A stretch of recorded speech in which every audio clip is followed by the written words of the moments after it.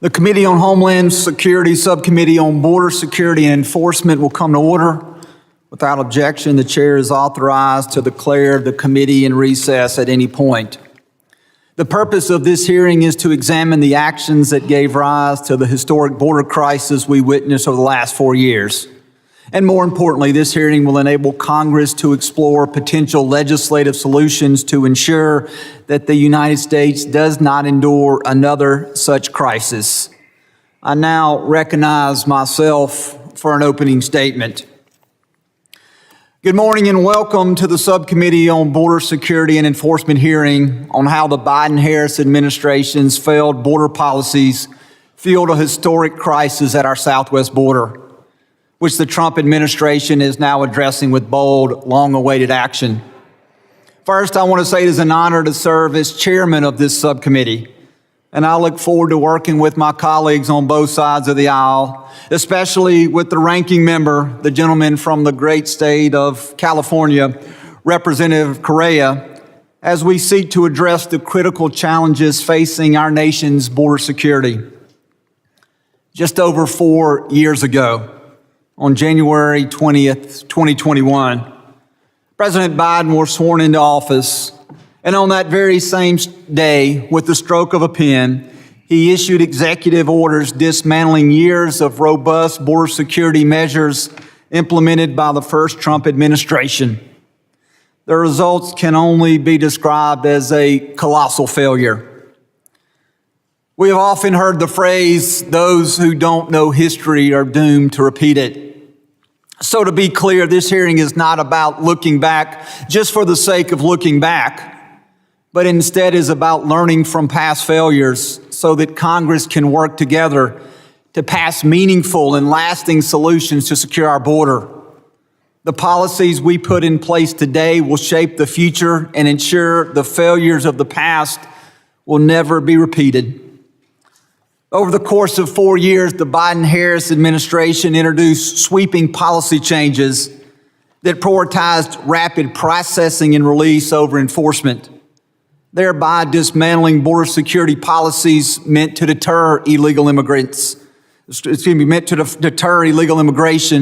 and protect Americans from foreign threats abroad. The consequences were devastating as we saw record levels of illegal immigration, a surge in crime committed by transnational criminal organizations, and a weakening of national security. The administration also ended key deterrent measures, such as Remain in Mexico and safe third country asylum agreements. It expanded the CBP-1 app and created mass parole programs to facilitate the illegal entry of inadmissible aliens into the United States. As a result, every state in America has now become a border state. Violent criminal gangs infiltrated American communities and carried out heinous crimes such as murder, assault, robbery, and rape. These crimes which jeopardized the safety of all American citizens. When President Trump took office in January, he and his administration wasted no time in reversing the failed policies of the Biden-Harris administration. His administration immediately declared a national emergency at the southwest border and took aggressive action such as deploying troops to assist and support DHS to regain operational control. The president also resumed border wall construction, ended Biden-era mass parole programs, and terminated the failed catch and release policy. The results were seen almost immediately. By the end of February, Customs and Border Protection data revealed record low numbers of apprehension at the southwest border. Illegal entries between ports of entry plummeted 94% compared to February of 2024. Meanwhile, at the same time, Immigrations and Customs Enforcement ramped up its enforcement efforts and increased arrest of public safety threats by 627%. I would like to close with a quote from one of our witnesses. The bottom line is this did not have to happen, and we need to prevent it from happening again. We must do all we can to learn from the past, to protect the safety and security of all American people and to ensure that the failures of the past will not be repeated.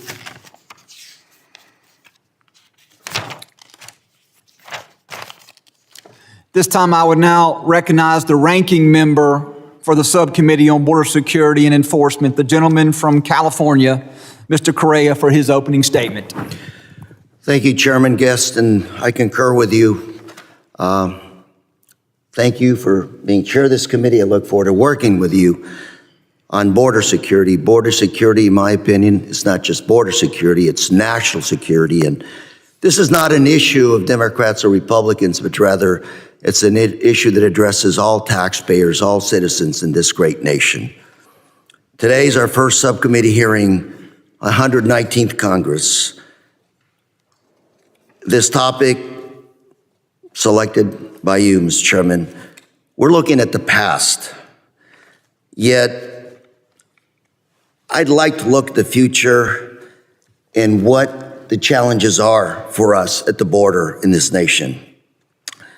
We're not looking at conducting oversight on how the Trump administration is ripping away legal statuses, legal rights, work permits from immigrants lawfully within this country, ending parole for Ukrainian war refugees or Venezuelans or Cubans, in addition to ending status for Afghan refugees who fought alongside American troops in Afghanistan. We have to keep our moral obligation to those that have fought next to our American troops, for those that had the back of our American troops overseas. We don't want to talk about ICE agents questioning and arresting American citizens, U.S. citizens, Mr. Chairman, or efforts to deport U.S. veterans, immigrant veterans that have been essentially fighting for this country, or U.S. citizen children with brain cancer. We need to address these issues, Mr. Chairman. I recently met with frontline CBP officers who expressed frustration with this new administration and how they're addressing efficiency initiatives. Yet today, we won't be discussing those issues. Instead, we're looking at the past. But let's be clear, the Biden administration left President Trump with declining border crossing, record number of fentanyl seizures, despite my colleagues not wanting to admit it, and sadly for me, I hate to admit it, a higher daily rate of deportations than we've seen in a very long time. When President Trump first left office, unauthorized border crossings were at a rise. Gotaways were on a rise, and synthetic opioid deaths were also on the rise. In fact, in those days, they were already calling it a crisis, and that was in the President Trump's first watch. Now that he's back in office, I was hoping, Mr. Chairman, that we focus on oversight of what's happening now at the border. Yet it's hard to fix things when the administration, today's administration, refuses to tell our staff what's happening at the border. And I hope we'll have the administration here to answer some questions as we begin to address and continue to address national security. Mr. Chair, President Biden is gone. And let's focus today on the nuts and bolts of border security. For example, fixing severe staffing shortages at our ports of entry, stopping cartels from getting American-made weapons. Those are the issues we need to focus on. Yet today, the new administration is doubling down on cutting the federal workforce and gutting DHS in the name of efficiency and cost savings. Yet we're completely overlooking the fact that Secretary Noem just spent $200 million on TV ads praising the new president. We're also overlooking the fact that the administration spent $16 million to fly 300 detained immigrants to Guantanamo Bay in Cuba just to send them back to the United States. And it's also my understanding that this new administration also directed our soldiers to construct tents and hold detained immigrants in Guantanamo at a cost of $3 million. New tents in Guantanamo for $3 million. But they weren't even built to DHS standards, so they were not even used. How's that for cost savings? Mr. Chairman, another example, in one facility in Texas, we're spending thousands of dollars to detain a working family and their 6 and 8-year-old children. And I guess this is what America, safer America, looks like today. Let's not forget, with all the law enforcement agents like DEA, FBI, ATF, they're being forced to become deportation officers away from their priority investigations of drug cartels, money laundering, child sex trafficking. Sadly, some of these cases may be going unsolved and will become cold cases. This administration's push to inflate ICE arrests and deportations, DHS ended up rounding up Venezuelan American families whose citizen children were recovering from brain cancer. That's right, a 10-year-old American with brain cancer was deported by this administration. Again, an American citizen, 10 years old. And by the way, parents had no criminal record and had been here for quite some time. Again, is this what makes America look safer, or America safe again? Mr. Chairman, I look forward to working with you on future hearings to focus on what makes our border stronger, safer, what keeps our neighborhoods safe, what keeps fentanyl, other narcotics off our streets, as well as bad people from entering this country. And of course, while improving international trade, that is good for America. Mr. Chairman, thank you very much for holding this hearing. And with that, I yield. Thank you, Mr. Cray. At this time, I would now recognize the ranking member for the entire committee, the gentleman from Mississippi, Mr. Thompson, for his opening statement. Thank you very much, Mr. Chairman. And I look forward to working with you as another Mississippian on this committee. I welcome our panel of witnesses and look forward to their testimony also today. But more than 2 months into the Trump administration, Americans want to know why administration officials aren't here to answer the questions.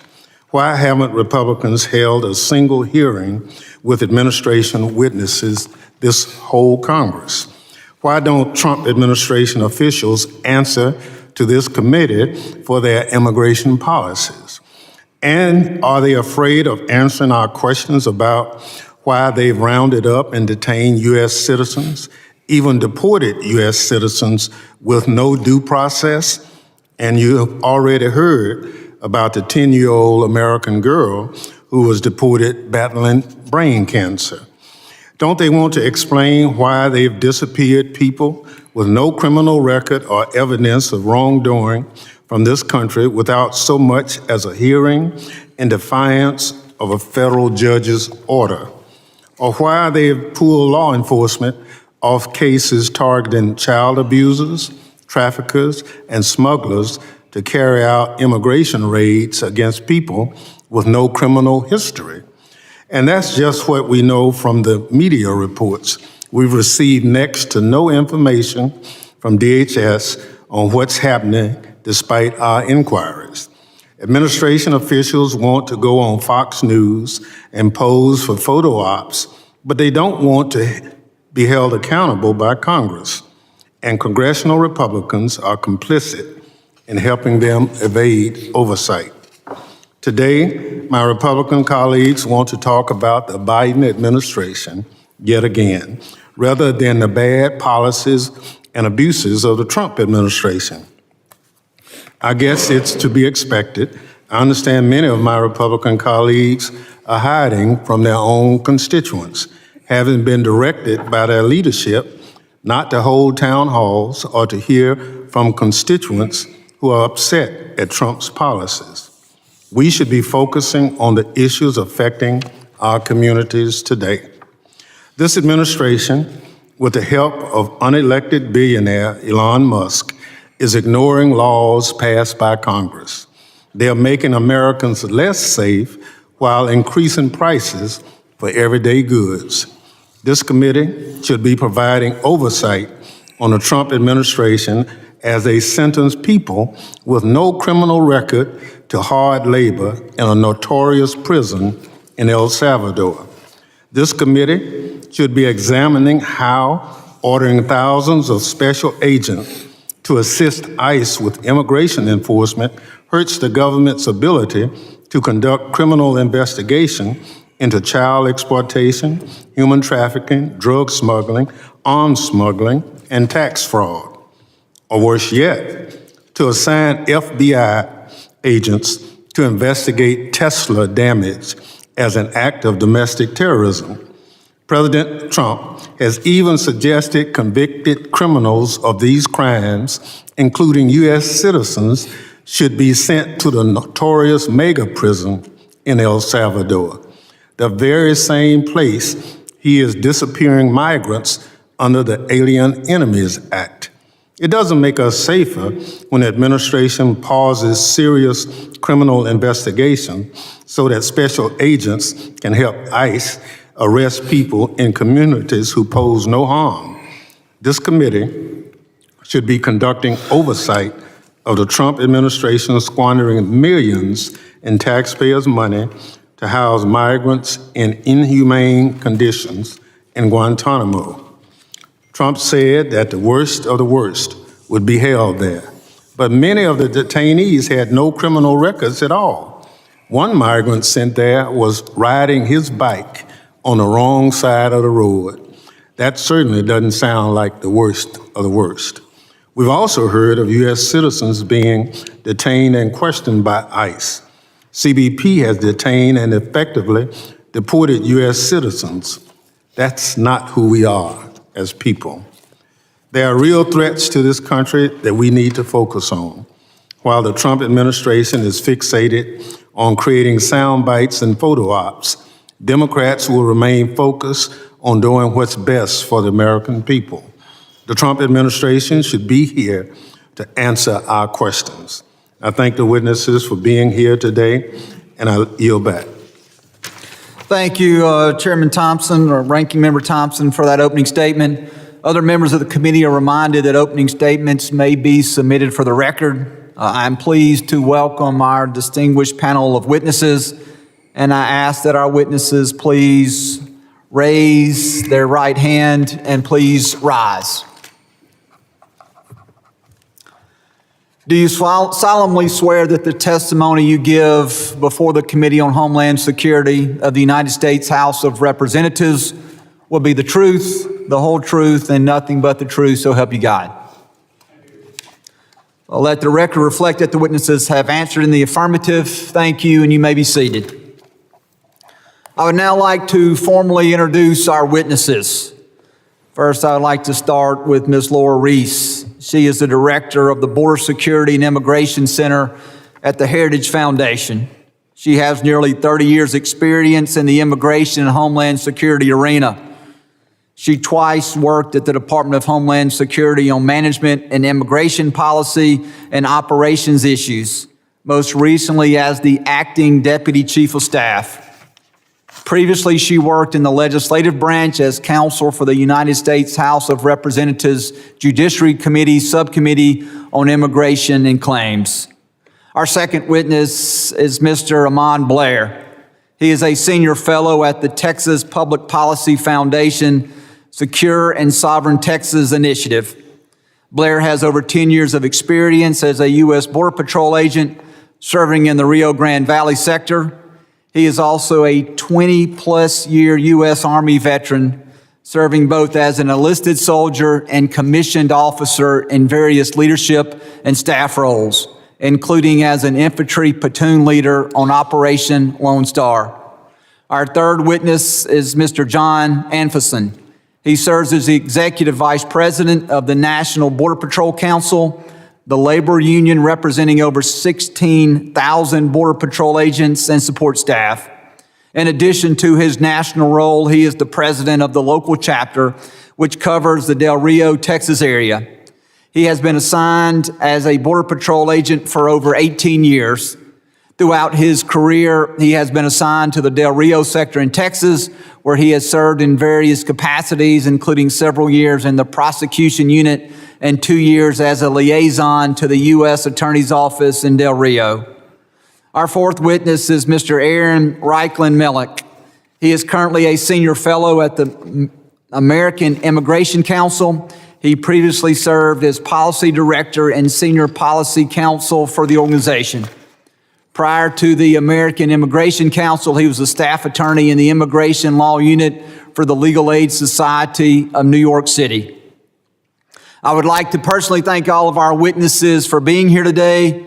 The witnesses' full statements will appear for the record. I now recognize Ms. Reese for 5 minutes to summarize her opening statement.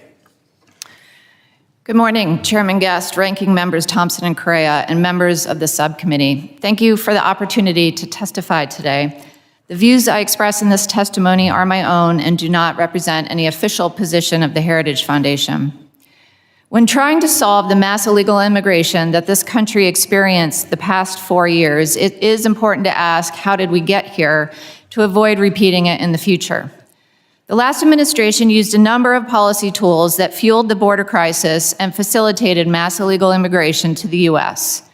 In so doing, the Biden administration gave aliens coming illegally here the 5 things that they want. When coming to the U.S., illegal aliens generally want to enter our country, remain here, work here, send money home, and bring or have family here. Policies that permit those 5 things generate and facilitate more illegal immigration, whereas policies that prevent those 5 things prevent illegal immigration. Here are some examples from the last administration. For entry, the Biden administration encouraged millions to come and apply for asylum, going back to a 2020 presidential primary debate when Joe Biden encouraged aliens to, quote, immediately surge the border, unquote, and claim asylum. During the past 4 years, the left and media referred to all coming here illegally as, quote, asylum seekers, unquote, to both encourage people to apply for the benefit and to generate American empathy for the masses who were coming here. The reality was, before the Biden administration, the vast majority of asylum applicants were denied asylum because they were not eligible. Knowing many were coming here for economic reasons, not because they were fleeing persecution, meant the administration was encouraging asylum fraud. Then Homeland Security Secretary Alejandro Mayorkas also encouraged unaccompanied alien children border crossings by saying publicly multiple times, if you come as an unaccompanied child, you will not be turned back. The result, U.S. Customs and Border Protection encountered a historic 550,000 unaccompanied children during the last 4 years. Biden's Department of Health and Human Services, which is responsible for providing shelter for unaccompanied children, turned them over to unvetted sponsors.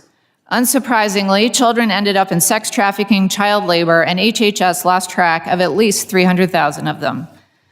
The Biden administration also paid tens of billions of dollars to non-governmental organizations, or NGOs, to build an infrastructure for mass migration from as far south as at least Panama to and throughout the U.S.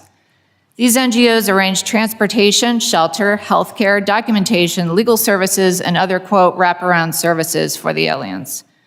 The money sent to these NGOs went out through DHS, the State Department, HHS, USAID, the Justice Department, and more. We, the U.S. taxpayers, were paying for our own national destruction.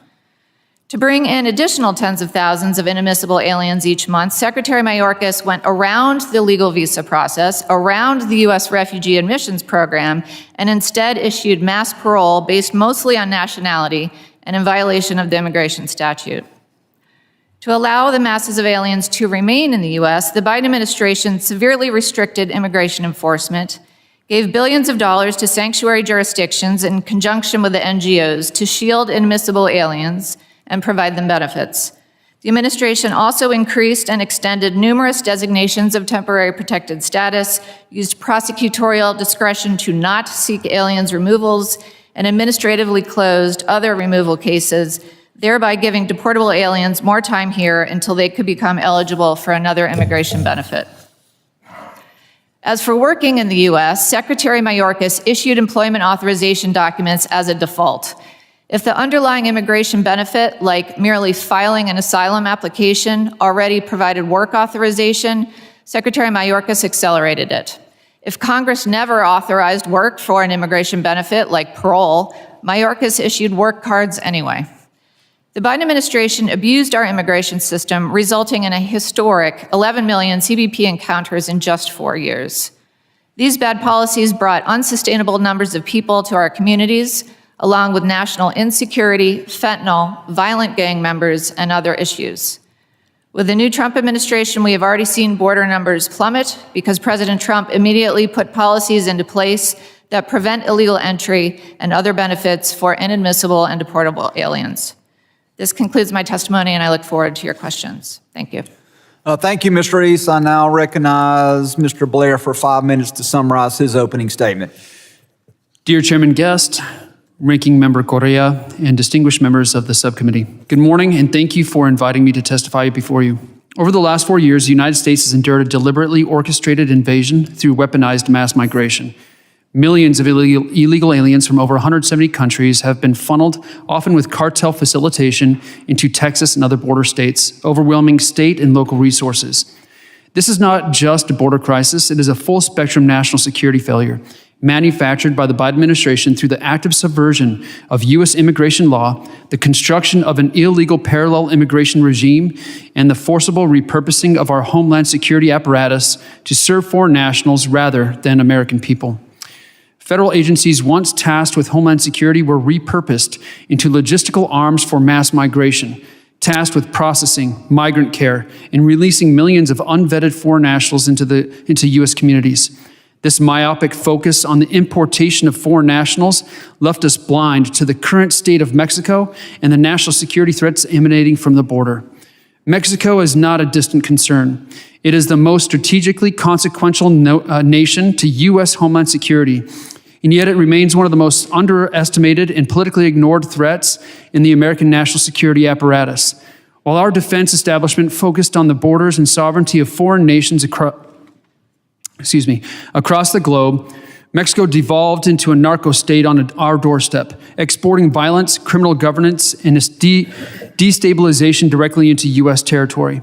Yet despite the clear and expanding threat, the Biden administration ignored Mexico as a national security priority, treating the border crisis as a humanitarian management challenge rather than the gray zone conflict it has become. This deliberate misframing paralyzed the federal response and allowed Mexico to become a sanctuary state for enemies of the United States. Mexico today is more accurately described as a state where federal, state, and local governance has collapsed in key regions, and foreign terrorist organizations dominate political and economic life, much like Afghanistan.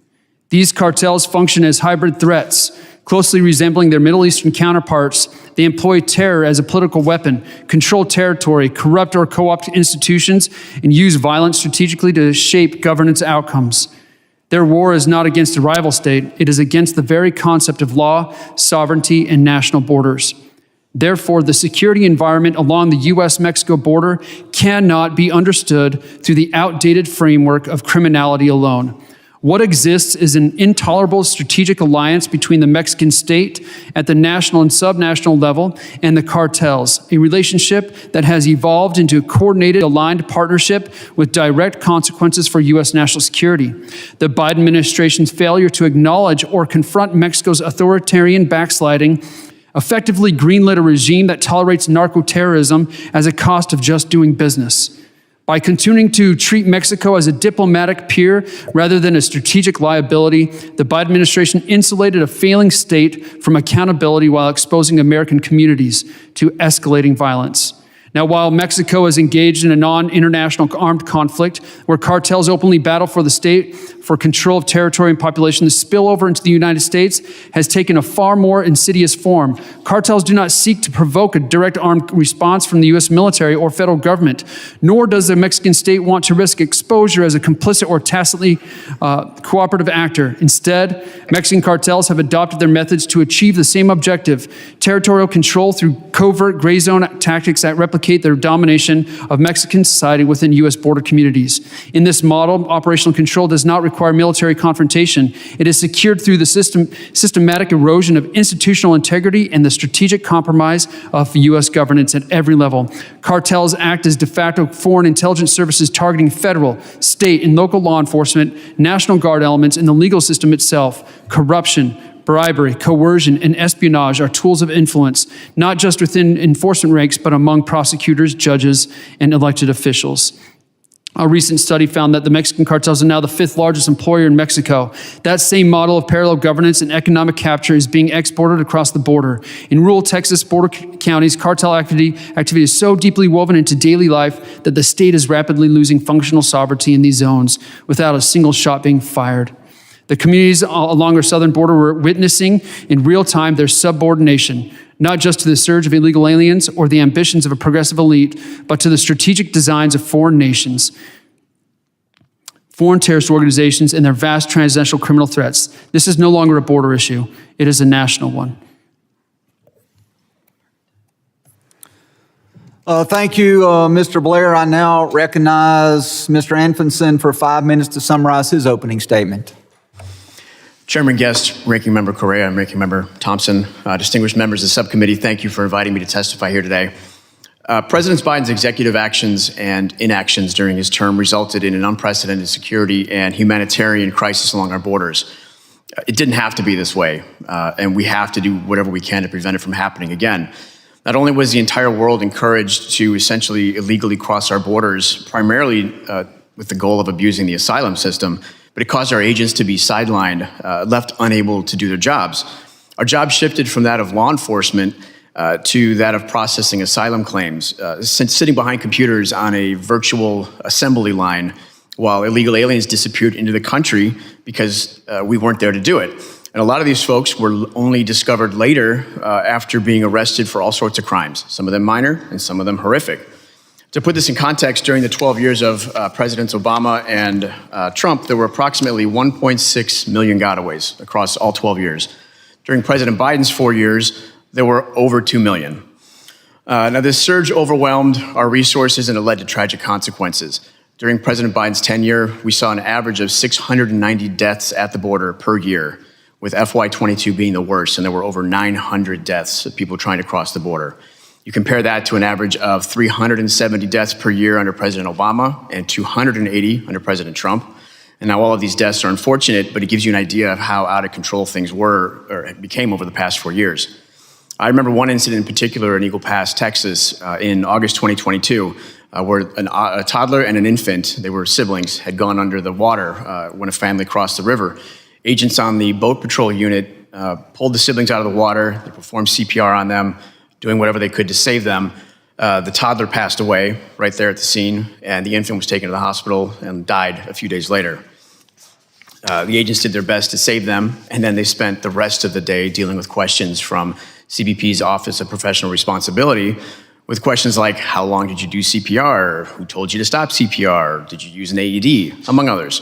And they asked this because Congress requires OPR to investigate in-custody deaths and deaths of people that we encounter, so that they can provide a report to Congress within 72 hours.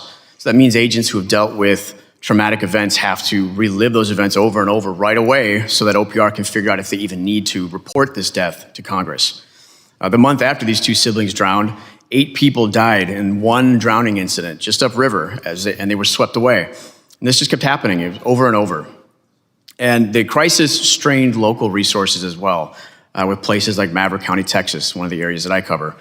They had to bring in refrigerator trucks to store the unidentified bodies of people who died trying to cross the border. Our agents, including those who were trained as EMTs in the field, were often diverted from those field operations to process asylum seekers. which left non-EMT agents to do their best to handle rescue and recovery efforts. And this loss of life has taken a significant toll on our agents' mental health and morale.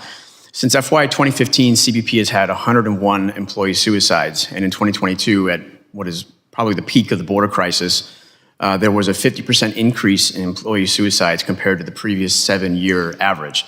And while the reasons for committing suicide are typically unknown, we do know that having to deal with objectively terrible and sad things at work, day in and day out without relief, does nothing to help anyone's mental health. Adding to these challenges, our agents faced unprecedented attacks and demonization. A prime example was the mischaracterization of an incident involving our Horse Patrol unit in Del Rio, Texas, during the Haitian migrant crisis in September 2021.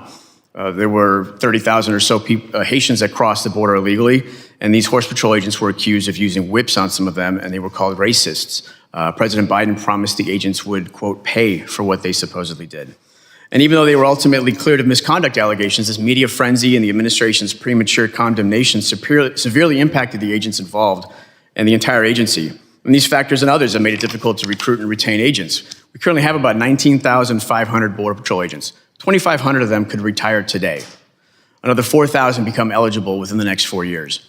And if all of that weren't enough, some of our basic resources are also strained. As of the end of FY24, over 50% of our vehicle fleet is also retirement eligible. It takes an average of 403 days for a new vehicle to be ordered and delivered, leading to increased costs, and on and on. President Trump has some ideas for this manpower issue by proposing to increase Border Patrol pay, offer retention bonuses, add recruitment bonuses to bring in an additional 10,000 agents. We can only hope that there are enough people who still want to do this job. The bottom line is that the border crisis under the Biden administration severely impacted our ability to secure the border and strained our workforce to the breaking point. Thank you for your time. I look forward to your questions. Thank you, Mr. Anfinsen. I now recognize Mr. Reichlin-Melnick for 5 minutes to summarize his opening statement. Chairman Guest, Ranking Member Correa, and distinguished members of the subcommittee. My name is Aaron Reichlin-Melnick, and I am Senior Fellow at the American Immigration Council, a nonpartisan nonprofit organization which envisions a nation where immigrants are embraced, American communities are enriched, and justice prevails for all. There is no doubt that President Biden's record at the border was mixed. As we have argued, Biden made measurable progress at restoring the asylum system while failing to lead on a national level to respond to the unprecedented rise in migration. True, the administration eventually settled on a strategy in 2024 that produced results, including a drop in border apprehensions of 80%. But the legality and long-term viability of this strategy was questionable, and it was ultimately too little too late. However, Joe Biden is no longer president. And while President Biden ordered DHS to focus on immigrants who are recent entrants or public safety threats, President Trump is focused on arresting and deporting all removable immigrants, including longtime residents, those with no criminal records, families, children, and undocumented workers. Trump has made immigration enforcement the top priority of federal law enforcement, above fentanyl trafficking, above terrorism, and even above protecting our children from predators. This obsession with draconian immigration enforcement will make us all less safe. If continued over the next 4 years, it may also impoverish us as a climate of fear and large-scale removals cause the economy to shrink and Americans to lose their jobs.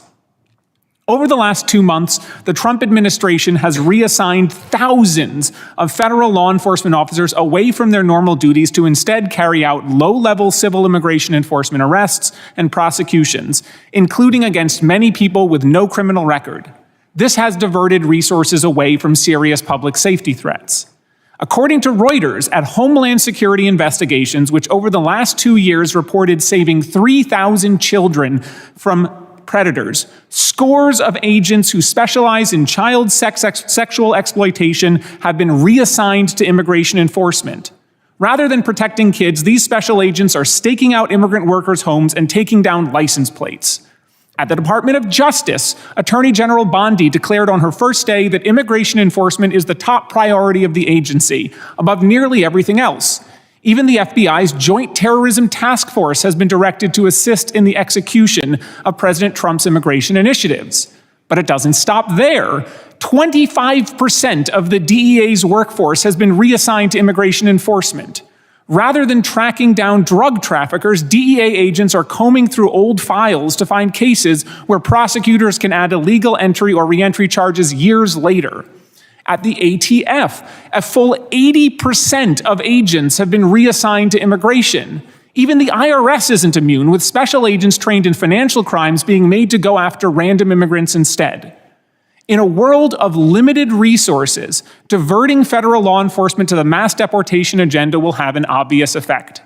When HSI agents tracking online pedophiles are forced to stake out undocumented workers, our children are not safer. When DEA agents investigating drug rings are told to find immigrant families who missed court dates, our communities are not safer. And when FBI agents tracking terrorists are told to focus on immigration arrests instead, our nation is not safer. These concerns are not hypothetical. In 2018, under the zero tolerance policy, border prosecutors were ordered to charge all migrants with illegal entry. The result was clear. There was a large drop in drug trafficking cases brought by federal prosecutors because prosecutors were spending night and day focused on migrant parents instead of going after the drug traffickers. This administration's priorities are backwards. While Trump is spending billions of dollars on detaining ever greater numbers of immigrants, his administration is slashing services for Americans. Money is pouring into the pockets of private prison companies at the same time as USDA is ending contracts, giving children access to fresh local food, and Social Security is closing offices nationwide. Rather than a single-minded focus on mass deportation, this administration and Congress should pursue common sense policies that help American communities. We need a system that can resolve cases quickly while also maintaining fairness, due process, and meaningful accountability for all actors. That includes a path to permanent legal status for undocumented immigrants who have resided in this country for decades without breaking other laws. This would build American prosperity, encourage the rule of law, and break the power of unscrupulous employers who exploit workers. In an option between self-defeating mass deportations and a prosperity-building path to legal status, the choice is clear. Thank you, and I look forward to your questions. To all of our witnesses, thank you for summarizing your opening statements. Members will be recognized by order of seniority for their 5 minutes of questioning. An additional round of questioning may be called after all members have been recognized. I now recognize myself for 5 minutes of questioning. Ms. Reese, when I grew up, history was one of my favorite subjects in school. I had a teacher in high school who would often use these words. He would say, "Those who don't know history are doomed to repeat it." And I feel that as we, as a Congress, move forward as a body to try to encapsulate what the Trump administration is doing, that it's important that we also look back. I think you did a great job in your opening statement, kind of talking about many of the actions that you described of the prior administration that you said unleashed an open border agenda. You mentioned the stopping of the construction of the border wall, the ending Remain in Mexico, the mass parole by the use of the CBP-1 app. You talked about NGOs and how the prior administration built an infrastructure that facilitated illegal immigration. And so I would ask if just for a moment, if you would talk about these policies and the other failed policies of the administration and the impact that it has had on all law-abiding American citizens. Yes, thank you. I'd say the Biden administration used a few particular tools to carry this out. I talked a little bit about asylum fraud, encouraging people to come here and apply for asylum, even though we knew that so many people aren't ultimately eligible for it, as well as parole. Parole is something that is in the immigration statute, but pre the Biden administration, it was very rarely used. And the point of it is if someone doesn't have time to go through the visa process or the refugee program, but need to come here temporarily on a case-by-case basis for urgent humanitarian need or in the significant public interest. The classic example is someone coming from surgery who doesn't have time to get a visa. And for that reason, I believe that is why Congress did not authorize work authorization for parole, and yet Secretary Mayorkas granted work authorization for the parolees. We talked about the use of the NGOs, truly an arm of the government to carry this out. And DOJ has revealed the billions of dollars that have gone out through various departments to execute this. Ms. Reese, let me ask you, did the combination of the policies of the Biden administration, did it make America more safe or less safe? Less safe. Mr. Anfinsen, I want to ask you a couple questions. First, thank you for your service. I had a chance to visit with you a few minutes before the hearing. You actually shared with me a story that in the sector that you are assigned to, Del Rio, that back in September of 2021, that there will actually, on one given day in a single sector, there were 15,000 encounters that day. More than the entire month of February along the entire southwest border. We've seen with the policies implemented by the Trump administration, just over 11,000 total encounters on the southwest border. You were telling me that you had 15,000 encounters on a given day just in a single sector along the southwest border. Is that correct?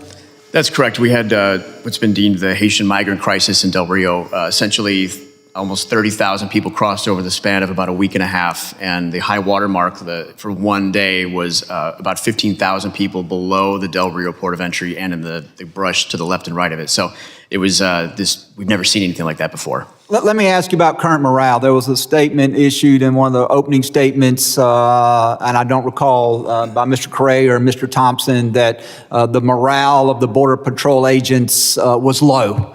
How would you contrast the morale of the Border Patrol agents today versus the morale under the Biden administration? Complete 180 degree change. We're able to do our job again. We want to work. There's a lot of people bashing federal employees these days. We want to work. It's a very difficult job, and we want to be out there, and we're finally able to do it. And one final question, and I'll ask each of the witnesses just to answer yes or no, because my time is quickly expiring. It's been reported that there are roughly 1.5 million individuals who have final orders of removal that are currently at large within the United States. So that means that they've been through the process, their claims have been denied, and that a magistrate or a judge has issued a final order of removal for those individuals. And so my question is, should we be enforcing those orders of removal? Ms. Reese? Yes. Mr. Blair? Yes, sir. Mr. Yes. Anfinsen? Yes, sir. And Mr. Reichlin-Melnick? It depends on the individual circumstances. So if a judge orders a person to be removed, we should not enforce the judge's order. Is that your testimony? Many of those orders were issued in absentia against people who did not receive government notice. In fact, 20% of in absentia orders are later successfully overturned. So I think each individual case is different. All right, so I'm going to take that as a no. With that, I will now recognize Mr. Correa for his 5 minutes of questioning. Thank you, Mr. Chairman. I do hope we have additional opportunity to delve into these issues. Mr. Anfinsen, I had the opportunity to travel from Texas to California, visit most of the ports of entry and areas between ports of entry, talk to a lot of your agents. Most of the employees right now at the border, green and blue uniforms, came on board after 9/11. So you're right, we've got a massive wave of retirements coming any day now. Low morale, pay. You pay a person at San Isidro the same that you pay somebody in New Mexico. Mandatory overtime, do we have mandatory overtime? That's correct. So you got an agent who's got to go home and take care of the kids, a single parent. What does he say when he's popped with a 16-hour turn to work? Sorry, at best. How does that help morale? That's right. Okay. Suicides, absolutely. And I hope, Mr. Chairman, moving forward, let's look at these issues. That's bread and butter stuff. Recruitment. The reason you can't bring in more people is because of the security background check. It's tougher than even the FBI's background check. These are the issues we got to look at, and we've been talking about for years. Now, Mr. Blair, you talked about the narcos. Yes, sir. You did. You're absolutely right. very powerful. Been to Mexico, people are scared to death to walk on those streets. Who finances those narcos? They finance themselves through their illicit commodities. The sale of drugs to our taxpayers, our constituents. Those are American dollars that are going to Mexico to finance the narcos. Is that correct? Yes or no? Yes, sir. We are one of their So largest. you're witnessing right now the biggest transfer of wealth in recent history. American consumers financing narcos that are killing people in other countries. Yes, no? Yes, as well as all the other 65 Thank you countries. very much. Love to talk to you a little bit more, but I got a couple of minutes left. Maybe one of my colleagues here can indulge you a little bit more. But Mr. Reichlin-Melnick, let's talk about that a little bit. Trump administration pulling thousands of agents to the border, pulling FBI, DEA, ATF from investigating child abuses, sex traffickers, gangs, drugs. If you want to go after these issues, wouldn't you go after the pocketbook? Wouldn't you go after and investigate where these dollars are flowing, where they're coming from? I think so, yes. So how does this shift in personnel help the situation or not? I don't think it does. I think trained law enforcement that are focusing on very serious crimes like child sexual exploitation should stay on the job doing those jobs. I mean, if you want to punch a drug cartel, you want to go after their pocketbook, correct? So when you pull somebody from ATF, DEA, FBI from that investigation, what are we doing? I don't see how that helps. Let me come back to the issue of deporting individuals that don't have a criminal record. I'm from California. We're land of the nuts and fruits, many say. We're also the 5th largest economy in the world. We're also the biggest ag state in the United States, account for 60% of the nation's venture capital. We have more inventions, Silicon Valley. We've been able to fix our human resource, our workforce issues by integrating documented and undocumented workers. Most of our workers in the fields are probably undocumented. Is that a good bad for our economy, for lowering the prices of food? Yeah, certainly undocumented workers contribute significantly to the United States. Many of them are taxpayers. About half of undocumented immigrants pay taxes as well, putting billions of dollars into A lot of them pay into the Social Security system. We'll never see a dime off that system. And Mr. Chairman, I've got half a minute left here, but I'd love to delve with you into these issues. Nobody wants a murder or rapists in our neighborhoods, because by the time they're actually reported to the police, they ravage through our ethnic communities first. And we don't want that to happen. At the same time, we recognize the fact that we have a workforce shortage in this country and that we need legal pathways to work in this country. Look forward, Mr. Chairman, to addressing the real issues. And by the way, we didn't even talk about the fact that a lot of these crossings, illegal crossings, undocumented crossings at the border, are also a result of COVID.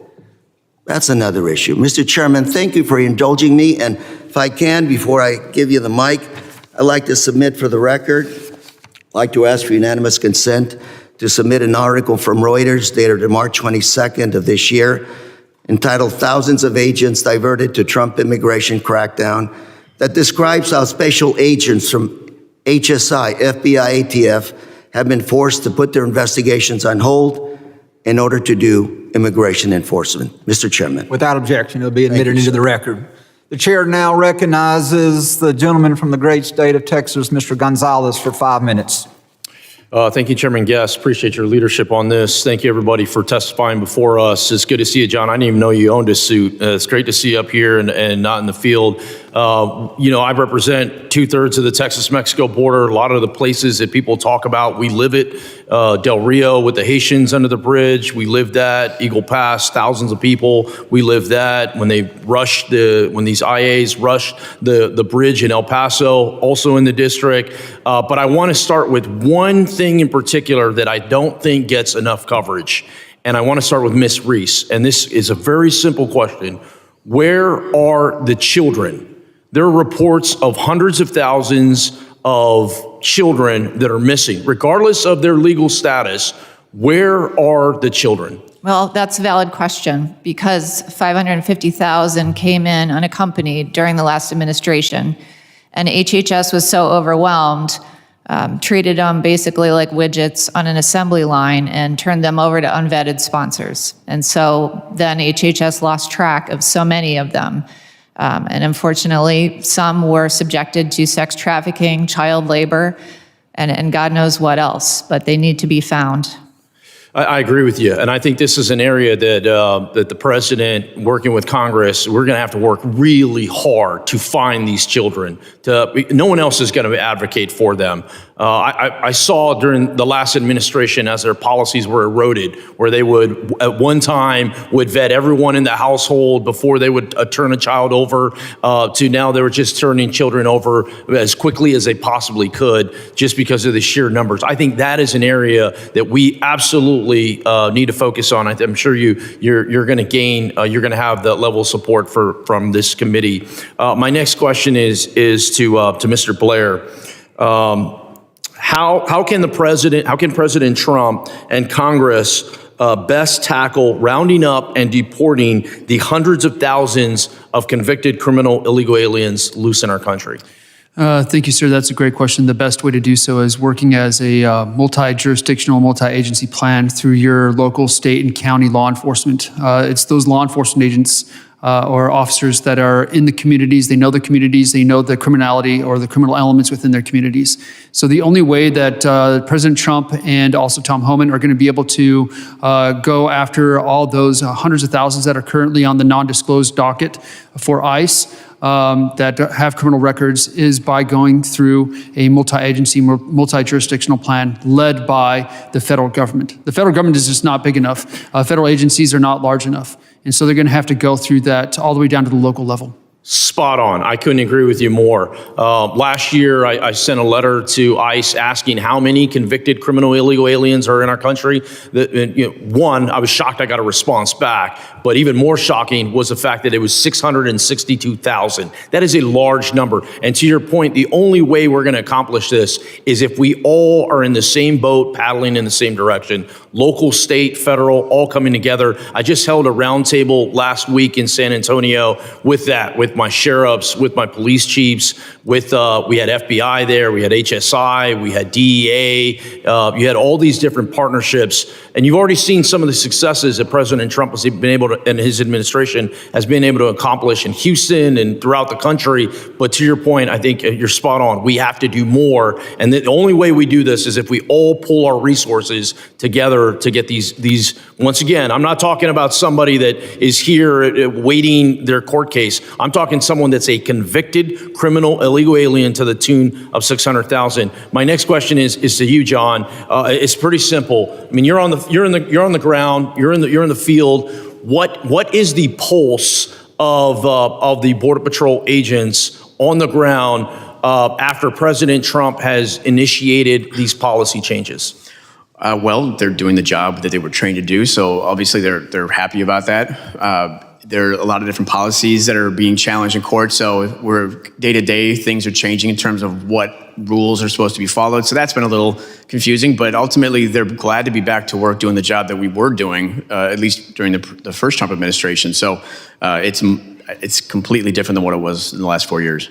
Yeah, I agree with you. I mean, I've been since the president has taken office. I've been at the border 6 different times, various different sectors. I have 4 different Border Patrol sectors. It is a breath of fresh air on the ground. One thing that I would add, though, I'm seeing a lot of agents, new agents that have been in the force less than 4 years that really don't know what their job is supposed to be. So I think a large part of it is how do we train our agents to get back to doing the jobs that they need to do. Thank you, everybody, again, and thank you, Chairman, for this hearing.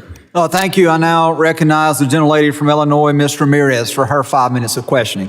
Thank you, Chairman. We spend a lot of time in this committee, subcommittee, obviously it's the border subcommittee, but the entire full committee talking about the border. But I really think that for us to understand the border, we also have to understand history and context. 2 things incompatible with Trump's administration of authoritarianism, white supremacism, and this white man's good old days. So I want to spend some time doing a little bit of history here. Let's consider Cuba, Haiti, Nicaragua, and Venezuela. Why do these countries get humanitarian parole? Because each faced a humanitarian crisis. High numbers of asylum seekers crossed the border, fleeing political, social, and economic instability that the U.S. played a role in creating. But last week, the Trump administration announced that individuals from Cuba, from Haiti, from Nicaragua, and Venezuela must leave the United States in the next month, not because the humanitarian crisis has passed, but because this administration is committed to an authoritarian agenda, and consequences be damned. So let's clear some things together here. Mr. Melnick, I want to ask you a couple of yes or no questions. First, let me start with, were any taxpayer funds used to bring these migrants into the United States? Absolutely not. Thank you. Can you explain how many people may lose their legal status under the Trump administration? When just the CHNV parole program, which the administration announced would be terminated earlier last week, we're looking at hundreds of thousands of people. And so far, with temporary protected status, 800,000 combined with another 300,000 likely in the fall. And very briefly, what types of jobs are people in the CHNV program and temporary protected status filling in our communities? They're filling all kinds of jobs in communities like Springfield, Ohio, where they were helping rebuild the manufacturing base. And in places like Florida and Texas and California, they're working legally. They're filling jobs that are open to any person in the country who's able to work legally. And without them, the economy will suffer. Thank you for your response. I want to talk about Guantanamo Bay. Mr. Melnick, let's just be clear again. Yes or no? Did detaining migrants of Guantanamo Bay improve our border security? Absolutely not. And yes or no, to your knowledge, did they send only criminals to Guantanamo? No.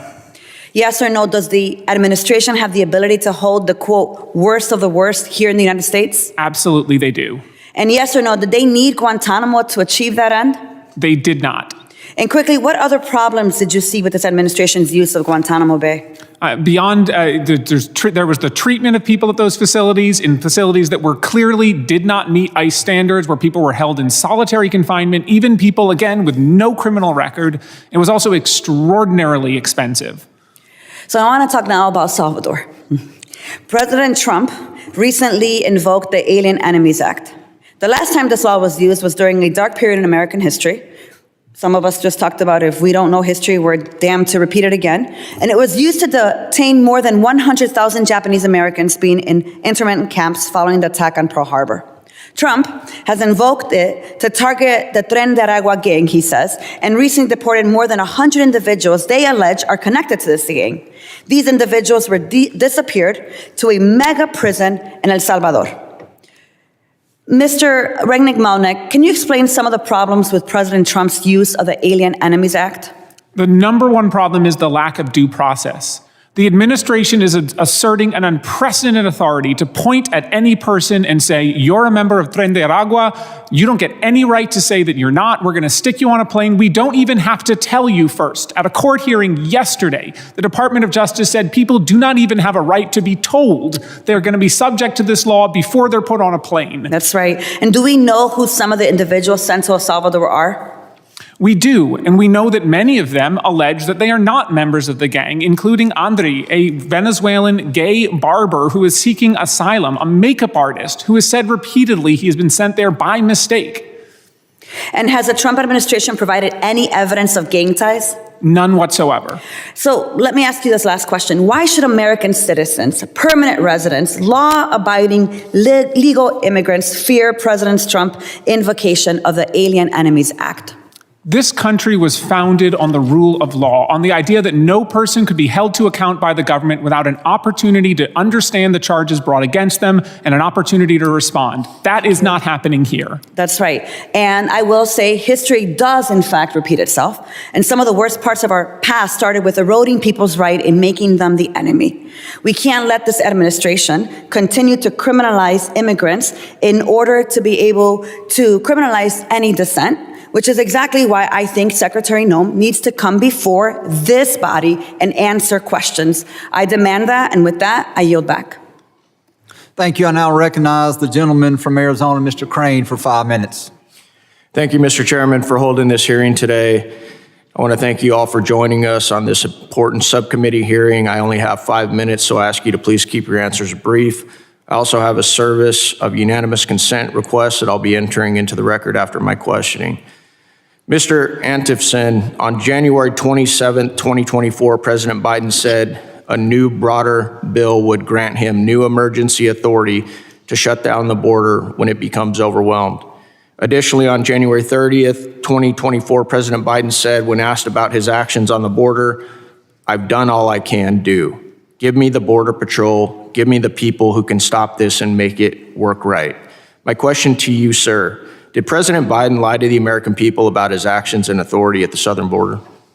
He claimed there was nothing else he could do, and then he did more that summer with the executive orders. So clearly he wasn't telling the truth. Thank you. DHS and CBP fall under the executive branch, meaning Biden always had the authority. He chose to operate the border in the way he did. Would you agree with that, sir? Yes.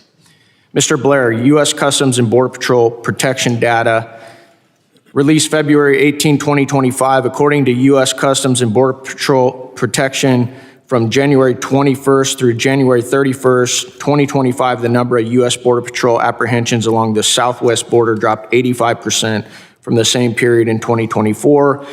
The number of inadmissible aliens encountered by CBP's Office of Field Operation at ports of entry along the southwest border dropped 93% in the 11 days after January 20th compared with the 11 days prior, and the list goes on and on. My question is, and please answer yes or no, sir, would you agree CBP data suggests that President Trump's first 30 days in office was more effective at stopping illegal immigration than 4 years of Joe Biden? Yes, sir.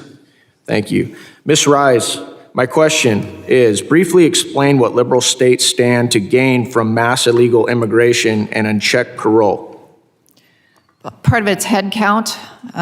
They're counted in the census, even though non-citizens can't vote and are not supposed to vote. And then those numbers are used for districting in Congress. And then in turn, those same numbers are also used for the presidential electoral college votes. Would you agree, ma'am, that redistricting is a major political outcome for Democrats welcoming migrant caravans into their local communities? Yes, it gives them more head count and therefore more districts. Would you agree illegal immigration for redistricting is not what the founders intended under Article 1, Section 2, Clause 1 of the Constitution regarding congressional districting? I agree. I'd like to play a 20-second recording of a former Homeland Security Committee member. Can we go ahead and play that?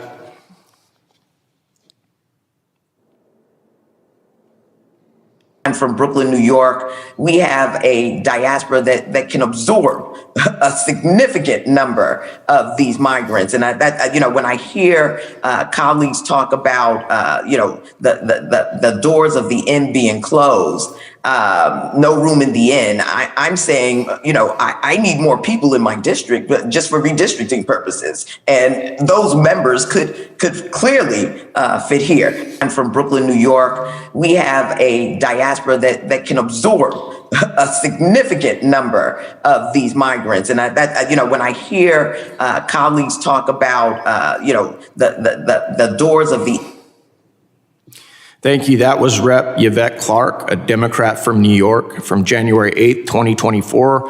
Her words outlined Biden's failed plans for illegal immigration to gain political influence. Ms. Rice, you wrote on this issue for Heritage Foundation in February of 2024. The article was titled, "Stop Allowing Non-Citizens to Determine Congressional and Presidential Representation." It was a great piece, and I plan to introduce the article into congressional record at the conclusion of my 5 minutes.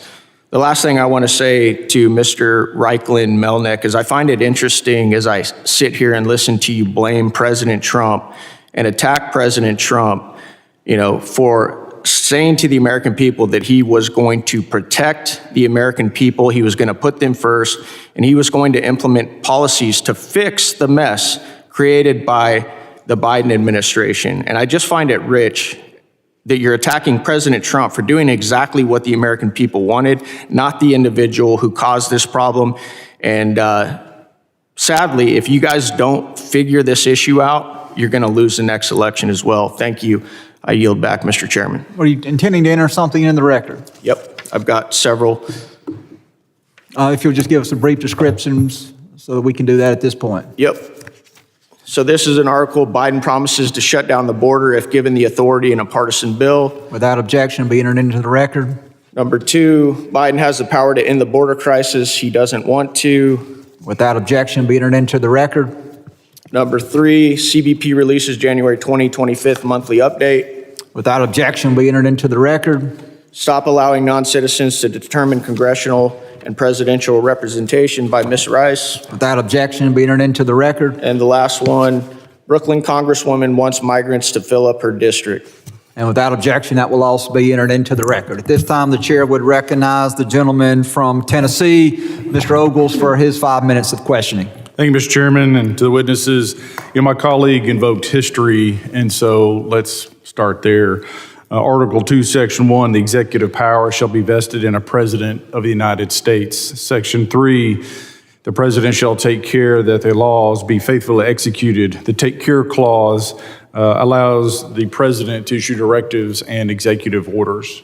And so as we look at how President Trump is addressing the issue of illegal immigration, whether or not he chooses to grant or deny humanitarian parole or amnesty or sanctuary is his prerogative per the Constitution. And staying on the idea of history for a moment, let's not forget all of those folks that entered in this country did so illegally. That is their first act, is an illegal act. It should also be noted, and if there's one takeaway from my questions or testimony in this committee, is that they should be deported. There should be no pathway. There should be no amnesty. This is our country. We get to decide who comes in, and we get to decide who leaves. It's that simple.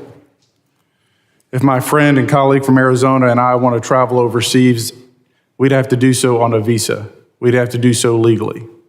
If we entered a country, whether it's in the Middle East or Europe, illegally, they would kick our butts out. I don't think anyone can deny that fact.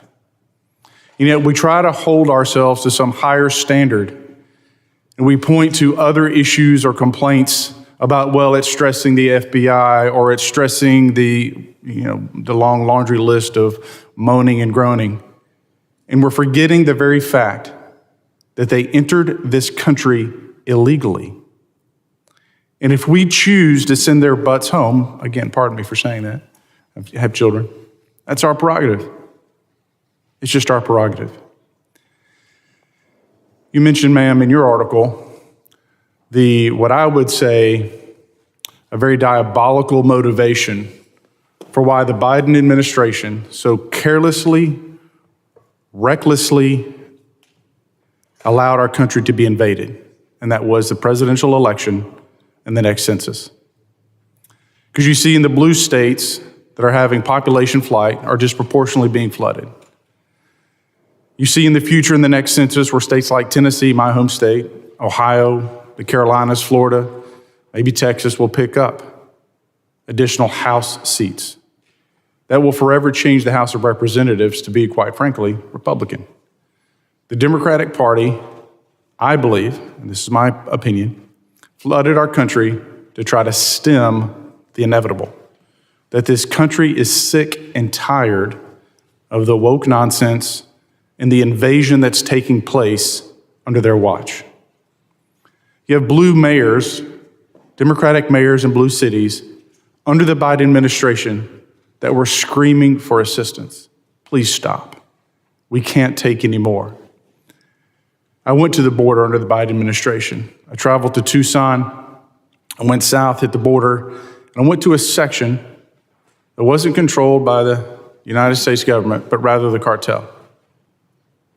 And while we were there in this very remote area, on one of the hottest days of the summer, had over 100 people turn themselves in to myself and the special operators that we went down with. I went down with. Went down unannounced, by the way. And before Border Patrol would come and pick those individuals up, 3 different pods, they sent choppers up in the air to fly for over half an hour because they would not come into the area until they had completely surveilled and made sure the cartel wasn't in the area. Some of those gaps in those fences, and by the way, I crossed into Mexico, walked in about 100 yards, and as I walked in, a cartel sniper crossed over the ridge and put eyes on me. This is the United States border. I would argue that a sovereign nation should have three things: a secure border, fair, open, and honest elections, and obviously a powerful military. The Biden administration failed at all three of those. And President Trump is working to fix the record. I support the president, and again, I'll emphasize, no amnesty. It's time to start mass deportations. Thank you, Mr. Chairman. I yield back. Thank you. At this time, the chair recognizes the gentlelady from South Carolina, Ms. Biggs. Thank you, Chairman Guest. Border security is a priority for my district, and I'm grateful to you for holding this hearing, and thank you to our witnesses for being here today and giving us your input. The Biden administration border crisis inflicted historic damage on our nation, and I think that is relevant to today. Under his failed leadership, illegal crossings reached record highs with over 300,000 in December 2023 alone, and more than 9 million over Biden's 4 years as president. The illegal population is now estimated to exceed 15 million. Meanwhile, American families, like those in the 3rd District of South Carolina, were left behind. After Hurricane Helene, our community struggled to pick up the pieces while illegal immigrants were placed in luxury hotels. Mr. Chairman, I would like to enter into record this article entitled "Clawed Back. DHS Chief Nome Secures Eye-Popping Sums Sent to New York for Migrant Hotels."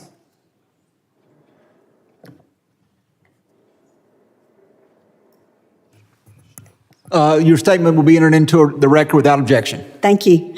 This article demonstrates how the Biden administration abandoned the American people in favor of spending $59 million in taxpayer money on illegal immigrants in New York City. That's just unfair, and it's un-American. Under President Trump's leadership, we are already seeing a return to law and order and national sovereignty. In just 1 month back in office, border encounters dropped to just 11,000, proving that strong leadership, not luck, solves crisis. So my question is to Ms. Reese.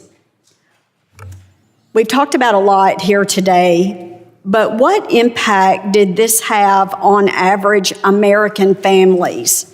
And I'm talking about like housing costs or strained school systems, longer wait times for health care, when the last administration put illegal immigrants ahead of our U.S. citizens. Well, communities were very strained, and they weren't notified in advance that large populations were coming to their communities. So they didn't have time to prepare for more teachers or expanded classrooms. So schools were overcrowded. Hospital rooms, emergency rooms were overcrowded, not enough shelter, so the prices of housing went up, and that is why this was a #1 issue for Americans voting last fall. Okay, and the second part of that question, now that we're back under strong leadership, how do we ensure that future administrations never repeat the failures of the Biden era and always put America first? Well, this is where Congress needs to step in and codify many of the changes that are necessary. We shouldn't be going back and forth, president to president, via executive order. We need to shut down the benefit fraud, particularly asylum fraud, make sure there's enough resources, not just for CBP, but also for ICE and the Interior, which is so important right now in the reconciliation bill. Thank you, and with that, I yield back. Gentlelady yields back. At this time, I recognize the gentleman from North Carolina, Mr. Knott, for his 5 minutes of questioning. Thank you, Mr. Chair. Witnesses, it's great to hear what you had to say. I'm sorry that I've been back and forth. I was able to hear most of your opening statements, and thank you for your opinions. Thank you for the work that you all have achieved to get here and to provide such valuable information. And from my background, I agree with most of what was said, and my personal belief is that the border crisis of the last 4 years was an intentional act inflicted upon the American people. There were mechanisms that were used and procedures that were implemented that had never been used before. And as a prosecutor in the Department of Justice, I saw internally how they made it more difficult than it had ever been in my career to prosecute illegal immigrant criminals. And whether it was the temporary protective status, whether it was the refusal for permission, whether it was change of policy, whatever it was, the nerve center of Washington, D.C., again, made it more difficult for people in the United States to protect themselves against illegal immigrant crime or just the overflow of people who came into our communities. And Mr. Melnick, I do want to talk to you. I heard your opening statement. And again, from my perspective, labeling the Biden-Harris record on immigration as mixed, I think is sort of a gross misstatement. And just on a basic level, would you be willing to admit that the Biden-Harris administration was willing to incentivize illegal immigration?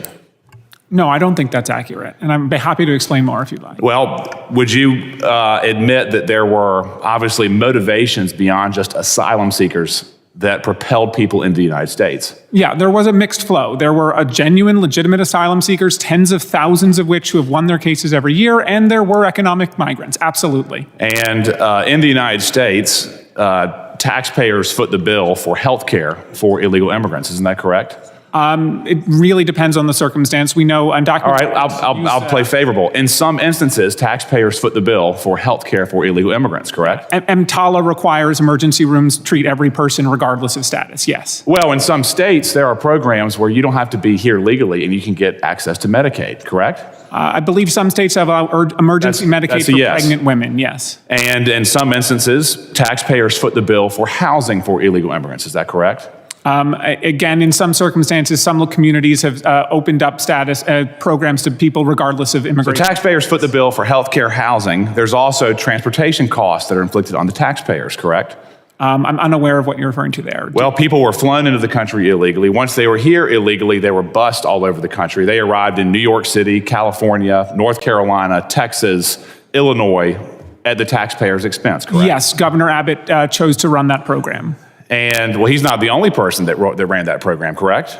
There are dollars far beyond Texas that put illegal immigrants all over this country. Other states and communities offered up travel vouchers to some individuals who wanted to travel to other countries. And in some instances, upon arrival, illegal immigrants can get driver's licenses. Isn't that correct?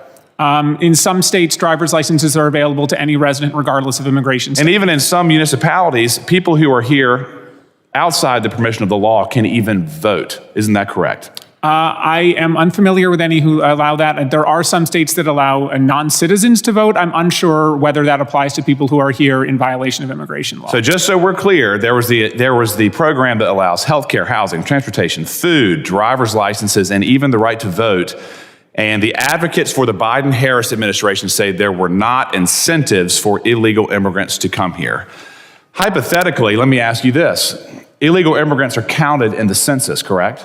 That's correct. So if California loses 1 million American citizens, 1 million taxpayers because of the overregulation, the high cost of living, whatever it may be, and 1 million illegal immigrants are sent to California, they don't lose one electoral vote. Isn't that correct?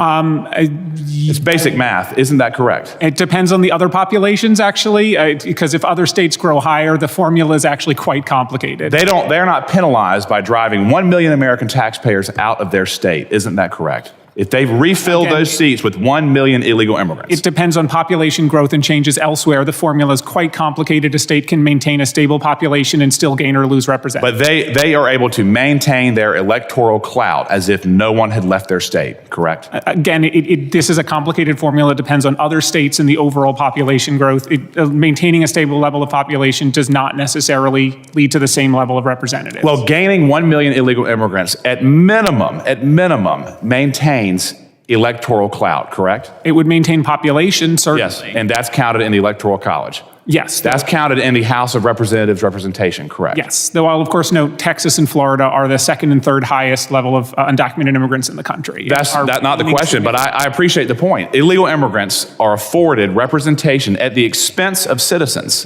in states wherever they are. I would not say at the expense. You don't have to. Again, you're advocating for Biden and Harris. It's my time, sir. You are advocating for Biden and Harris's immigration record, which again, I think is a gross over-complimentary position. Ms. Reese. Mr. Knott, I'm sorry, but your time has expired. We'll talk soon. Thank you, ma'am. At this point, the chair would recognize the gentlelady from Texas, Ms. Johnson, for 5 minutes.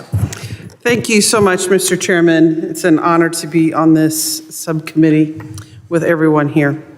Being in Texas, I have a frontline view of our border situation, and we can all agree it is a mess.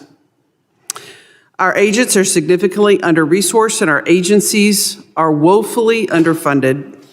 But we would all be fooling ourselves if we said this was all on the Biden administration.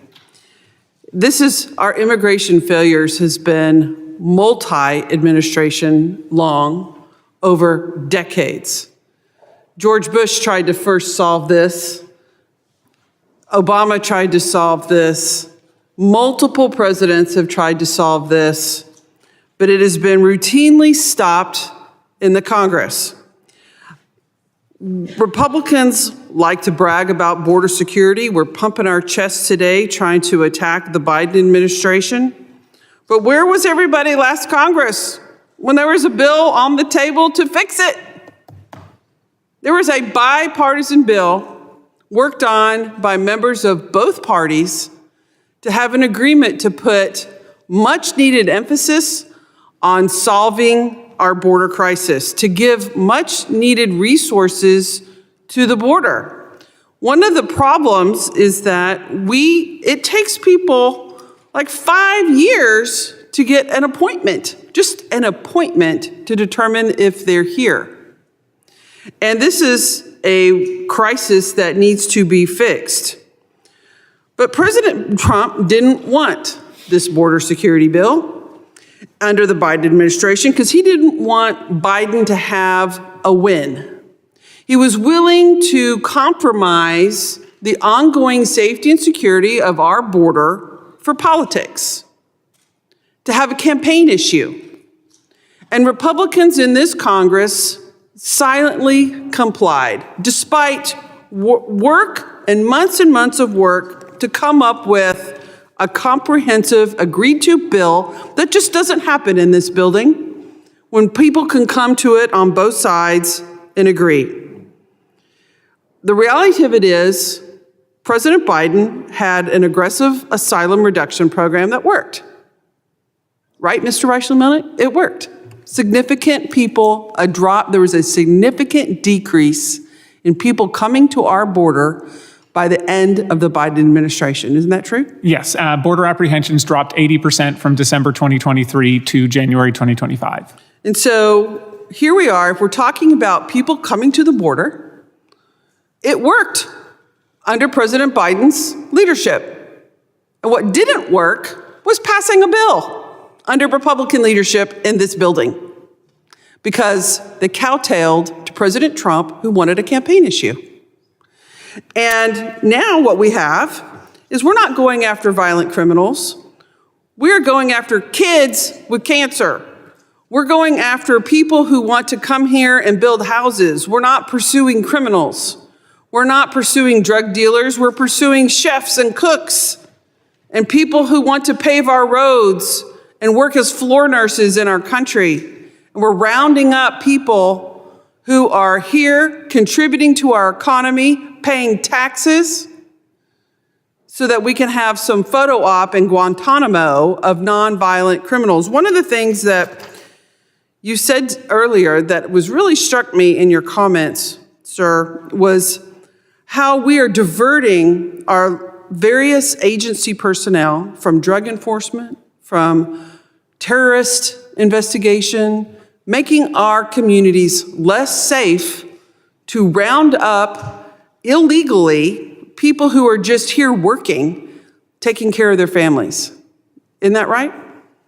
That's right. I'm very worried about that. I mean, if this commit, and then also, where are the outcries, if we're talking about security of this country, where are the outcries of the outrageous, irresponsible recklessness of the Secretary of Defense of putting national security secrets on a damn signal chat? Where is that outcry?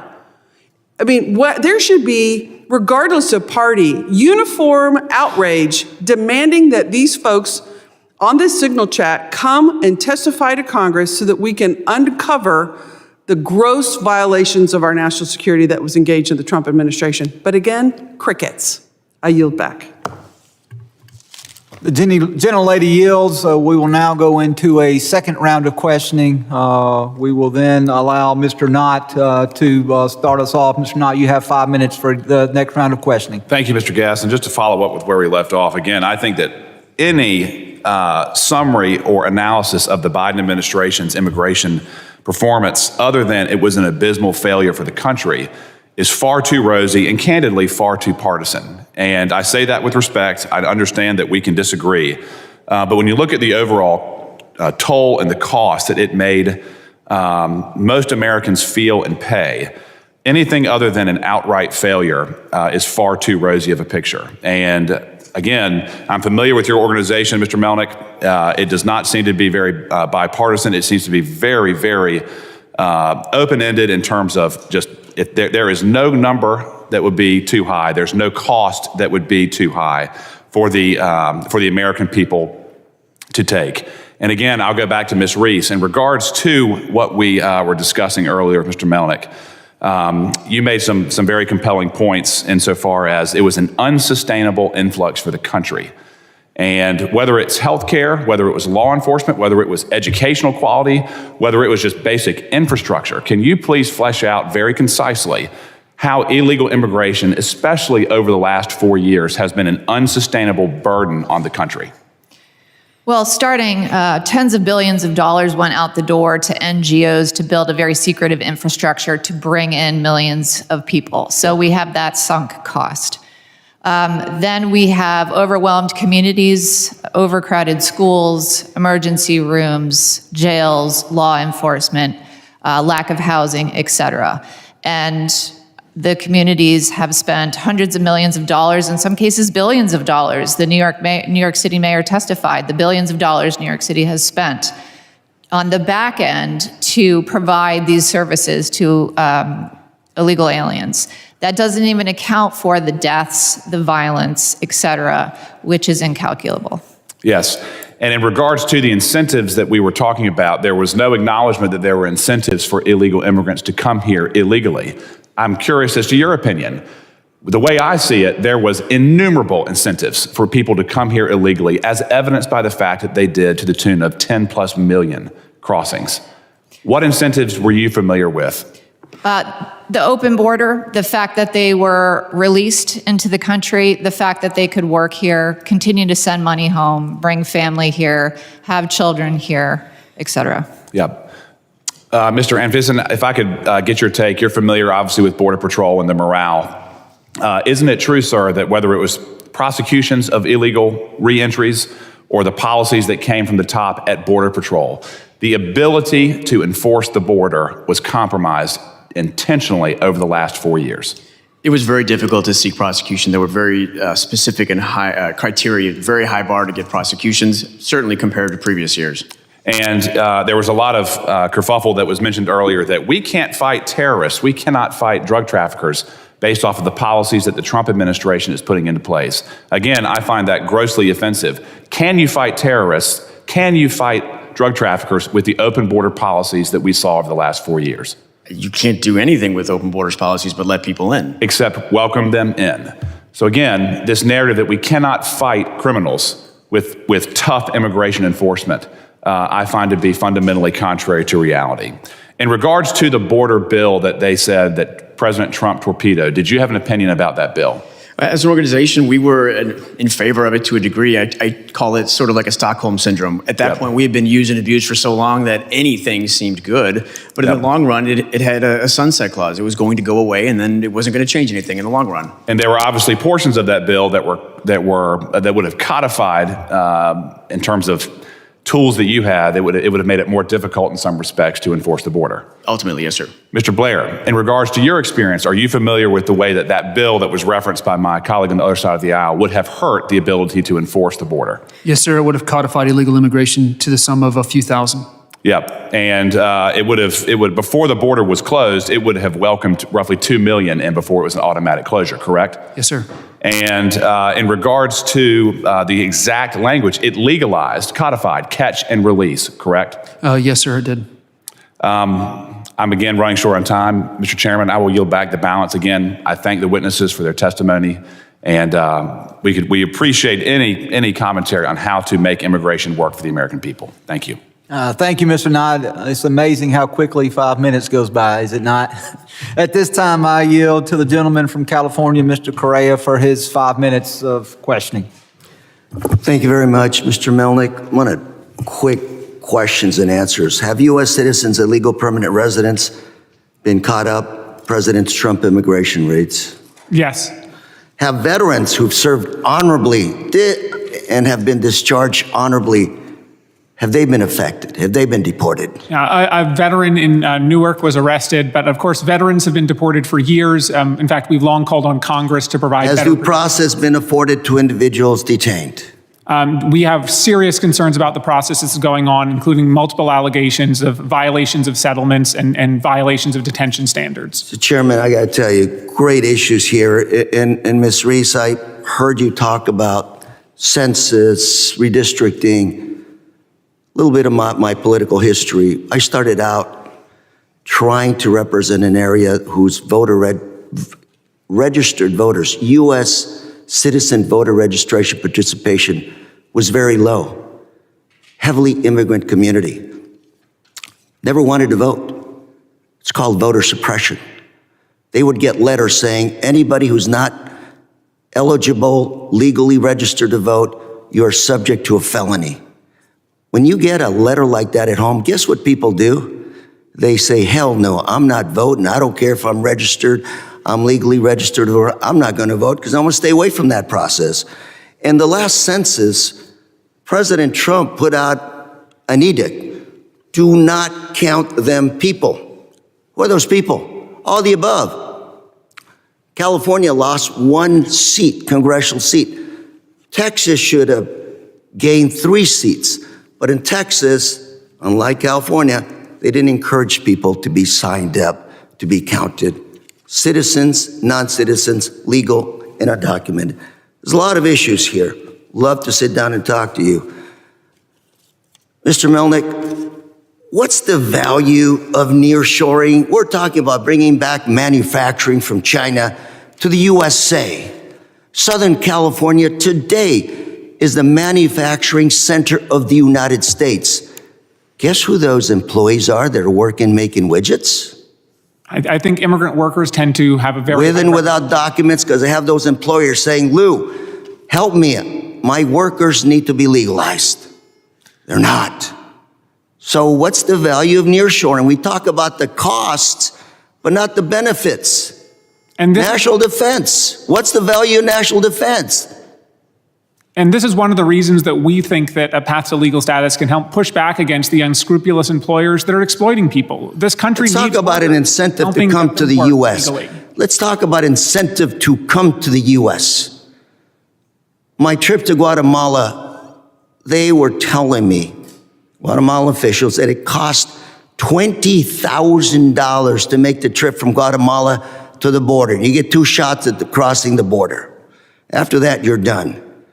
80% of the women who undertake that trip north are raped or sexually abused. Mr. Anfinsen, you know that as well. What is the incentive for these people? A welfare check? Is that going to get raped so I can get a welfare check? It's going to cost me $20,000 cash? What's the incentive? It's the American dream. Hunger? Something for my children in the future. And my kids are being recruited to go into gangs. This is the bigger issue here we have to address. It's not Biden. It's not Trump. It's public policy. You know, General Kelly, former Homeland Security chairman, would say, border security does not begin or end at the border. It's all of the above. And love to work with all of you in big public policy. Immigration to this country, a lot lately. Record number lately. When was the last time we had such record numbers? Early 1900s? Yes? Yeah, and Yes? 1990s. In the 1900s, what was their policy? You walked in through Ellis Island, and what was the policy? Deport you, or? You just had to show up at the U.S. border as long as you could show that you didn't have a disease or a serious enfeeblement was the laws they would let you in. 1990s, today, what's the policy? We've got a significantly more restrictive policy. In fact, we haven't updated our immigration laws since November 1990. It's been 35 years. What I'm trying to say, ladies and gentlemen, this is a multi-challenging issue. Immigration, border security, U.S. economic policy, foreign public policy, trade public policy, all symptoms of the same issue, which is American security. Thank you, Mr. Chairman. Love to continue the discussion, but I think I'm out of time. I yield. Thank you. At this time, I recognize myself. Mr. Melnick, in your opening written statement, you say that over 18% of individuals held in ICE detention who were arrested by the Interior by ICE had no criminal record. So putting that into perspective, 82% of those individuals arrested by ICE were at least charged, if not convicted, with crimes. Is that correct? That's correct. We know from ICE data the majority of those are immigration offenses and low-level offenses. In fact, only 12% of people currently held in ICE detention are categorized as the most serious offenders. And then in previous questions, I asked you a little bit about final orders of removal. And I think you said, and if I'm not trying to misstate, so if I get this wrong, please feel free to correct me, that you believe that roughly 20% of the final orders of removals should not be enforced because the individuals claiming asylum, they failed to appear at their court proceedings. Is that accurate? No, I didn't say they should not be enforced. I wanted to emphasize each individual case has to be assessed individually. Some people have a final order due to no fault of their own. The government didn't send the notice to appear to the right address, for example. So that's why each case has to be looked at individually. I don't want to do a categorical statement. Every person with a final order should be removed because some of them were removed in error, were ordered removed in error, and they have a right to go back to the court and say, I'd like you to fix this. There was a mistake done. And so it seems to me, and maybe I'm mistaken, that you would like to establish what's known in the legal law, and as you know, as a bright line test. Are you trying to say that the bright line test of this administration should be that no individual who has not been charged with a crime should be removed from the country? No, but in a world of limited resources where we have nearly 4 million people in immigration court, it is important to focus on those with the most serious offenses first, not just take a scattershot approach to everybody. All right, and to the Trump administration's credit, over 8 out of every 10 of the individuals that they have apprehended have been charged with some crime. Now, we can argue whether or not we think that crime is serious enough that they should be apprehended or not, but over 80% have been charged with crime. And so there's not this roundup where we're out there seeking to bring in large numbers of people that have not been charged with crimes. You've not seen that, have you? We have seen a significant increase of arrests of people with no criminal conviction. And we've also seen a significant increase of those arrested that have criminal convictions. Yes, overall, and the overall ratio numbers have grown over 600% from the same numbers a year ago. And so if your numbers are growing by 600%, you're going to see a larger increase of those with criminal convictions than those without. But then when you look at the overall percentages, we're still talking that 82% of the individuals arrested by ICE that they are seeking to deport have some sort of criminal convictions. And then you throw into addition to that, those that we talked about earlier with final orders of removal. And so I think it is unfair for you to characterize the fact that this administration is out going seeking to just round up anyone that they can find on the street, because that is not supported by the documents, is not supported by the numerical information that you've provided. Well, I think the ratio has changed. When President Trump took office, about 6% of people in ICE detention arrested by ICE had no criminal record. So it's 18% now. It's tripled. So certainly arrests overall are going up, but the portion of those arrests that are people with no criminal record is rising faster than the portion of the arrest of those people with a criminal record. Thank you. To close on a high note, Mr. Anfinsen, I want to ask you if you would do myself and Representative Correa a favor when you return back to the men and women that you serve with. Please tell them that we thank them for their service. We thank them for their sacrifice. I pledge to you that myself and Ranking Member Correa, that we will do everything within our authority to make sure that the men and women who serve our country have the resources that they need, that you have the number of agents that you need to perform your duties, and that also that you have the pay that you need so that those individuals can support their families and that those individuals can be compensated for the work that they do. So with that, I would like to thank all of our witnesses for being here today. We had a distinguished panel.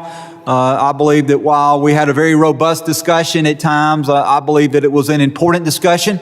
Again, we appreciate you giving of your time to enlighten us and other members of this committee on the important decisions that we have facing us. And with that, the hearing will be adjourned. Thank you.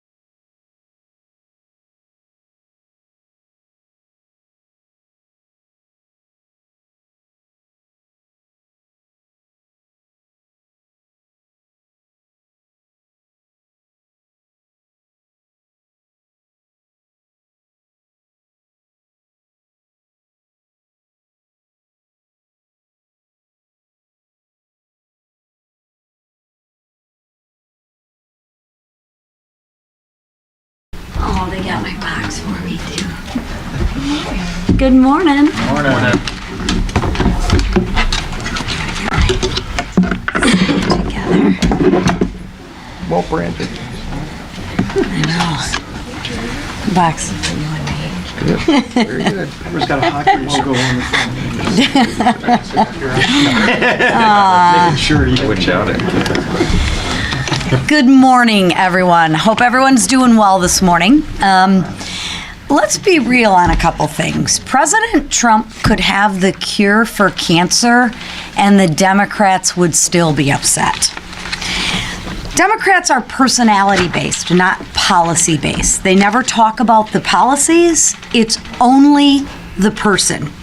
Look no further than their latest liberal lunacy. A year ago, the left loved the electric vehicle. Remember? We're going to get rid of all ICE engines. You gotta have an electric vehicle, right? Now what are they doing? They're vandalizing the electric vehicle. Now, what I find is very interesting, though, is some of these very same cars are owned and driven by the Democrats, people in their own party. I mean, that is Democrat on Democrat crime if I've ever seen it. Now, this shows their playbook and, unfortunately, their values.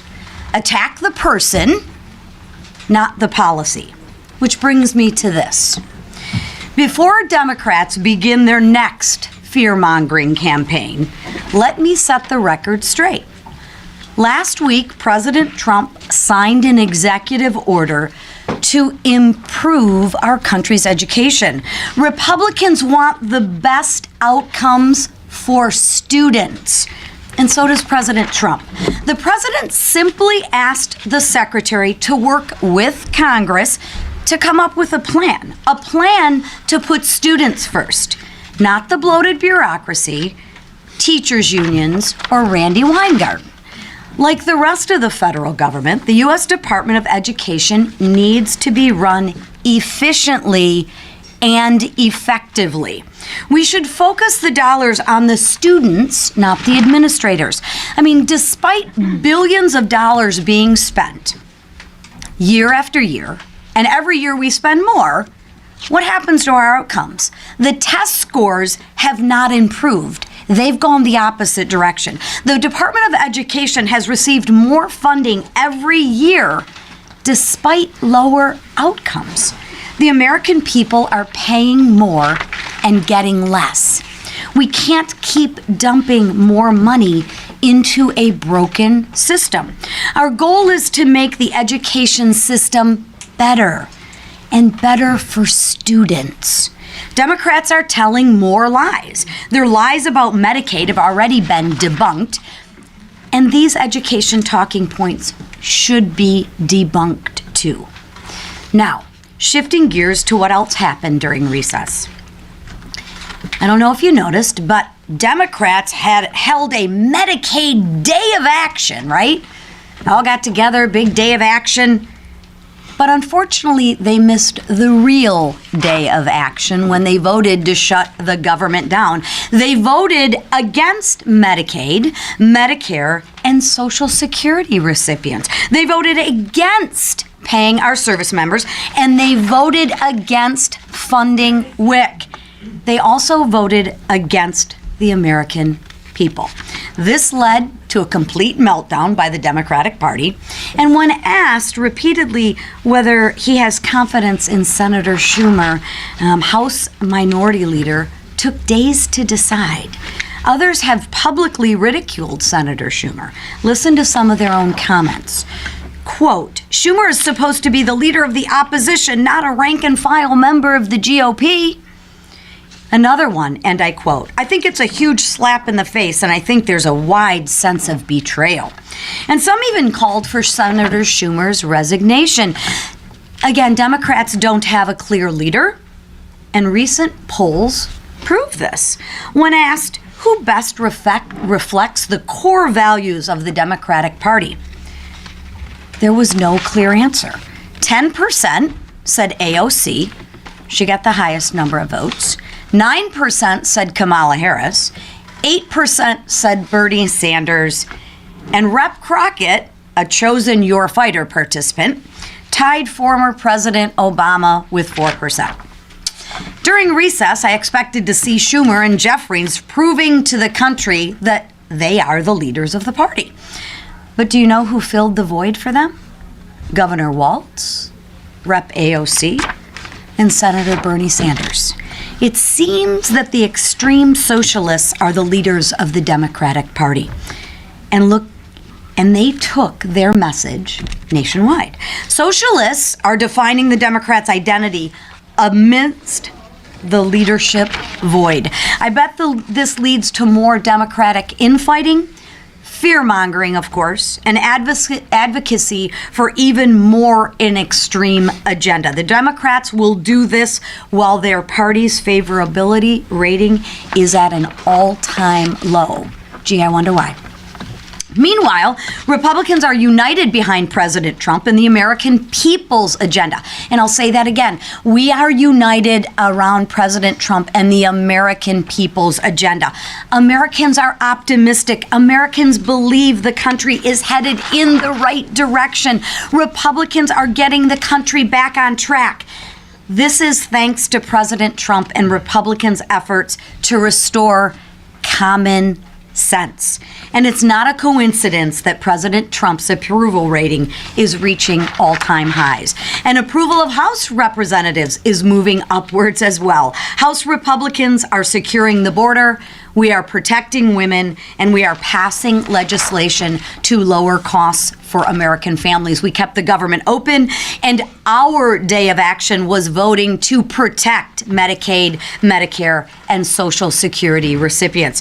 And House Republicans passed our House budget resolution, and the Senate should pass it too. And I'll share with you, we are just getting started, so buckle up. And because we have a long way to go and a lot more wins on the horizon. And here to speak about the House Republicans' work is freshman Representative Pat Harrington from North Carolina. He's a combat veteran and a small business entrepreneur, and he's going to give his perspective on working in the unified House GOP. Welcome, Pat. Thank you. Thank you, Mr. Speaker. You don't probably need that box, do you? We could put it underneath the podium. Yeah, It'd be all right. you don't need it. No. Hey, good morning, everybody. I want to talk about the Democrat disconnect, and this should be a proper term at this point. But I want to share that when I came to Congress just a few months ago, from day one, it's been clear to me that we House Republicans are both unified and focused. We know who we are, we know what we stand for, and we know what the American people sent us here to do. The same cannot be said for the Democratic Party. Right now, their party is in complete disarray. Their coalition is fractured, their leadership has vanished, and their message is completely disconnected from the lives of ordinary Americans. 1 year ago, 75% of Democrats approved of their party's performance in Washington. Just this last week, that number has collapsed to just 40%.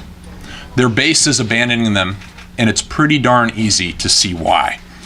While Americans are struggling with the cost of groceries, gas, and rent, Democrats are putting on a nationwide socialist roadshow with Bernie Sanders and AOC. That's their response to getting rejected at the ballot box.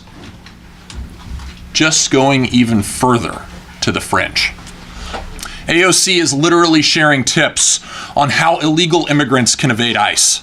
At the same time, Bernie Sanders is on national television claiming that no Democrat supports open borders and illegal immigration.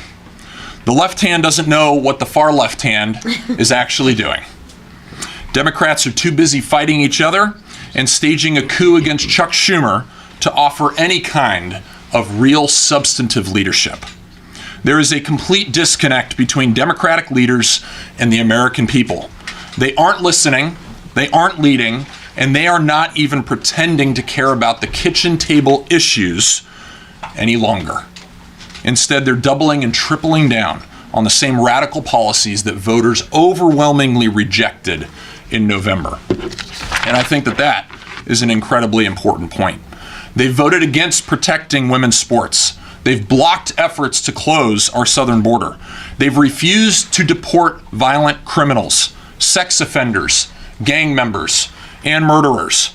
They've tried to decriminalize illegal border crossings and fought against voter ID laws. They've backed letting biological men participate in girls' sports, turning their backs on parents, and most importantly, basic common sense. This is not a party that is looking to course correct. It's a party moving even further to the left at the exact moment voters are telling them to turn around. Meanwhile, House Republicans, all of us up here, are moving with genuine purpose and clarity. We're working to secure the border, lower costs, strengthen our economy, and protect our communities for the benefit of the American people. The contrast could not be clearer. One party is delivering, the other is falling apart.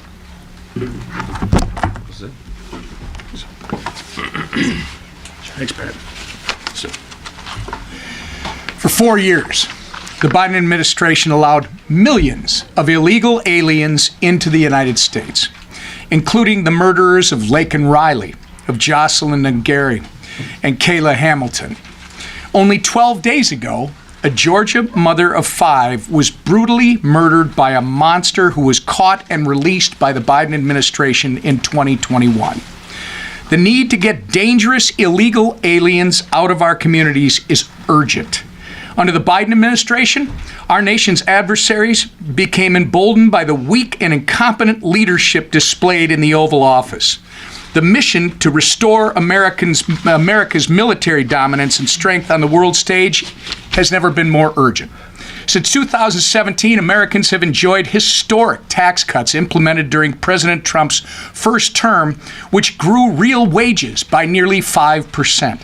The call to keep those cuts in place and prevent a tax hike of historic proportions is also urgent. The mandate to enact President Donald Trump's agenda is even more urgent. In November, 77 million Americans had a fire underneath them when they went to the polls and voted for real change. Now Congress ought to light our own match and get moving. Dragging our feet on reconciliation is not an option. Failure is not an option. And for border security, not for national security, and not for the prosperity of everyday Americans. The Republican trifecta must continue to move in lockstep with urgency for the American people, as we've already done in historic ways. The work ahead will not be easy, but we will get it done, and we will deliver on our America First agenda. Majority Leader. Thank you, Whip. While the Democrat Party continues to show the country that they are a leaderless, rudderless ship, Republicans have been uniting to lead this country out of the doldrums from the Biden administration. You can just look at the actions we've taken in the House, working with the Senate and with President Trump to start getting our country back on track. And that hard work is already paying off for American families. You're seeing gas prices start to come down. Egg prices are starting to come down. And what's really important for long-term growth, billions and now trillions of dollars of private investment are coming back home to America to create really good, high-paying jobs for American workers. The Speaker and I were proud to attend a White House ceremony yesterday with our governor and other leaders, where Hyundai announced a multi-billion-dollar plant that they're building in the United States of America. Going to create about 1,400 jobs in Louisiana. This is just one of many examples that we're seeing that we call the Trump effect, where we're seeing so many companies invest heavily in Louisiana and other states. In our state alone, we've had probably over $40 billion of private investment announced since President Trump took office again.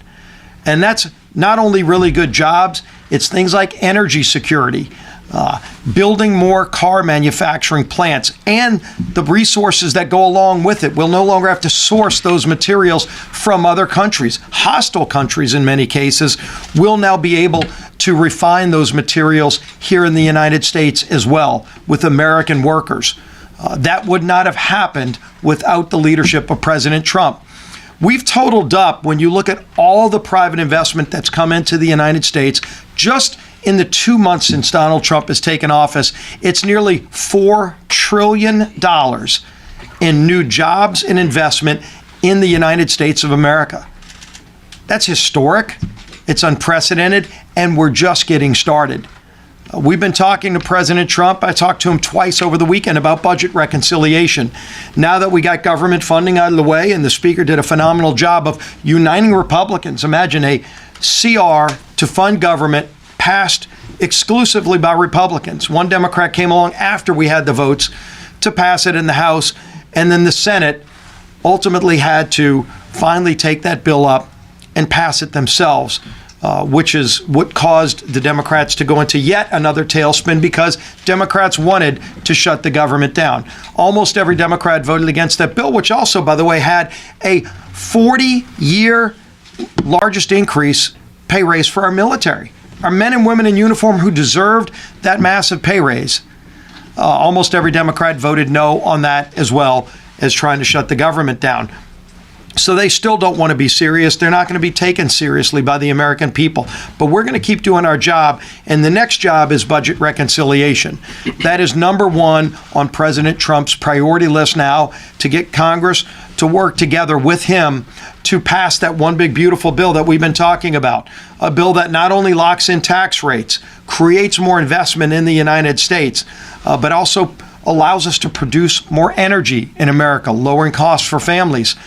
Creates more border security for America to allow President Trump to continue the great work he's done. We've seen over a 95% drop in illegal crossings. We need to build out the wall. We need to give more technology to our Border Patrol agents that President Trump has asked for, strengthening our national defense and bringing common sense back into the rule and regulatory process in Washington. These are just the first few months of what's going to be an historic majority working for the American people, delivering results for the American people. And the man who's leading this cause and uniting Republicans, even with just a 2-seat majority, hopefully not for much longer, we're going to grow that number. But even with that, our Speaker's been keeping us together, moving our agenda. Speaker Mike Johnson. Thank you, Leader Scalise and these other members.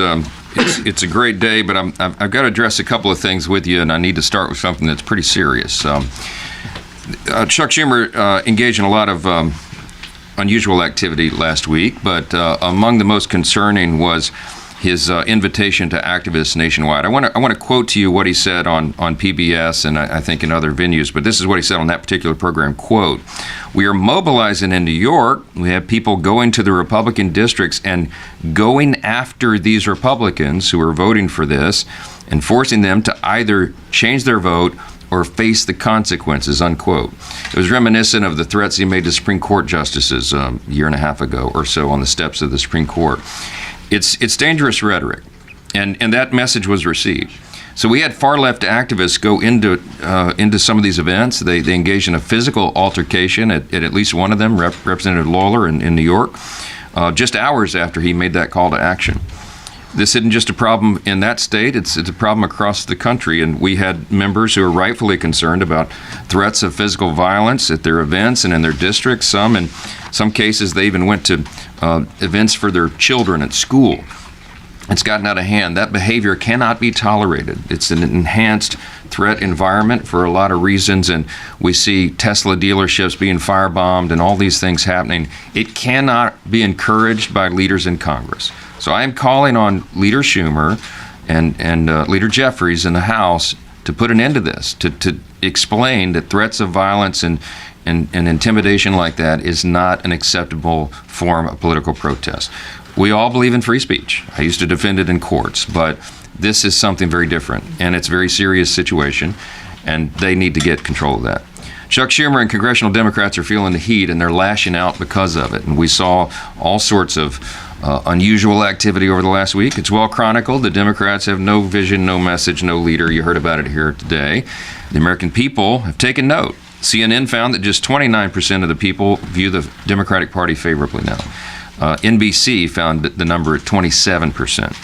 Quinnipiac poll over the weekend was an interesting one. Since they've been taking the poll, which goes back many years, decades, congressional Democrats are at their lowest approval rating with their own base ever. They're 9 points underwater.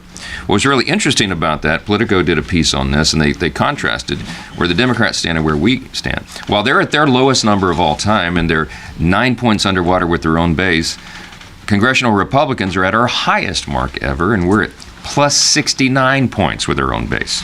That's a pretty stark contrast.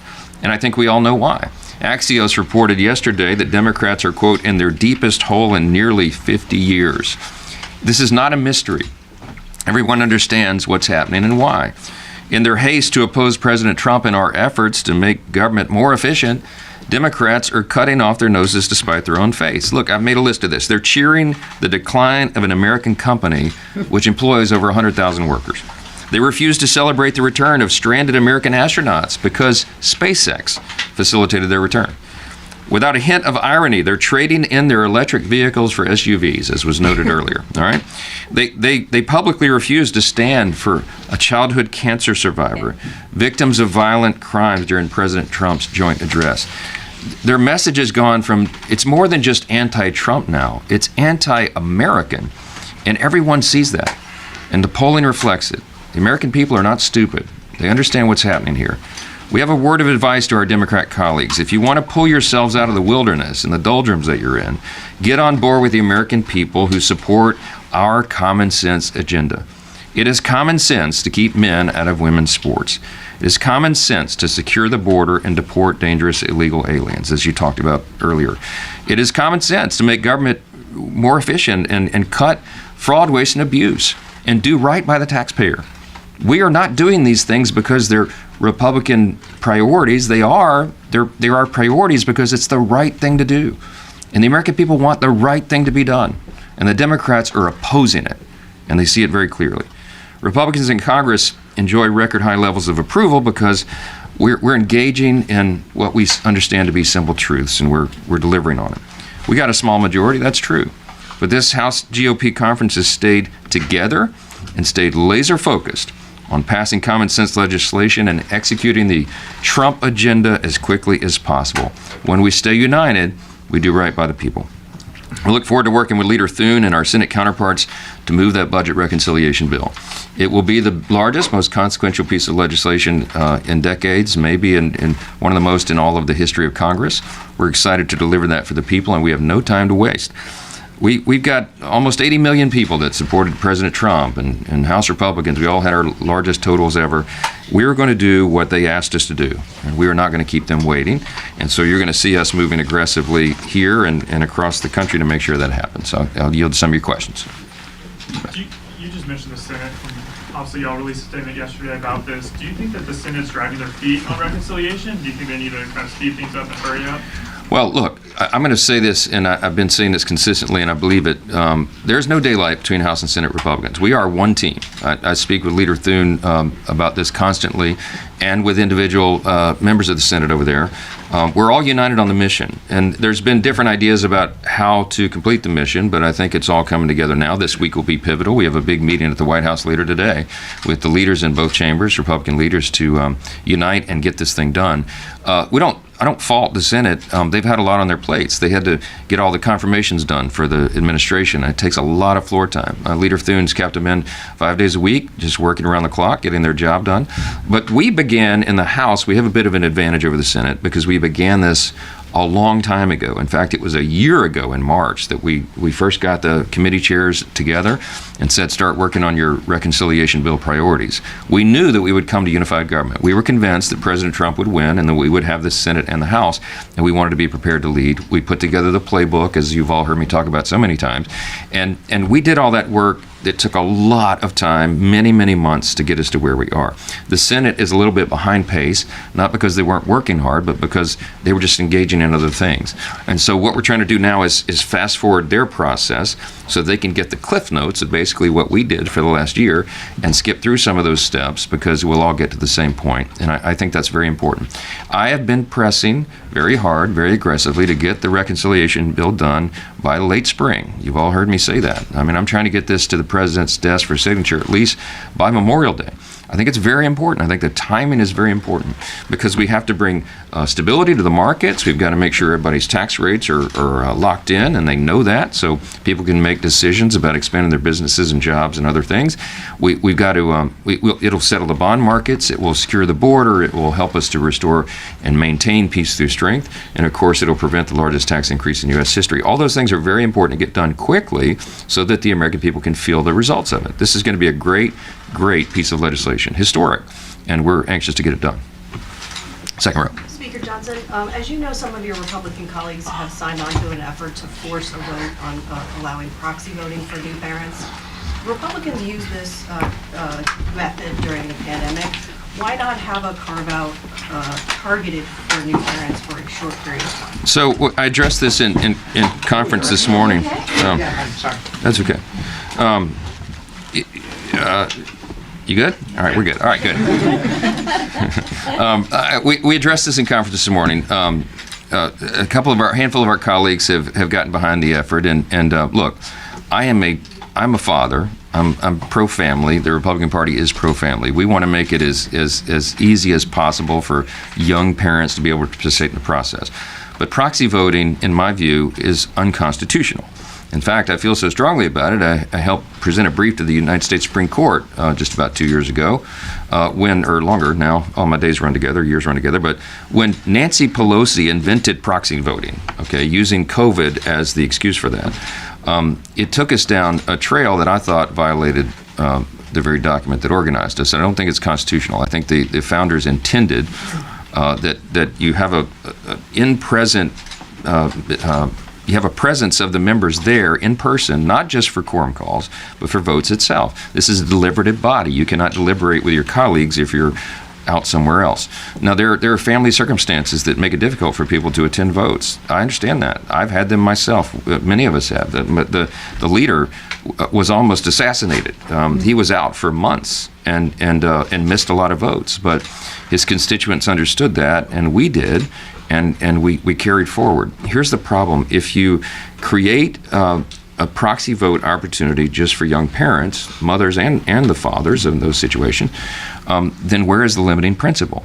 People have colleagues who feel equally convicted about this. Look, what if someone is ill, or what if their spouse is ill? What if their child, contracts some sort of disease or cancer, heaven forbid, and they need prolonged treatment? Can they be out for that? There's no limiting principle that would stop that, I think, if we go down that road. And so I believe it's unconstitutional. I believe it violates more than 2 centuries of tradition in the institution. And I think that it opens a Pandora's box where ultimately maybe no one is here and we're all voting remotely by AI or something. I don't know.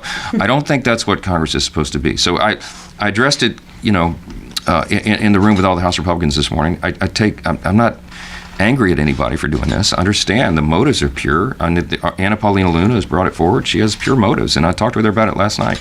But I just can't, as the leader of this institution and the one who's supposed to protect it, I don't feel like I can get on board with that, and I think I have an opportunity to speak out about it. So, yeah. Last question. Mr. Leader, 2 questions on the same topic. Have you ever engaged in messaging app chats with the Trump administration about national security matters? That includes Signal, whatever, all of those things.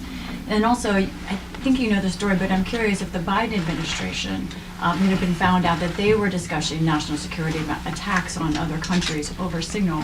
I wonder how you would react to that. Well, look, the White House came out with a statement, I think within the last hour. Somebody handed me what they said. They clarified there were no war plans discussed. There was no classified material sent on that thread. The White House counsel is looking into the matter, looking into how this other number was inadvertently added. Obviously, that was a mistake and a serious one.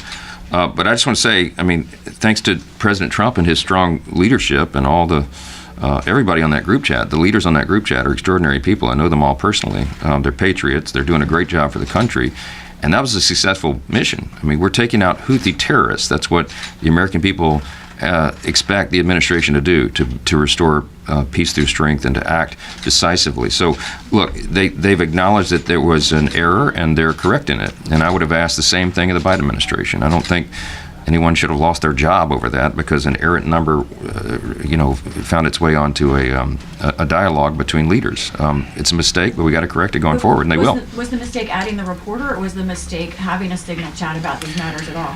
I don't use Signal. I don't know all the parameters of it, so I'm not in position to determine whether that's appropriate or not. You have to leave that to others. But I would just say, obviously, we got to be careful with these things, and I know that they will. I mean, Mike Waltz is a colleague of mine, former colleague, he was born for the job. He is highly qualified. The president said he has total confidence in him, and we do as well. So, yeah. Last one. Yeah. On judicial impeachments, you have a lot of resolutions that are in front of you right now. I know your focus is on budget reconciliation. Is your plan to bring up these impeachment resolutions that have been brought forward? And if you do, are you concerned this will stall any progress that you want to make with regard to budget reconciliation? We're working with the Judiciary Committee, which is the appropriate area of jurisdiction for that. I talked to the Chairman Jordan this morning about it, and they'll be having a hearing early next week, I believe, to highlight these abuses. Let me just say this, and I know that you all have seen the numbers, but this is a serious problem. I used to be a litigator. I was a constitutional law attorney. I used to litigate all these cases for 20 years. Routinely, I would have activist judges issue opinions against me, and I would go get them overturned on appeal. That is the process. But something that's happening right now that has not happened before.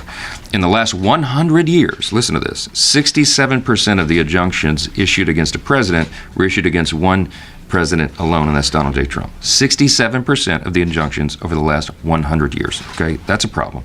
92% of those were issued by judges who were known or accused of being partisan, Democrat appointees to the court.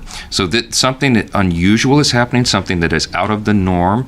It is a dangerous trend, and it violates equal justice under law, that critical principle. It violates our system itself. It violates separation of powers when a judge thinks that they can enjoin something that a president is doing that the American people voted for. That is not what the founders intended.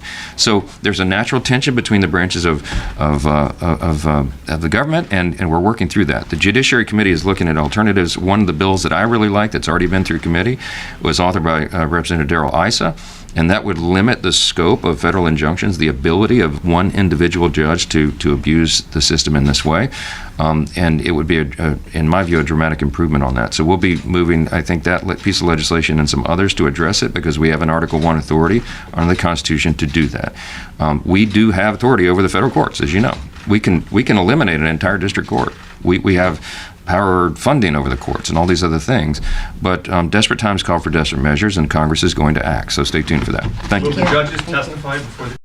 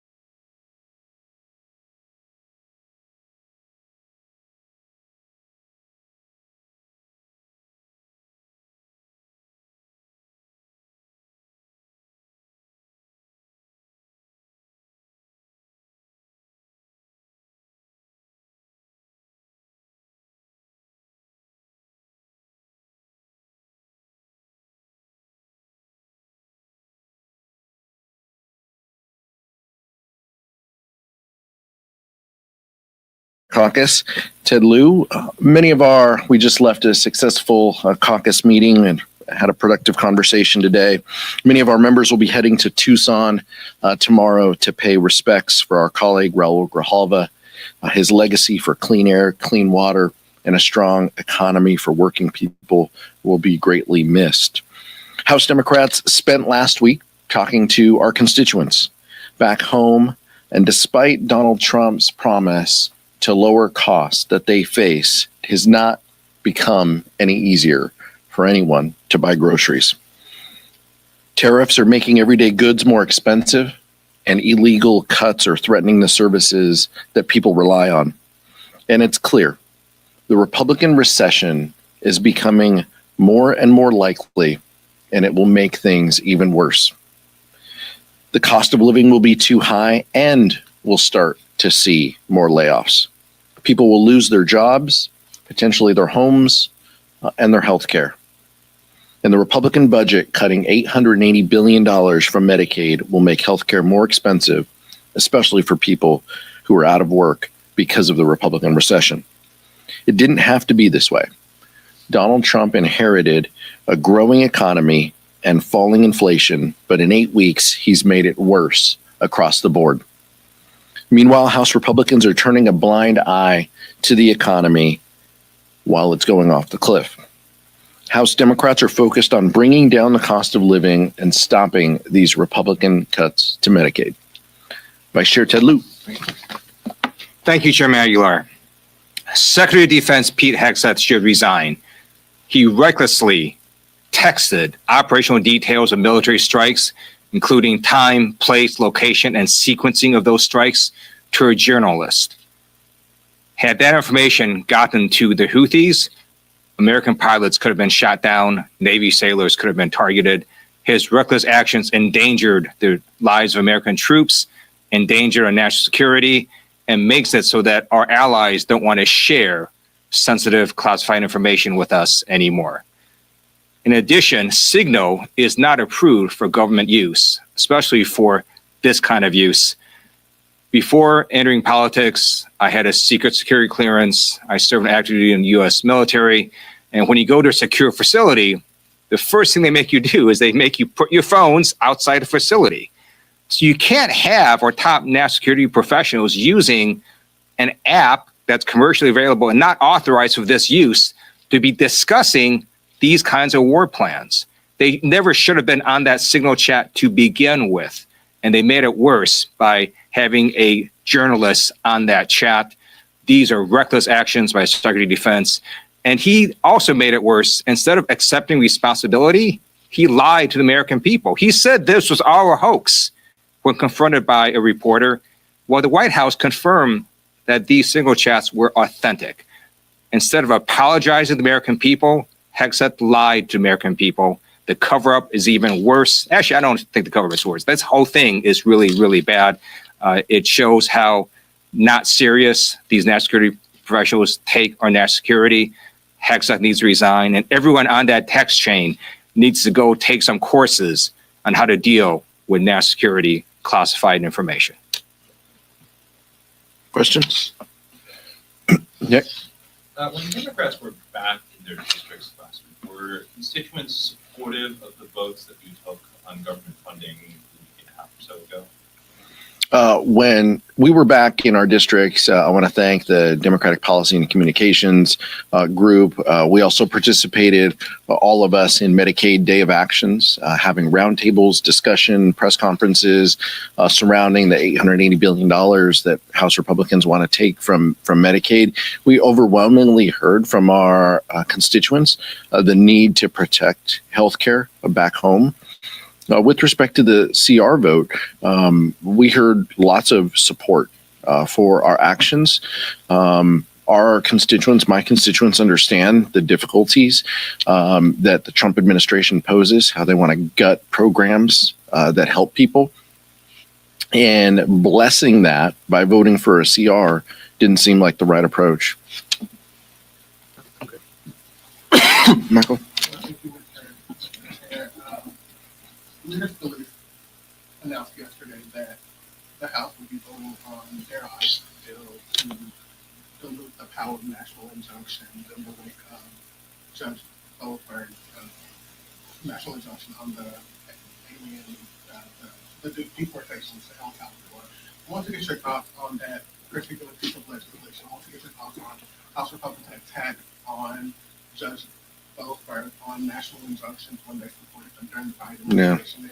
I'd love to hear Vice Chair Lou's thoughts as a member of the Judiciary. Yeah, I'll defer to the Judiciary Committee member here, but look, they celebrated some of these rulings in Texas, in North Texas, when it meant not allowing overtime pay for employees. They supported these when it meant delays for individuals with DACA status. They supported these lower court rulings then, but now they don't support them when a lower court doesn't rule in their favor. The Supreme Court Justice, the Supreme Court putting out special notice indicating there is a way to combat this. This is the appellate process. Let the courts go through their work. A free and fair judiciary is all we've ever wanted. I just don't understand why House Republicans don't share our goals. You know who appointed Judge Boasberg? It was a Republican president. He was nominated by a Republican president. He is a conservative judge. And he basically said, look, you can't just do this because you've got due process that needs to be met. And why is that so important? So we're all against deporting violent gang members who are not documented. But how do you know that that person is a violent gang member who is not documented? You have to have due process. What if you got the wrong person? That is the whole point of all of this. If the law doesn't apply to you, then it doesn't apply to you. But the only way you can figure that out is if you have due process. And that's what Judge Boasberg is saying. You just have to have a process of figuring out you got the right people. And the Trump administration did not have that process. In terms of nationwide injunctions, Chairman Aguilar is right. If you don't like it, you appeal it. And then you have appellate court weigh in. And then if you don't like that, you have the Supreme Court weigh in. That's how we do it in our system of justice. Yes. Yesterday, Secretary Noem suggested getting rid of FEMA, that was something the administration is considering. Obviously, this comes as Congress is considering Governor Newsom's $40 billion request for recovery from the wildfires. North Carolina is still recovering from the flooding, so on and so forth. I'm curious for your response to that. Have you had any conversations with Republican leadership on when perhaps this aid ask could come up for a potential vote? Is it looking like it would be a single bill? Would it be included in reconciliation? Do you have any insight? I don't have any more insight on timing or what Republican leadership has planned. What I would respond to is as a Californian, both of us feel look, natural disasters that are national in scope deserve a nationwide response from Congress. The House and Senate, time and time again, hurricanes, floods, fires, earthquakes, we come to the aid of our neighbors and friends who are going through tragedy. This is no different than that. Floods in North Carolina deserve the same response as fires in Los Angeles. Having FEMA there is incredibly important. That said, California has amazing professionals who do this work in the disaster and recovery space. Smaller states do not. It is actually to the benefit of smaller states and more rural communities that we have a strong and robust FEMA. I hope our colleagues on the other side of the aisle understand that, because when a tragedy comes and they want help for their constituents, it's something that we value and hold dear, and I hope that they do as well. Mother Nature doesn't look at your party registration before she strikes, and natural disasters affect all Americans. This past December, we did disaster aid relief. Some of the states that got that include Oklahoma and South Carolina. And when you have, as Chairman Aguilar said, large states like California, we have the resources to address natural disasters, but smaller states do not. And so FEMA is critically important to a lot of these smaller states, some of them are rural states, And I really hope, as Chairman Aguilar said, our Republicans understand that when you have the vast resources of the federal government, that benefits all Americans when natural disasters strike. Now that the dust has kind of settled from the government shutdown fight, how do you feel about Chuck Schumer's leadership? Do you still think he's the right person to lead Senate Democrats? Both the vice chair and I are very pleased with our senators, Alex Padilla and Adam Schiff, voting against the CR. Our fight ahead is on how we protect Medicaid and Social Security. You've seen now, Washington Post article today, the Social Security lines, people aren't answering. Hours, we're hearing from constituents waiting hours and hours on hold. The Trump administration is ushering out employees, frontline employees who are doing this critical work across the country, responding to individuals. It's imperative that we ensure Social Security, Medicare, Medicaid. That's the next fight ahead. And I'm confident that our partners and friends in the Senate are going to lock arms with us and protect Medicaid and so many of these vital programs while holding the Trump administration accountable. Do you have confidence in him? Yeah. Look, I have confidence in the leadership and the House and the Senate. I have confidence in the leadership of Hakeem Jeffries guiding the House Democratic Caucus. That's our focus. I'm elected by them. I'm not elected I'm not running for Senate leadership of any kind. They don't need me to opine on any of that. I'm confident in House leadership of focusing on protecting these vital programs and economic interests that Americans have. Mike? On the debt ceiling, House Republicans have made clear that they want to put that into reconciliation, but there have been some recent reports that the IRS revenues are coming in lower than normal, partly because of the gutting of the agency by Musk. But regardless of why, if that does happen, there's the potential that you would get debt ceiling before reconciliation is ready to go, in which case it might be before the Democratic votes. Have there been discussions within the caucus about that possibility and what you would ask for in return for your votes for a clean debt ceiling? Leader Jeffries will guide those conversations with budget ranking member Boyle, and I'm sure Ways and Means ranking member Neal. We'll have those caucus family discussions, but I think we all subscribe to the Nancy Pelosi model that nothing should be given away for free.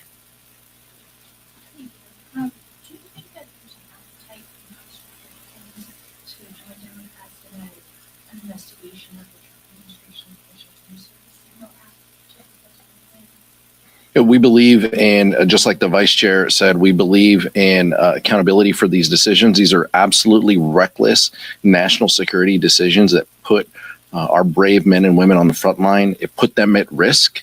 They could try to whitewash this as they have other crises, but this is something that is very, very top of mind for us. I hope our Republican counterparts also believe in accountability and oversight. We'll see how the Senate hearing goes today. 2 individuals on that text thread testifying, also testifying tomorrow here in the House. So we're curious as to their answers. But our guess is that they're probably going to minimize their reckless behavior. But this is all about, these individuals who many of them were unqualified in the first place. This is about their ability to bend the knee to Donald Trump and to do whatever he wants. That's why they are in these positions. And they will continue to be in these positions until Donald Trump gets tired of them or they start speaking up and speaking their mind. I'm not confident that either of those are going to happen. National security should not be a partisan issue, so the Republicans absolutely should join Democrats in having an investigation. And I want to note there's also reporting today that one of the participants in a single chat was added when he was physically in Russia. That's what the reporting says. And the problem with using a phone with an unapproved app to discuss secret information like this is that not only do you have potentially these phones that are able to be hacked, but the carrier system itself is problematic. So a few years ago, I did an investigation that showed that actually 60 minutes of the investigation that showed that with the phones, because you have to communicate right through carriers, there is a flaw in these systems that allows people to intercept what's happening when the phones are transmitting with each other through these carrier networks. So you can't really fix that problem, no matter how amazing your phone or your app may or may not be. It is a network problem. And again, if any foreign intelligence service exploited that network problem or exploited any of these phones that were used in the signal chat, they could have given that information to Houthis and they could have shot down a pilot. And that's why what happened was so reckless, and that's why Hegseth needs to resign. Andrew? Are Democrats going to be as willing to oppose a debt zone increase as they were with the government funding bill? Are they going to be? Are Democrats planning to stand together to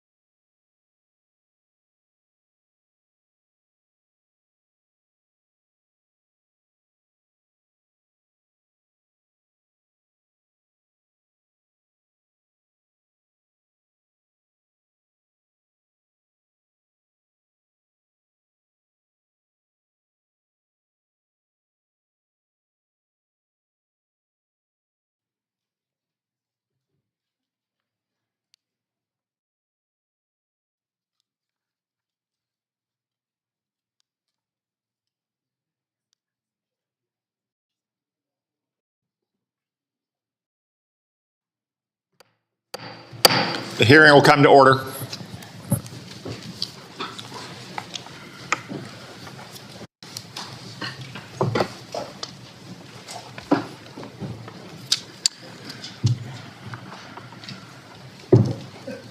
Good morning. Welcome to the Senate Intelligence Committee Annual Worldwide Threats Hearing. I'd like to begin by welcoming our esteemed panel of witnesses, the Director of National Intelligence, Tulsi Gabbard, the CIA Director, John Ratcliffe, the FBI Director, Kash Patel, the Director of the National Security Agency and Commander of U.S. Cyber Command, General Tim Hawk, and the Defense Intelligence Agency Director, Lieutenant General Jeffrey Cruz. Thank you all for your appearance. Thank you for your leadership. I also want to recognize the hard work and dedication of the thousands of men and women in our intelligence community whom you're here to represent today. Their successes are seldom celebrated. Their accomplishments are often unseen. But our nation is grateful to each one for the vital work they do to keep our nation safe, prosperous, and free. Our annual Worldwide Threats hearing allows for the American people to receive an unvarnished and unbiased account of the real and present dangers that our nation faces. As we will hear from our witnesses, many of the threats we face are truly existential. Communist China is actively working to replace the United States as the world's dominant superpower. China uses coercive military, economic, and influence operations, short of war, to shape a world favorable to its interests and hostile to ours.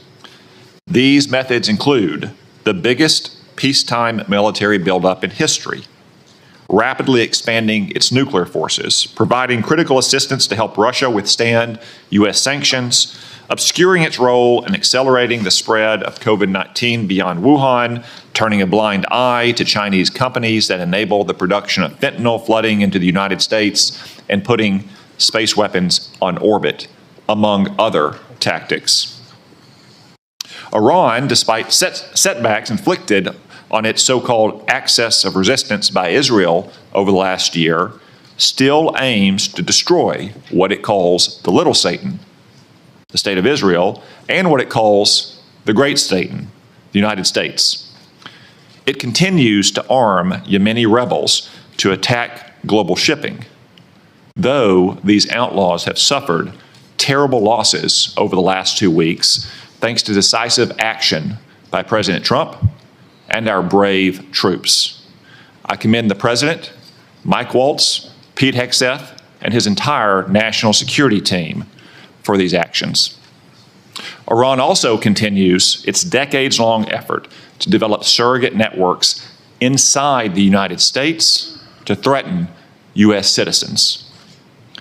Furthermore, Iran's nuclear program continues apace. It's actively developing multiple space launch vehicles, which are little more than flimsy cover for an intercontinental ballistic missile program that could hit the United States in a matter of years. But all this will soon come to an end. The supreme leader of Iran now faces a stark choice, thanks to President Trump. The supreme leader can fully dismantle his nuclear program, or he can have it dismantled for him. Finally, today's report also acknowledges that illicit drug production endangers the health and safety of millions of Americans. For the first time, the annual threat assessment lists foreign illicit drug actors as the very first threat to our country. As the report highlights, Mexican-based cartels using precursors produced in China continue to smuggle fentanyl and synthetic opioids into the United States. Last year alone, these deadly drugs tragically killed more than 52,000 Americans, more than the number killed in attacks by foreign terrorists or foreign nations.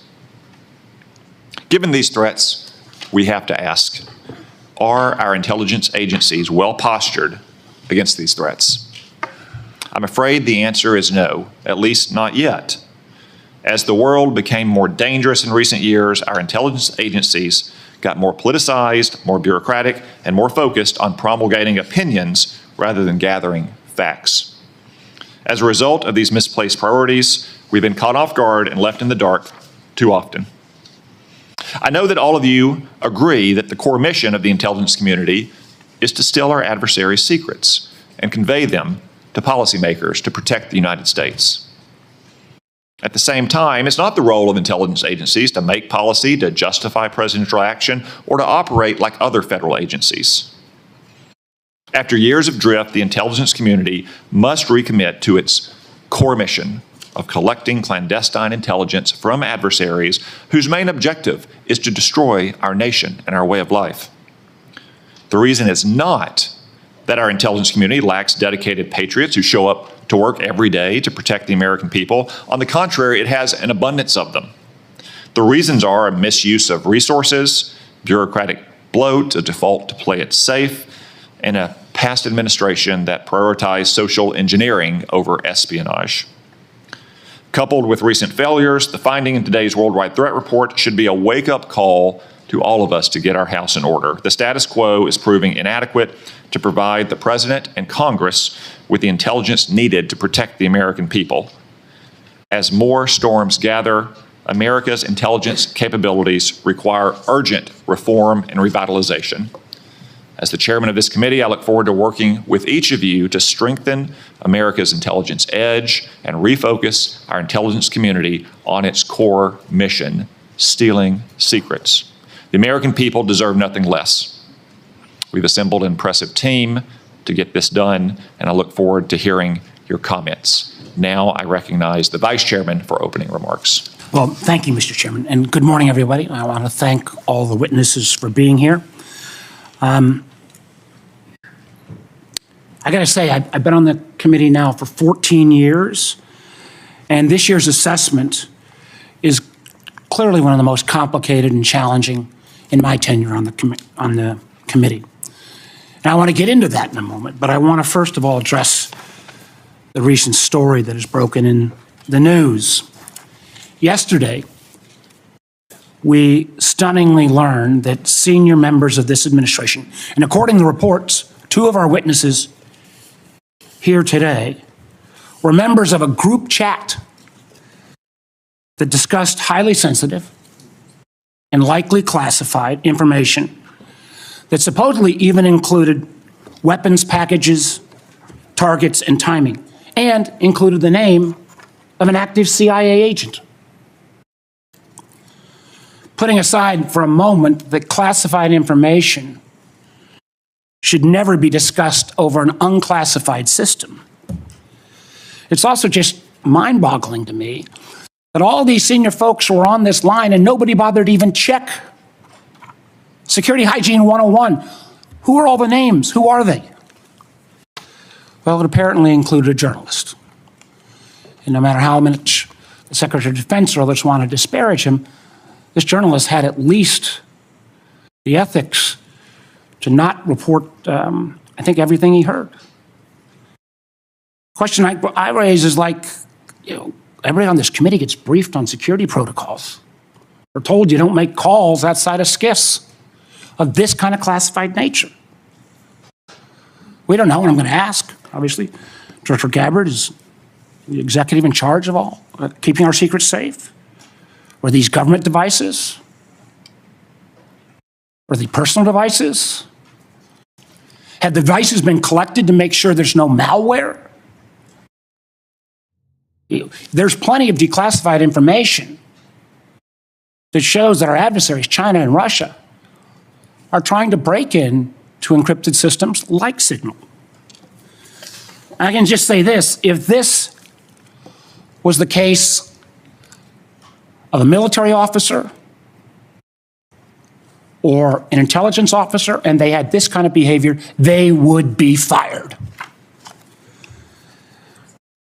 As I think this is one more example of the kind of sloppy, careless, incompetent behavior, particularly towards classified information, that this is not a one-off or a first-time error.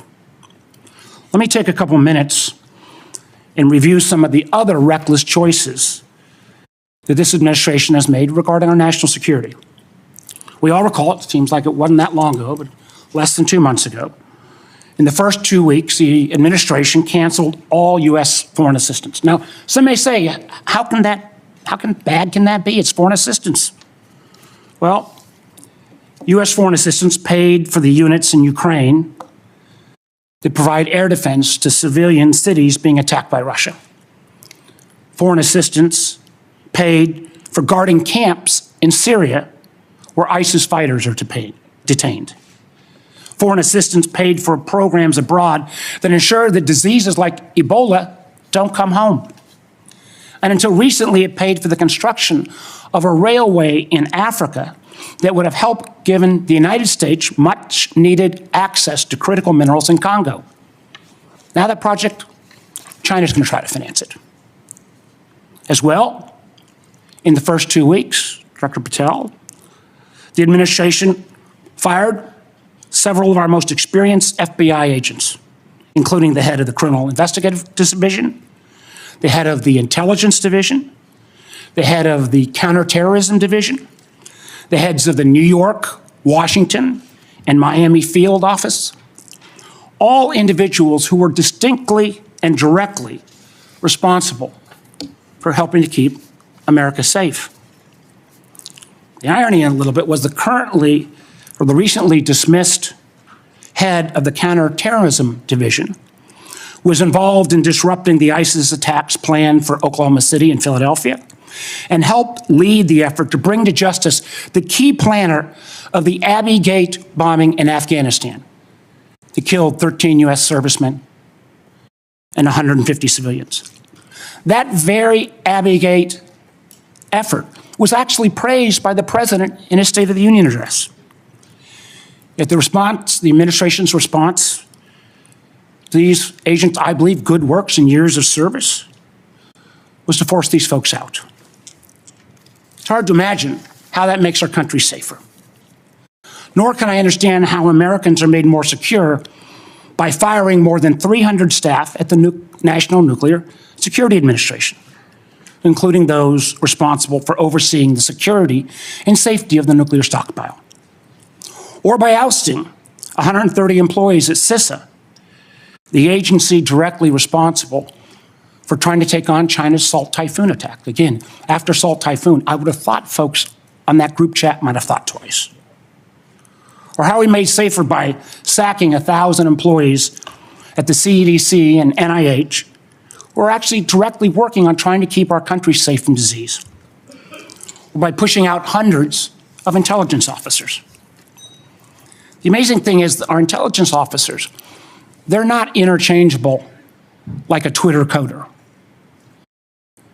These intelligence officers, our country makes $20,000 to $40,000 of an investment just in getting a security clearance. Literally goes into six figures when you take the training involved.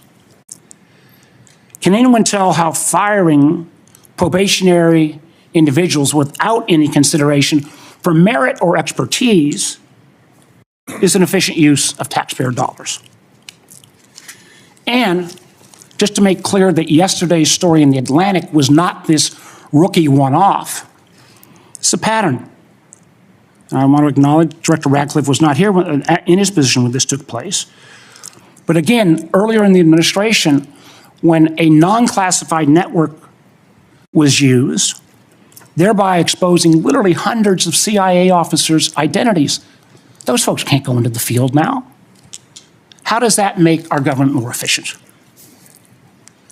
You know, again, this pattern of an amazing cavalier attitude towards classified information is reckless, sloppy, and stunning. And perhaps what troubles me most is the way the administration has decided that we can take on all of our problems by ourselves without any needs for friends or allies. I agree that we've got to put America's priorities first. But America first cannot mean America alone. The intelligence we gather to keep Americans safe depends on a lot of allies around the world who have access to sources we don't have.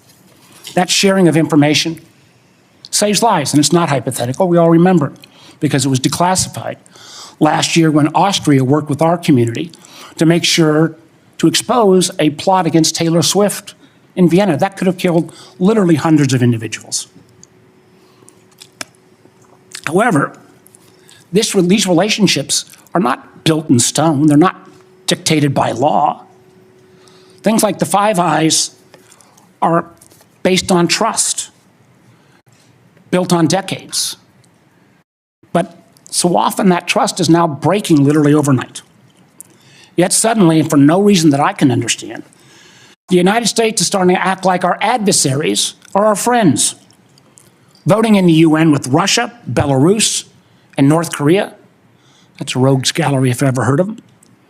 Treating our allies like adversaries, whether it's threats to take over Greenland or over the Panama Canal, destructive trade war with Canada, or literally threatening to kick Canada out of the Five Eyes. I feel our credibility is being enormously undermined with our allies, who I believe, and I think most of us on this committee, regardless of party, believes makes our country safer and stronger. But how can our allies ever trust us as the kind of partner we used to be when we, without consultation or notice, for example, stop sharing information to Ukraine in its war for survival against Russia? Or how can our allies not only not trust our government, but potentially not our businesses with such arbitrary political decisions? Let me give you a few examples. As a result of a lot of work from this committee and others in Congress, we made sure America's commercial space industry is second to none. From space to launch to commercial sensing and communications, the United States has taken a record lead.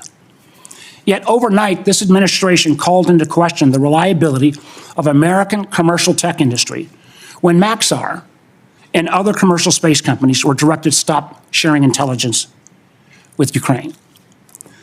I got to tell you, I've been a business guy, I can't say longer than being an elected official, but pretty close.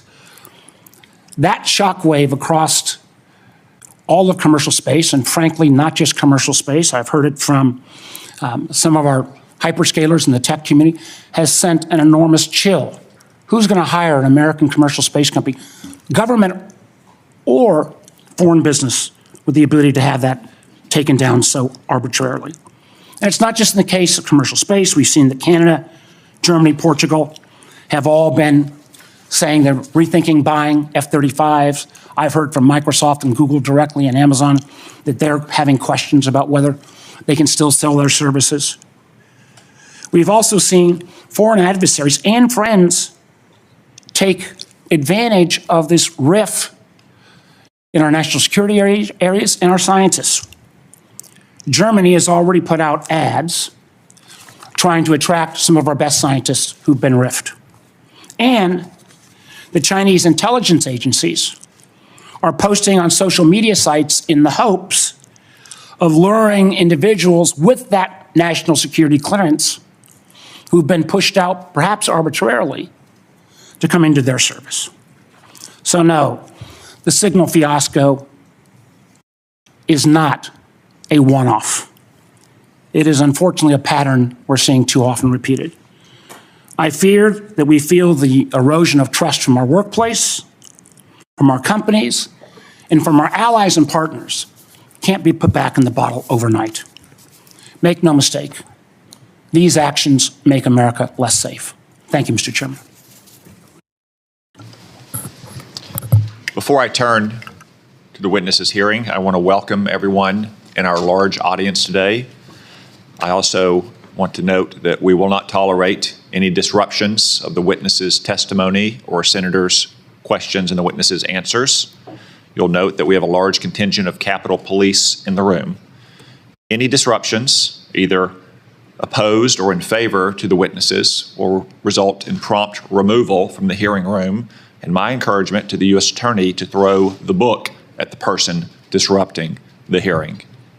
No offense, but we all came to hear the witnesses, no one else in the room.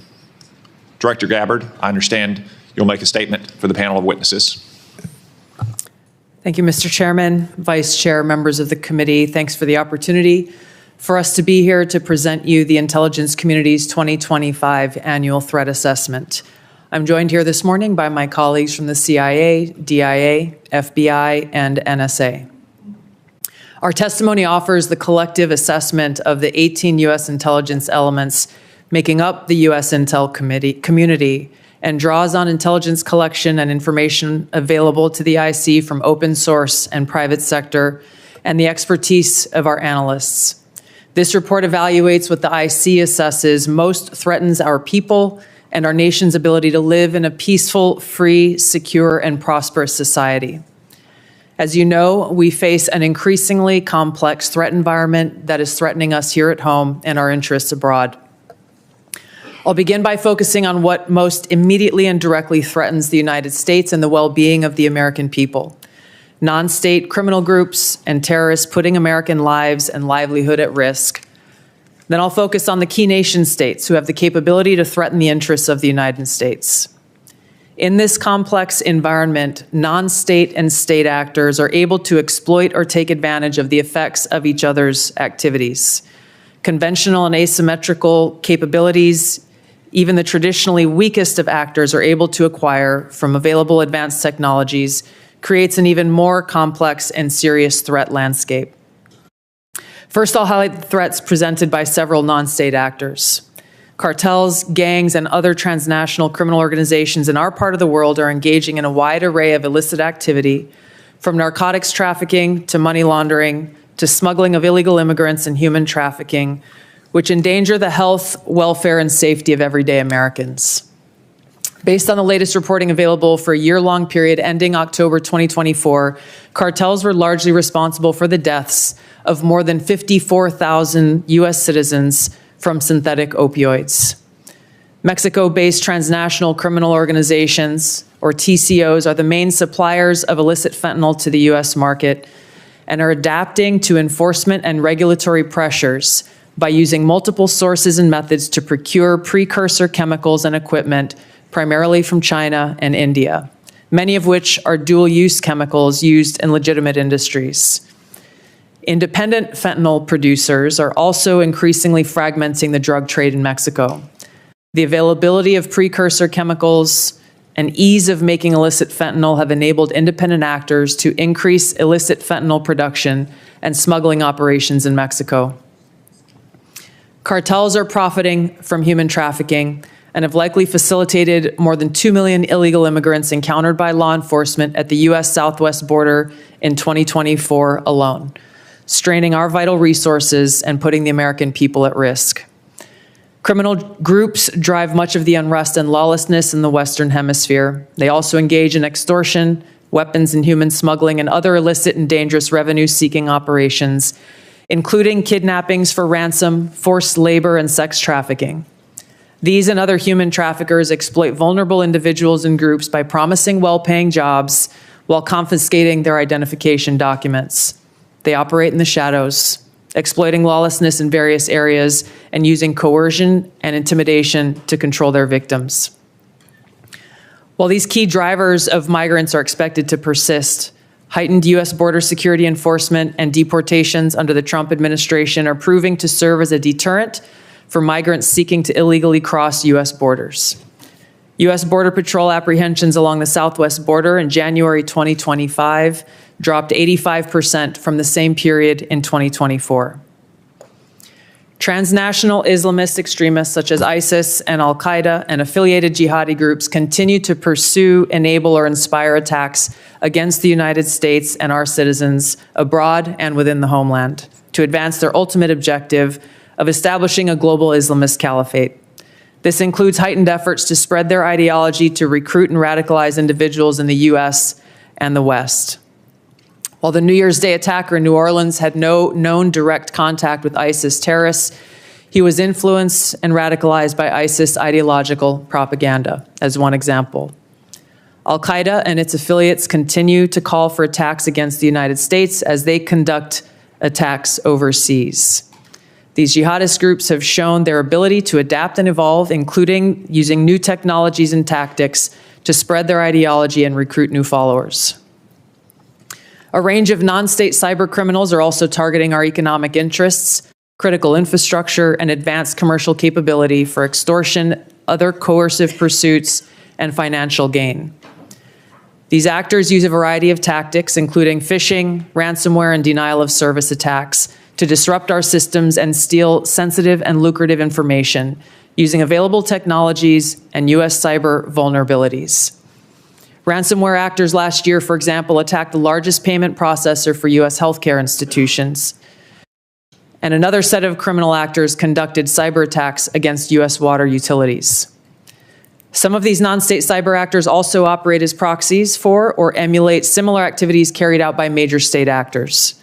While these non-state cyber actors often seek financial and intellectual property gains, they also carry out cyber operations for espionage purposes, targeting our critical infrastructure.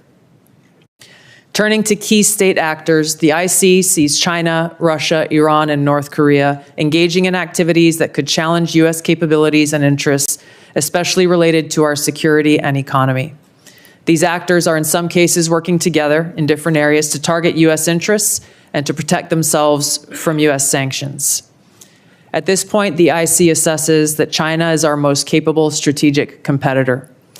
Under the leadership of President Xi Jinping, the People's Republic of China seeks to position itself as a leading power on the world stage, economically, technologically, and militarily. Beijing is driven in part by a belief that Washington is pursuing a broad effort to contain China's rise and undermine CCP rule. China's most serious domestic challenge is probably China's slowing economy and potential instability if socioeconomic grievances lead to large-scale unrest. Growing economic tensions with the United States and other countries could also weigh on China's plans for economic growth and domestic job creation. China's military is fielding advanced capabilities, including hypersonic weapons, stealth aircraft, advanced submarines, stronger space and cyber warfare assets, and a larger arsenal of nuclear weapons.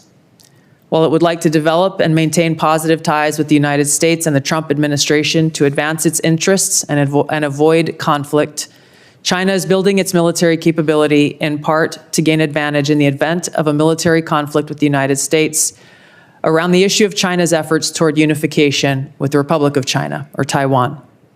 China's military is also expanding its presence in the Asia-Pacific region with a focus on disputed territorial claims in both the East China and South China Seas.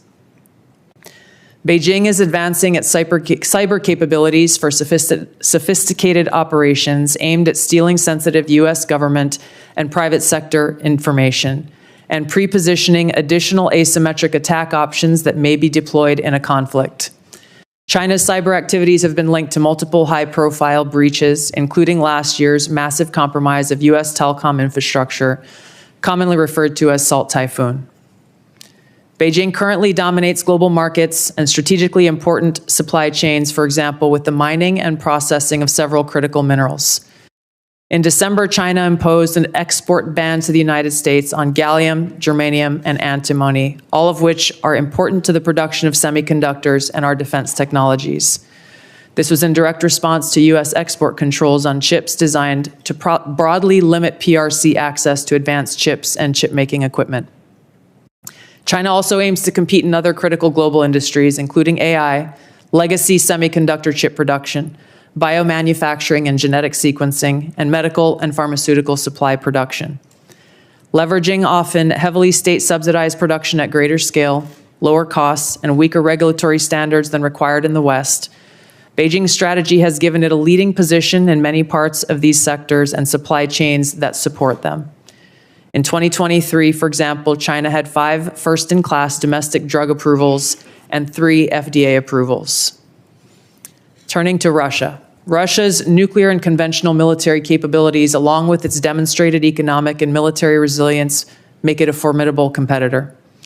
Moscow has more nuclear weapons than any other nation that could inflict catastrophic damage on the United States and the world in the event of a major war that Russian leaders feared put them and their regime at serious risk. In late 2024, Russia announced updates to its public nuclear doctrine, expanding the conditions under which Russia would consider using nuclear weapons. Russia is building a more modern and survivable nuclear force designed to circumvent U.S. missile defense through reliable retaliatory strike potential. Russia intends to deter the U.S. by holding both the U.S. homeland at risk and by having the capabilities to threaten nuclear war in a conflict. Russia's developed advanced cyber capabilities and has attempted to pre-position access to U.S. critical infrastructure for asymmetric options and make it a persistent cyber threat. Russia's cyber activities have been linked to multiple high-profile breaches, including the 2023 hack of Microsoft. Russia is also fielding new capabilities and anti-satellite weapons meant to degrade U.S. and allied space infrastructure. Among Russia's most concerning developments is a new satellite intended to carry a nuclear weapon as an anti-satellite weapon, violating long-standing international law against such activity and putting the U.S. and global economy at risk. Iran continues to seek expansion of its influence in the Middle East, despite the degradation to its proxies and defenses during the Gaza conflict. Iran has developed and maintains ballistic missiles, cruise missiles, and UAVs, including systems capable of striking U.S. targets and allies in the region. Tehran has shown a willingness to use these weapons, including during a 2020 attack on U.S. forces in Iraq and in attacks against Israel in April and October 2024. Iran's cyber operations and capabilities also present a serious threat to U.S. networks and data. The IC continues to assess that Iran is not building a nuclear weapon, and Supreme Leader Khamenei has not authorized the nuclear weapons program that he suspended in 2003. The IC continues to monitor closely if Tehran decides to reauthorize its nuclear weapons program.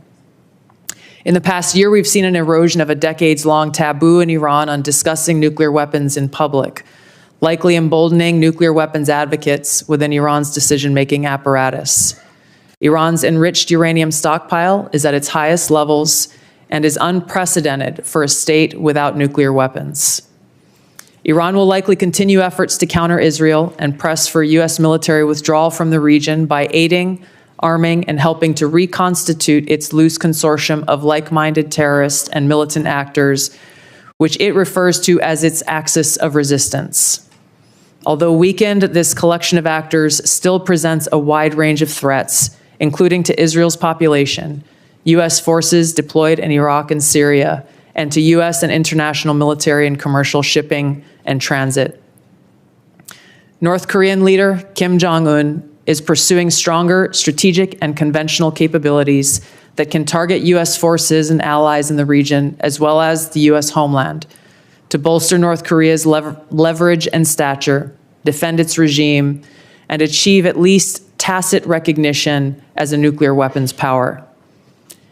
Kim's recently cemented strategic partnership with Russia supports these goals by providing him greater financial, military, and diplomatic support, reduced reliance on China, and providing North Korean forces and weapons systems authentic warfighting experience. Kim views his strategic weapons advances since 2019, its deepening ties with Russia, and North Korea's economic durability is strengthening his negotiating position against Washington's demands for denuclearization and lessening his need for sanctions relief. North Korea is probably prepared to conduct another nuclear test on short notice and continues to flight test its ICBMs to demonstrate their increasing capabilities as leverage in future negotiations. Since 2022, China, Russia, Iran, and North Korea have grown closer. Removing the accelerant of the war in Ukraine is unlikely to revert these bilateral relationships to a pre-war 2021 baseline, leaving room for new strategic priorities and world events to create new incentives or challenges to their currently high levels of cooperation. Russia has been a catalyst for much of this expanded cooperation, driven heavily by the support it has needed for its war effort against Ukraine, including protection from U.S. and Western sanctions.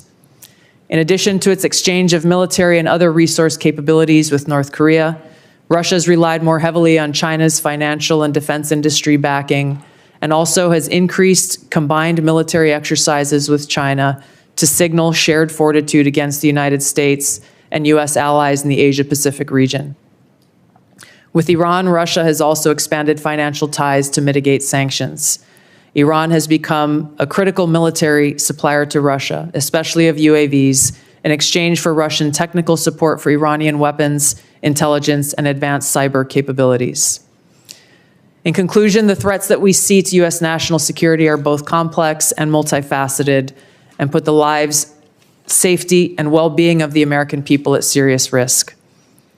As the heads of the American people's intelligence community, we will continue to provide the President, Congress, and our warfighters with timely, unbiased, relevant intelligence to keep the United States secure, free, prosperous, and at peace. To the American people specifically, our intelligence community exists to serve you and to ensure your safety, security, and freedom. Thank you. Thank you, Director Gabbard. As I mentioned in my opening remarks, the annual threat assessment for the first time lists cartels and traffickers as the very first threat. Director Patel, I'm pleased to say that the FBI's Little Rock field office has been doing its part in addressing this threat. The field office, along with other federal, state, and local law enforcement agencies, have arrested nearly 300 immigrants in my state in 2025 so far. Could you provide some color about the nature of the threat these illegal immigrants have posed, not just to Arkansas, but our nation, perhaps including some of the details of the horrific offenses they've committed against the American people? Thank you, Mr. Chairman. Mr. Vice Chairman. The witness will suspend.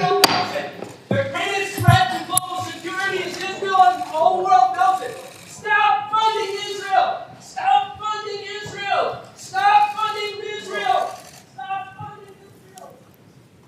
So that protester was a code pink lunatic saying the greatest threat to world peace is funding Israel.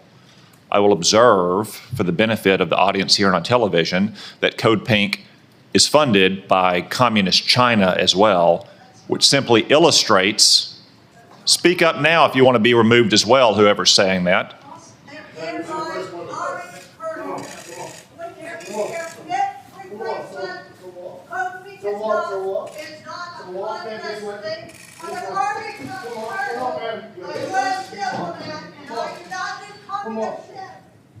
If anyone else would like to join them, speak now, please, so we don't have any more disruptions.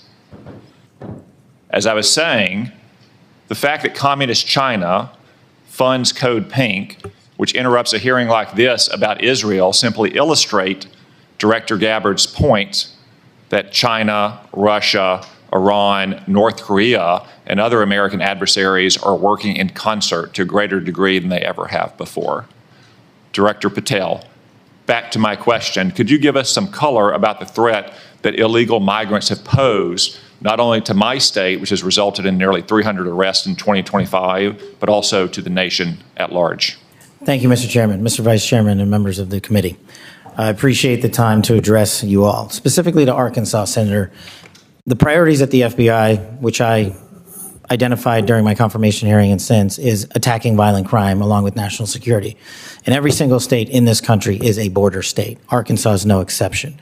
Allow me to highlight the work of the men and women in the FBI and state and local law enforcement in the state of Arkansas.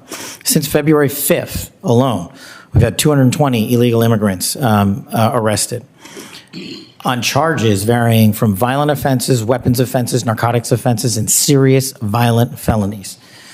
253 separate individuals have been charged related to those offenses. And here's something I want the American people to hear about narcotics and countering narcotics. Thousands of pounds of narcotics were seized in these 3 weeks in the state of Arkansas. Thousands, worth tens of millions of dollars. Everything from fentanyl to meth to cocaine to heroin to marijuana and more. And also including manufactured drugs. The FBI does have the biggest footprint in Arkansas, but we could not achieve this mission without our state and local law enforcement partners, which has been one of the priorities since I took the helm at the FBI. They provide the greatest ground level intelligence to conduct these operations in Arkansas and in every single state across the union. Since February 5th, we've assisted with the arrest of hundreds of criminals and illegals throughout your state, and that was just a 3-week operation. Prior to that, Senator, there was a bust of 17 federal indictments relating to a meth lab in the state of Arkansas in the southwest corner of your state. All of those individuals are now facing prosecution for hundreds of pounds of illegal opioids, guns, and other illicit material. So we will continue to do that work. We will work it 6-7 days a week, 365 days a year, not just in your state, Mr. Chairman, but in every state. Thank you, Director Patel. As Director Gabbard highlighted from the annual threat report, Director Ratcliffe, many, if not most, of the chemical precursors for deadly fentanyl produced by Mexican drug cartels originates in China. China, of course, is a techno-totalitarian police state. They have technology to monitor their own people that Soviet Russia could have only imagined. Is there any reason, Director Ratcliffe, to believe that China could not monitor and crack down on this flow of chemical precursors to Mexico if it chose to do so? Thank you, Senator, for the question. No, there's nothing that prevent China, the People's Republic of China, from cracking down on fentanyl precursors. As you well know, Senator, one of the reasons that they don't is that there are more than 600 PRC-related companies that produce those precursor chemicals in an industry that generates $1.5 trillion. That is one of the reasons that we see that Chinese efforts to affect the fentanyl precursors are really limited in nature and intermittent in nature, and not a dedicated effort to enforce their own laws and regulations to crack down on this. Thank you, Director Ratcliffe. I have many more questions I could ask, but I'm going to try to lead by example and stay within the 5-minute limit for the benefit of senators. I remind everyone there is a vote scheduled at noon. I hope to finish the open portion of this hearing before that vote closes, after which time we'll move to the closed portion. The Vice Chairman. Thank you, Mr. Chairman. I'll be happy to take your extra 13 seconds, but I want to go back to what I addressed at the outset. I mean, this was not only sloppy, it not only violated all procedures, but if this information had gotten out, American lives could have been lost. The Houthis had this information, could reposition their defensive systems. So I want to get a little more information about this. Director Gabbard, did you participate in the group chat with Secretary of Defense and other Trump senior officials discussing the Yemen war plans? Senator, I don't want to get into the specifics. Ma'am, were you on? You're not going to be willing to address. So you're not, are you denying, Matt, will you answer my question, ma'am? You were not TG on this group chat? I'm not going to get into the specifics. So you refuse to acknowledge whether you were on this group chat? Senator, I'm not going to get into the specifics. Why are you going to get into the specifics? Is it because it's all classified? Because this is currently under review by the National Security Council. Because it's all classified? If it's not classified, share the text now.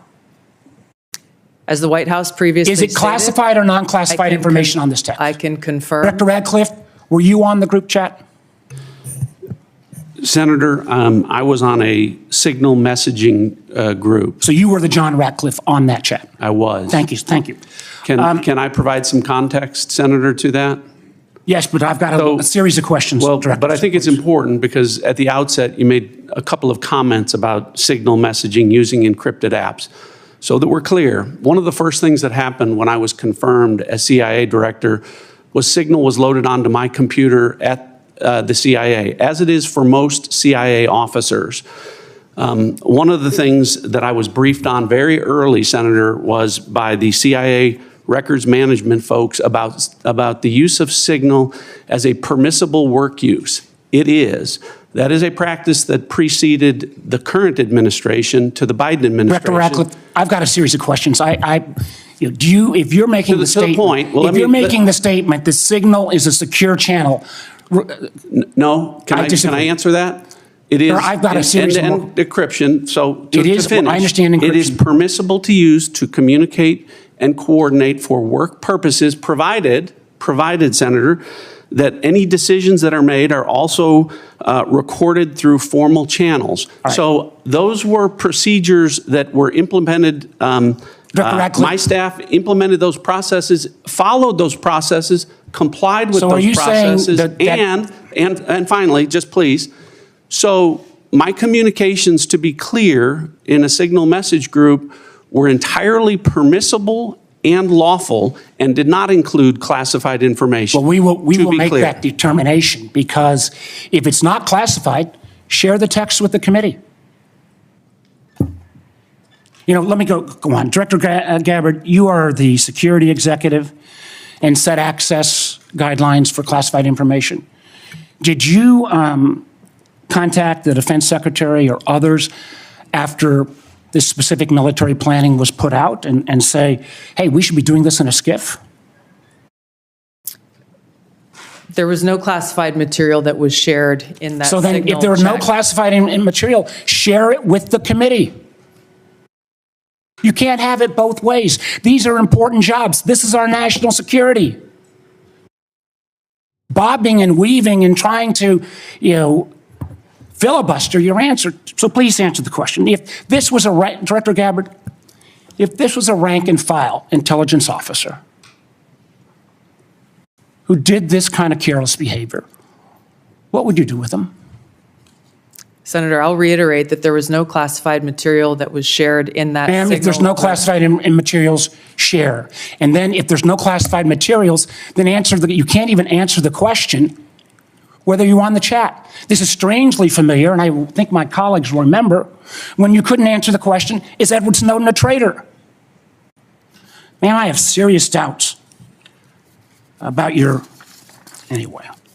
Director Gabbard, I'm going to give you this. Tweeted just 11 days ago, and I'm quoting you, any unauthorized release of classified information is a violation of the law and will be treated as such. So if this information is classified, what are you going to do? Senator, 2 points here. First of all, there's a difference between inadvertent release versus careless and sloppy, malicious leaks of classified information. The second point is there was no classified information that was on the the This signal committee group should get chat. that information. Director And the Patel, National Security Director Council Patel, was my time's reviewing about out, how and I'm this going to use occurred. my 12 seconds up the chairman came. Director Patel, has the FBI launched any investigation of this? Senator, I was just briefed about it late last night, this morning. I don't have an update. I would like to get an answer by the end of the day. At this point in the ordinary course of affairs, I would recognize Senator Collins. She asked me to express to you that she is under the weather this morning. She regrets her absence, but anticipates submitting written questions to which I would request your prompt replies for the senator. Senator Cornyn. Director Gabbard, I applaud President Trump's efforts to try to bring an end to the war between Russia and Ukraine. I want to read a statement out of the annual threat assessment and just confirm that you agree with this. It says Russia views its ongoing war with Ukraine as a proxy conflict with the West, and its objective to restore Russian strength and security in its near abroad against perceived U.S. and Western encroachment has increased the risks of unintended escalation between Russia and NATO. Do you agree with that statement? And that is in the annual threat assessment, correct? Correct. I'd like to refer to an AP story, Associated Press, dated March 21st, 2025. The title of the article is Western Officials Say Russia is Behind a Campaign of Sabotage Across Europe. This AP map shows it. Mr. Chairman, I'd like to ask unanimous consent that this be made part of the record. Without objection. The document that AP compiled, and I presume this is through open sources, documented 59 incidents, including cyber attacks, spreading propaganda, plotting killings, or committing acts of vandalism, arson, sabotage, or espionage. Is that consistent with your understanding and impression of what Russia's currently engaged in Europe? Senator, I haven't seen that specific article, but I can confirm that we assess Russia's attempts to conduct such sabotage activities in Europe. Thank you. One of the things that I'm most concerned about following some of the discussions between Russia and Ukraine and the United States and our other allies, obviously, as I said, peace between Ukraine and Russia is the desirable end state. I think you'd have to be crazy to say otherwise. But I also want to talk a little bit about the unexpected or maybe unintended consequences of European insecurity. I know the incoming Chancellor of Germany has talked about the possibility that Germany might share its nuclear weapons with Ukraine and suggested that the UK would be part of that. I know that Poland has talked about acquiring nuclear weapons, and perhaps other European countries to make up for what they view as a receding of the American umbrella of protection. General Krause, what would be the result of a proliferation of nuclear weapon-armed countries in Europe if, in fact, that would occur as a result of the perception of European insecurity? Senator, thank you for the question. One of the things that the intelligence community works very hard on is to understand who has nuclear weapons throughout the planet. And as discussed in the opening statements, both by the chair and by Director Gabbard, the proliferation and the increase in the types and the lethality of nuclear weapons is one of the things that we have to track and we as a nation are going to have to face. It has changed dramatically in the last 5 years and will continue to change over the next 5 years. The addition of additional countries which have their own deterrence policies and will act in a nuclear dialogue, or the presence of those weapons, the security of those weapons, the movement and the threat of use of those weapons complicates the environment by which all of us will operate and will complicate all of the decisions by which all future conflict and the political decisions that we support of the decision makers. It makes the world a more dangerous place, does it not? Senator, yes, it does. And just by way of history, Ukraine used to have the third largest arsenal of nuclear weapons on the planet.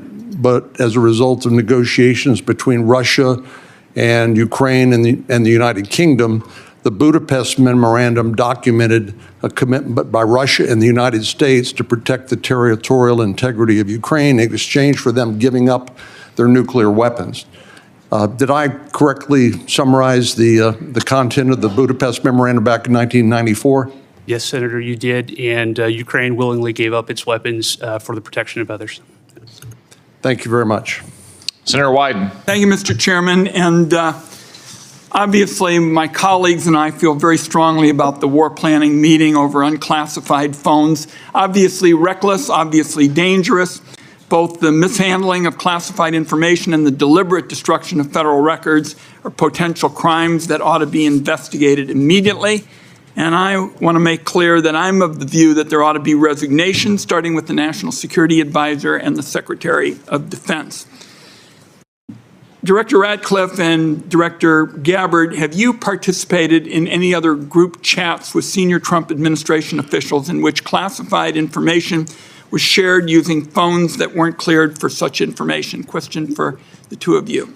Senator, thank you for the question. I haven't, your question was, have I participated in any other group chats sharing classified information? To be clear, I haven't participated in any signal group messaging that relates to any classified information at all. Okay.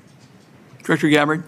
Senator, I have the same answer. I have not participated in any signal group chat or any other chat on another app that contained any classified information. Yeah, and I just think it's important to follow through here. Would the two of you cooperate with an audit to confirm that that is that is the case? I have no objection.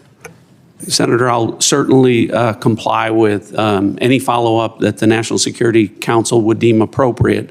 But again, to be clear, the use of signal message end-to-end encryption applications is permissible and was, in this case, used permissibly, at least to my understanding, and in a lawful manner. The seriousness of this is so clear. That's why I want to have an audit, and both of you gave me an answer indicating that you would be open to that, and I appreciate it. Director Patel, you weren't in this particular group chat, but have you participated in any chats on unclassified phones with other administration officials relating to national security?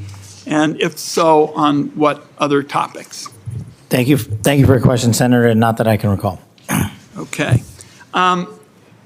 Question I have for you, Director Gabbard, involves this question of Elon Musk wasn't going to see the military's China war plans because he said he, quote, has business in China and he would be susceptible perhaps to that. That was his comment. So as DNI, you're responsible for security clearance policies across the government. Under your watch, how are you going to go about carrying out this obligation? Because I think it obviously is a very significant one in terms of American national security. Thank you, Senator. As you know, the Office of the Director of National Intelligence provides oversight over these different 18 intelligence elements. Leaders within those elements are empowered with that responsibility to uphold the trust that the American people have placed in them. In this example that you've cited, both Secretary Hegseth as well as President Trump completely denied the assertion that Elon Musk was going to receive any kind of classified war plan brief pertaining to China or any other country. So on the question of whether the president has the prerogative to get clearances is really the area that I want to touch on, because you're formally responsible for security clearance policies, and that's why I'm asking about it. So can a president decide who gets the clearance? Yes. So what about your role? You're formally responsible for security clearance policies. That is also true. So how do we resolve it? President just gets his way. The elected president and commander-in-chief has the authority to provide a security clearance to those who he deems necessary. Mr. Chairman, and to the ranking member, I think we have to have a further discussion on this and figure out what the ground rules, are. I think it's clear what the director says. I just think we need more clarity, because I think you have the formal responsibility for security clearances, and now we've heard that this somehow is going to be the president's project, and I think we ought to have further discussions. Thank you, Mr. Chairman. Senator Langford. Mr. Chairman, thank you. Thank you to all of you and your service to the country.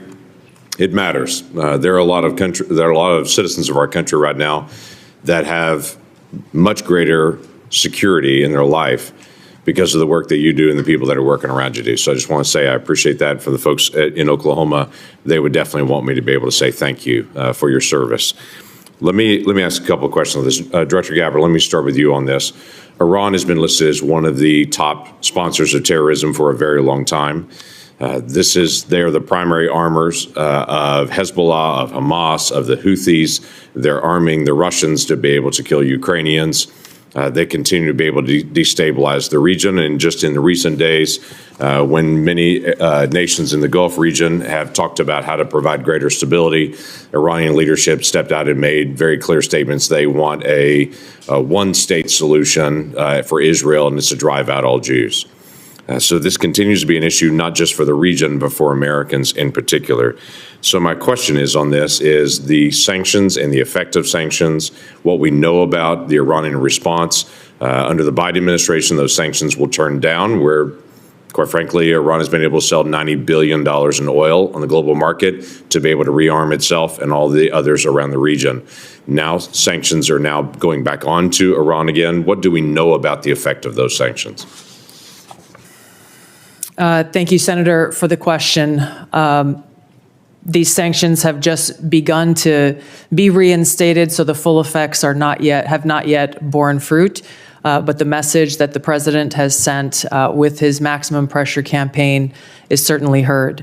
As the chairman mentioned in his opening remarks, President Trump recently sent a letter to the leader of Iran expressing his interest in direct talks in order to try to de-escalate and to prevent war, prevent Iran from gaining a nuclear weapon, but also stated that there would be military consequences if there was no direct negotiations.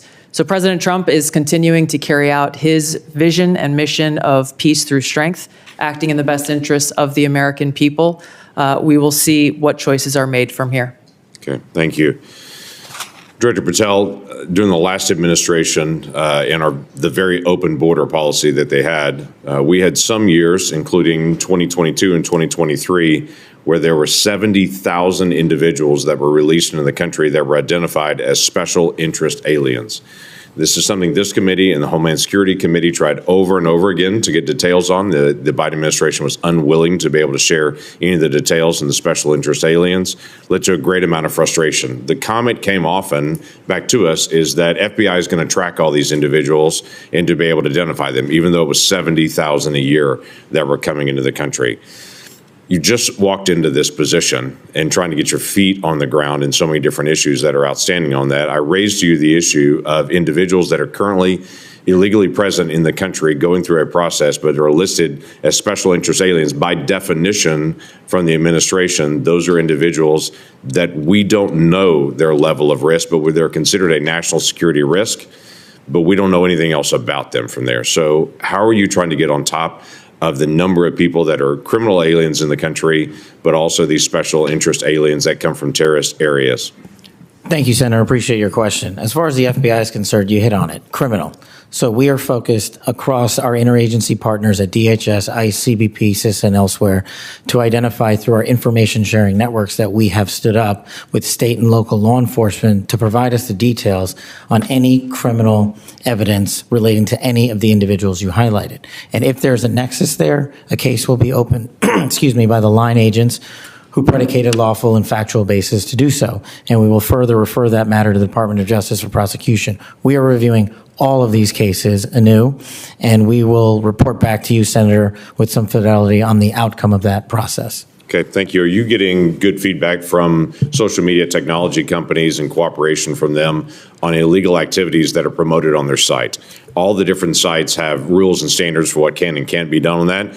But for instance, in the border areas, many of the sites are allowing child trafficking, or they're allowing basically the hiring of Americans to come be drivers and such, and they know this is being circumvented. Are they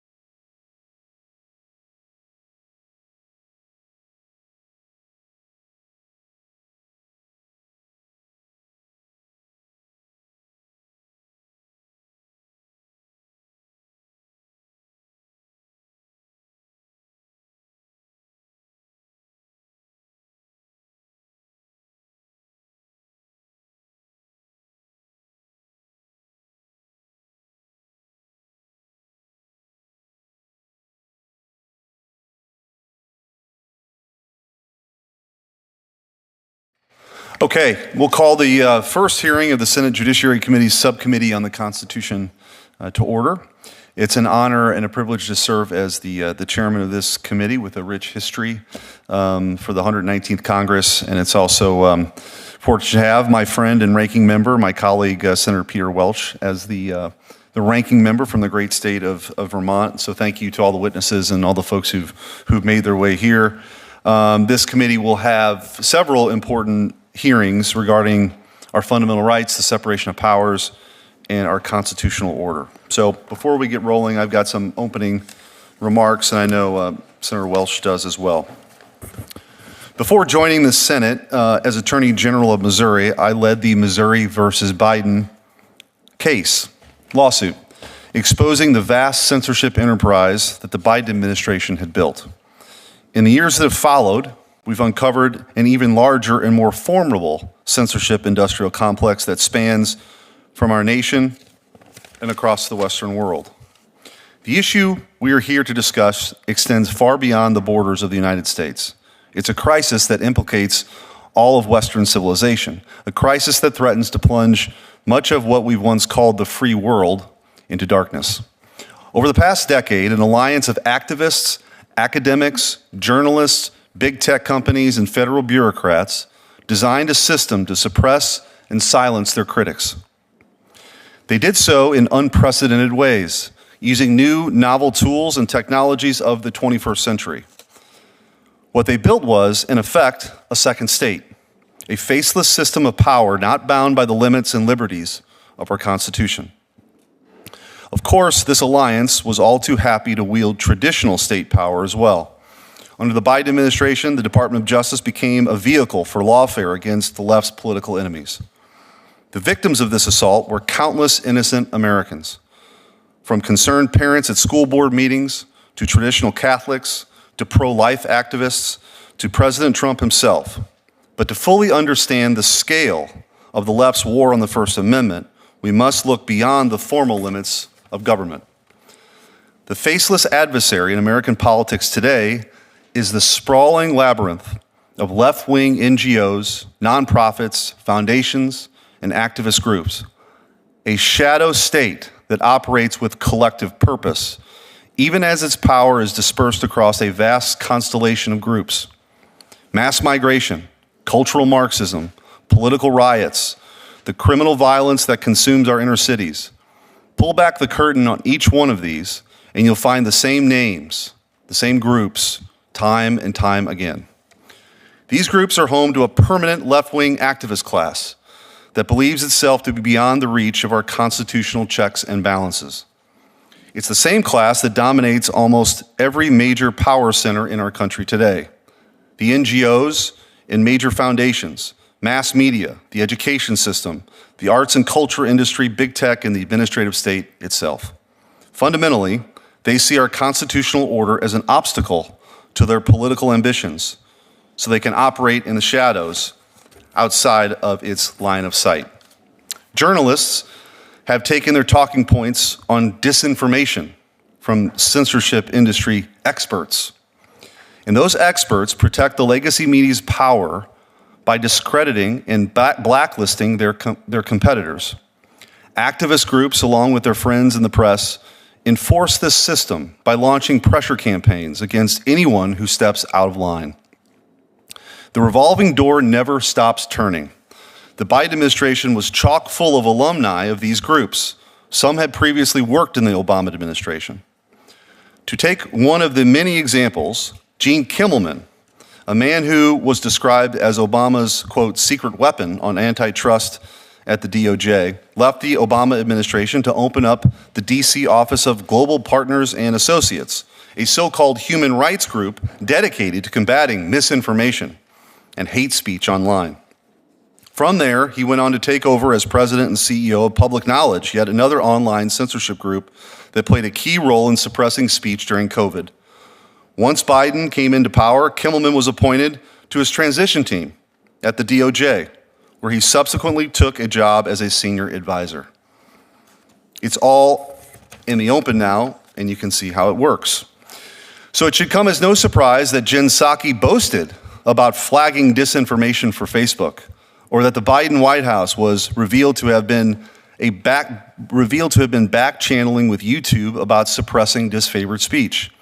Nor should it surprise us that the Biden administration coordinated directly with NGOs and nonprofits to wage a whole of society censorship campaign. The administrative state and the NGOs are partners in crime with the big tech companies themselves. Big tech elites may be seeking to rewrite history now, especially that our side, the Republicans, are in power, but for the past decade, they have been eager participants in advancing the left's agenda. Facebook was transformed, and it works side by side with NGOs to censor conservatives. Google had used its enormous power to systematically censor, deboost, and throttle conservative ideas and speech, integrating the NGO censorship agenda into every facet of their algorithm. I know this because I've been fighting these people and these organizations my entire career.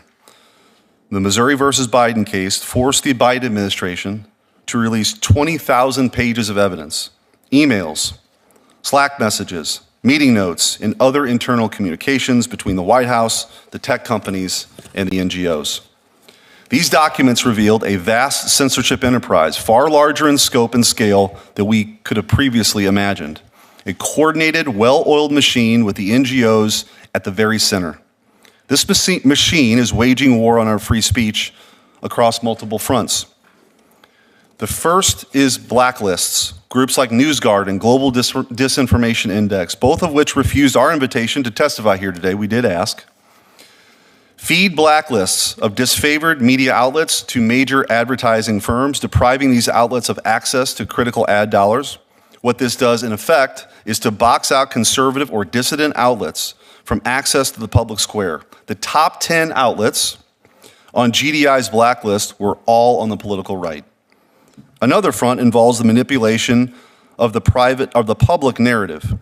The nonprofits work with the press to justify mass censorship, manufacture hysteria about right-wing disinformation, and smear and defame their critics. Groups like the Atlantic Council actively train journalists in their talking points about disinformation, which, surprise, surprise, almost always means conservative speech. This provides the public pretext for those same groups to push for more censorship. We've seen that in practice in a series of aggressive pressure campaigns waged against platforms that are too friendly to free speech. In 2020, the, quote, Stop Hate for Profit campaign, led by a coalition of powerful censorship groups allied with journalists and advertisers to push for far more aggressive censorship on Facebook, and Facebook swiftly complied. They tried to run the same play against Elon Musk during his acquisition of Twitter, but Elon Musk was the only leader of a major social media platform who was willing to take a stand and defend free speech. Finally, many of these organizations are directly involved with real-time censorship. Groups like the Stanford Internet Observatory and the University of Washington Center for an Informed Public monitor social media platforms and flag disfavored narratives for the tech platforms themselves. These platforms proceed to use that information to throttle, censor, or ban disfavored ideas. This is not just an attack on free speech, but an attack on the principle of self-government itself. All of it, is funded in no small part by taxpayer dollars. Under the Biden administration, seemingly every agency became a conduit for funneling taxpayer dollars to censorship groups. To describe these groups as private makes a mockery of the term. The NGOs are inextricably tied to the federal government. They are another arm of permanent Washington, advancing its ideological goals in places where the government cannot. Where the state's power is limited, either by political pressure or the Constitution itself, these groups step in to man the gap. Let me close with this. We are a nation conceived in liberty, but over the past decade, a great darkness has arisen in America, a darkness that threatens to transform our country forever. We have watched this darkness pour out in crashing waves, throwing open our borders to the world, dispossessing our people, and unleashing a lawlessness that has swallowed our towns and cities whole.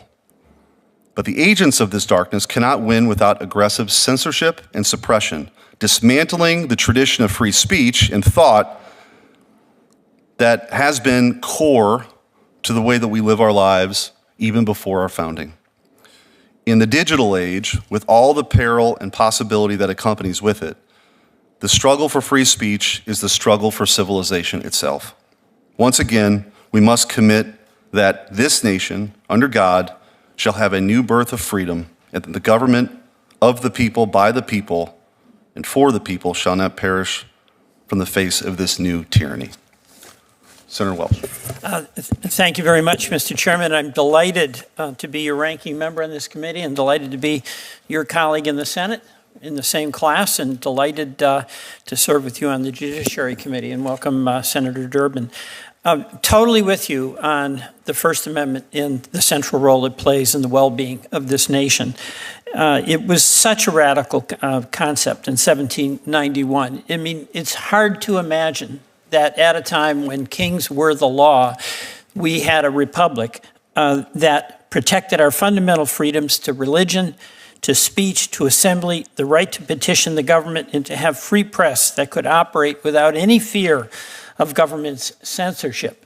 So we have agreement on that, and we're going to have a discussion about how that's playing out this moment in our history. That First Amendment does reflect our founding fathers' view, and I think my view, and frankly yours, Mr. Chairman, that we can have a society where individuals freely voice their views. And that First Amendment protection is a bedrock that allows folks to do that. You have some questions about the deep, dark state. We're going to go through those. I have some factual disputes with you that'll come out. I have some concerns about some of the actions that the current administration is taking and how it impacts on First Amendment rights and constitutional protections. You know, should an Associated Press reporters be removed from parts of the White House press pool because they won't adopt the name that the president prefers for the Gulf of Mexico/America? Should a news organization that provides negative coverage of a political person, including a president, be called illegal? Should a newspaper be sued, especially these days when the finances of newspapers are so precarious, because a candidate did not like the poll results that were published in that newspaper? These are extraordinarily significant events that creates a real suppression, in my view, of free speech. Should law firms be brought to heel because they defended somebody with whom a president disagrees? These are examples that do raise questions about free expression in this country, and those are things that I'd like to discuss with our witnesses today. But on this question of the censorship industrial complex, the basic allegation here, as I understand it, is that there is government-facilitated interference with free speech. And we're going to hear from the witnesses on that. But the underlying premise of this, as I understand it, is the taxpayers are essentially footing the bill for this. My view is that facts don't support that allegation. Take, for instance, NewsGuard. That provides transparency and reliability ratings so that advertisers can make informed decisions about where to spend their money. And we can have a big debate about whether their judgments are right or they're wrong. But I understand that the organization only received a few very small federal grants to do specific things in the main work that they did. And those grants, by the way, came from the Trump administration back in 2020 to track and warn of Russian, Chinese, and Iranian disinformation that is targeting Americans, which is, by the way, a really fundamentally important distinction. The speech of Americans is protected. Does that mean that we want to protect literally foreign actor efforts to undermine the rights of Americans to make their own decisions about who will be their leaders? Another allegation that is part of this is that the Twitter files released by Elon Musk, some claims were that the Twitter files show that the government censored 22 million tweets. I have a factual dispute with that. They argue that because the government provided funding to institutions that studied election disinformation and because the institutions flagged social media posts with disinformation for companies, these institutions were part of a government conspiracy to suppress speech. My view, those arguments are simply not based on the facts. In reality, the government funding was not to track and report social media activity. It was to help counter foreign disinformation. And only 2,980 tweets were actually reported to Twitter because they did appear to violate Twitter's terms of service, Twitter's own terms of service. So the Twitter file supporters overcounted by nearly 22 million tweets. And of course, last year, the Supreme Court rejected the allegation that government had unconstitutionally censored conservatives by pressuring social media companies to take down posts. And that was a 6-3 decision by Judge Amy Coney Barrett that found no merits to the claims. Justice Barrett wrote, "It's therefore difficult to say that the White House was responsible, even in part." So, Mr. Chairman, although we agree that government should not infringe on free speech, I am with you on that, and with all of my colleagues here. I don't believe that's what has been happening here. And finally, just on a matter of privilege as the ranking member, I hope as our committee does its work this year, we focus on other aspects of the Constitution, including the separation of powers. You know, it's as members of Congress, it's up to us to decide whether we're ever going to cede our authority to the executive branch. And while this is not the focus of this hearing, I want to express to my colleagues that I am concerned about executive overreach. During the first week in office, the new administration, Office of Management and Budget, imposed a freeze on all federal grants and other financial assistance. That is reminiscent of the impoundment action that President Nixon took, which was found to be unconstitutional. Congress seems on the brink of ceding that authority to the president in the recent CR. 17 inspector generals were fired without notifying Congress. That's in direct contravention of the clear language of the law. 2 Democratic commissioners of the Federal Trade Commission, that's an independent agency, were removed, and that is true for other agencies as well. And can a president dismantle a department like the Department of Education, whatever your views are about that department, when it was created by Congress, and can the president do that, any president, unilaterally? My view is no. It's a ceding of congressional authority where what we do is give up our legislative prerogative and therefore take away one of the checks in the checks and balances system that we have as government. So my hope is that over the next 2 years, we'll have a chance to look at your concerns on the First Amendment, which I share, but also other essential constitutional structures like the checks and balances system that has benefited us all. Thank you, Mr. Chairman, or pardon me. As the tradition of the committee, I'm the ranking member of the Judiciary Committee, Senator Durbin. Yeah. Thank you very much, Mr. Chairman. The First Amendment protects the freedoms of religion, speech, press, assembly, and the right to petition the government. These 5 freedoms form the bedrock upon which our Constitution is based. But the First Amendment is under attack by President Donald Trump and his MAGA allies. In his recent joint address to Congress, President Trump falsely claimed to have, quote, brought free speech back to America, unquote. His actions have utterly failed his words. Instead of bolstering free speech in America, President Trump has sought to use his executive power to punish his perceived opponents and those whose speech he disagreed with. In 2 short months, his targets have included the press, Associated Press member invited out of the White House for not saying Gulf of America, universities, students, and law firms. These attacks on free speech and association have a chilling effect and signal to others that if they don't fall in line with the Trump administration's preferred views, they could be next. If you really care about the First Amendment, these actions should trouble you. We all need to take notice and stand up and protect our rights. After the end of World War II, someone asked Winston Churchill, "How do you think history is going to treat you?" He said, "It's going to be just fine. I know that because I'm going to write the history." We saw that happen then, and we saw the Soviet Union go through a revision of history regularly if there was some event that they perhaps didn't want to have reported as factual. I fear that's what's going on today when it comes to the January 6th riot here in the United States Capitol, particularly by one or two of the witnesses at the table. You are meeting here today safe, peaceful, because men and women in uniform are risking their lives at this very moment for you and for me. What happened on January 6th to 140 of these men and women in uniform protecting this Capitol? They were beaten unmercifully by a mob. Several of them died afterwards. That's a fact. And the fact should also be realistic too. Anyone who wants to characterize that event of January 6th as, quote, the riot used to launch the war on wrongthink. What in the hell is wrongthink?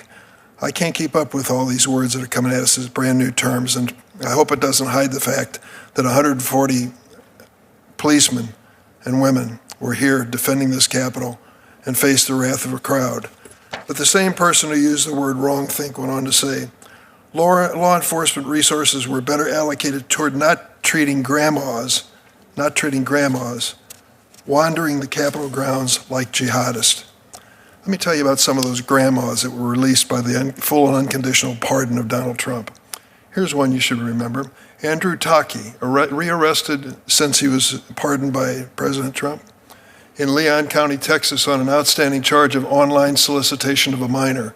Taki had been sentenced to more than 6 years in prison for assaulting officers using a dangerous weapon while at the Capitol, having deployed bear spray on Capitol police officers and hit one officer with a metal whip. Grandmas. Here's another grandma. David Daniel, awaiting sentencing after pleading guilty to assaulting police officers on January 6. His case was dismissed by the Department of Justice after President Trump's pardon. Daniel is facing pending charges in North Carolina for production of child pornography and possession of child pornography, which allegedly involved a prepubescent minor and a child under age 12. Peter Schwartz, sentenced to 14 years in prison for assaulting police officers during an attack on the Capitol. Chantel Holoton, a former girlfriend, has voiced concern for her safety after Schwartz was released without any of the typical restrictions for a violent offender. He was previously charged and convicted for threatening his girlfriend and has been described as prosecutors, quote, one of the most violent and aggressive participants in the January 6, 2021 attack, who has a long history of assaulting police officers and women. So we're going to rewrite history now. This is grandmas on a tour of the Capitol on January 6. Like hell it was. I was there. And some of us were there as well. The men and women who risked their lives for me, I owe a debt of gratitude that I can't even express at this point. That is rewriting history. That is a corruption of speech. We shouldn't allow it to occur. I yield. Thank you, Senator. And now we'll introduce the witnesses. Molly Ziegler Hemingway is the editor-in-chief of The Federalist, senior journalism fellow at Hillsdale College, and a Fox News contributor. She's a co-author of the national bestseller Justice on Trial, The Kavanaugh Confirmation and the Future of the Supreme Court, and author of the best-selling Rigged, How the Media, Big Tech, and the Democrats Seized Our Elections. Hemingway is a 2021 recipient of the Bradley Prize, awarded for extraordinary contributions to American scholarship and debate. Welcome, Ms. Hemingway. Jonathan Turley. Professor Jonathan Turley is the Shapiro Professor of Public Interest Law at George Washington University Law School. Professor Turley is a nationally recognized legal scholar who has written extensively in areas ranging from constitutional law to legal theory to tort law. He has written more than 36 academic articles and that have appeared in a variety of leading law journals such as Cornell, Duke, Georgetown, Harvard, and Northwestern universities. He's a frequent witness before the House and Senate on constitutional and statutory issues. Mr. Turley is a nationally recognized legal commentator who is also the second most cited law professor in the country. He's the author of the book, The Indispensable Right, Free Speech in an Age of Rage, He received a bachelor's degree from the University of Chicago and a Juris Doctorate degree from Northwestern University Law School. Welcome, Mr. Turley. And then Benjamin Weingarten, investigative journalist and columnist at Real Clear Investigations. He's written extensively on the censorship industrial complex there in 4 other publications, including The Federalist, where he is a senior contributor. Newsweek, he's also senior contributor at Newsweek and the New York Post. In June of 2024, Ben testified before the House Small Business Committee on the federal government's support of third-party entities targeting the business models of conservative and independent media. In May 2023, he testified before the House Homeland Security Committee's Subcommittee on Oversight, Investigations, and Accountability regarding DHS sub-agency CISA's pivotal role in fostering public-private censorship efforts. Ben frequently appears on national television and radio programs to discuss these and other matters. He is a 2019 recipient of the Fund for American Studies Robert Novak Journalism Fellowship and a 2015 fellow at the Claremont Institute. Ben is a 2010 graduate of Columbia University, where he received his BA in Economics and Political Science. Welcome. I'm just going to preface this that we're both lawyers, but you all make us feel pretty inadequate. I got to it's impressive credentials. And Dr. Mary Ann Franks, thank you so much for joining us today. You're the Eugene and Barbara Bernard Professor in Intellectual Property, Technology, and Civil Rights at George Washington Law School. You're an expert on First Amendment law, law and technology, criminal law, and family law. JD from Harvard Law School and a doctorate from Oxford University, where you were a Rhodes Scholar, and you're admitted to practice in U.S. in the Supreme Court and District of Columbia, many other matters, but I'm going to abbreviate my introduction so we can hear your comments. And also, thank you so much for being here. Appreciate it. And Gabe Rotman, thank you so much. Vice President of Policy at Reporters Committee for Freedom of the Press, and that is a big job these days. You're a practicing attorney with a focus on novel issues at the intersection of press freedom, news gathering, and technology. And I know that in the past you served as the Washington Director for PEN America, Deputy Director for the Center for Democracy and Technology's Freedom, Security, and Technology Project, and is a legislative counsel and policy advisor at the American Civil Liberties Union. Joint honors from BA and McGill University in political science and history, my major, and a law degree magna cum laude from Georgetown Law Center, where you were notes editor of the Georgetown Law Center. Thank you so much, Mr. Rotman. Okay. It is now the tradition of the committee to swear in the witnesses. Would you please stand and raise your right hand? Do you swear that the testimony you're about to give is the truth, the whole truth, and nothing but the truth, so help you God? Thank you. And so at this point then, we'll start over here, and Ms. Hemingway, each one of you give your opening statements. And by the way, if you see us moving in and out and coming back and forth, we have to vote, and that is hopefully no sign of disrespect. Hope you don't take it that way. We've got to vote, and then we'll get back here. Thank you. Ms. Hemingway. For freedom of speech to mean anything beyond the theoretical, we must actively practice it. President John F. Kennedy said people should be entrusted to confront unpleasant facts, foreign ideas, alien philosophies, and competitive values. He said, "A nation afraid to let its people judge truth and falsehood in an open market is a nation afraid of its people." Unfortunately, the right to free speech has been under worse attack in the last decade than at any other point in our nation's history. The tentacles of the censorship industrial complex are choking out freedom of expression, debate, and the right to criticize powerful institutions such as corporate media and the government. Federal and state governments fund and promote censorship and blacklisting technology. They direct big tech companies to censor American speech and debate. Academic institutions, such as Stanford and the University of Texas, are given large grants not to defend free speech, but to conduct research on so-called disinformation for use by the censorship regime. Nonprofit think tanks, such as the Aspen Institute, host so-called disinformation seminars to groom journalists to publish pro-censorship propaganda and to suppress important stories, such as the Hunter Biden laptop bombshell. Nonprofit censorship groups, such as the Global Disinformation Index, and for-profit censorship businesses, such as NewsGuard, produce widely used censorship tools and blacklists to favor left-wing media while working to silence media that fight false narratives. Attacking free speech and debate has become a massive industry, much of it government-funded, and all of it threatening a free society. My publication, The Federalist, and I have been targets of the censorship industrial complex.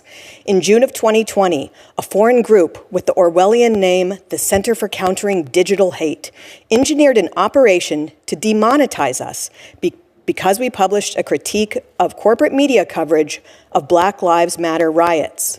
The massive BLM protests were the most expensive of any civil disorder in U.S. history, at $2 billion or more in insurance claims.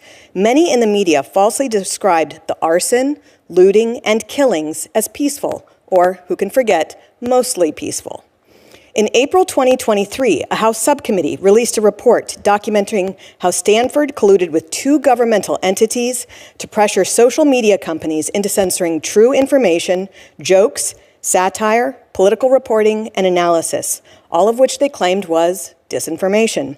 One post flagged for deletion was Senator Tom Tillis thanking his supporters for propelling him to victory, which they said was inappropriately premature. My colleague Sean Davis and I were victims of this censorship scheme, as was The Federalist. One of the censored items was a story about a TV appearance in which I said of the media, they lie, they lie, they lie, and then they lie. Gallup reported in February that my view is held by 70% of Americans who say they don't trust corporate media to report news accurately, fairly, or fully. Blacklists and censorship tools, such as those provided by NewsGuard and the Global Disinformation Index, routinely rate left-wing news outlets that are no threat to the permanent bureaucracy higher than those that challenge prevailing orthodoxies. Companies use their lists to boycott some publications and reward others with advertising. The Washington Post and New York Times routinely receive the highest marks. Those publications won Pulitzers for their role in the Russia collusion hoax, and we have some participants in that hoax here on this subcommittee. My publication, The Federalist, exposed that hoax through dogged reporting and investigation, as we did with the media's vicious lies against Justice Brett Kavanaugh.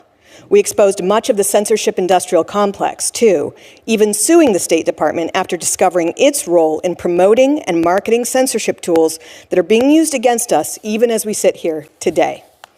Facing this censorship has been difficult.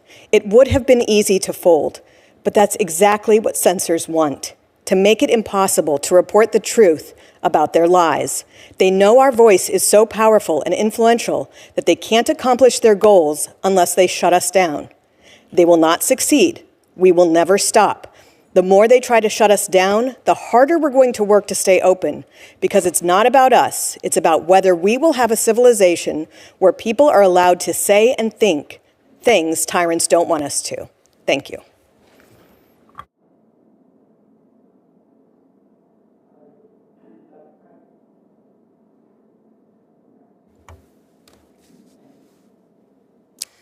I'm a constitutional law scholar who has studied and researched on the First Amendment for nearly 2 decades. I also study the intersection between technology and civil rights, and I've advocated for legal and policy reform to deter online abuse, such as image-based sexual exploitation.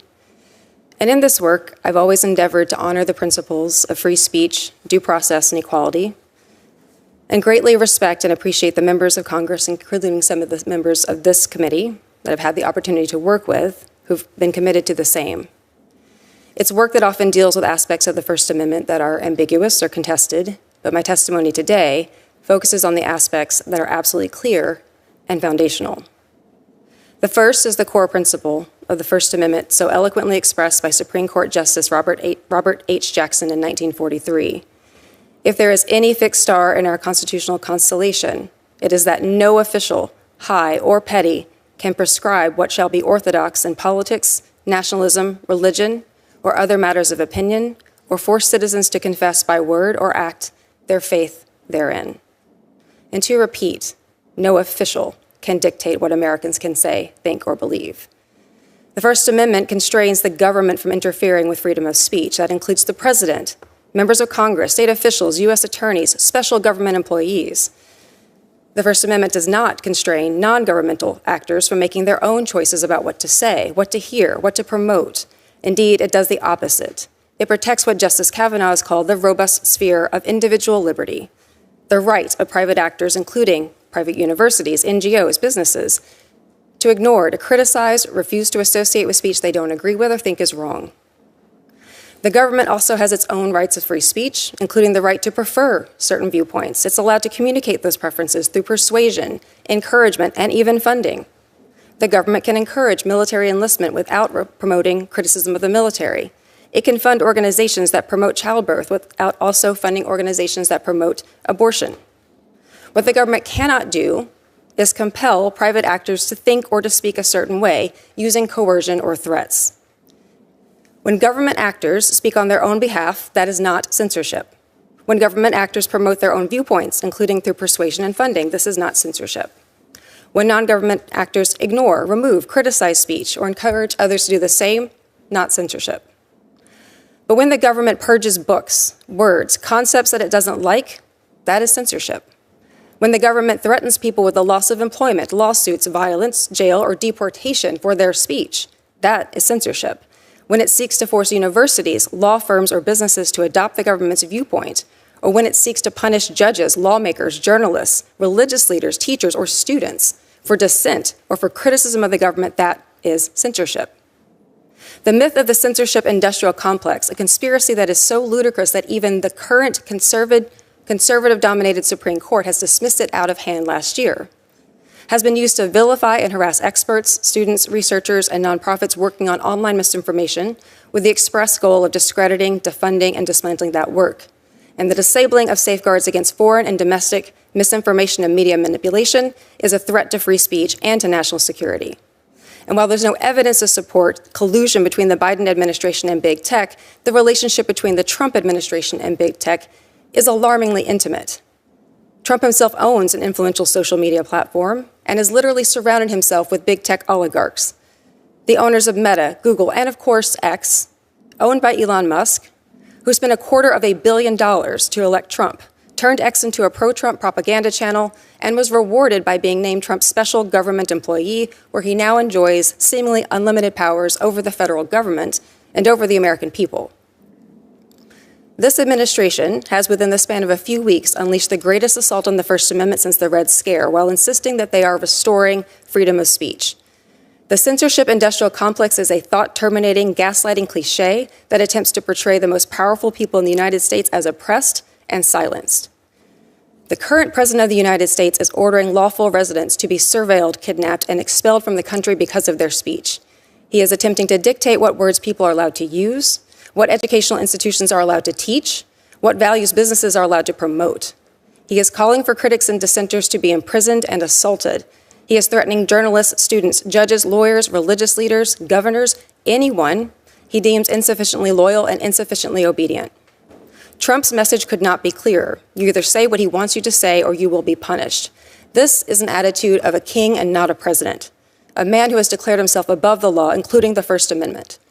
Senators take an oath to support and defend the Constitution of the United States against all enemies, foreign and domestic, to defend the Constitution even if, and especially if, the threat to them is coming from inside the White House. And for the sake of the American people and of democracy, I hope, Senators, that you will have the courage to uphold your oath. Thank you.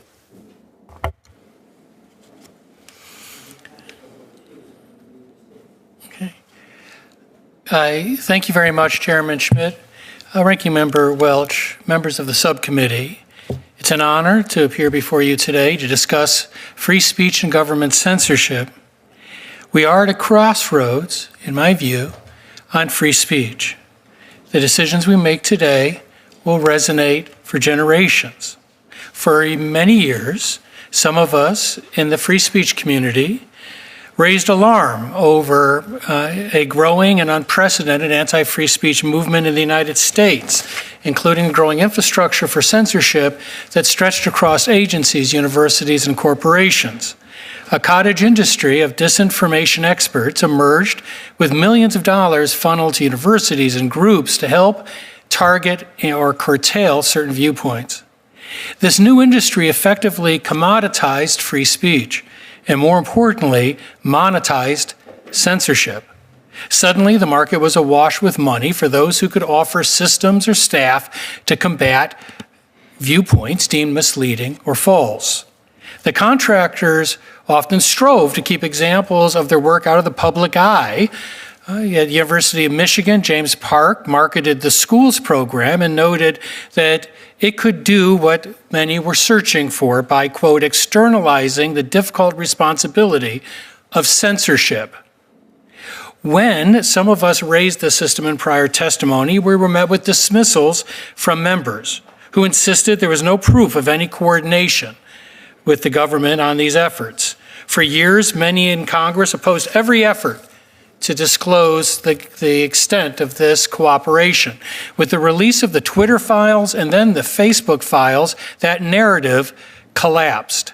Emails showed that government officials directly targeting individuals or groups for censorship and other forms of speech curtailment.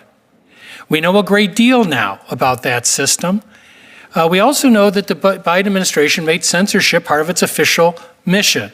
If you look at CISA's statement alone, CISA's director, Jen Easterly, declared, quote, the most critical infrastructure is our cognitive infrastructure. So suddenly the cognitive infrastructure became the mission of CISA, and they announced that they would focus on misinformation, disinformation, and malinformation. By the way, malinformation is, quote, based on fact, but used out of context to mislead, harm, or manipulate. That was one of the three categories targeted by the Biden administration. Facts that the government believes is being used in a misleading way. Consider the implications of that and how many governments in history have sought to silence people because they misused facts. And so it's crushingly predictable to see this expansion of the censorship system and the slippery slope that they found themselves on. It was a slippery slope that Meta recently got off. Meta decided to follow X and to restore free speech protections. Many of us were critics of Meta, but they have made substantial moves to restore free speech. In the meantime, some of these organizations cited earlier have cited that even true stories must be targeted. Stanford's project said, after all, true stories fuel hesitancy when it came to COVID. The Biden and the Facebook files, they remarked that they were under pressure from the Biden administration to remove negative information and opinions, to take them down, including humorous and satirical content. To their credit, some Democratic members of Congress have recently changed their position. Representative Ro Khanna read the Twitter files and said that it was a violation of the First Amendment principles. CEO Jack Dorsey reversed his position and apologized for what Twitter did and said that it did go too far and they yielded to the pressure of the government. Nick Clegg from the Facebook company said that we, quote, shouldn't have done it and that we felt the pressure of the Biden administration. Even James Baker, a former FBI employee and Twitter executive, admitted that there was need to find restraints to keep the government from exercising this type of pressure. The termination of funding for some of these efforts is an important start. But I wanted to end by talking about a new emerging threat. I just came back a couple days ago from speaking at the World Forum in Berlin, which is a collection of leaders from around the world. It was a distinctly anti-free speech gathering. The EU is now using the Digital Services Act to outside its borders to require censorship, including of American citizens. Congress needs to address that. To put it simply, the anti-free speech movement is going old school. They've lost social media, so they're looking to governments to shut it down. And I encourage you not to remain silent as Americans are pulled into this vortex of the DSA. This is an American crisis, but it can be our greatest American moment where we speak, regardless of party, with one voice in support of this indispensable right. Mr. Chairman, just for the record, when I was here alone, I was getting drunk with power. So I'm glad you've returned. Thank you for showing restraint. I tried. It was hard, sir. Put the crown on your head. I hope I get some credit for that. You do. Mr. Rotman. Thank you. Good afternoon. Thank you to Chairman Schmidt and Ranking Member Welch for inviting me to testify, and thank you to the members of the subcommittee and staff. Founded in 1970, the Reporters Committee for Freedom of the Press, where I work, is a nonprofit organization that provides pro bono legal representation, amicus curiae support, and other legal resources to protect First Amendment freedoms and the news gathering rights of journalists. My understanding is that the impetus for this hearing is concern over a phenomenon that is commonly known as job owning, that is usually defined as the government improperly coercing private speakers to censor themselves or to change the substance of their speech. The primary case recognizing this activity as a First Amendment violation is Bantam Books v. Sullivan from 1963, which established a crucial protection for the press. There, a state commission with no independent enforcement authority asked booksellers to remove books the commission deemed objectionable from shelves and noted that it would be circulating a list of the books to the police and recommending prosecution. The Supreme Court held that this was a prior restraint and warned that free speech is, quote, vulnerable to gravely damaging yet barely visible encroachments like the, quote unquote, informal censorship in that case. The Supreme Court unanimously affirmed the holding of Bantam Books just last term in National Rifle Association v. Vulo, finding allegations that a New York state agency had threatened entities with enforcement action unless they disassociated from the NRA was enough to defeat a motion to dismiss by the state. That said, while the Bantam Books rule is easy to articulate, whether interactions between the government and private speakers are in fact coercive can be complicated. In Murphy v. Missouri, the Reporters Committee filed a friend of the court brief in support of neither party. We noted that while it is essential and possibly existential that news organizations be able to challenge legitimate coercion in court, there are instances where tough conversations between state officials and journalists are helpful. The prime example we offer is national security reporting. There, government officials, up to and including the president, have told publishers that they will have blood on their hands if they disclose government secrets. That is likely not job owning, because the ultimate decision to publish remains with the publisher. However, as has happened, if the state actor threatens prosecution, that is a different story and likely a Bantam Books violation. The issue of job owning is helpful in unpacking what we respectfully submit should also be a focus of this hearing. The original sin in Bantam Books isn't just soft censorship through the threat of take this book off the shelves or else. It is that the state is attempting to impose its own viewpoint on the bookseller and downstream on public debate. Courts have called that viewpoint discrimination poison in a free society because it allows the government to put its thumb on the scale of public discourse to its own benefit. Accordingly, in our written testimony, we highlight 3 areas of concern regarding viewpoint discrimination beyond job owning that we submit should also be within the scope of this hearing. First are recent steps by the Federal Communications Commission that appear to be efforts to interfere in the private editorial choices of news organizations. Most notable is the decision to reopen an investigation into the CBS October 2024 interview with former Vice President Kamala Harris. That investigation is based on the rarely used news distortion policy, which, if misused, could be deployed as a direct tool of censorship. Because of that danger, the FCC requires a complainant to present substantial evidence beyond just the broadcast itself of deliberate distortion. There is zero evidence in that case of deliberate distortion, and it should be immediately dismissed. Second is the use of state consumer protection laws in efforts to police perceived bias by news organizations and other private speakers. President Trump has sued CBS in Texas federal court based on that theory. Similarly, in states like New York and California, officials have sought to police First Amendment protected speech using similar legal tactics and theories. The danger here is that a news organization's editorial standards or a website's content policies are not like the ingredient list on a candy bar. They are inherently subjective. Consumer protection laws are therefore a bad and dangerous fit for policing perceived bias because they allow the government to impose its view of fairness on private speakers. Finally, we note the Associated Press access dispute at the White House. That is the rare case where a government actor has been explicit about the viewpoint-based motivation behind a retaliatory action. Thank you again, and I look forward to your questions. Thank you. Mr. Weingarten.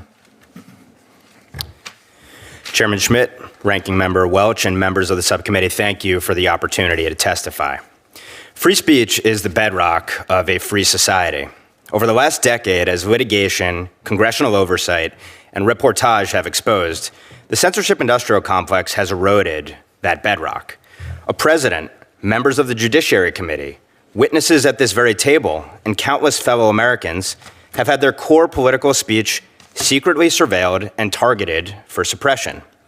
Millions lost the ability to speak about or hear news and views on critical policy matters, from election integrity to COVID-19.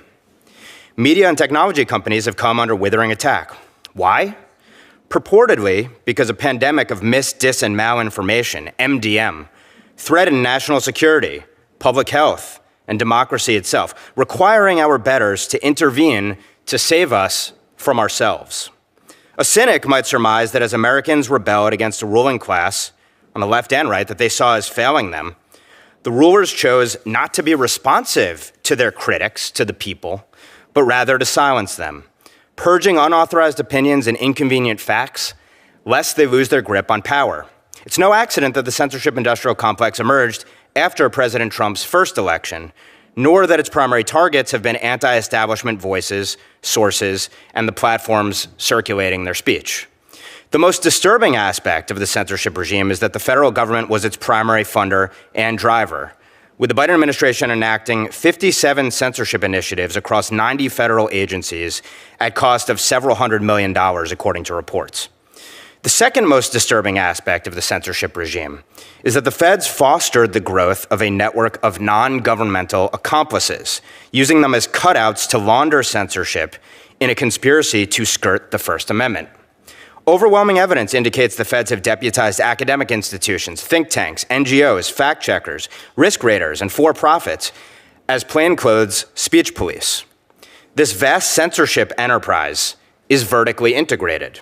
Its business is controlling content and the flow of information via exerting influence over traditional and social media. Government sits in the C-suite. Non-governmental operators do much of the dirty work. Disinfo labs lavished with tens of millions of tax dollars emerging at universities nationwide produce the research, make the political and technological recommendations, and develop the tools to censor at scale. Powerful think tanks helmed by former national security leaders and likewise funded with major federal dollars augment the academics' efforts. NGOs launch pressure campaigns to crush wrong thinkers. Federally funded fact-checkers work with social media companies to algorithmically suppress disfavored media. Risk raters operating with the government's imprimatur create blacklists of such outlets to starve them of ad revenue. For-profits, too, often fueled by our tax dollars, develop analytics to support industrial-scale censorship. These entities have worked in overlapping and mutually reinforcing ways to control the American mind. In recent years, consortia like the Election Integrity Partnership, comprised of academic institutions like Stanford and think tanks like the Atlantic Council, often with pervasive government ties and government coordination, pressured social media companies to suppress categories of disfavored content, surveilled hundreds of millions of social media posts for alleged violations of their content moderation terms, and flagged defending items to the platforms that they often suppressed at significant rates, disproportionately silencing conservatives and anti-establishment voices. Schools like the University of Michigan and nonprofits like Medan have researched and developed AI censorship tools to suppress wrongthink at scale. The National Science Foundation fueled such programs with tens of millions of dollars.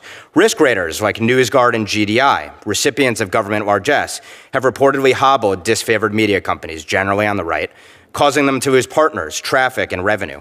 Federally funded NGOs are collaborating with foreign regulators, including under the European Union's Digital Services Act, to impose alien speech codes on American social media platforms and potentially their American users under threat of devastating fines. The Trump administration has taken immediate steps to get the government out of the censorship business. Some key censors have dissolved, restructured, or retrenched, which speaks volumes. But overall, the speech police have neither dropped their arms nor recanted. Their casualties have received no restitution. The motives and means to control the digital public square, to monopolize narrative, to monopolize power, remain. In May 2023, I came before a House committee with a message: taxpayer dollars should not be used to silence ourselves. Last June, I came before another House committee with a corollary: nor should taxpayer dollars fund those who would silence others by destroying their businesses. Today, I come before this Senate committee with a final plea: dismantle the censorship industrial complex now, or it will dismantle our republic later. Expose the regime to drive merited legal and regulatory action, defund it, starve it of support, direct and indirect, deter those who would violate needed laws with crippling penalties, prohibit proxies from receiving any government-granted privilege or benefit, and erect a strict firewall between the U.S. government and our body politic. If we allow euphemistic whole-of-society schemes like the censorship industrial complex to persist, whereby state and civil society fuse to legitimize weaponization against wrong thinkers, we will be on the road to a social credit system with American characteristics. We owe our forebears and our children nothing less than to do everything in our power to prevent such a dismal and disastrous fate. Thank you. Thank you, and thank you all for being here. Thank you for your time. I want to start with Ms. Hemingway. Your publication, The Federalist, is one of the most targeted, it appears, which I suppose is a bit of a badge of honor. But could you just sort of describe how that happened? Like, when did you first become aware of it, and how did it play out for The Federalist? One of the things that's very difficult about dealing with the censorship industrial complex, which does exist, is that it's very hard. Sometimes the people who are engaged in the censorship are not always very transparent about what they're doing. We did start to see some problems around 2020. Some of it was related, as I mentioned, to our critique of media coverage of the Black Lives Matter riots. That's when we first got an indication that there was an effort to demonetize us. That was done through a foreign entity with that Orwellian name, the Center for Countering Digital Hate. They conspired with NBC News and Google in that operation, and we were able to push that back. Then, of course, 2020 was also the year where we saw just widespread government-related censorship for people who criticized the response to the pandemic. It was widely held at that time by elite people that you were not allowed to disagree with certain entities within the government about how to handle pandemic response. But it just kept getting worse and worse. What the Federalist does is we exist to counter the false narratives promulgated by major media. On the left side of your chart, you see some of those people. So one of the things that we became most well known for was disputing the Russia collusion hoax. That was the conspiracy theory that Donald Trump had colluded with Russia to steal the 2016 election. That was a very prominent theory. We worked very hard to dispel that hoax, and for that we gained a lot of attention. You will notice that supposedly the least dangerous entities there include the New York Times and the Washington Post, which remain in that. And again, the Kavanaugh confirmation. When we pushed back against some of the outlandish and ridiculous claims that did, by the way, arise in some part out of this committee, that put us at odds with major media who were pushing some of those outlandish conspiracy theories. It just keeps going. I mean, whatever you're doing, if you're speaking against the orthodoxies of the age, which are frequently false, you're going to be targeted by the censorship complex. Professor Turley, I want to ask you, you mentioned this, and it's starting to get a little bit more attention. You mentioned what's happening in Europe, too. So there's nothing new about any of this in particular, right? People who've aggregated power want to exercise it. One of the first things they do is try to take away the ability for people to dissent. What is fueling this, do you think, here in this country and other Western countries, this sort of renewed sense and desire to censor speech? You know, in my book, I talk about basically two anti-free speech movements that are coalescing. One came from Europe that's now reaching our shores. And free speech is in a free fall in Europe. And many of the free speech groups there, but I just met with them in Berlin, are on the ropes. And then we have our own anti-free speech movement that really started in higher education and metastasized throughout our system. But Europe has taken, in my view, the most dangerous turn and represents the most dangerous threat now, and that is through the DSA. So after Musk bought Twitter and said that he was going to take down the censorship system, various leaders, including American domestic leaders, called on the EU to use the DSA, which is widely criticized by the free speech community because of its sweeping terms allowing for the criminalization of speech. But what they were arguing is that the EU could effectively pool U.S. companies to force them to censor in the United States citizens on social media. The EU did exactly that. They told Musk that he had to restore censorship systems or he could be hit with confiscatory crimes, even arrested.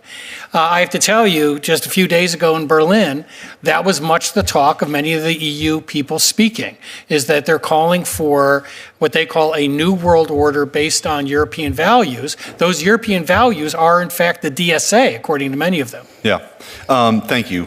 Dr. Franks, I did want to ask, you yourself in your writings, I want to ask you about it to respond, don't seem to be a very big fan of the First Amendment.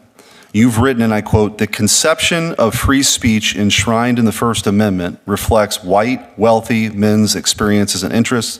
You've described free speech advocacy as a, quote, neo-Confederate agenda. And in 2021, you published an op-ed calling for completely writing the First Amendment." Are those your comments? Those are not entirely accurate, no.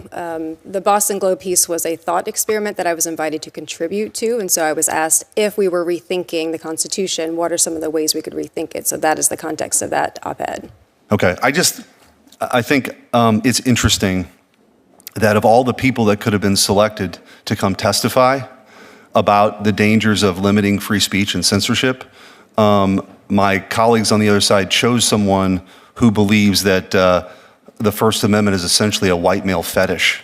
Thankfully, that is not in the mainstream, and that we believe that the ability to speak your mind, to express yourself, is protected by the First Amendment, is a God-given right. The government doesn't confer that upon anyone. It's our job to protect it. And I think the dangers that we've seen from the government outsourcing what it can't do itself have been laid out bare.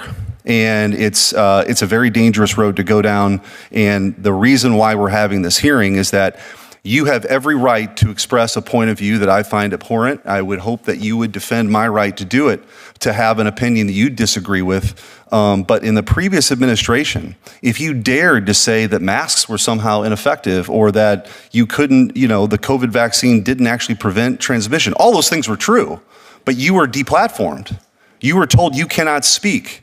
You cannot engage in dissent. That is a very un-American thing. And so that's why we're gathered here today. May I Senator respond Welch. to the question? Sure. Mr. Chairman, I don't mean, this is your committee and I respect it, but a lot of us have other places we could be, and I would respectfully ask if we could stay all within our time so we could finish up today at a reasonable hour. Sure, that's a reasonable request. Thank you. Thank you. May I respond to the question?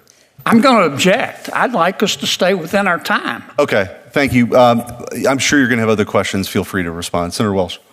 I'll let you answer the question in your time. Thank you. My time. The evidence of my dedication to the First Amendment is the fact that I am here defending the First Amendment, that I am defending it against a presidential administration that is at this moment threatening journalists, that is surveilling citizens, that is punishing people because of what they say, not some sort of vague allegations about NGOs or about some plainclothes speech police, actual government forces that this president and his officials are enacting. They want to jail people for their speech. They want to deport people for their speech. They want to take away people's money, their funding for their speech. That is a violation of the First Amendment. I have plenty of criticisms about the way that the First Amendment has been interpreted. The reason why I distinguish between some of my previous work and the work that I'm here to say now is that there are some aspects of the First Amendment that are genuinely contestable and ambiguous, and there are some that are not. The one that is not is that the government and its powers and its forces, its police and its jails, And all of those powers that it actually uses to hurt people, to threaten people, to punish people for their speech, that is what actual censorship is. That is my dedication to the First Amendment. So, you know, and something like COVID was really contested in the science. What's the best thing to do? There was a lot of confusion. And my view on that is that we were all trying to figure out how to get it right. And Fauci became a focus as though he was imposing his point of view. But is there anything contrary to the First Amendment about any of us giving our opinion about whether we should or shouldn't wear a mask, even if it doesn't have a scientific underpinning to it, Dr. Franks? No, we should be allowed to have those kinds of debates. And again, in reference to the idea that we can vigorously disagree with each other, have positions that we dislike, all of these things are protected by the First Amendment. It is certainly the case that people have very strong feelings about some of these issues. The question is whether or not the government is allowed to dictate what kinds of things you are allowed to say or not. Right. Mr. Rotman, I mean, you've got an incredible job because the press is on the front lines, and Ms. Hemingway, you know that as well. What do you see as problematic for the press right now in the current administration, if anything? Well, so as I touched on both in the written testimony and in just a few minutes ago, one of the key concepts in First Amendment jurisprudence is this notion that the government cannot use its vast authority to pick and choose sides in public debate. And the legal term for that is viewpoint discrimination. The various examples that I've pointed out in my testimony involve viewpoint discrimination. The AP case at the White House, right? The White House has said explicitly that is taking these actions because of the AP's editorial choice to continue to use the term Gulf of Mexico while acknowledging. Let me interrupt for just a second. That's good. But the government can have a viewpoint. That's right. So obviously, President Trump has a significantly different viewpoint than President Biden had. Is there any reservation on their ability to express what their viewpoint is? No. Until it becomes coercive, until the government uses its power to try and enforce that viewpoint on others. Ms. Hemingway, what I understand is you felt there was coercive power that was used to infringe on the work that you do. Is that correct? Yes, because the censorship industrial complex, it involves government funding at the federal and state level, working with NGOs, whether they're for-profit or not. This would be helpful to me. The industrial censorship complex is an abstract term. It doesn't mean a lot to me. It conveys a lot of meaning, obviously, to many people here. But it has to get down to something very concrete as to what the government did. If it's an NGO, your view, I think the chairman's view too, is that that NGO is hand in glove with the government. So the government will work in partnership with NGOs on something like the Election Integrity Partnership, where they flag items for removal from social media companies. And so they're funding these NGOs. Sometimes they're actually flagging for the NGOs. The for-profit big tech companies will then remove the content. Let me interrupt because I'm being monitored here by the timekeeper, Senator Kennedy. But this is just an observation. I'm part of the Democratic Party. You give us way too much credit for being that organized to be able to put this whole massive enterprise together. I don't know how it works in Chicago, but we... In part because you can rely on the censorship industrial complex to do the work for you. All right. Thank you. I yield back. Thank you. Senator Kennedy. Thank you, Mr. Chairman. I apologize for having to miss the testimony of some of you, and I appreciate you coming today.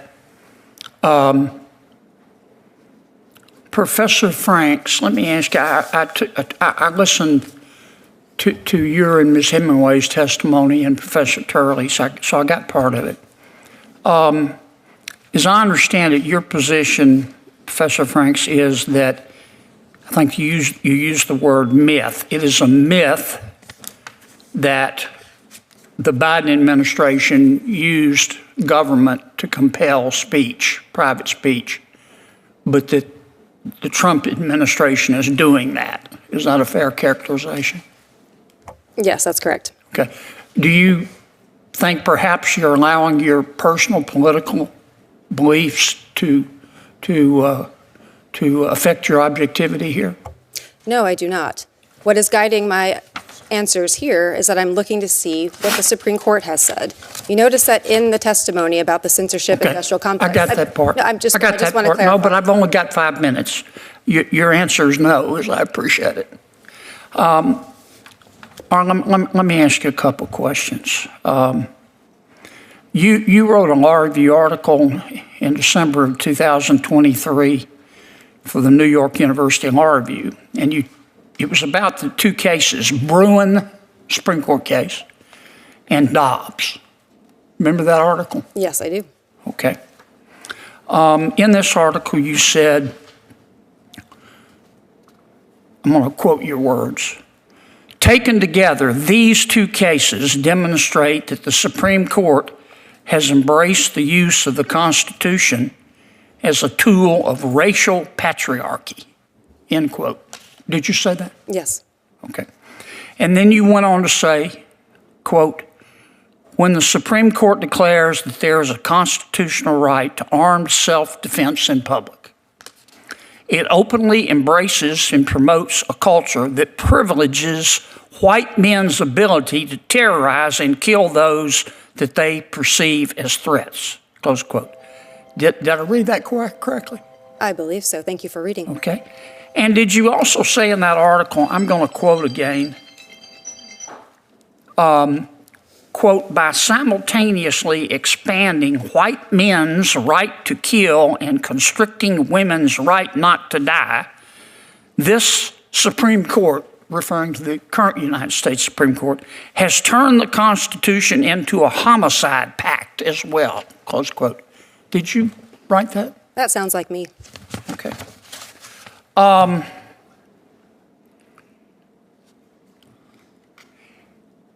In November of 2024, you tweet, don't you? I'm not sure what the current terminology is for it, but yes, I am sometimes on the social platform that was formerly known as Twitter. Yeah, you're on a lot, aren't you? I'm not sure what the relevance of that is. You're trying to be provocative on there, don't you? Again, I'm not sure what the relevance Well, of this question let me is. show you the relevance. On November 7th, 2024, from your tweet, here's one of your tweets at 2:41 p.m., quote, "The majority of Americans hate women. The majority of Americans hate women more than they love anything, including democracy," close quote. Did I read that correctly? I am not sure what this has to do with the subject matter of this. Did you say it? I do not have those words in front of me. I probably said something along those lines, but Yeah, what is you the said relevance it. of that Here to it this is, big as hearing? Dallas, right there. Yes. But your political beliefs don't impact your feelings about President Biden or President Trump. I don't have feelings about either of them. What I have Sounds is to me like you have your favorite feeling is anger. Let me ask you this. You issued another tweet. This was in May of 2022. You've just been tweeting up a storm. You said, quote, "There's a reason why the conservative-dominated Supreme Court thinks the Constitution does not contain a right to an abortion, but is convinced that it contains an individual right to possess firearms.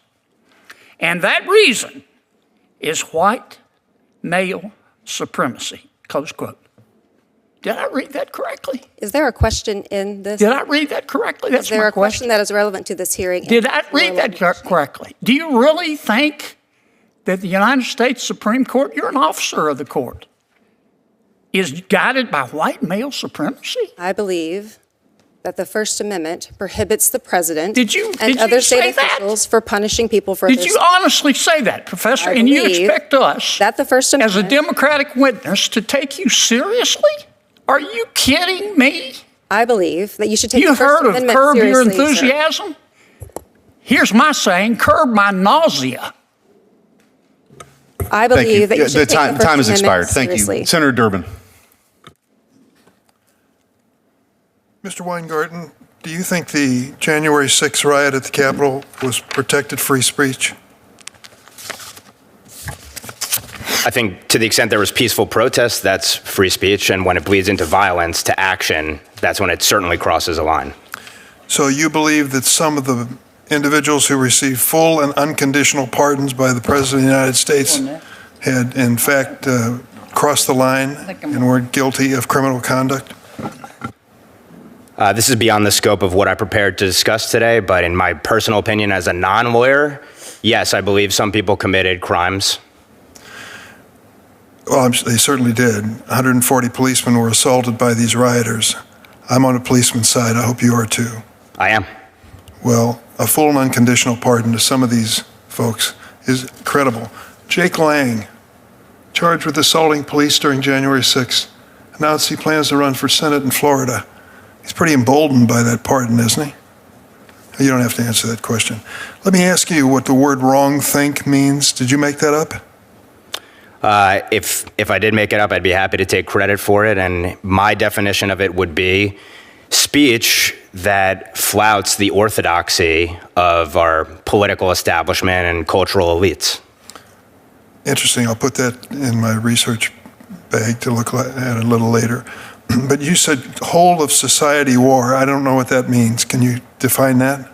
Well, whole of society is actually a phrase that the Biden administration used in any number of documents that could be relevant to... I missed it. What does it mean? Whole of society means government working hand in hand with civil society to achieve some sort of outcome, as I understand it. Do you think that's inherently wrong or insidious? I think on its face, it's potentially chilling when you have government and civil society working hand in glove, because that blurring of the line between civil society and the state can cross into potentially draconian methods and outcomes. Do you think President George W. Bush was guilty of that when he mobilized America against the events of 9/11? Senator, in the context of this hearing, my view of it is that when government works hand in glove with civil society to purge disfavored speech, that certainly crosses a line, and it's significantly different, in my view, from mobilizing support for a war effort. Very subjective. Dr. Franks, I'm going to let you finish answer to this question. I think this attack on law firms for representing unpopular clients, unpopular with this administration, is one of the most dangerous developments I've seen in the violation of basic free speech. I come to mind immediately John Adams. What would have happened to poor John Adams representing those British soldiers if the incumbent president decided to punish him for that? What do you think about the future of legal representation as these law firms, at least one of them, has reached an agreement and settlement with the Trump administration? I very much share your alarm about those actions because, as you mentioned, access to the courts is a very key principle of our freedoms. And to threaten law firms that are trying to do what all of us should rely on, which is to defend people's rights in courts, is extremely chilling. And it is one of those ways where we're seeing just really a comprehensive assault by this administration, not only directly to try to round up people, surveil them, deport them for their speech, but also to try to disable the levers that they can defend themselves with and to punish businesses for acting on their own principles. Mr. Rotman, not much subtlety in saying to the Associated Press, if you use the term Gulf of Mexico, you're not welcome in the White House. Is there? It is explicit viewpoint discrimination that underpins retaliatory actions by the White House, and that makes it a First Amendment violation. And deportation of individuals for making statements, political statements, where would you characterize that?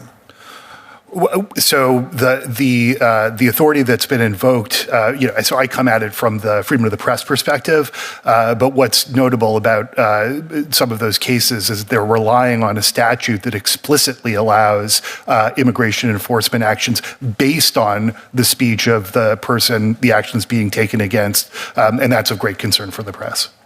Thank you very much to all of you, and I hope that you'll say thank you to the men and women in Capitol Police when you leave, who are keeping you safe today as they did in my situation on January 6th with the rioters.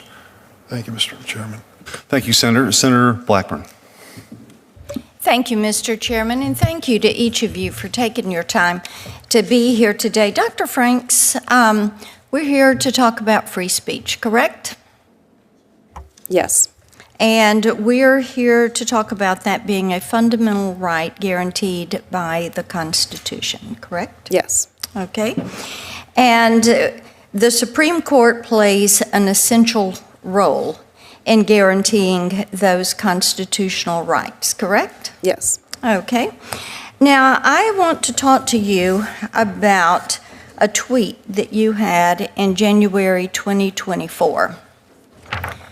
The Supreme Court is a death panel. Is that your opinion?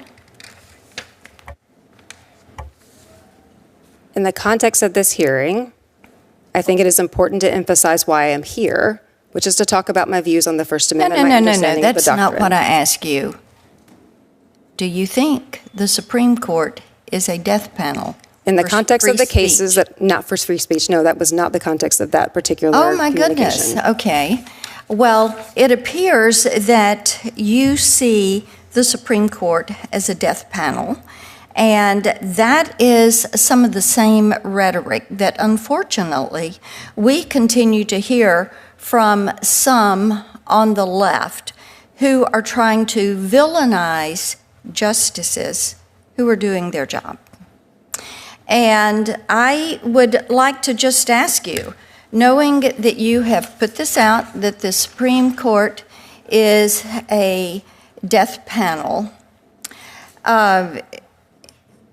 then let me ask you this. Do you look at Justices Sotomayor, Kagan, Jackson as members of the death panel, or is this just the justices that you disagree with? I do not believe that the comments that you are referring to have relevance for this particular hearing, but here's what I will say.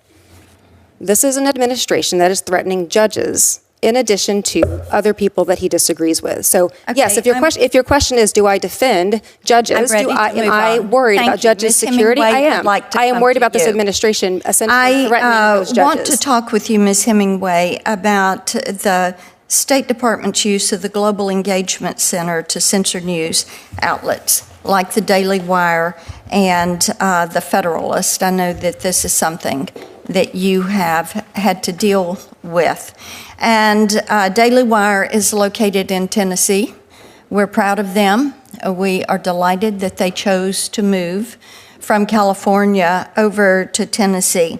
And it is my understanding that the Global Engagement Center was created to counter messaging from bad actors, including terrorist groups, but the Biden administration weaponized it to silence conservative groups.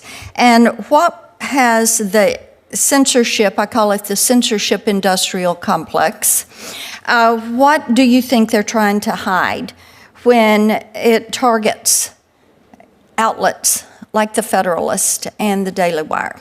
Thank you, Senator Blackburn. Yes, our reporter, Margot Cleveland, who's our senior legal writer, uncovered through her reporting facets of the censorship industrial complex and learned that the State Department was one of the federal entities that was engaging with non-governmental organizations and other entities in big tech to market, promote, censorship tools and blacklists, which were then used against my publication, The Federalist, and also the Daily Wire. Publications that are a threat to the reigning orthodoxies are targeted by the censorship industrial complex. They want to exist without people pointing out their lies or the fact that there are really important debates. And so we are suing the State Department for that, and it is ongoing, this support of the censorship industrial complex.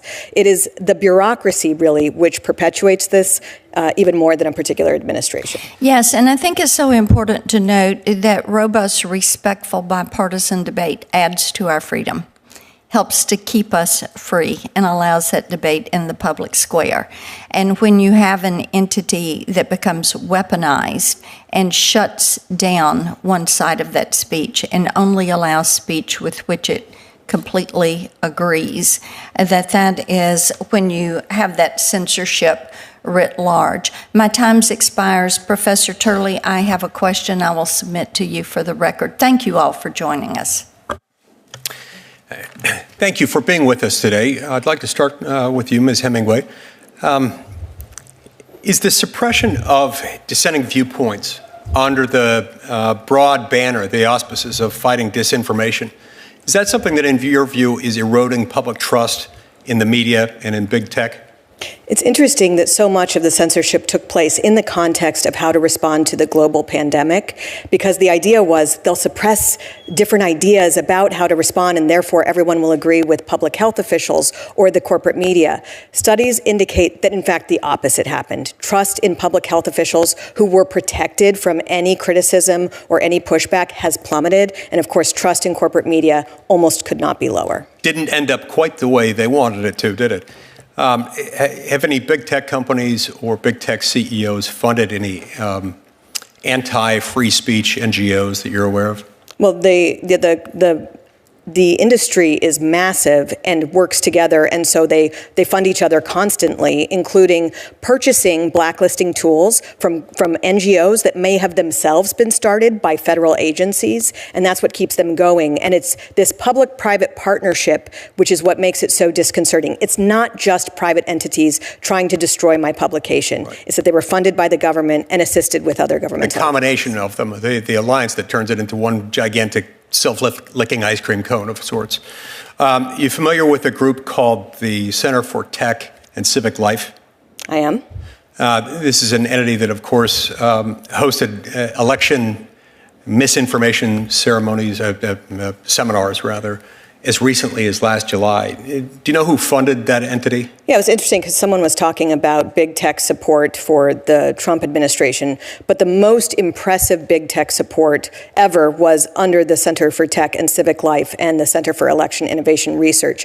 Both entities funded by Mark Zuckerberg to the tune of $430 million in the 2020 election. And they were engaged in election interference activities, the private takeover of government election offices in the blue areas of swing states. It was really important and really influential. And then also, they were part of the effort to suppress any discussion about election. Elections are one of the most important things that people should have free and open debate about, because if we don't have trust in our elections, if we don't have good elections, we don't have self-government. And so it's very important that that not be censored as well. Right.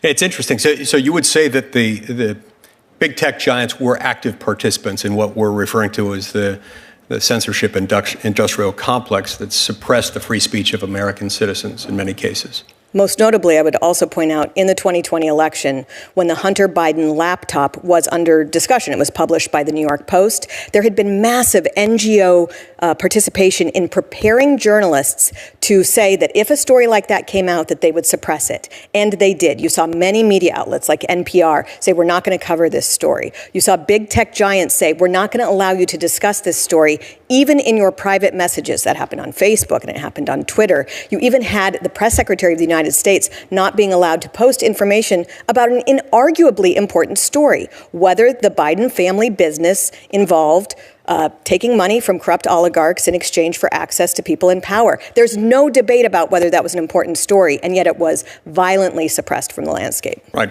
And you don't have that sort of thing happen without malice of forethought, or at least without a lot of advanced preparation. You even had people coming to the Senate asking to brief members of the Senate in a secured classified information facility, telling us that something was about to come out about a family member of a presidential candidate and that we should not discuss it because it would be untrue. And I asked them, how is it that we're supposed to know what it is that's not true if we don't know what the thing is? They didn't have a good answer for that. Mr. Weingarten, you described Mark Zuckerberg as, quote, one of the individuals most responsible for the censorship industrial complex. You said this, I believe, in January. Can you elaborate on what that means? Well, I think to the point of your exchange, Senator, he is someone, and he represents an organization that served as essentially a witting tool of government pressure to suppress wrongthink. They also funded and incorporated the fact checkers who allowed them to outsource what amounted to subjective censorship decisions. And I think we've seen a mea culpa now, and it would have been useful had Mr. Zuckerberg interceded in the Supreme Court case where this very conduct was at issue. Right. So in light of that, can big tech really be trusted to dismantle the censorship industrial complex in light of the fact that they built it? Big tech will do what it perceives to be in its interest. As any organism might do. Professor Turley, to what extent should government-funded institutions and government-funded non-profit organizations be involved in defining and combating misinformation and disinformation? I would put that near, if not at zero. One of the things I mentioned in the book is that many of the terms we use today actually were used at the beginning of the Republic when the First Amendment was designed. These are not new arguments. Free speech is something that's easier to behold at a distance. But when you ask people, you talk about the McCarthy period, and they're horrified. And then you say, well, how about the censoring, blacklisting, throttling today? And they go, oh, well, that's different. We have to fight disinformation. These are the same voices. They've been with us for ages. They're making the same arguments. Everyone uses as an excuse that this is why I should be able to silence my neighbors. And it costs not just politically. When you talk about COVID, I spoke at the University of Chicago, and most of the people that signed the Great Barrington Statement were there. And I asked many of these scientists who have been vindicated in many of their views, how many of you have been restored to your positions? How many of you that were fired were invited back? Zero. And the point I'm only raising is when we talk about the cost to free speech, we never had that debate during COVID, not a robust debate of the masks, the 6-foot rule, natural immunities. That's the cost of free speech. It has a direct impact on American citizens. That's it. Mr. Chairman, if I can follow a quick follow-up question on this. So that creates a good picture of the grave risks involved concerning the long-term consequences of allowing and even encouraging increased collaboration between government entities, big tech firms, and academic institutions. Insofar as they can do what Ms. Hemingway described a moment ago, of creating a kind of a collusive understanding and agreement in advance. We're all going to agree that this is the truth, right? What are the long-term consequences of that happening, that kind of collusion between things like academic institutions, government entities, and government-funded entities, and big tech firms? Yeah, that's something that I think really has to be kept in mind. We've had anti-free speech movements in our history. We've never seen anything like this one. We've never seen a coalition of corporations, academia, the media, the government join together in this way. And it succeeded to an extent that I find truly chilling. And they've had a setback. They've lost X. Apparently Meta is stepping back from some of its censorship. And so they're going old school. They're turning to the EU. They're turning to countries like Brazil to start to use government power. And this fight is just beginning. And that's the reason I talk about the World Forum in Berlin. That was one of the most anti-free speech gatherings I have ever been at. There were 2 of us, both American, from the free speech community. And so this fight is just beginning. Thank you so much. And it's especially heartening to hear you describe what I think a lot of Americans intuitively understand, which is stuff goes back to the 1790s. It's not as though modern technology has presented us with purely unique sui generis questions. There are some challenges that come up, but the fundamental question of the government's ability to censor, those legal issues haven't changed. There's nothing about the technology that obliterates or creates a carve-out from the First Amendment. Thank you, Mr. Chairman. Thank you. And I suppose in the irony of all ironies, I just voted yes to confirm Dr. Jay Bhattacharya, who was a plaintiff in the Missouri versus Biden lawsuit that I filed because he had been censored because of his views related to COVID. So I guess you can't make this stuff up. Who was the Attorney General leading that? Yeah, his name was Eric Schmidt. My glory days, I suppose. Senator Hawley, I think, had some questions, so I'm just going to fill in the gap here by Mr. Weingarten, just to ask you, the way you've sort of investigated this, you've seen how these pieces come together, and I'll be honest with you, whenever we filed the lawsuit, it was in May of 2022, It was before Elon Musk had bought Twitter. It was before the Twitter files. It was before Jim Jordan's investigative hearings. This was referred to as a conspiracy theory, but the 20,000 pages of evidence suggested otherwise. And the idea that, and I appreciate, Mr. Rotman, your testimony, but the truth is they were threatening. This wasn't just, hey, we have a point of view about the story. They were threatening investigations. They were threatening to revoke Section 230 protections. They meant business. They made it very clear that they did. So as you see all these things come together, the one thing that the reason why we're having this hearing is the NGO network that's sort of the newest element of all this. Stanford, University of Washington were involved in helping flag posts. What would be prescribing something for Congress to do? What would be the thing to do to disrupt this epicenter of the complex? Well, I think point one is the government should not be in the business of silencing us directly or by proxy, whether a court defines it as coercive or mere persuasion. And to your point, of course, when the government comes to you, it comes to you with a government gun, essentially. The government is force. It is power, even though it can do many positive things too. So there's an implicit threat. And of course, when you're talking about a regulated industry, like the tech industry. So the starting point is, and one question that I get asked, and it's somewhat rhetorical, is would this whole ecosystem on the outside have been birthed had there not been government fueling it? Would it have been birthed had Donald Trump not been elected in 2016? And I think the thing speaks for itself. And so in terms of policy prescription, the first thing is starve it of the government funding, direction, and coordination. And while some of these entities, like the Election Integrity Partnership that you helped expose, may have gone by the wayside or retrenched, the archetype is there. Europe, under the DSA, I think, is putting that precise model on steroids. It's a backdoor way to potentially censor us.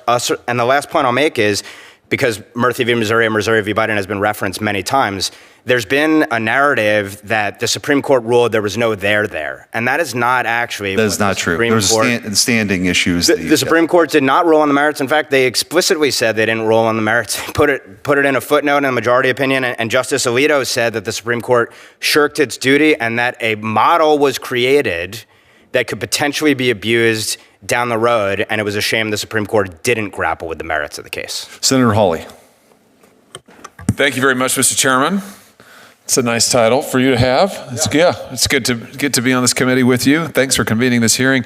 Let's take a look here at something that Facebook, Meta, whatever, something that they've said, Mark Zuckerberg in particular, said, or was reported in 2021, senior officials from the Biden administration, including the White House, repeatedly pressured this is Zuckerberg speaking, pressured our teams for months to censor certain COVID-19 content, including humor and satire, expressed a lot of frustration with our teams when we didn't agree.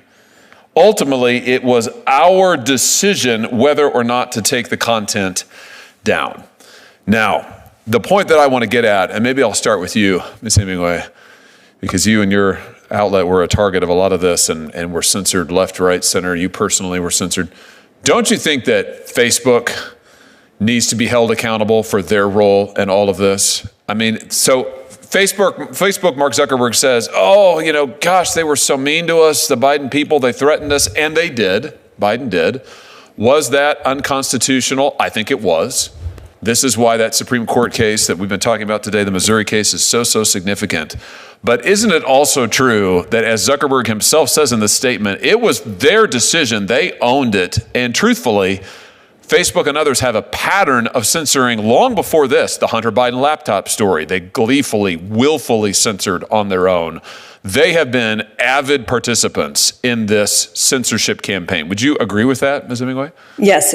Mark Zuckerberg, who spent nearly $450 million in the 2020 election to control the outcome there, has recently done a few little things like saying, I was sort of pressured to do this censorship, or, I'll give $1 million to the inauguration committee, as if this in any way makes up for the campaign of censorship that he was engaged in, which which was probably valued even more than the money he gave to the election, to censor and silence voices like mine and my publication because we said things on all sorts of topics that were at odds with what he wanted, whether that's the radical trans agenda, how elections should be run, how to respond to the COVID pandemic, all sorts of topics where in a free society you should have free and open debate. And he worked very hard to keep that from happening. So I find these statements kind of interesting, but they nowhere near deal with the agency that he had on this and how much power he has as the head of Facebook. Yeah, I'm glad you just used the word power because that's a big part of this story, isn't it? Companies like Facebook, Meta have enormous structural power that Mark Zuckerberg has spent, to your point, he has spent billions of dollars amassing. He has worked to destroy competitors who might break that power up, challenge that power in any way. He has used that power to stifle competition. He's used it to stifle views he doesn't like. This is a textbook example of what happens when a monopoly that has a political agenda, in this case, a very hard-edged political agenda for years, when they use that monopoly in order to try to control other competitors and also to try to control the information that flows to the American people. Do I have that right, do you think? Yes, and the political system itself, which has had previously been so supportive of him, and the work that he did to silence, again, not just in the election sphere, but those journalistic voices that were countering his preferred policy objectives. That's just terrific, and you are perfectly placed to talk about that and to bring this to light. I think it's so vital that we don't lose sight of the role that these massive companies, and there's just a few of them. I mean, it's Google, it's Meta, that the control that they have amassed and that they have used to try and dictate, frankly, what Americans can see. And we know in the case of Google, we've had testimony in this committee and subcommittees before, Google has rigged their search results to try and influence independent voters and try to sway elections for years, and not just in this country. They've done it in other countries. They've done it in Australia. These are massive monopoly corporations that have political agendas that have been using their market power to try and influence.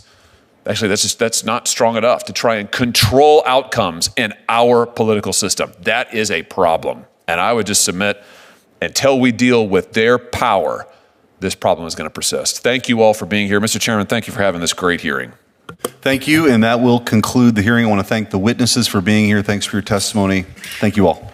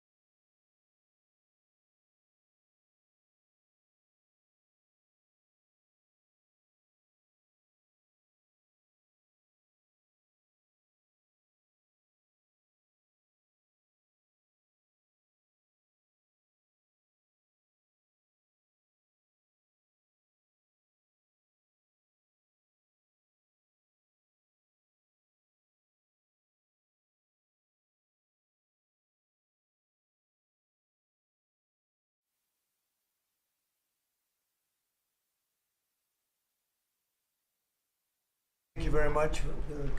We're going to have a little session today on the ambassadors. It's a group of people that were selected. They're doing very well. They're very far along in the process. And they're going to each introduce themselves and talk about the country that they're going to. They might say a little bit about themselves also, because people are very interested in that. We're also going to sign right now some executive orders. And Will, if you would come forward? Yes, sir. I'll start thinking about signing them, right? A few things for you today, sir. First, we have a pardon for Devin Archer. Devin Archer was a former business partner of the Biden family. He's was prosecuted relating to a fraud investigation, but notably, the tone and tenor of that prosecution changed dramatically after he began to cooperate with congressional investigators and serve as a witness against Hunter Biden and the Biden family. We believe that was an injustice, and therefore we're asking you to pardon him. And many people have asked me to do this. I think he was treated very unfairly. And I looked at the records, studied the records, and he was a victim of a crime, as far as I'm concerned. So we're going to undo that.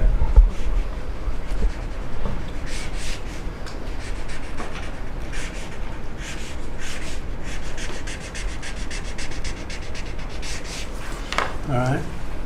That's Devin Archer. Congratulations, Devin. Next, sir, we have a presidential memorandum for your attention. This memorandum requires the immediate declassification of all FBI files relating to the Crossfire Hurricane investigation. This was obviously one of the instances of the weaponization of law enforcement powers of prosecution against you and others. We believe that it's long past time for the American people to have a full and complete understanding of what exactly is in those files. Which gives the media the right to go in and check it. You probably won't bother because you're not going to like what you see. But this was total weaponization. It's a disgrace. Should never happen in this country. But now you'll be able to see for yourselves, all declassified. Is that correct? Would Yes, you sir. say? All declassified? Yes, sir. Everything? The FBI file with there's a classified annex, but other than that, this we'll put everything in the public eye. Is anybody going to look? What about you? You going to look?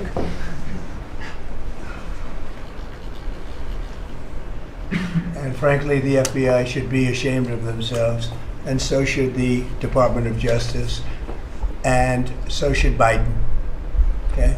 Next, sir, we have an executive order for your attention. We've taken action against a number of law firms that have participated either in the weaponization of government, the weaponization of the legal system for political ends, or have otherwise engaged in illegal or inappropriate activities.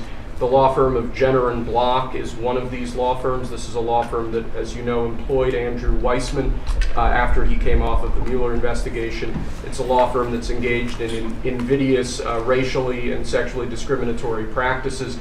It's also a law firm that has participated in the weaponization of the legal system against American principles and values. And we believe that the measures in this executive order will help correct that. And Andrew Weissman is the main culprit? He's certainly... With respect to this firm? He is one of a number of reasons that we believe this executive order is warranted. He's a bad guy.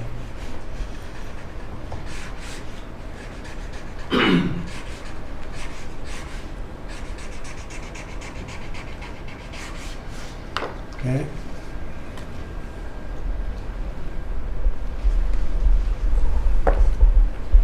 Next, sir, we have an executive order for your attention relating actually to government payments. Historically, checks issued by the Treasury are, I believe, 14 times more likely to become the subject of fraud than electronic transfer payments. This is an executive order that's going to push the Treasury Department to modernize its payment system to ensure that where possible they're using electronic methods of payment as opposed to paper checks in order to reduce waste, fraud, and abuse in the government, which is obviously an endeavor that we've been pursuing in numerous aspects of government under your leadership. It's basically modernization of equipment and methods, and it's something that really I think he's going to be a great Secretary of the Treasury wanted. Scott, And so we're doing this, and we have other modernization programs going on. We could let somebody else, whoever is next, whoever that may be, do it, but it's something that should have been done 25, 30 years ago.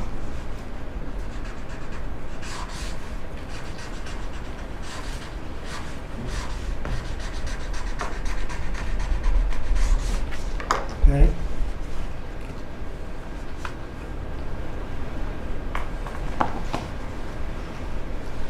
Along similar lines, sir, this is an executive order.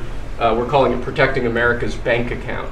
The basic idea here is that instead of having lots of different departments and agencies and offices issuing payment, often without justification, often without any provided rationale, we're going to be centraling payment processes where possible in the Department of the Treasury and ensuring that measures are taken in Treasury against waste, fraud, and abuse to ensure that money that's leaving the public Treasury is as protected as it possibly can be. All right, good.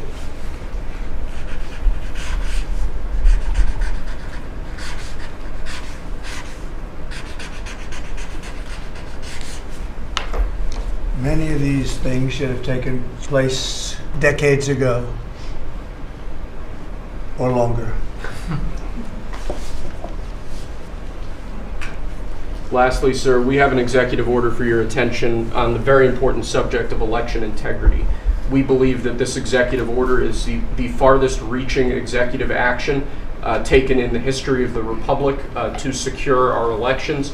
Among numerous other aspects of this executive order, this is going to cut down on illegal immigrants on the voter rolls, ensure that the Department of Homeland Security and the data that they have available is being fully weaponized to ensure that illegal immigrants aren't voting.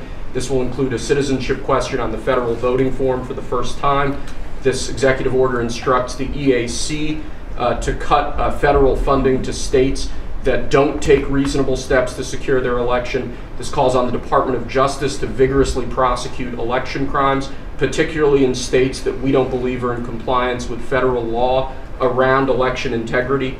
I could go on and on for a while, sir, but the compliance with National Election Day rules, cracking down and investigating and prosecuting foreign interference in our elections, revoking President Biden's Executive Order 14019, which essentially weaponized government to corrupt and pollute our election process. There's a lot in here, but we believe that these are very important steps that we need to be taking as an administration at your direction to ensure that our elections are as secure as they possibly can be. Okay, you all understand that? Yes. Election fraud, you've heard the term. We'll end it, hopefully. At least this will go a long way toward ending it. There are other steps that we will be taking in the coming weeks, and we think we'll be able to end up getting fair elections. Perhaps some people think I shouldn't be complaining because we won in a landslide, but we got to straighten out our election. This country is so sick because of the election, the fake elections and the bad elections, and we're going to straighten it out one way or the other.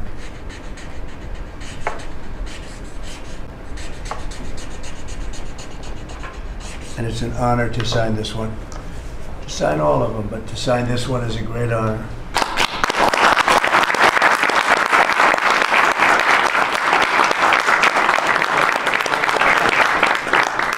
Thank you very much. Sorry, sir. So we're going to go around the room a little bit quickly, and we're going to introduce these very outstanding people. They've had, in all cases, outstanding careers. They're very incredible people that are going along as rapidly as the system can go along. We're ahead of, I guess, anybody else thus far. So I want to thank John Thune. He's done a very good job, and the whole Senate. We're being delayed as much as possible by Democrats, but that's standard. It gets to be just standard. But the process is moving along very quickly. So Sergio, just say hello, and then we'll introduce everybody. Absolutely. Sergio Gorham, Director of Presidential Personnel. It's been an absolute pleasure again to know every one of you every step this way. As the President said, we're at a record pace. We have more nominees today from the Senate than at any previous point, over 70, and that's a record in 2 months. And we're proud of that, and we're determined to ensure the world has America First patriots in all of our posts.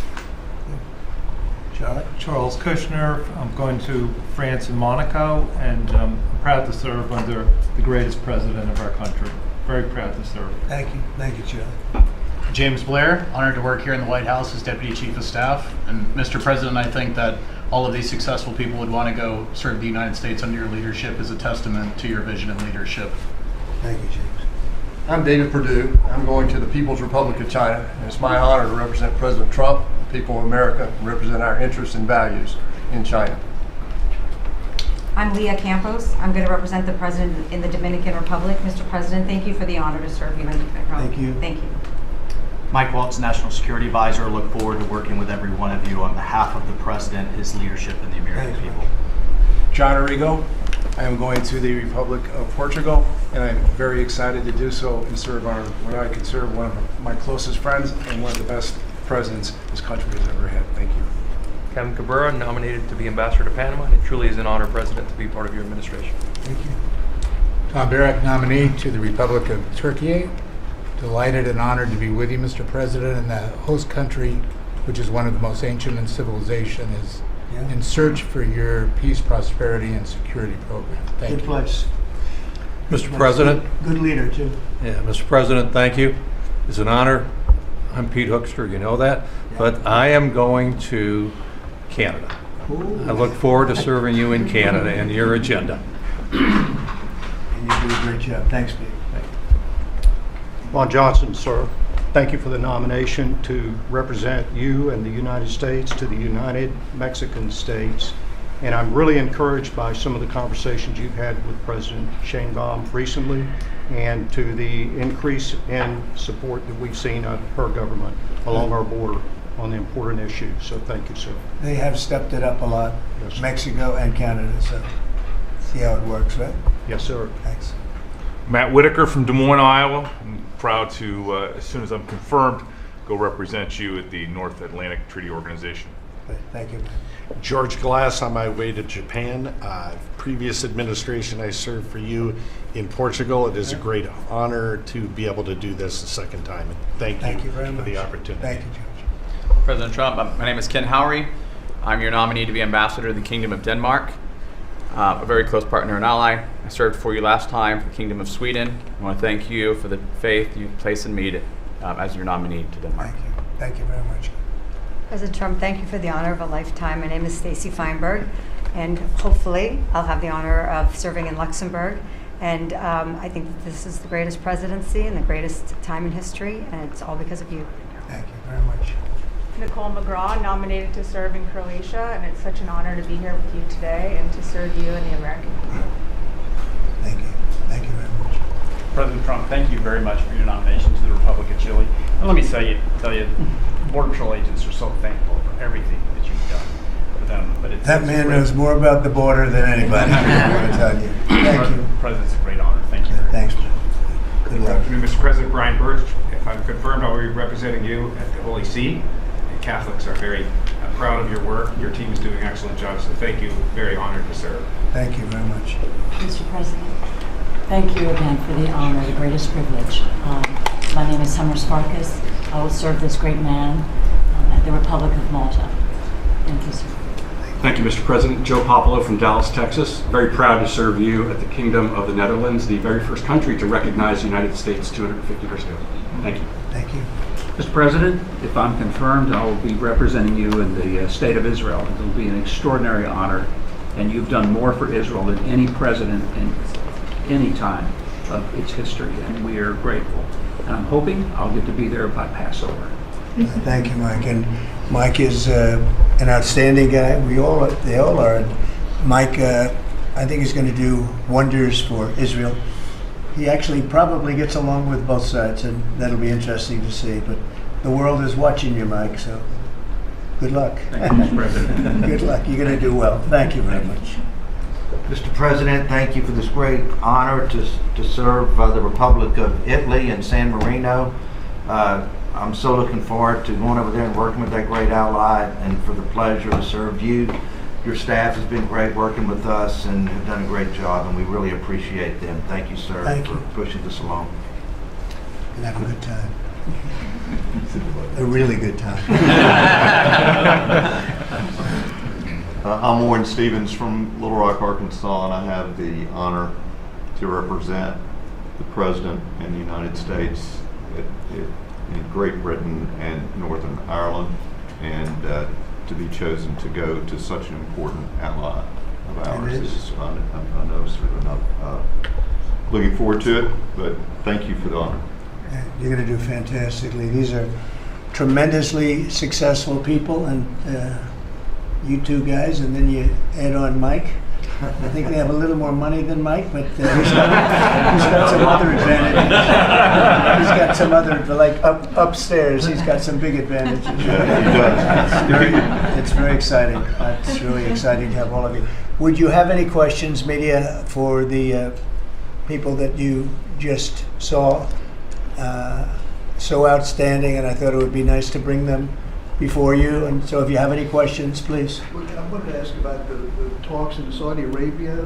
It sounds like you made some progress on a Black Sea ceasefire. Yeah. Could you update us on that? What happens now?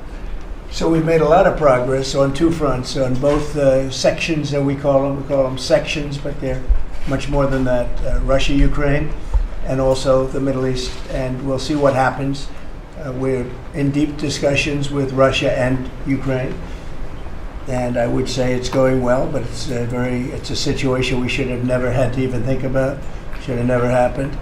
And on the Middle East, that's been going on for a lot of years, centuries and centuries. It just keeps going, and we are making a lot of progress. So that's all I can report. But some very, very big talks are going, and detailed talks are going on right now on both fronts. Mr. President, you said that your national security advisor learned a lesson after a reporter. Excuse me, I didn't make you. Go ahead, please. Mr. President, the ceasefire agreement that was brokered today allows for third-party countries to help implement the agreement. What does that look like, and who's going to be involved? The ceasefire agreement? Yes, the maritime ceasefire agreement between Russia and Ukraine.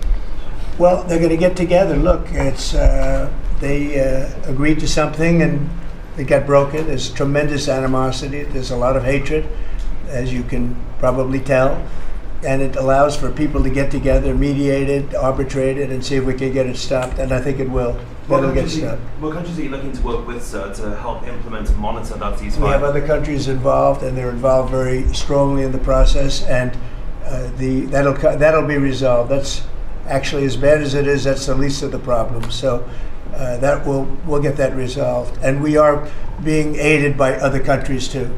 Yes, please. Yes. Brian? Tomorrow, the Subcommittee on DOGE is going to review funding for NPR and PBS. Now, every Republican president has always promised to take away this money that's going to these two public news outlets. If they're successful, I know Senator Kennedy has backed it, Marjorie Taylor Greene in Congress has backed it. Would you be interested in defunding and taking away taxpayer dollars to NPR and PBS? Well, I would love to do that. I think it's very unfair. It's been very biased for the whole group. I mean, a whole group of them. And frankly, there's plenty. Look at all the media you have right now. There's plenty of coverage. I was from a different age, and they spend more money than any other network of its type ever conceived.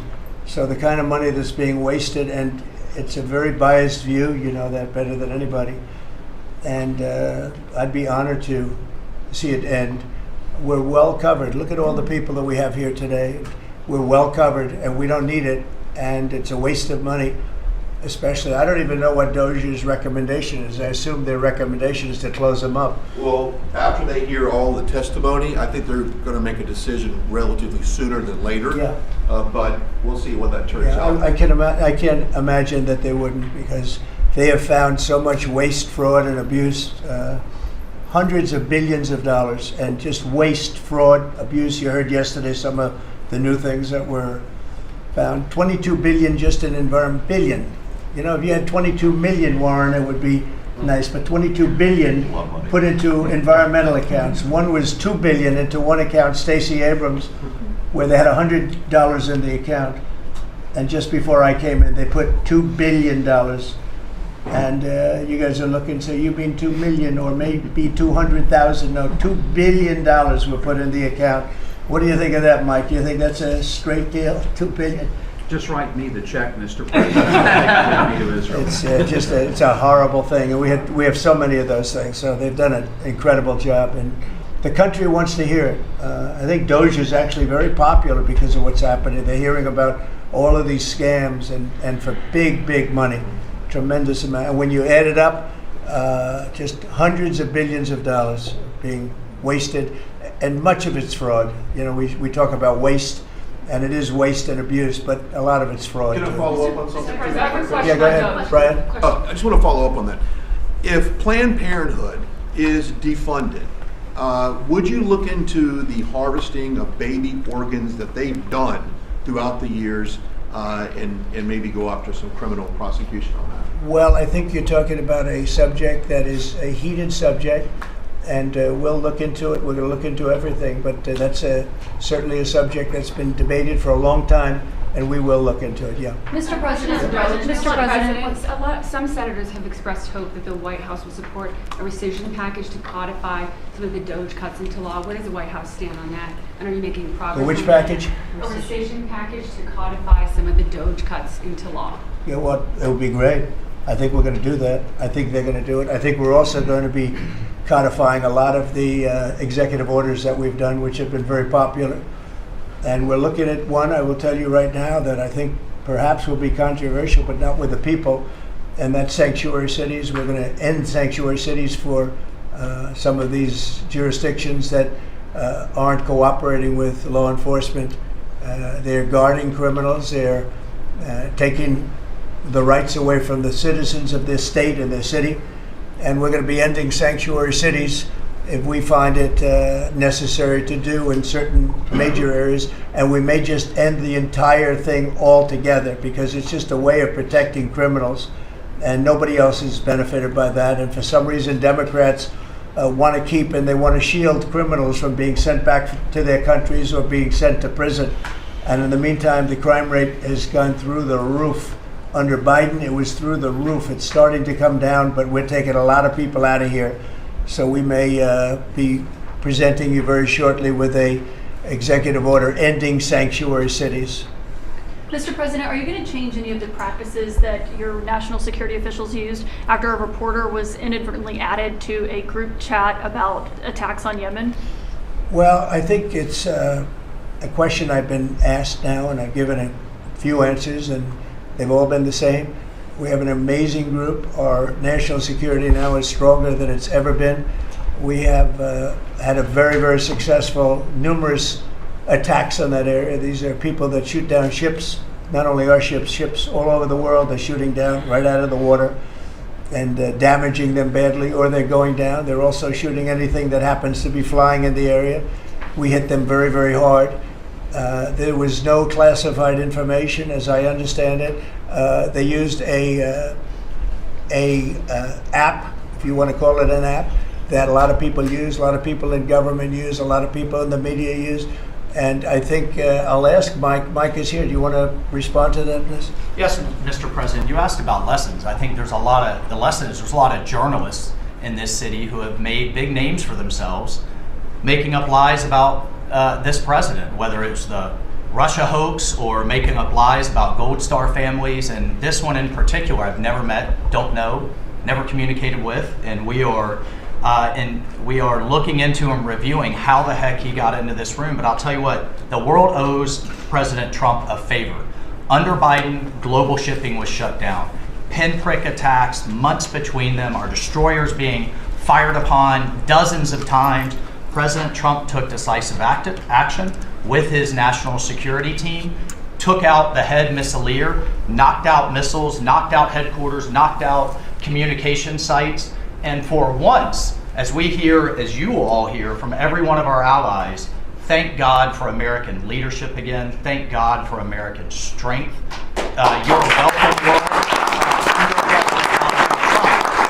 And look, we had a national security team that was coordinating these efforts. As Director Radcliffe testified today, his first day on the job, he was introduced to this app on his government systems at the CIA and at the State Department and otherwise. So look, this journalist, Mr. President, wants the world talking about more hoaxes in this kind of nonsense rather than the freedom that you're enabling. And a key part of our sovereignty is open sea lanes and knocking the crap out of terrorists, which is exactly what your team and Pete Hegseth, a good friend and fellow veteran, is leading the charge on, and it's an honor. We had a very successful, we had a very successful evening, and we've had numerous successful evenings and days in that area. The Houthis are absolutely on the run. The worst of them has been killed.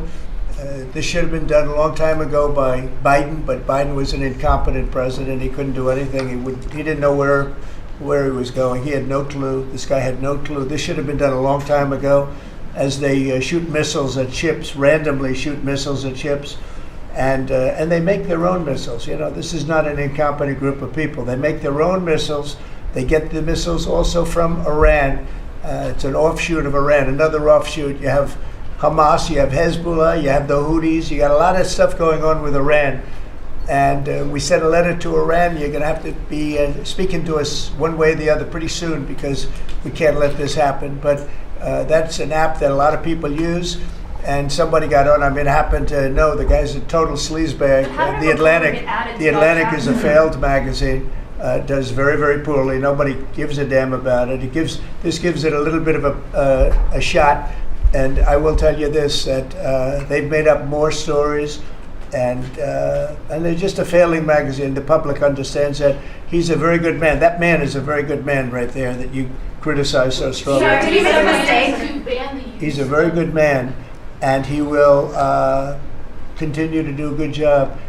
In addition to him, we had very good people in that meeting, and those people have done a very effective job, and you're going to see it. And it goes on, by the way. It's going to go on. And I think the Houthis wish that it didn't happen, but that's what it's all about. We have to create a safe country, a safe world, and that's what we're doing. Do you worry that national security was put at risk, Mr. President? Of senior officials using Signal. Do I plan to ban who? The use of Signal to communicate from senior officials. Well, I don't know I don't know anything about Signal. I wasn't involved in this, but I just heard about it, and I hear it's used by a lot of groups. It's used by the media a lot.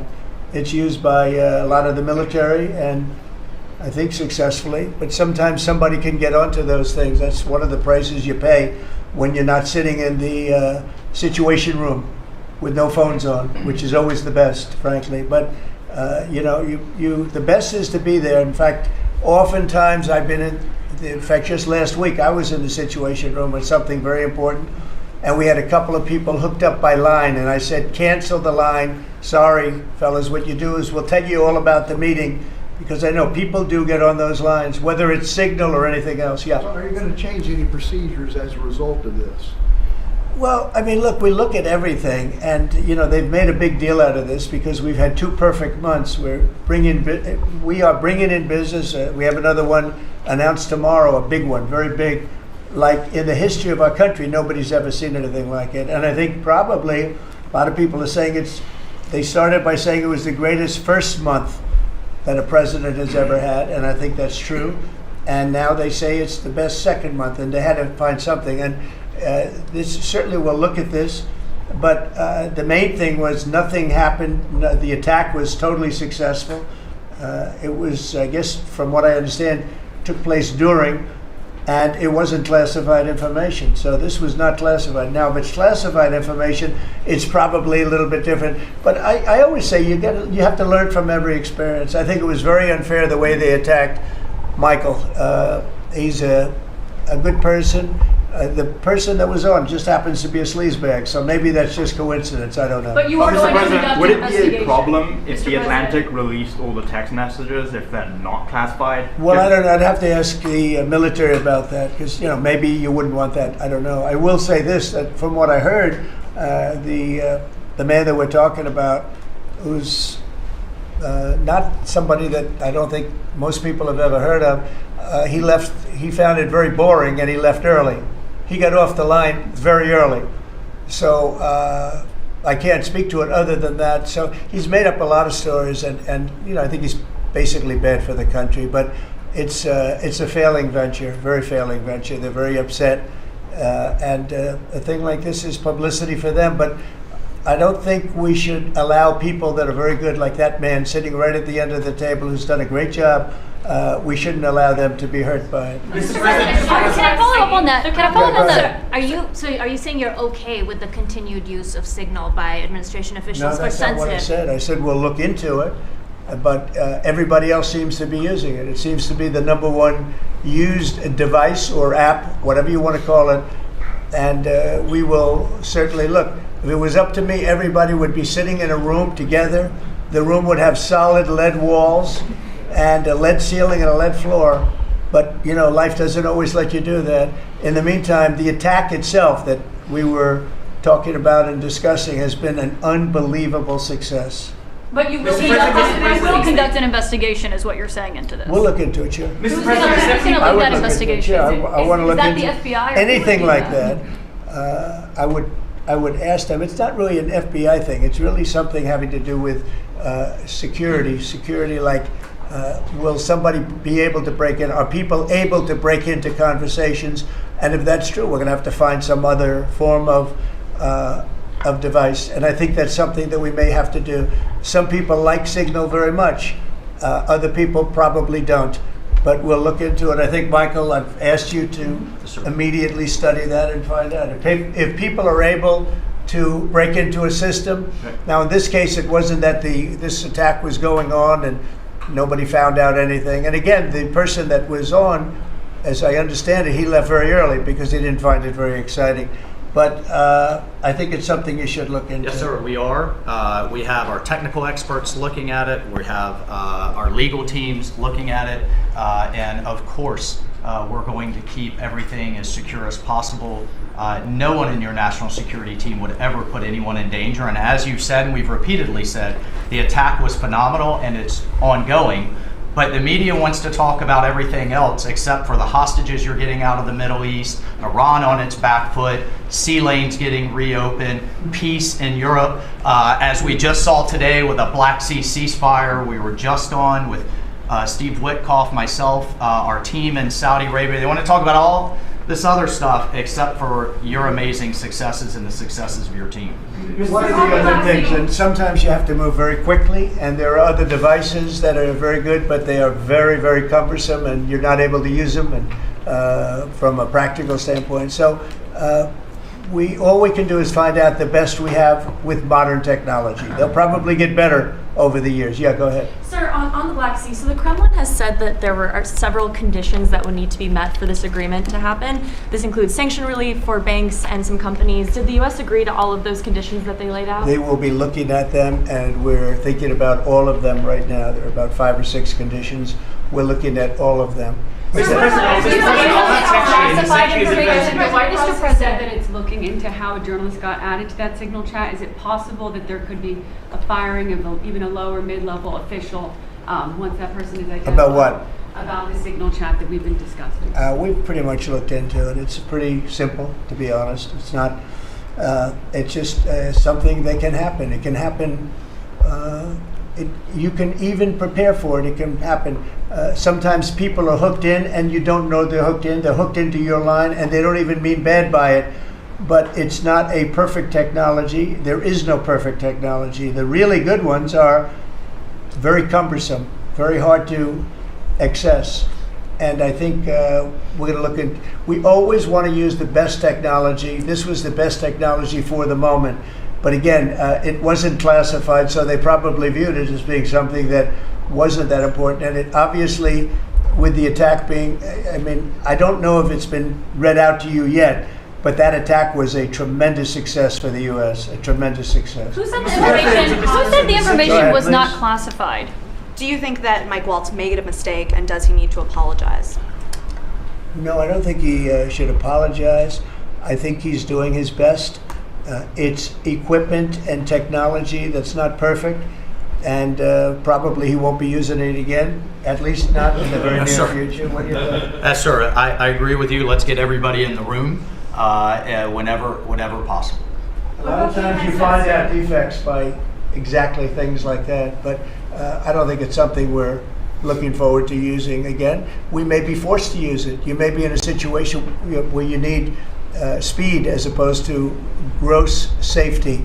and you may be forced to use it, but generally speaking, I think we probably won't be using it very much. Mr. President, the Secretary of Defense, on that chain, the Secretary of Defense, Pete Hegseth, and J.D. Vance, the Vice President, said that the Europeans were freeloading. Do you agree with that assessment?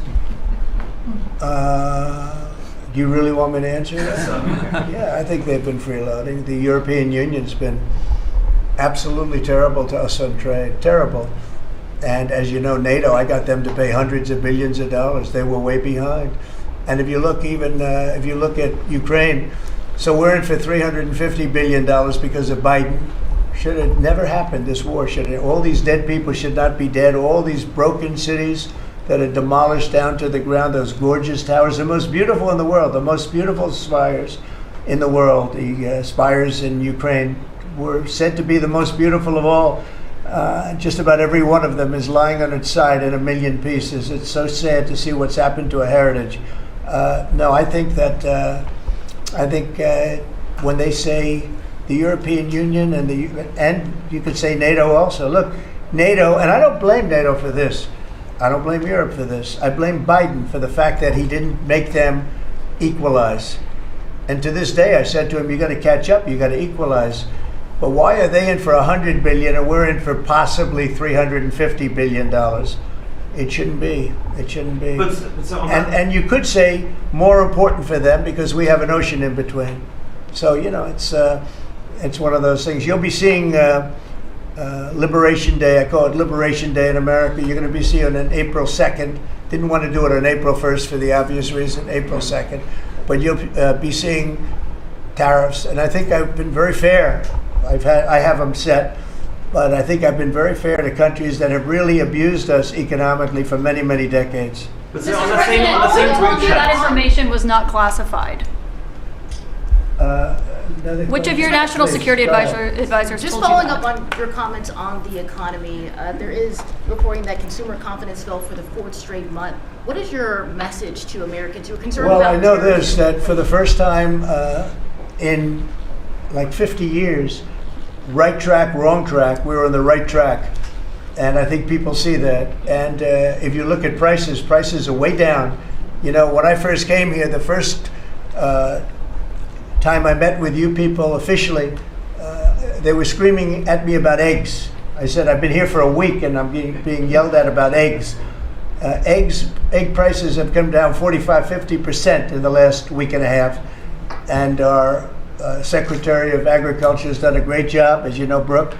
She's done a fantastic job, and others working with her have done a great job. But we brought eggs down at a level that nobody thought we could get at. I inherited that situation, and I inherited a grocery situation. The groceries went way up, an old-fashioned word, but it's a very descriptive word. Groceries have gone through the roof. And I used to campaign on it. I used to say we're going to get groceries down, and we have got it down. I watched a certain newscast over the weekend, and a congressman, Democrat congressman, said, well, Trump's done a lot, I agree. He's been great on the border, he's been great on the military, but you know he hasn't brought prices down. That's false. Gasoline's way down. Eggs are way down. Groceries are down very substantially, but down. Almost everything's down. Now, I'd like to see interest rates come down a little bit, and you're going to see billions of dollars, even trillions of dollars coming into our country very soon in the form of tariffs, because we were abused by presidents that, frankly, in all fairness, it wasn't their expertise, but they had no idea what they were doing. Mr. President, you say tariffs will create more jobs here in America. Oh, so yeah, sure. Which I states? agree. It'll create a lot of money and more jobs. But if you look, so in the last, these gentlemen would know about it, and ladies, because some of the ladies are great businessmen in this room that are becoming ambassadors. Great, really great, top of the line. When you look at the number of companies that have said, like we're close to, I would say close to $4 trillion. We never had numbers like that. The number one chip maker in the world from Taiwan coming in with $200 billion. We have Apple. Look at Apple. $500 billion. $500 billion. They're going to build plants all over the United States. They were all being built in China. You have many, many companies, and maybe above all, you have the car companies coming in at levels that nobody's ever seen before. We have Honda is opening up one of the biggest plants in the world in Indiana, and many car companies are coming in. We have AI. We're leading China by a lot in AI, and we're going to keep it that way because we've made it very good for them, and we're going to protect them. Once they're here, we'll protect them through taxes, through incentives, and also through tariffs. Thank you very much, everybody. Thank you very much. Thank you.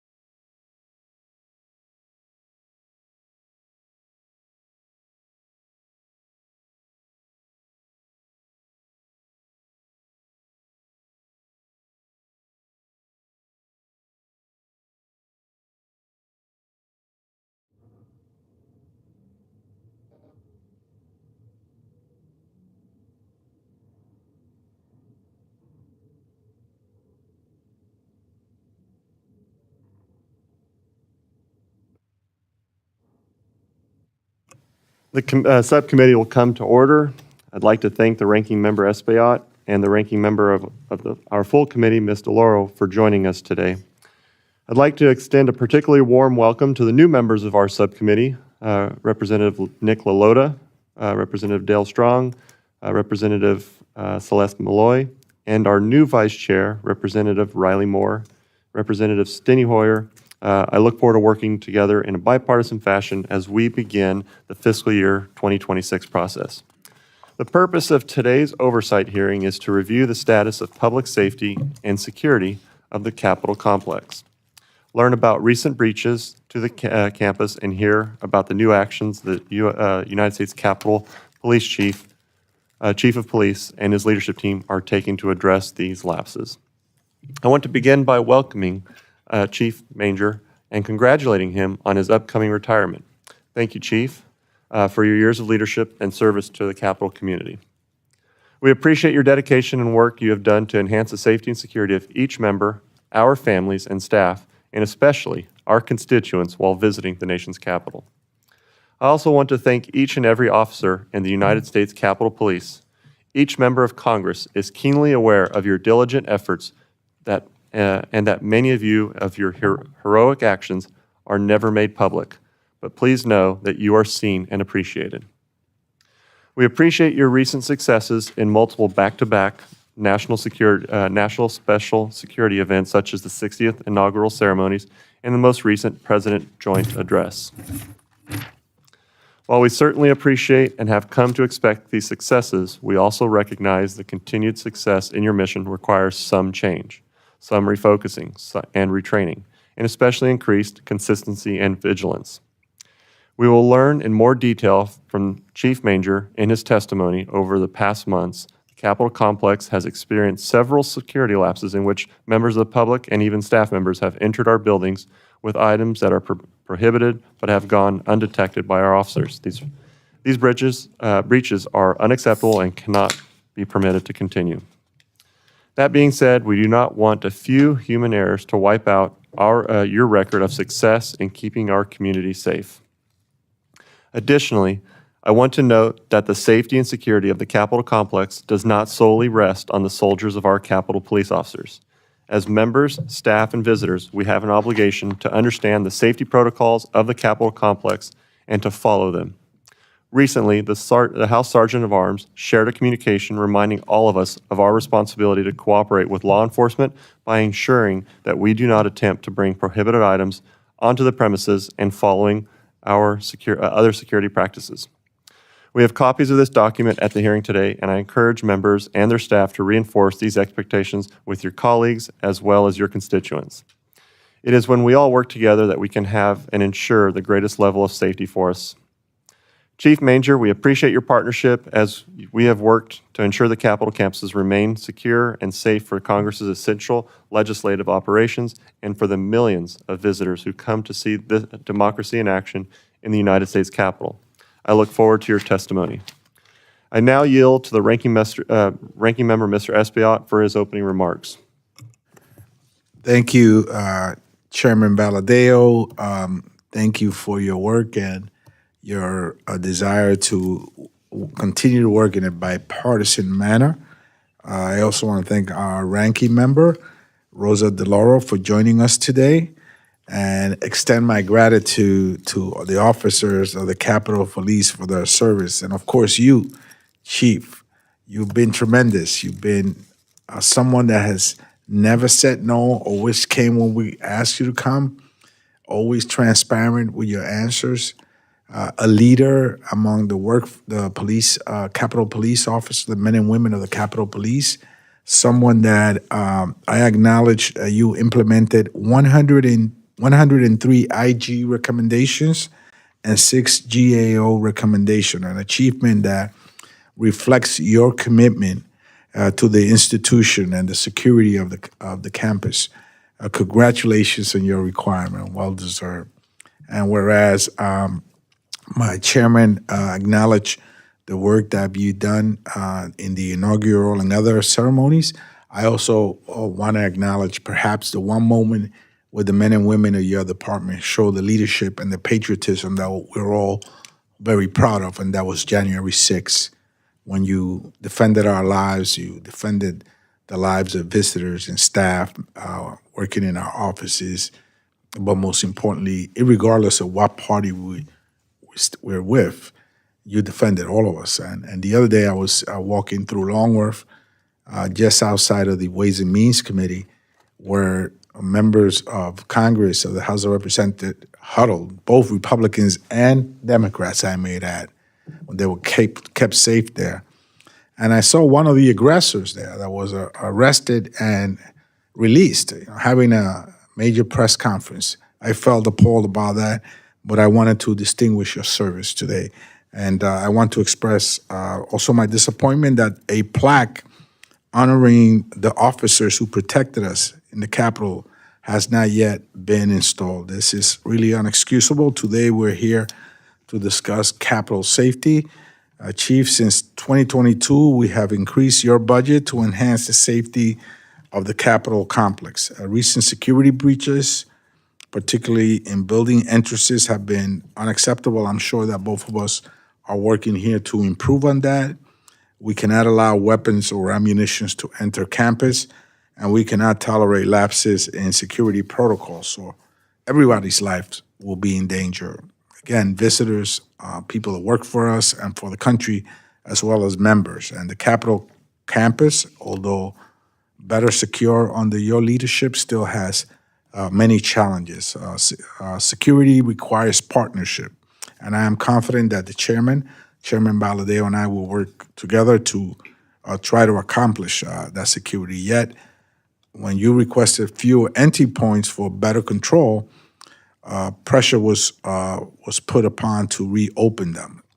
Officers risk their lives daily, yet honoring their sacrifice remains something important. Millions were spent repairing damage from January 6th, yet those responsible were pardoned and welcomed back. And unfortunately, due to the recent partisan CR, funding will be frozen for the next year. Leadership is about accountability. This hearing, ranking members, should be a forum for solutions. Let's give the department the support it needs to correct course and secure the people's house. Chief, we look forward to hearing from you in the future and your plans. You're always welcome back here. Thank you so much for your service. I yield back, Mr. Chairman. Thank you, Mr. Espaillat. And now I'd like to recognize Ranking Member of the full committee, Ms. DeLauro, for her opening remarks.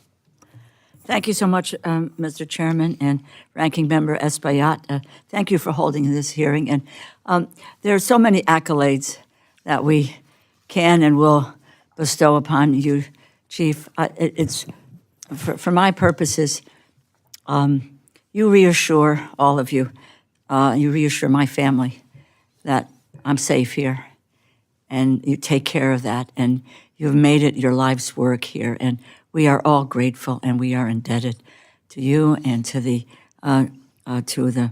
Capitol Police every single day. You know, you're there for us, and I can't tell you, what that means. And we don't say thank you enough to people for their commitment, their courage. They leave their homes, their families every day to come here and to protect all of us. And it's not unnoticed. It is not unnoticed. Please understand that. And we do thank you for your service. Sometimes that phrase doesn't mean as much as we would like it to mean, but we know we wish you well in retirement, and we hope that you will continue to be an advisor to what our direction should be here. It's about the dedicated men and women of the Capitol Police protecting members of Congress, protecting our staff, all the workers in this complex. As my colleague mentioned, official business visitors, millions of tourists who visit Washington, D.C. Annually. You keep us safe within and around the Capitol grounds. Keeping Capitol complex buildings secure and the people within them safe, it is a matter of national security, and thus a matter of utmost consequence to the American people. The department, to you, to the officers, to the support staff, thanks for protecting all of the people and this complex from all sorts of threats. And you probably know so much more than we do about what those threats are, but you guys handle it, and you women handle it every single day. And you know, Capitol safety and security is a bipartisan priority. I look forward to discussing how this subcommittee can ensure we are making the proper investments in the department to ensure that taxpayers' dollars are wisely and efficiently used to fulfill the Capitol Police's mission. However, there have been a number of challenges and some serious breaches of our security that must be addressed. I applaud the department for its actions in the wake of January 6, 2021, that breach of the Capitol. And like so many others, I was one of the members that was evacuated and again protected by the Capitol Police. And thank you for implementing many of the recommendations made to prevent such an event from occurring in the future. Meanwhile, though there have been lapses in complex security that give us all great concern, the tolerable number of firearms entering the complex that are carried by anyone, but those explicitly authorized to do should be zero. It should be zero. We need to understand in explicit detail without divulging sensitive information why that has not been the case, and what the department has done and will do, and what the department needs from us to ensure these security lapses are not just minimized, but completely eliminated. If there is daylight between what you believe needs to take place to keep the Capitol complex safe and what you and your department are being asked and required to do, we need to illuminate that. And we need to understand the potential ramifications and consequences. Finally, I would like to know how working under a continuing resolution rather than a full-year funding bill that addresses current and near future needs and issues affects your operations and the safety and the security of the Capitol complex. It is regrettable that this committee failed to finish its job, instead threw in the towel, in my view, on fiscal year 2021 funding, 2025 funding bills. We were, and I can say that with some knowledge, we were on the brink of a bipartisan agreement between the four corners of the appropriations committees when the House majority decided to upend the process and pursue a partisan bill that does not meet the needs of any department or agency across the government, and that instead handed a blank check to Elon Musk and to President Trump. I implore this committee, let us get back on track to work towards bipartisan consensus for this subcommittee's bill and the rest of the appropriations bills for 2026. I thank you, and I yield back. Thank you, Ranking Member DeLauro. Chief Manger, again, I apologize for the delay and keeping you waiting, but I appreciate you being here. Your full testimony has been submitted for the record, and you are now recognized to provide a summary of your written testimony. Thank you. Chairman Valadeo, Ranking Member Espiat, Ranking Member DeLauro, and members of the committee, thank you for the opportunity to provide an overview of the comprehensive steps the department has taken in light of recent security incidents. Any security failure is of grave concern to both me and my officers. These failures will not be tolerated. Each year, our department safely and effectively screens over 8 million staff and visitors who enter our office buildings, the libraries, the Capitol, and the CVC. However, in light of the recent security incidents, the department is implementing new measures to ensure security screening is as effective as possible, addressing human interactions, technology, and the careful use of artificial intelligence. The efforts that the department is undertaking are being made to ensure that the security failings that we have experienced do not happen again. After the first security screening incident, all officers assigned to our Uniformed Services Bureau received mandatory training briefings related to security screening to reinforce the importance of always complying with training and policy. In addition, sergeants are now responsible for checking all of the posts under their supervision 3 times per shift and documenting these checks. This ensures that our officials are getting out to directly observe the officers performing their screening functions. These same supervisors have already completed a post-by-post review of all of the screening sites to remove any potential distractions from each post. We're also implementing a new security screening virtual audit via our USCP cameras. The goal of this program is to have officials randomly select a security screening post that would be monitored virtually during random times each day for a period of 1 week. In addition, the department has assigned a lieutenant as the security screening program manager, and this person is dedicated to ensuring the success of all of our security screening program initiatives. Starting this summer, all of our USB officers will have to take an updated security screening refresher training with an associated test. All USB officers will have to pass the test twice a year to maintain their certification to do security screening. The department is also in the process of restructuring some of the USB post rotations to ensure that officers are moving around and not standing at the same machine for a long period of time, leading to complacency. And the department has a team that is working on a best practices review of similar mission agencies such as U.S. Secret Service, TSA, and the Federal Protective Service so that we can benchmark our training, equipment, testing procedures, and other items as a baseline to identify any additional opportunities to improve. We anticipate the completion of this assessment by April 4th. In addition to all of these efforts, the department is revamping its pre-screener officer training. This training is centered around detecting abnormal behaviors in people as they approach our screening points. This will be a mandatory 2-hour class, and that began yesterday. The Department Security Services Bureau is responsible for the security equipment and infrastructure. It's important to note that none of these screening failures that occurred this year were as a result of technology or equipment failures. They were human error. In each case, our technology correctly identified the prohibited item that was being brought through the screening process. Starting in 2024, the department installed artificial intelligence, or AI software, on all of our X-ray machines.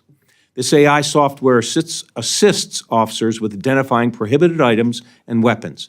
This effort was completed in 2024 as a proactive measure to identify another way of assisting our officers who are visually looking at the X-ray machines. We continue working with the AI software vendor to incorporate functionality that will provide a more dramatic visual alert and automatically stop the X-ray belt when a prohibited item is identified. The development of an additional enhancement called image projection is also being planned. This will add a non-threatening image onto the X-ray screen that officers will have to observe and acknowledge. This will allow the department to collect data on how many times these images are detected so that the department can assess how well the officers are paying attention to the X-ray screens. The department anticipates completion and implementation of these enhancements to the AI technology in May of this year. Security Services Bureau is conducting an overall assessment on the use of all of our screening equipment, including enhanced screening portals at the CVC screening entrances. At the end of the day, these security lapses were not an equipment failure, not a training failure, or a policy failure. They were, in fact, the hardest kind of failure to address, the human failure. In this threat environment, we don't get to have a bad day or make a mistake at our screening.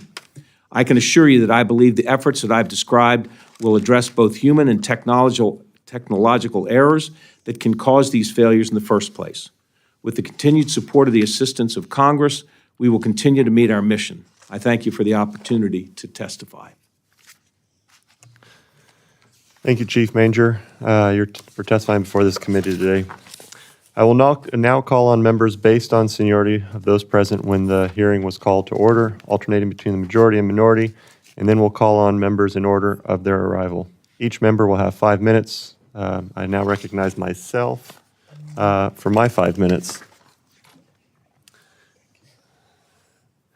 Given the recent human errors that led to the breaches in security that you mentioned in your testimony, what is the level of confidence that such failures will not happen again in the future? On the part of, I think, the Capitol Police, I think there is a fair amount of confidence that we are addressing these failures. Anytime you look at, when we looked at the 3 different failures, and they were all different, we analyze how did this occur. You look at it through the lens of training, through policies, through equipment, and through supervision. And as you look through, you say, where was the single point of failure? Where did it occur? And what can we do to eliminate that single point of failure? So the training that we're doing, the technological enhancements that we are incorporating into the screening process, we are confident that this will eliminate those single points of failure. All right. As you noted both in your testimony and your response to my prior question, you have taken a number of actions both in for immediate change and near-term actions to improve the focus of the frontline officers at screening locations to address complacency and lack of attention. However, these issues seem to be systematic within the department. In a November 2023 U.S. Capitol Police Officer of the Inspector General report titled Top Management Challenges Facing the United States Capitol Police Fiscal Year 2024, it was noted that strong, integrated internal control systems are still needed. Further, the report noted that U.S. Capitol Police has historically tended to resolve individual issues rather than strengthening the underlying systematically weak controls causing the issues. With this observation in mind, what supervisory controls are you implementing to ensure that security breach issues do not reappear in the next 2 or even 6 months? So all of these actions that we've taken have either already occurred or will be in place in the next month or two. So we're not. This is not something that we're going to implement, a year from now.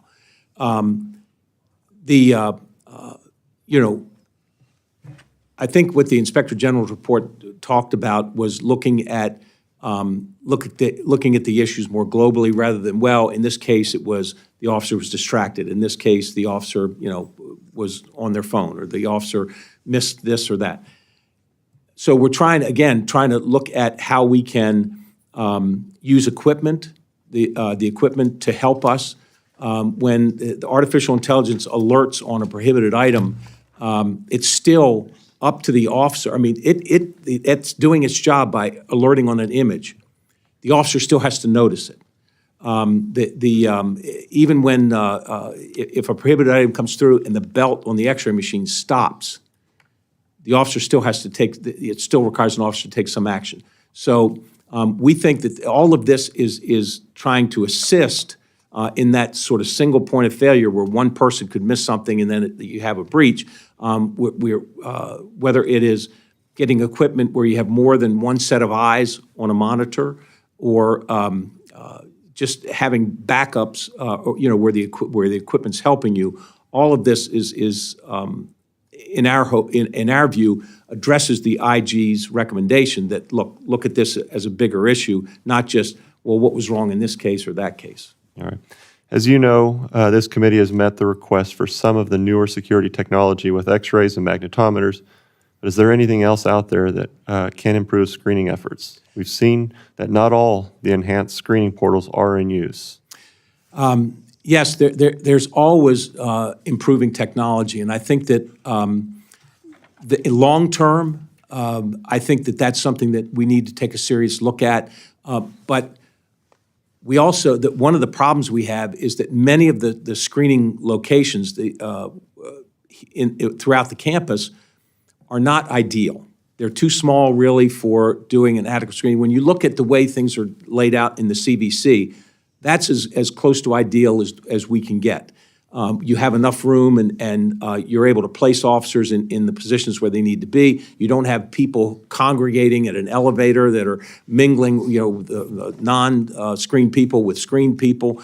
There's a lot of locations that it's not ideal. So even if we had better equipment, the equipment's either too heavy or too big, or it just won't work. So long term, I think we do need to look at all of the screening locations and see how we can improve them so that they're laid out better for a better result. All right, well, thank you. My time's expired, and I now recognize Ranking Member Espaillat for his questions. Thank you, Mr. Chairman.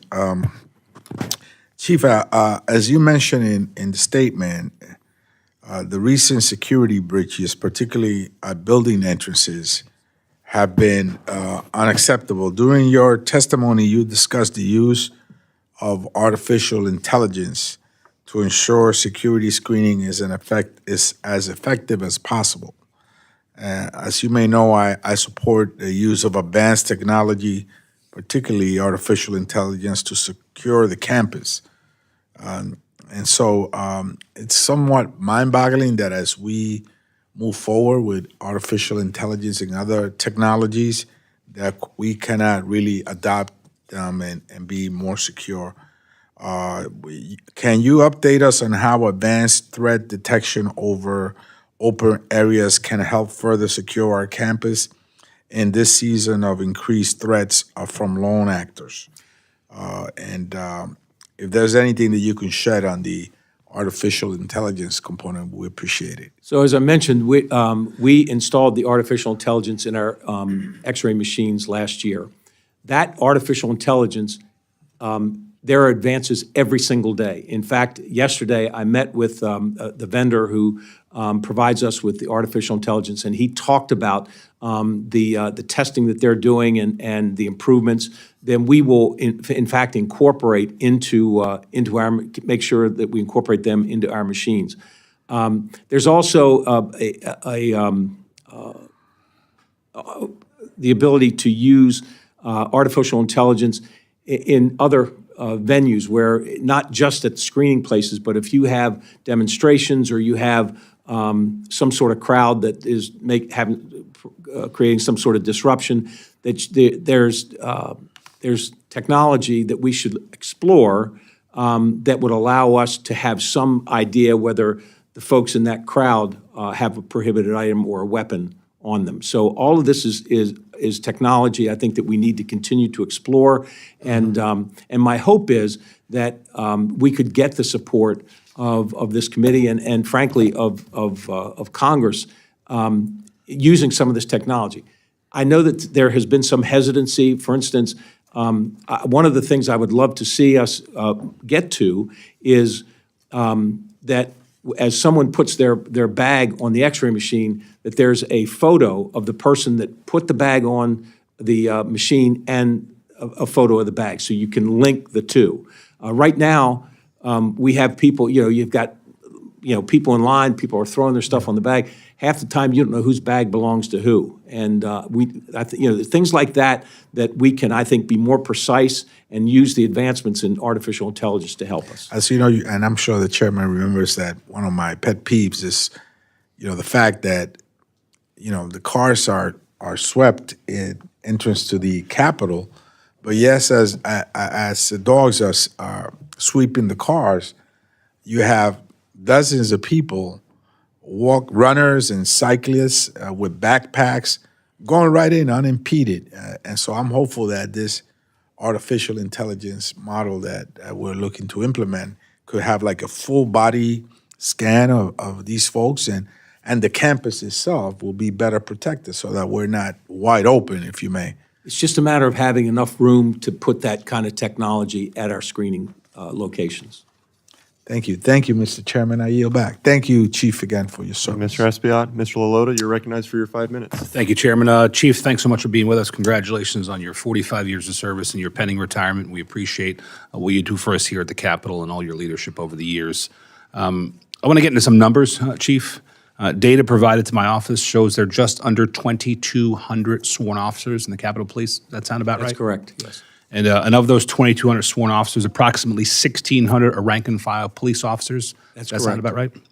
about right? And of the 2,200 sworn officers, approximately 210 are either sergeants or lieutenants. Is that about right? I think that number's about right, yes. I think I have it about a 160 and 50 with respect to sergeants and lieutenants. Chief, can you describe some of the interactions between the sergeants and lieutenants and the police officers they supervise, what leadership they demonstrate, just generally speaking, the roles and responsibilities of the sergeants and lieutenants as they interact with the POs? So first of all, sergeants, I think, are probably are the best barometer of a culture of an organization. You look at the first line supervisors, you can tell a lot about an organization. And sergeants and lieutenants have both operational and administrative responsibilities. They're responsible for scheduling and timesheets and all those kinds of things that will keep them in the office busy with paperwork. But they're also responsible for the day-to-day operations of the officers under their supervision. And so what we expect is for those supervisors, and what we've certainly one of the things we've put into place after these breaches is the officers, the officials have to get out of the office and spend more time at the screening locations, making sure that the process and the officers are doing exactly what they're supposed to do. That we too often you find first-line supervisors get caught up in all the paperwork and are not out doing as much supervision out in the field as they should. But they have the responsibility as both. I wasn't a cop, but I was a military officer for a little while. My dad and both my grandfathers were cops, so I have an appreciation for that first-line supervisor concept. Can you describe a little more in detail about, with specificity, how often do the sergeants go visit the watch stations? What are they looking for? What standards are they looking to uphold and enforce at the specific watch stations throughout the Capitol, Chief? So right now, in the Uniformed Services Division, and this is where all the uniformed officers, which include all of the screening points, they have been directed to. They have a certification sheet that they've got to fill out 3 times a day at every post where they have folks under their supervision working. So we've mandated that this happen frequently. Do I think that was occurring like that before? No, I don't. This is forcing them to come out. So at least 3 times a day, they are out supervising each post and documenting what they find. Great. And you said in your testimony earlier, and I appreciate you being very forthright with us on these breaches. You said in your testimony they were not a result of technology or process, but they were more human error related. And you also mentioned these breaches could have likely been prevented had established protocols have been properly followed. How can you describe the job? You have 45 years of law enforcement experience. How can you describe some of the standards and culture that you experienced in other jobs before you got here to the one that's here? And are there any differences between the two? And could any of those differences be improved upon, Chief? So I think one of the issues that we're dealing with here is human nature. As in the previous jobs that I had in previous departments, there was not the repetitive sort of assignment that we have here, especially if you're assigned to a screening post.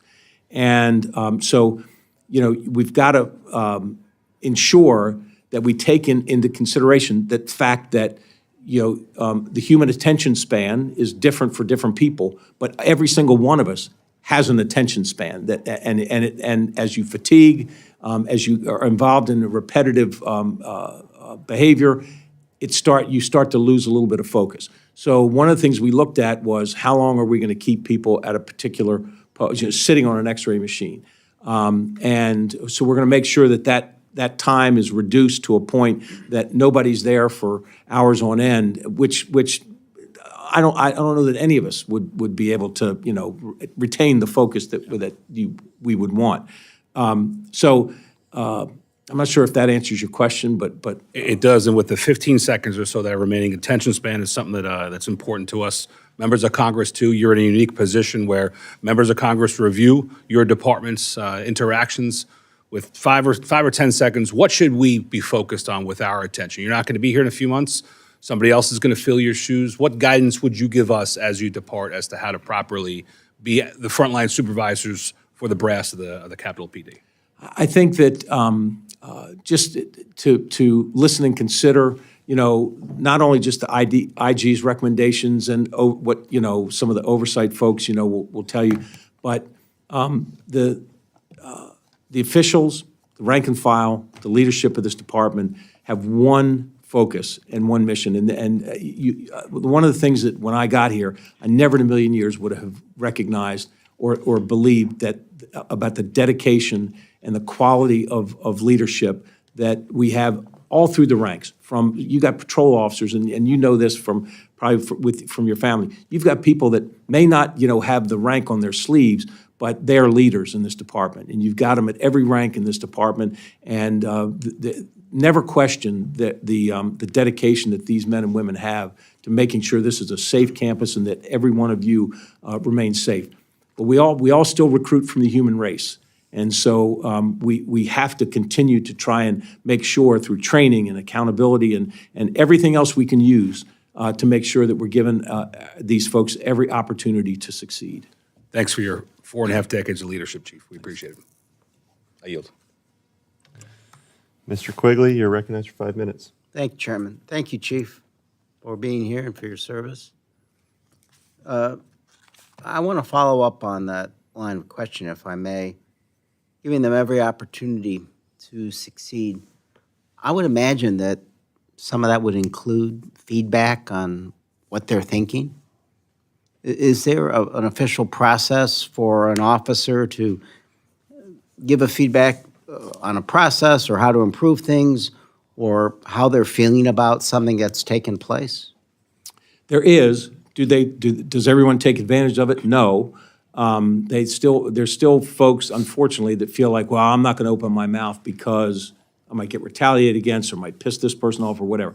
The fact of the matter is we just finished a department-wide climate survey where it was, dozens and dozens of questions about what goes on in the department and how people feel about different things. I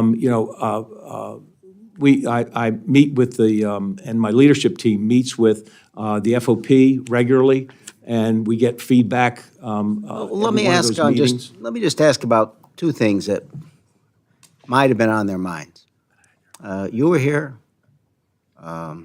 I wasn't pulled out of the chambers right away. We're upstairs and got stuck for a while.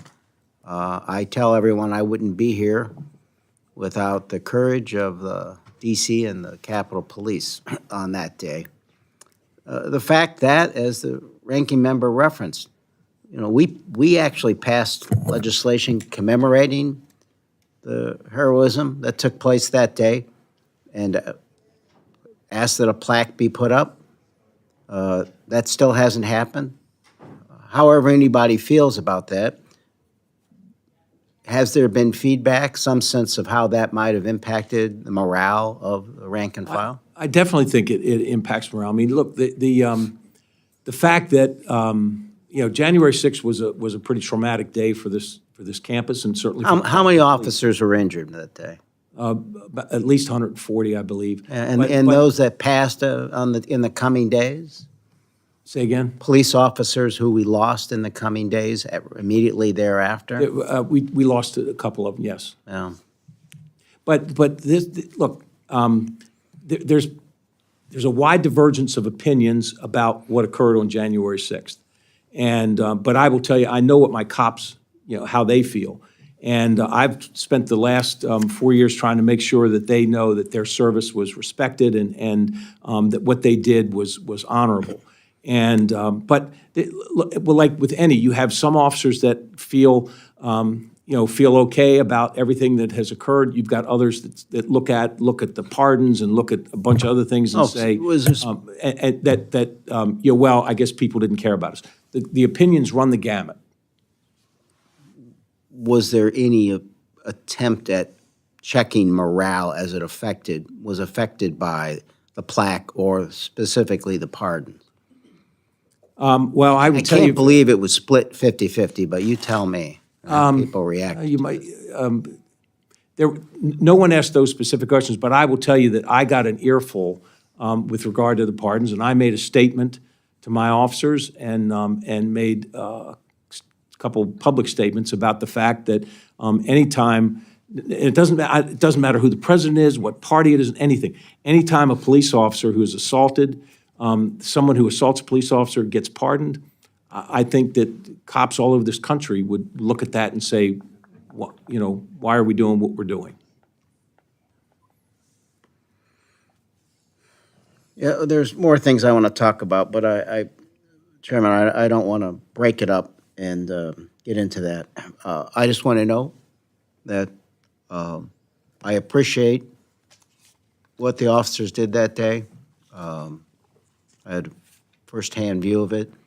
I want to thank them every day for that because I think they say more than our lives, but where our republic was at the time. And we should put the plaque up. We're seeing now that those pardoned, many of them have been arrested since then. And I believe all that has done is encouraged others to act in a similar way in the future. So thank you again for your service and for being here today. Mr. Strong, your 5 minutes. Chief Manger, I want to thank you for your service to our nation for over 45 years and congratulate you on your upcoming retirement. I also want to extend my gratitude to all of the officers that work tirelessly every day to protect our Capitol, ensuring the safety of elected officials, government employees, and visitors alike. I'm glad that we're holding this hearing today to address the recent security challenges faced on the Capitol complex and examine ways to enhance the preparedness of our officers. As a first responder for over 4 decades, I've seen firsthand how crucial preparedness and readiness are during crisis situations. While we can never predict every potential crisis, we must prepare, evaluate, and adapt our strategies to ensure our officers are ready to act swiftly and effectively when needed. Chief Manger, how do you assess the current training programs for Capitol Police officers to ensure that they are prepared for the wide range of potential threats that they face? I think they're good, but there's always room for improvement. We just did a learning needs assessment, which is a pretty global look at our training and how it could be improved. But I will tell you specifically toward addressing these issues of the security breaches, I think that our training is solid. Our policy is solid. It's just making sure that the officers have this look, if it's important, it's like firearms training. We do that twice a year. Well, now we're going to do the refresher training for the screening twice a year because it's that important. Okay. You mentioned an updated security screening refresher training for officers with mandatory testing twice a year. Can you walk us through the specific areas of security screening that will be tested and the plan to track and analyze the effectiveness of this reoccurring training? So the screening, there's a number of layers to screening. First, I mean, we start the screening process before somebody even gets into the building. We've got pre-screeners outside that are watching people as they approach the building. We've got, once they get in, they go through a magnetometer so that you can screen the person's the person's body, their clothing that they're wearing, and then any packages that they have goes through screening as well. So it's a dual screening process of the person and anything they have with them, it's one of the key things is that if something alerts, whether it's the X-ray machine or whether it's the magnetometer, you've got to find out what's making it alert. And you don't stop the screening process until you determine what's making it alert. I'd also like to focus on the procedures that directly follow security failures, such as the ones mentioned today. Can you describe the department's approach to post-incident evaluation? Specifically, how do the Capitol Police debrief after an event, and how do you apply lessons learned to future security planning? So we put out an after-action report, and we allow anyone who was involved in this, from the newest officer up to the chief of police, to have input on that after-action report. And once we get all the comments from everybody who was involved, then we use that to look at it through the lens of training, the lens of supervision, through equipment, through all of those different lenses to determine what we can do to make sure that whatever went wrong doesn't happen again. And whatever went right, that's right, does happen again. Good. Switching gears a bit, your testimony mentioned that the security screening failures this year were due to human error despite technology correctly identifying prohibitive items.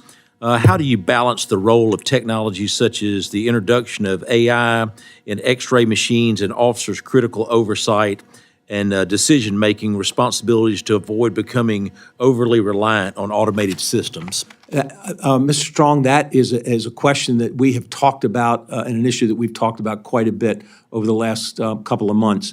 And I think it has to do with training. It has to do with instilling this notion in the officers that it's not their job to look at a screen. It's their job to make sure that no prohibited items get into the building. And just to approach the training in such a way that they understand the importance that AI is a tool, this equipment is a tool, but it's up to them. They have the final responsibility to make sure nothing prohibited gets through. Thank you, Chief. In a perfect world, staffing, K-9, morale, vehicles, equipment, technology, weapons, tactics, communication, what one thing would you change right now if you could?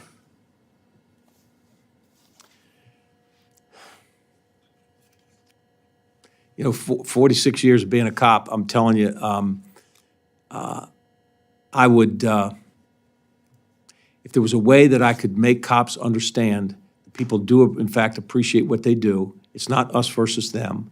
It is that we are all part of this community, that the Capitol Police play a unique role in the congressional community, and to understand that, to take pride in that, and take that pride in their workmanship and translate that into making sure they're doing the best job that they can do. And so it really comes down to making sure these cops know how much they're appreciated. You got it. Thank you, Chief, and I think each of those that work under your direction, you've done a phenomenal job. Mr. Chairman, I yield back. Thank you. Representative Malloy. Thank you, Mr. Chairman. Chief Major, thanks for being here. Thank you for your 40-plus years of public service. Everybody said it, but congratulations on your retirement. I really appreciate what you and your officers do here. And I love that we welcome the public into our buildings. And I know that you all have a responsibility to keep me, my colleagues, and our staff safe. So I recognize that you're balancing a lot of factors.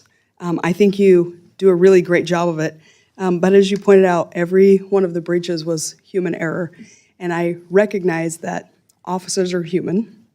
We're all human. And I'm guessing that humans who enjoy their work environment and feel appreciated are probably more conscientious at what they do. And we all want to see your officers be conscientious and successful at what they do. So I've been sitting here listening to all the questions. Sorry, I've got a little bit of a cough. And I'm concerned that there might be a temptation on the part of leadership in the Capitol Police to make changes to satisfy us that might hurt morale in the force. And so I just, at the end here with a few minutes left, I want to give you a chance to talk about that. Sorry. But let me set the stage for you just a little bit. The technological improvements you talked about sound great, but every breach was human error. The increased training sounds good too. But as I was listening, things like increasing the rotations and changing the setup at these checkpoints might make officers feel like they're being policed and treated like children. And we see the same officers a lot. We build up a good rapport with them. There are 438 of us and a lot of staff. And when people are at the same places a lot, they see us a lot and they recognize people. Can you just speak to how these changes in how personnel are handled might impact morale on the force? So it is not lost on me that we had these 3 breaches, but that 99.999% of my officers were not involved in any of those. They made no mistakes. Right. And so when everybody had to go through the training, believe me, I understood the fact that a lot of them said, what did I do wrong? And because they did nothing wrong. So I think it's important for leadership to be consistent. This is not about, I will tell you that, again, been a cop a long time, and even good cops make mistakes sometimes. And when you make a mistake, it shouldn't start off with, you're going to get disciplined or whatever. First mistakes that people make, and it depends on the nature of the mistake and all that sort of thing. But all of these accountability measures that we're putting in, I want it to start with training. Then if the people make mistakes, then counseling, just say, hey, you did this. And then you would, after that, you would get into, okay, well, do we need to look at some sort of discipline or whatever?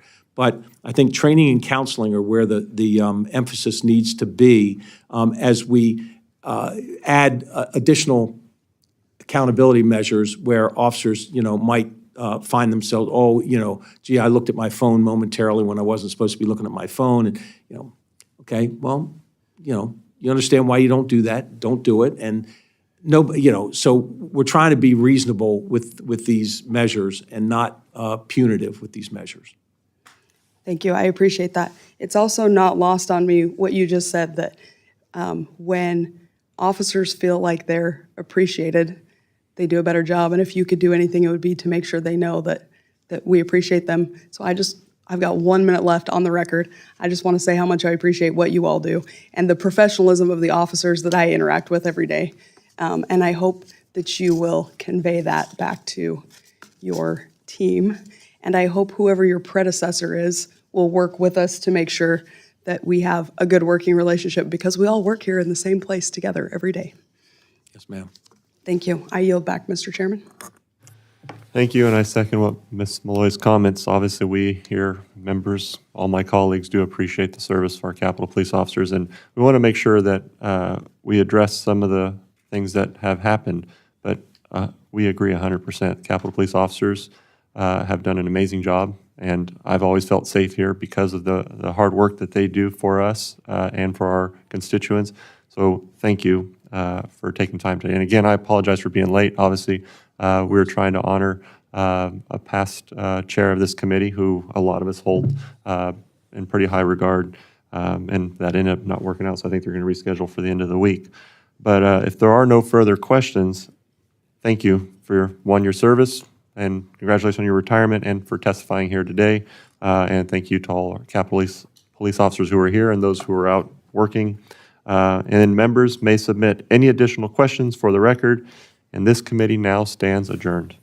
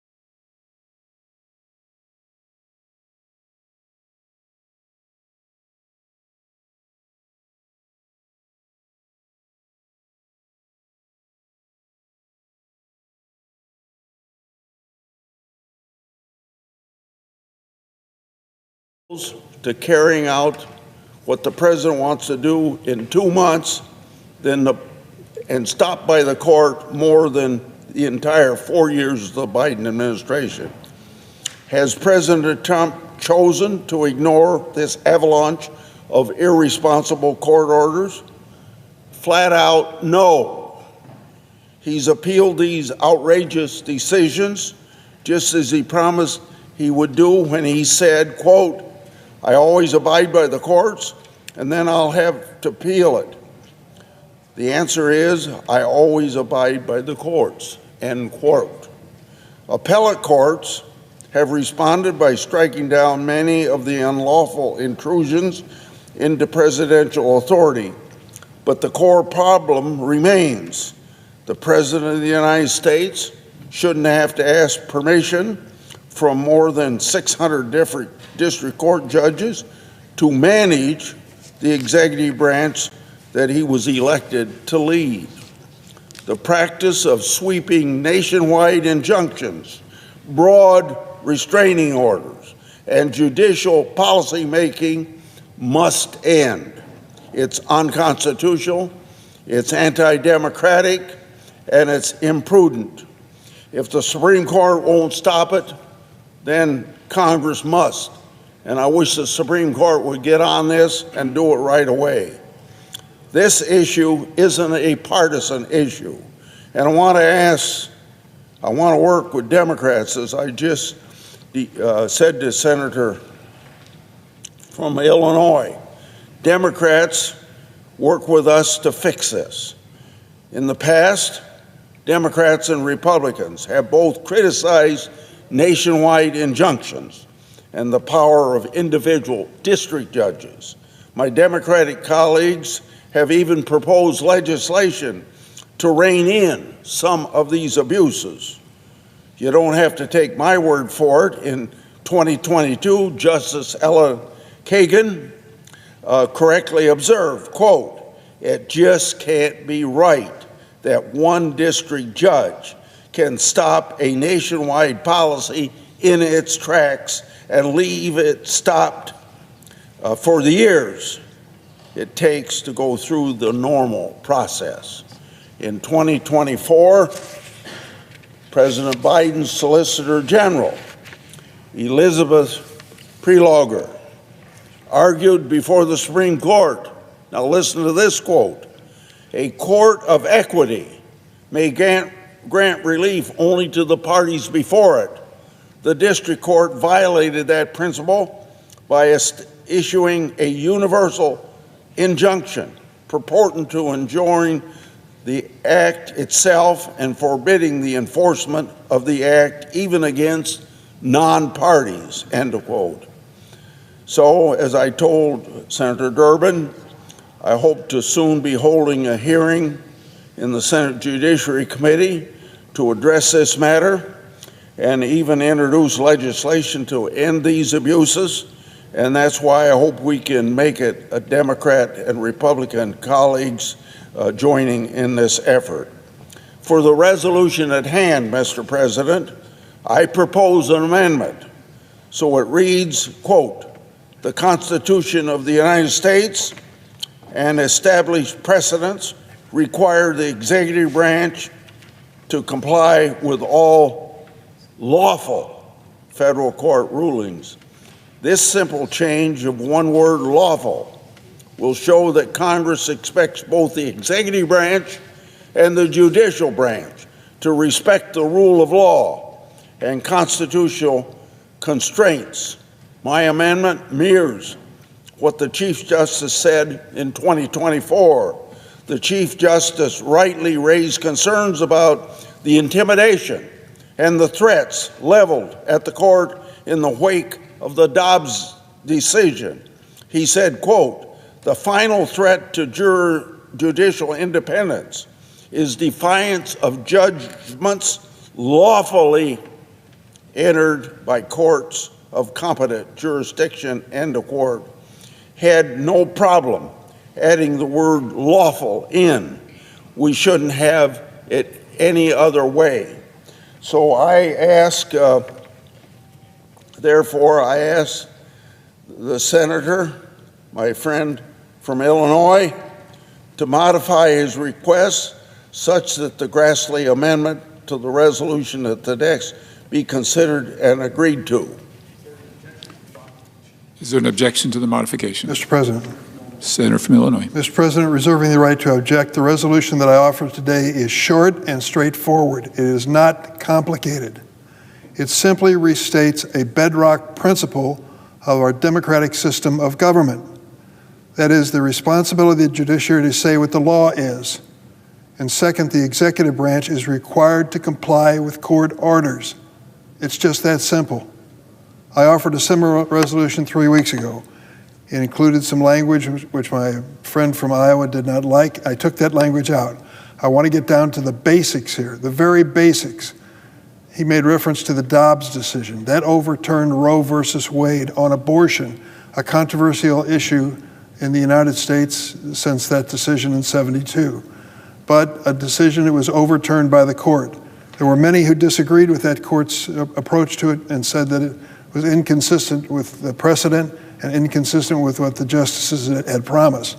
And yet, when it was all over, no one filed articles of impeachment against the Supreme Court, and there were no threats, I know, personal threats and physical threats on the justices and their families. There should never be. Violence is never acceptable.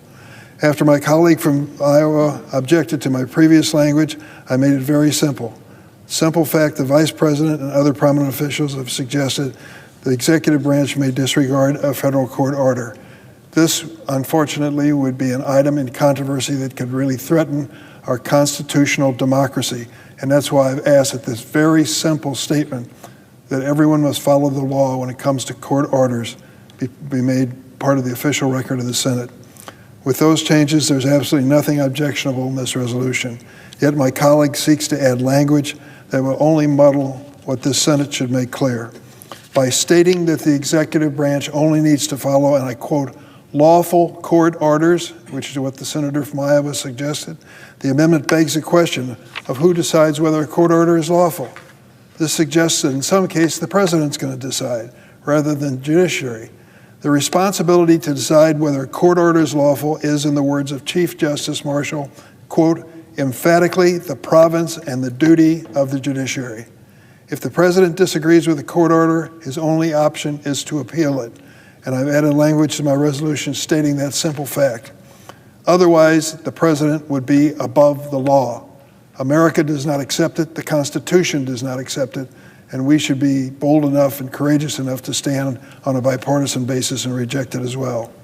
The other amendment implies that courts are ruling against the administration because of, quote, different policy preferences rather than following the law. Over and over and over again, thousands and thousands of times, we have had judicial nominees appear in the Judiciary Committee who, when asked the basic question of what would you do in court if you had to make a decision, they say, I will follow the law. That is the basic.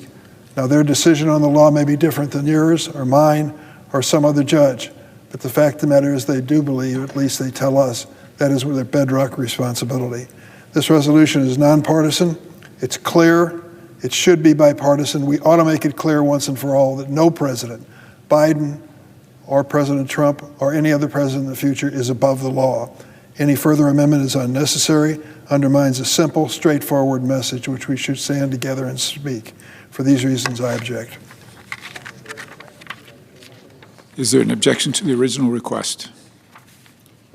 Are you asking about the original one? Yes. I object. Objections heard.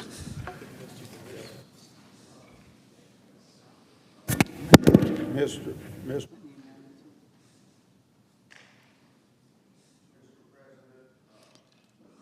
I ask unanimous consent that the text of my amendments that has to be printed in the record. Without objection. I know no further debate on the nomination. Is there further debate? I ask for the ayes and nays. Hearing none, the questions on the nomination. Is there sufficient second? There appears to be. The clerk will call the roll.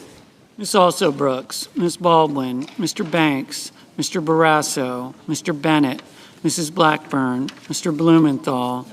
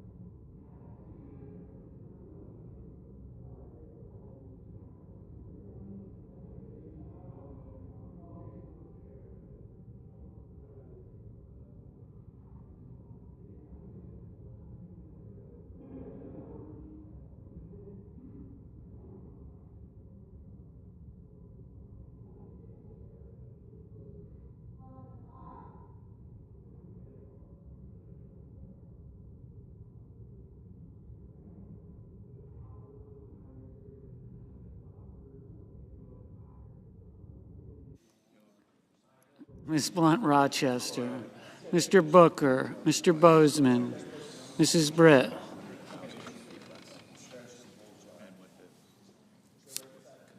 Mr. Budd, Ms. Cantwell, Mrs. Capito, Mr. Cassidy,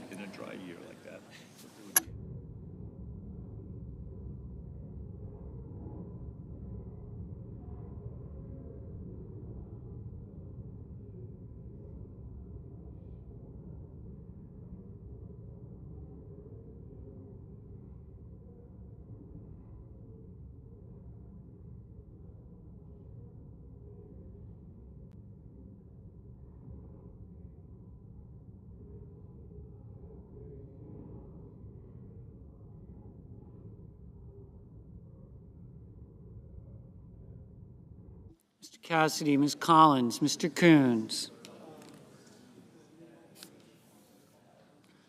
Mr. Cornyn, Ms. Cortez Masto,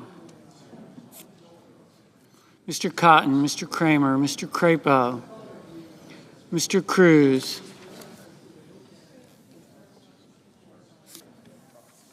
Mr. Curtis.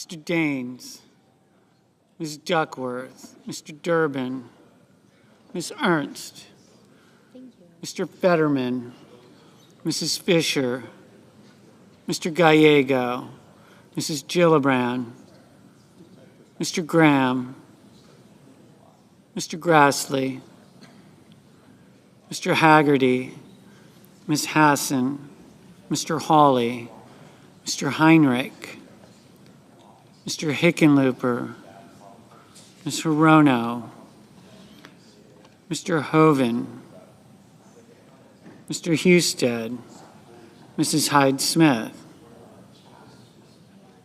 Mr. Johnson, Mr. Justice, Mr. Kane, Mr. Kelly, Mr. Kennedy, Mr. Kim, Mr. King,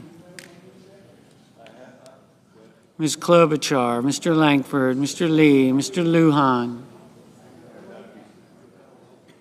Ms. Lummis,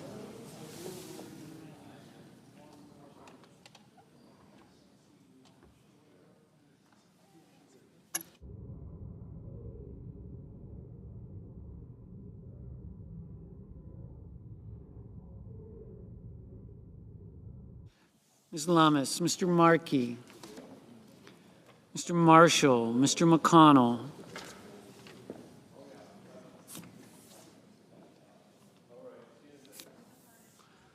Mr. McCormick, Mr. Merkley, Mrs. Moody, Mr. Moran, Mr. Moreno, Mr. Mullen, Ms. Markowski, Mr. Murphy, Mrs. Murray, Mr. Ossoff, Mr. Padilla, Mr. Paul, Mr. Peters, Mr. Reed, Mr. Ricketts, Mr. Risch, Ms. Rosen, Mr. Rounds, Mr. Sanders, Mr. Schatz, Mr. Schiff, Mr. Schmidt, Mr. Schumer, Mr. Scott of Florida,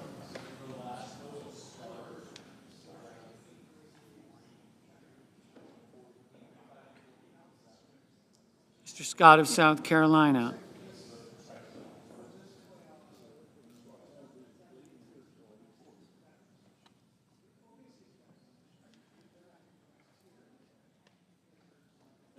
Mrs. Shaheen,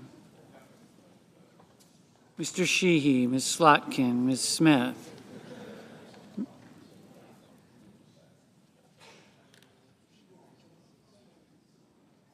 Mr. Sullivan, Mr. Thune, Mr. Tillis, Mr. Tuberville,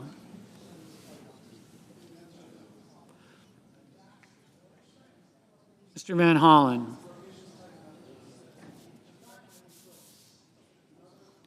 Mr. Warner, Mr. Warnock, Ms. Warren, Mr. Welch, Mr. Whitehouse, Mr. Wicker, Mr. Wyden, Mr. Young.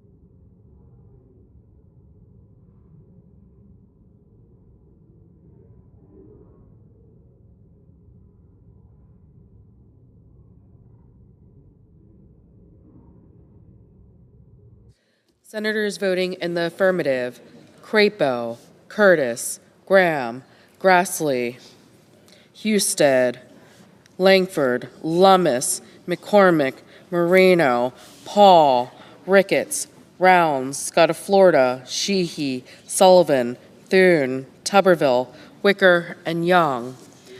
Senators voting in the negative: Bennett, Blumenthal, Duckworth, Durbin, Gillibrand, Hassan, Kelly, Murphy, Padilla, Schatz, and Schiff. Mrs. Britt, aye. Mr. Cassidy, aye.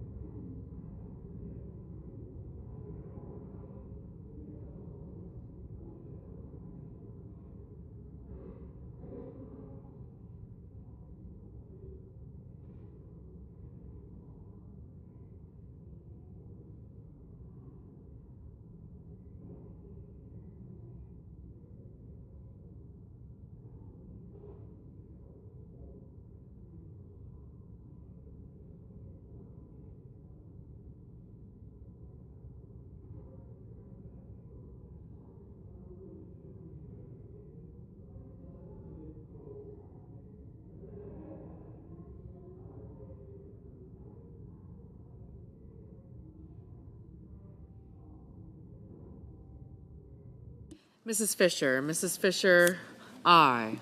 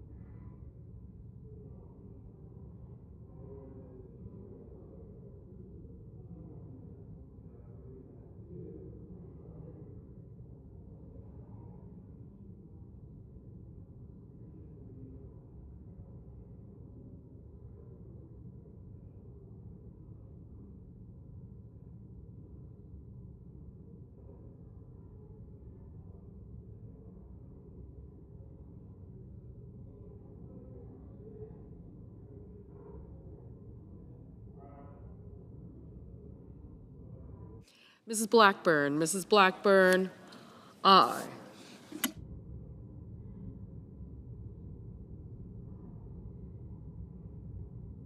Mr. Lujan. Mr. Lujan, no.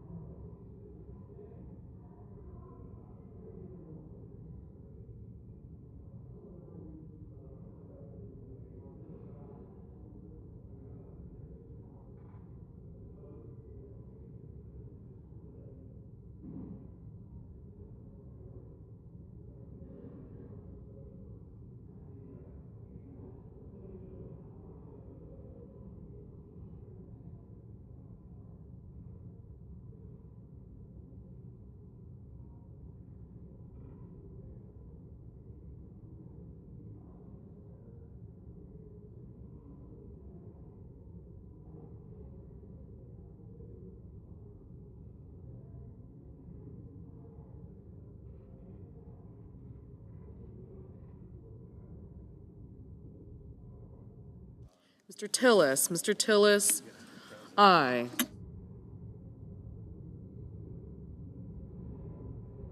Mr. King. Mr. King, no.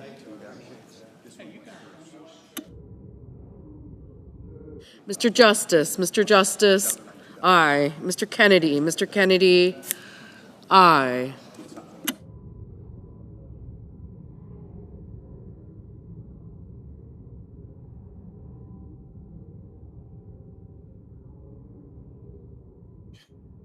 Mr. Bozeman. Mr. Bozeman, aye.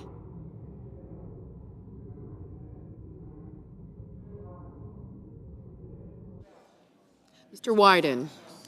Mr. Wyden, no.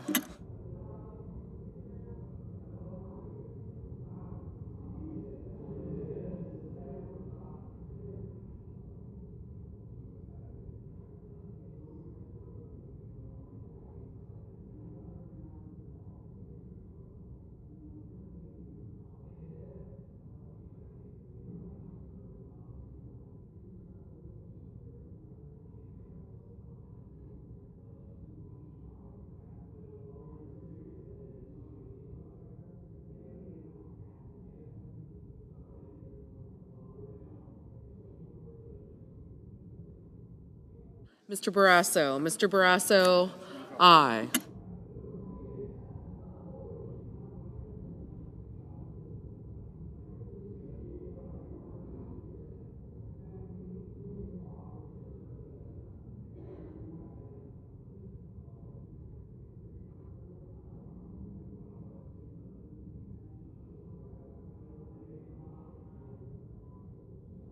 Ms. Baldwin, Ms. Baldwin, no. Ms. Collins, Ms. Collins, aye. Mrs. Capito, Mrs. Capito, aye. Mr. Coons, Mr. Coons, no.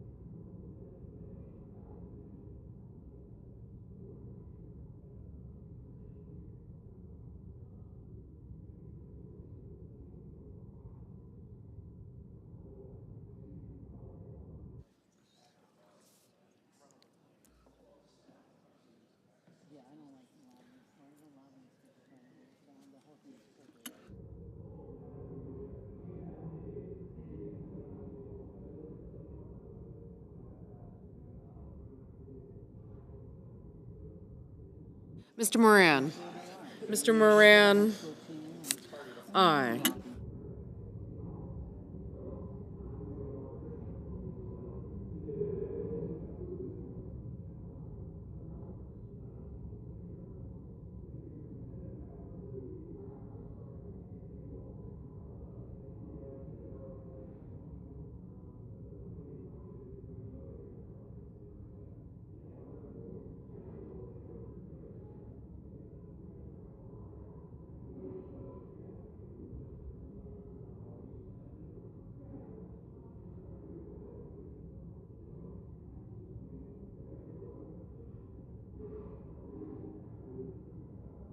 Mr. Kane, no.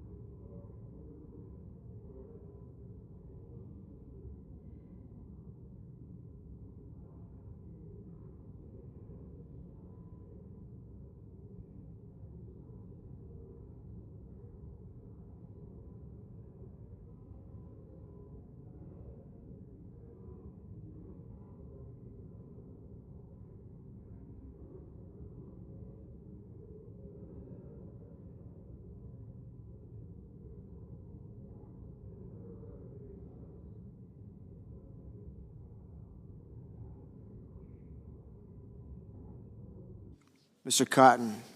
Mr. Cotton, aye.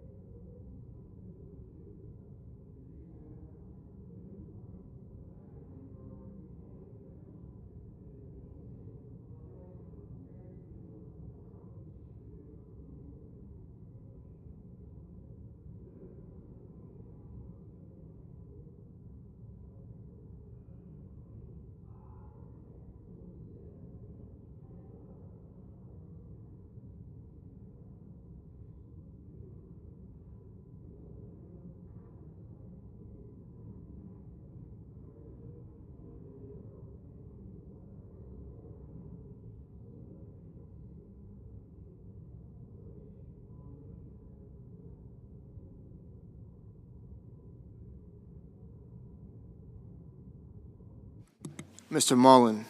Mr. Mullen, aye.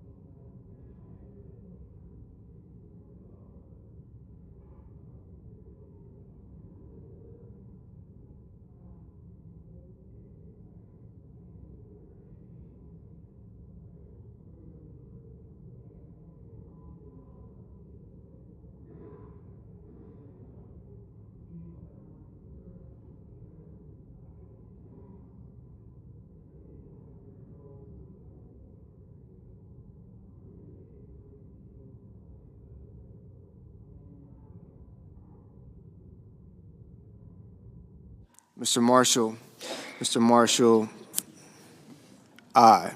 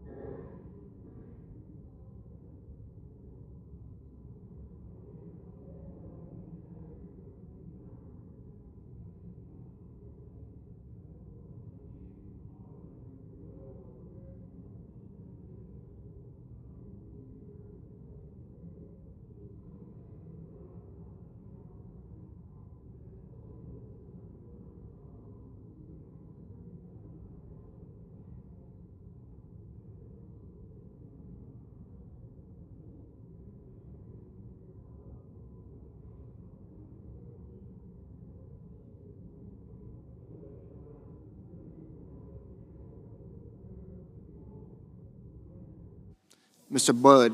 Mr. Budd, aye. Mr. Welch. Mr. Welch, no.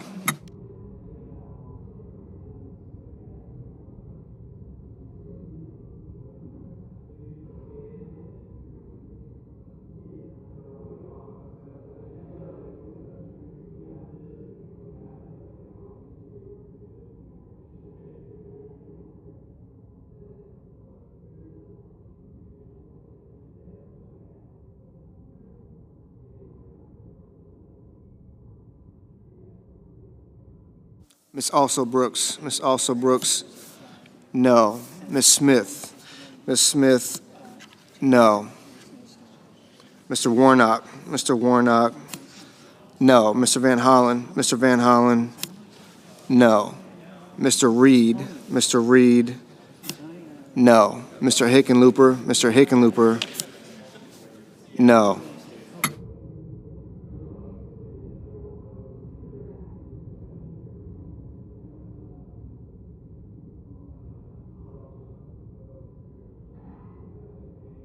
Ms. Blunt Rochester. Ms. Blunt Rochester, No.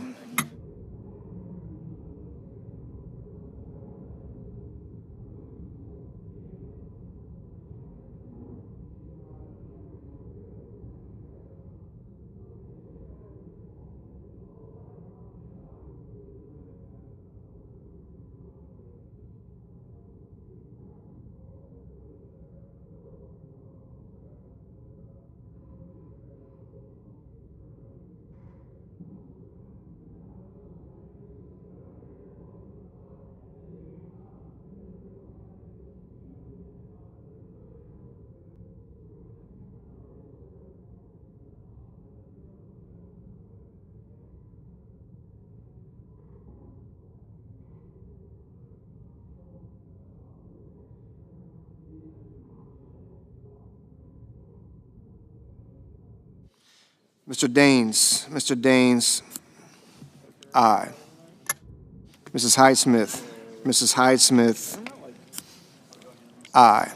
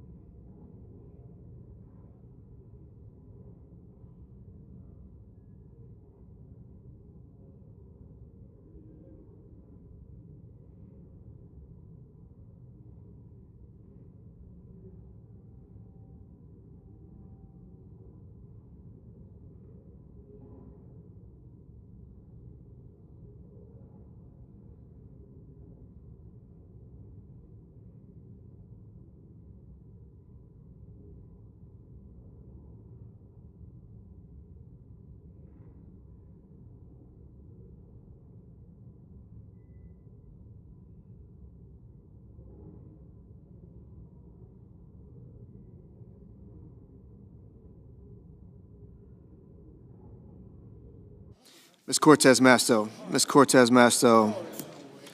no. Mr. Hoven, aye.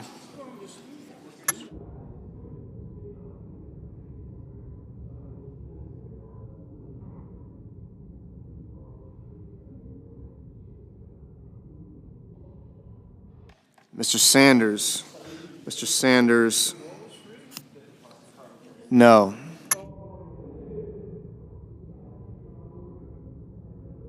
Mr. Johnson, aye.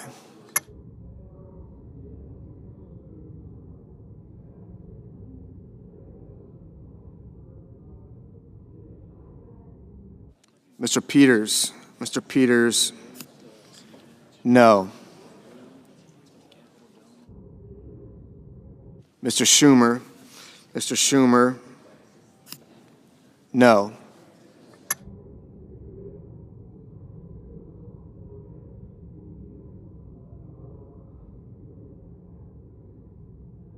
Mr. Scott of South Carolina, aye. Mr. Kim, no. You did, Senator. Mrs. Shaheen, no.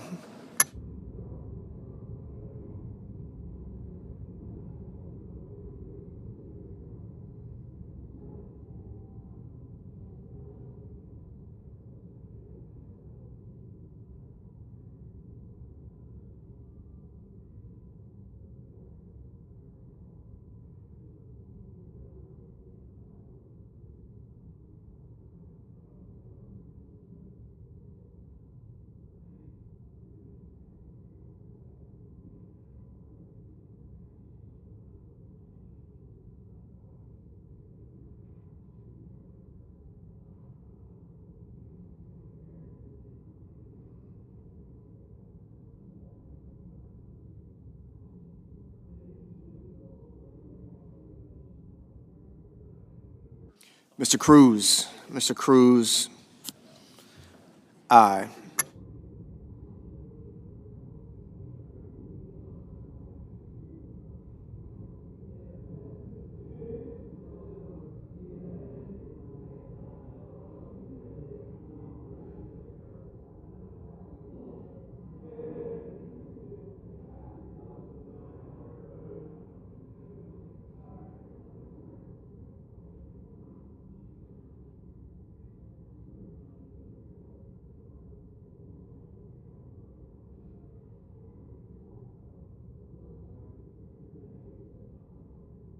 Mr. Gallego. Mr. Gallego, no.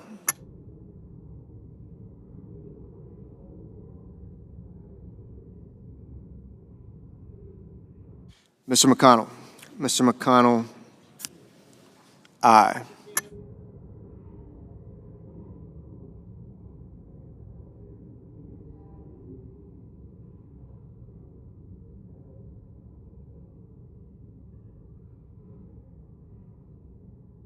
Mrs. Moody. Mrs. Moody, aye.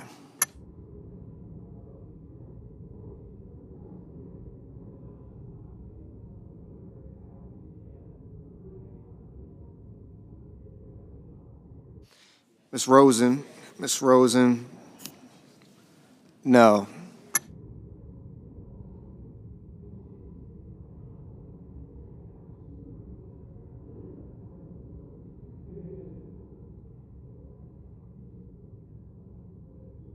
Mr. Ossoff. Mr. Ossoff, no.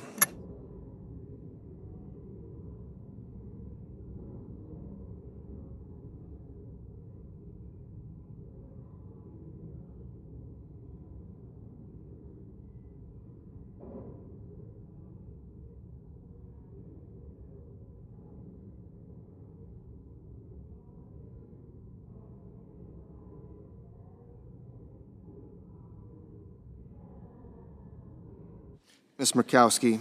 Ms. Murkowski, aye.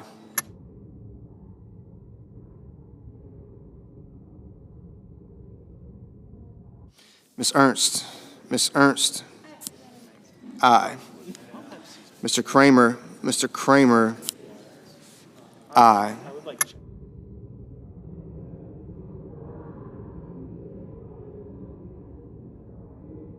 Ms. Hirono. Ms. Hirono, no.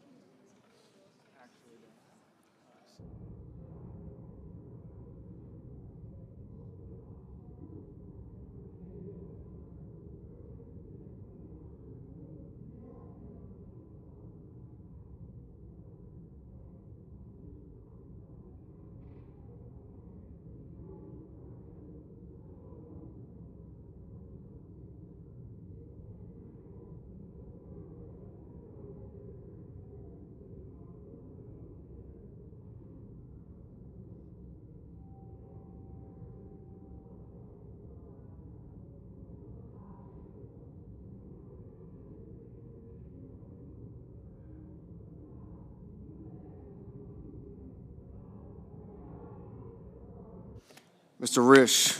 Mr. Risch, aye.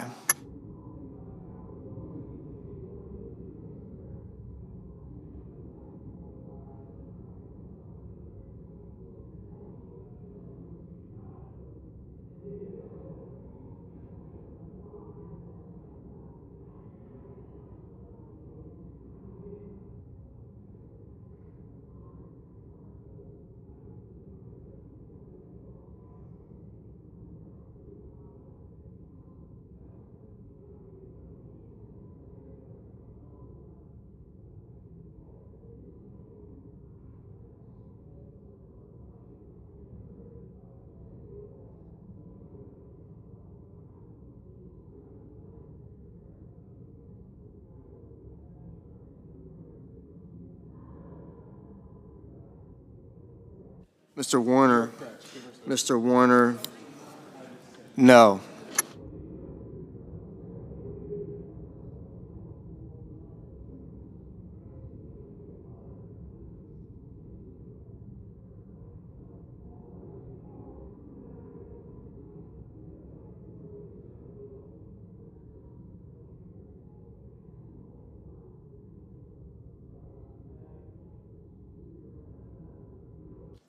Mrs. Murray, Mrs. Murray,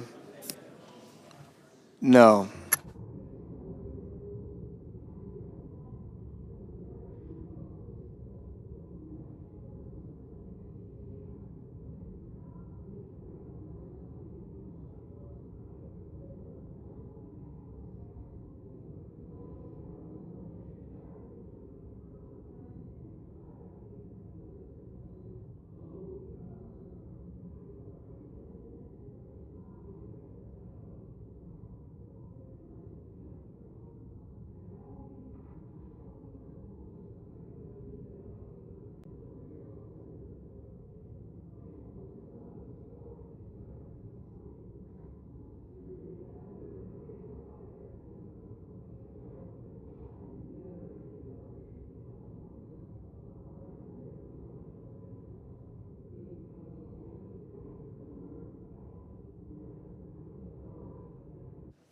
Mr. Whitehouse, Mr. Whitehouse, no.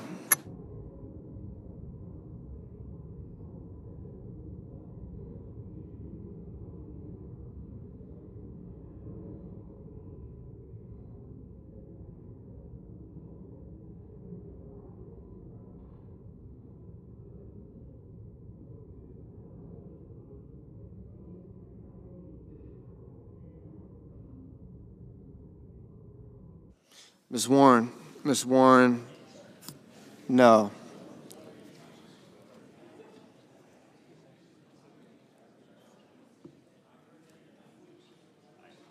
Mr. Lee, Mr. Lee, aye.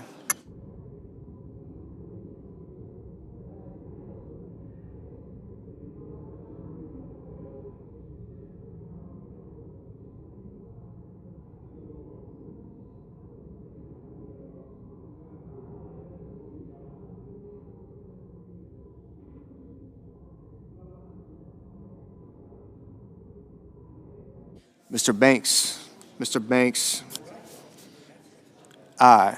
Mr. Merkley, Mr. Merkley, no. Ms. Slotkin, Ms. Slotkin, no. Mr. Fetterman, Mr. Fetterman, no.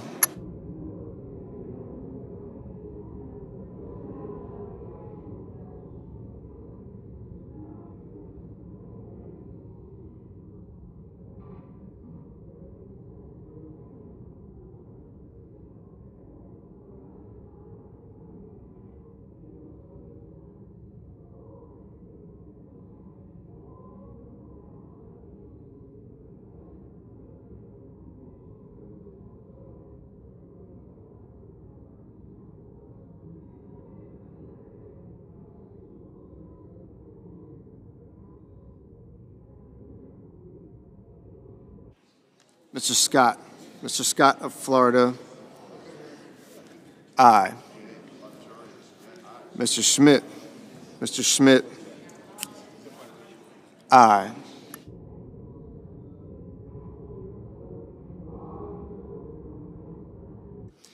Ms. Klobuchar, Ms. Klobuchar, no.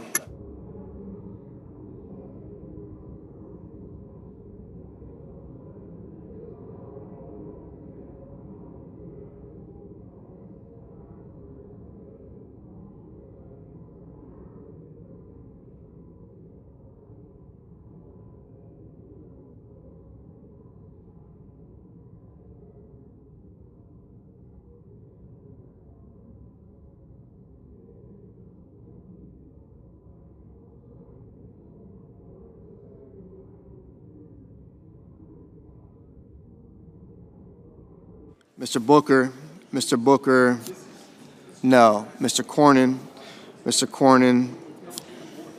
aye.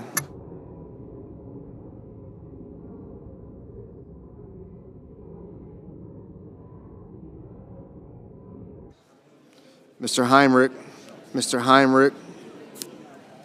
no. Mr. Hawley, aye.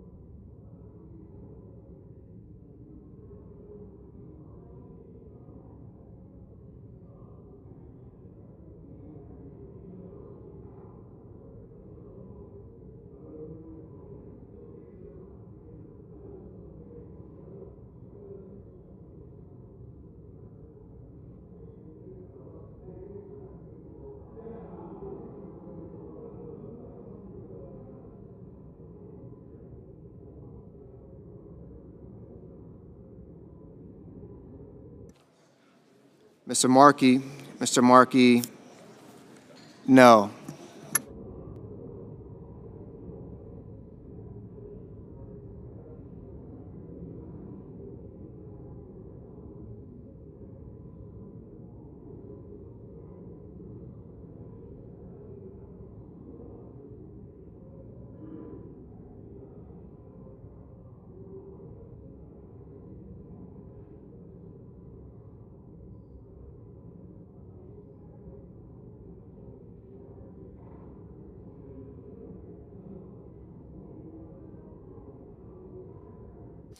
Mr. Haggerty, aye.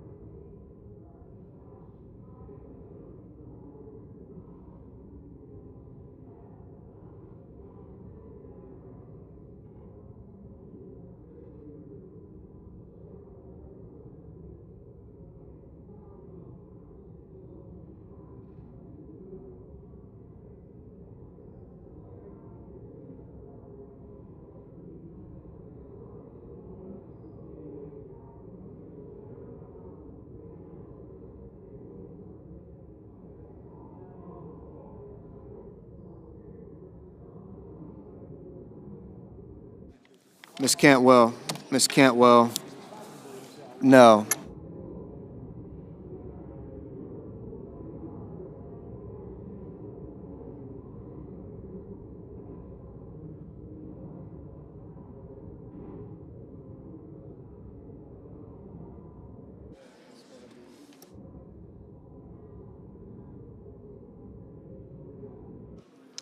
The yeas are 53, the nays are 47, and the nominee is confirmed. Under the previous order, the motion to reconsider is considered made and laid upon the table, and the President will be immediately notified of the Senate's action. Then I ask unanimous consent to waive the mandatory quorum call with respect to the Makari nomination. Is there an objection? Without objection. The clerk will report the motion to evoke cloture. Cloture motion. We, the undersigned senators, in accordance with the provisions of Rule 22 of the Standing Rules of the Senate, do hereby move to bring to a closed debate on the nomination of Martin Makary of Virginia to be Commissioner of Food and Drugs, Department of Health and Human Services, signed by 16 senators. By unanimous consent, the mandatory quorum call has been waived. The question is it the sense of the Senate that debate on the nomination of Martin Makary of Virginia to be Commissioner of Food and Drugs, Department of Health and Human Services shall be brought to a close? The yeas and nays are mandatory under the rule. The clerk will call the roll. Ms. Alsor-Brooks. Okay. Ms. Baldwin. Thank you. Daines. Yep. Thank you.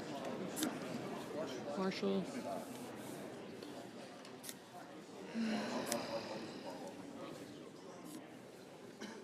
Mr. Banks. Thanks. Mr. Bennett.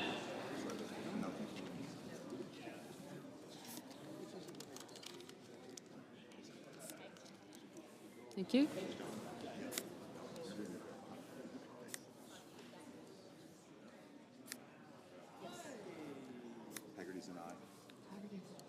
Okay, wait.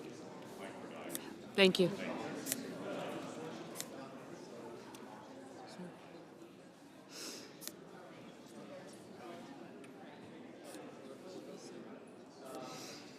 Mr. Blumenthal.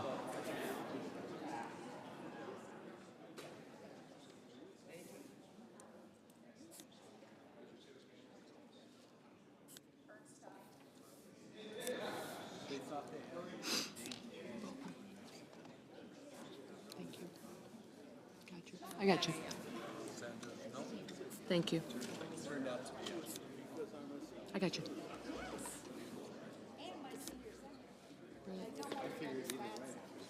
Bozeman. Thank you. Thank you.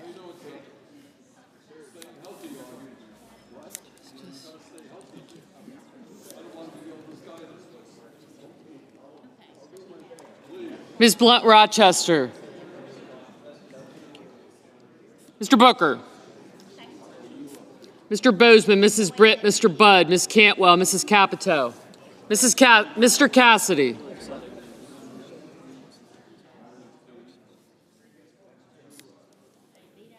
Ms. Collins. Mr. Coons. Mr. Cornyn. Ms. Cortez Masto. Mr. Cotton. Mr. Kramer. Mr. Crapo. Mr. Cruz.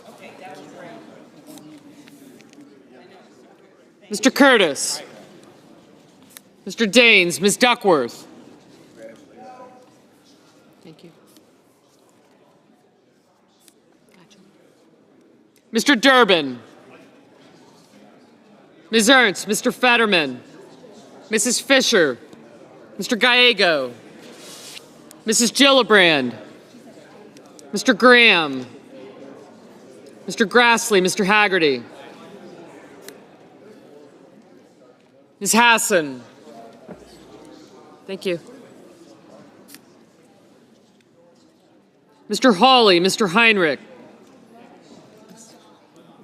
You got me right? Yep. Thank you. I got her. Mr. Hickenlooper. Ms. Hirono, Mr. Hoven. Mr. Husted. Mrs. Hyde-Smith, Mr. Johnson.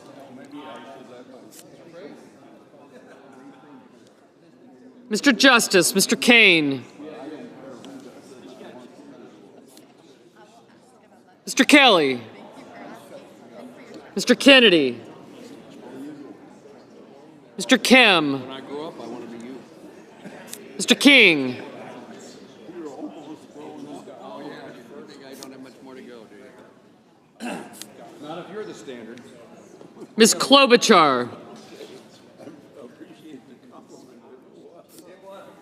Mr. Lankford. Mr. Lee. Mr. Lujan. Ms. Lummis. Mr. Markey. Mr. Marshall. Mr. McConnell. Mr. McCormick. Thank you. Mr. Merkley. Mrs. Moody. Mr. Moran. Mr. Marino. Mr. Mullen. Ms. Murkowski. Mr. Murphy.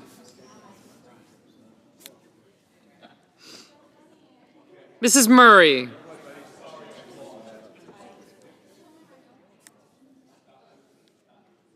Mr. Ossoff. Mr. Padilla. Mr. Paul. Mr. Peters. Mr. Reed. Mr. Ricketts. Mr. Risch. Mr. Rosen. Mr. Rounds. Did I just see it? Mr. Sanders. Mr. Schatz. Mr. Schiff. Mr. Schmidt. Mr. Schumer.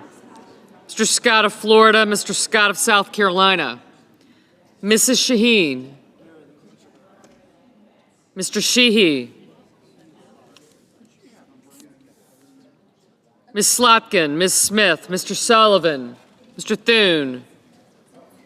Mr. Tillis. Mr. Tuberville.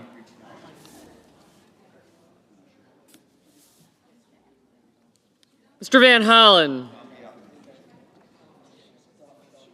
Mr. Warner, Mr. Warnock, Ms. Warren, Mr. Welch, Mr. Whitehouse, Mr. Wicker, Mr. Wyden, Mr. Young.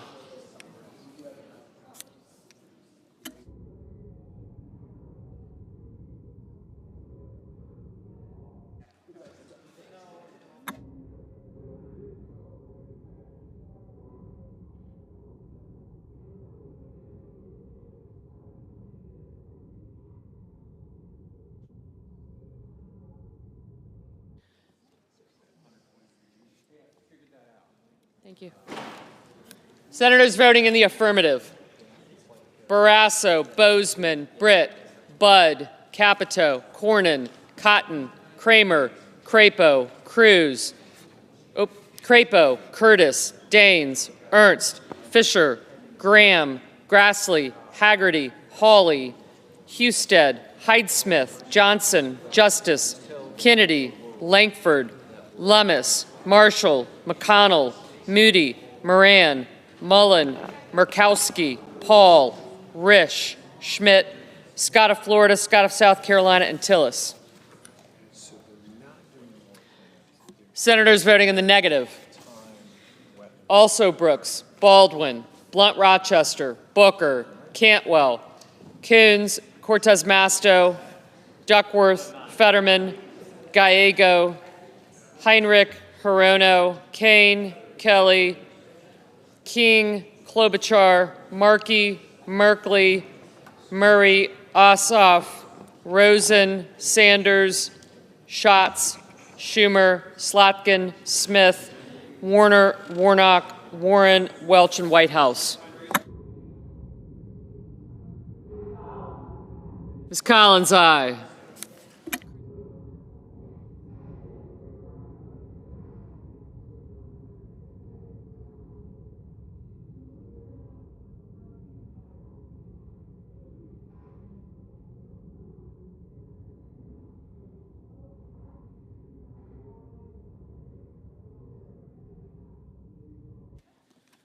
Mr. Lee, aye.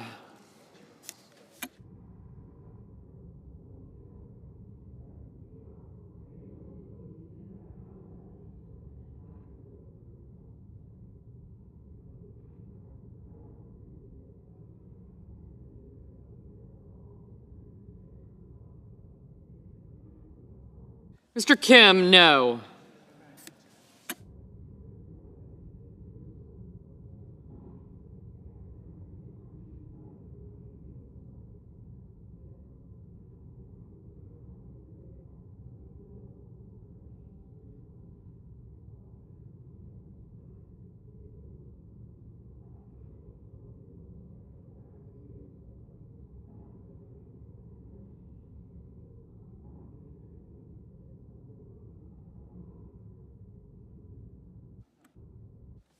Mr. Thune, aye.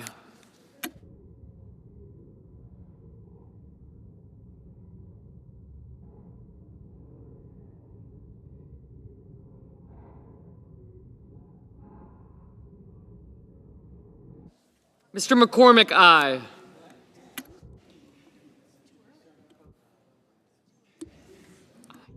Mr. Durbin, aye.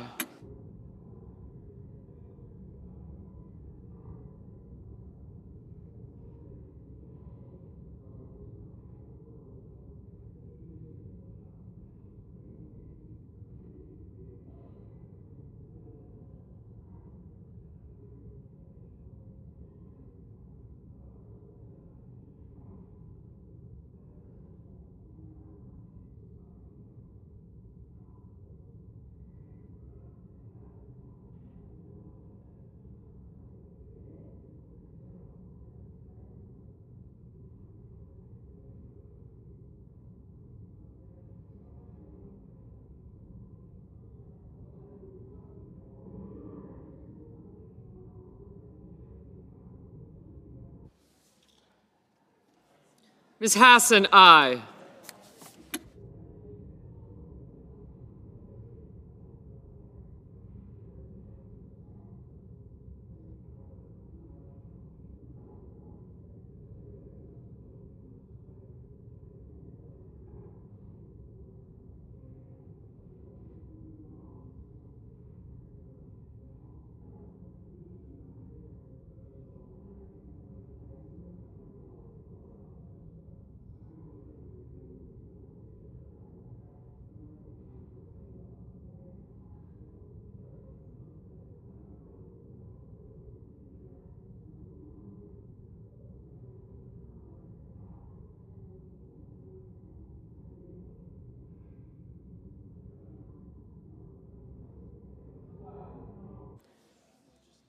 Mr. Wyden, no.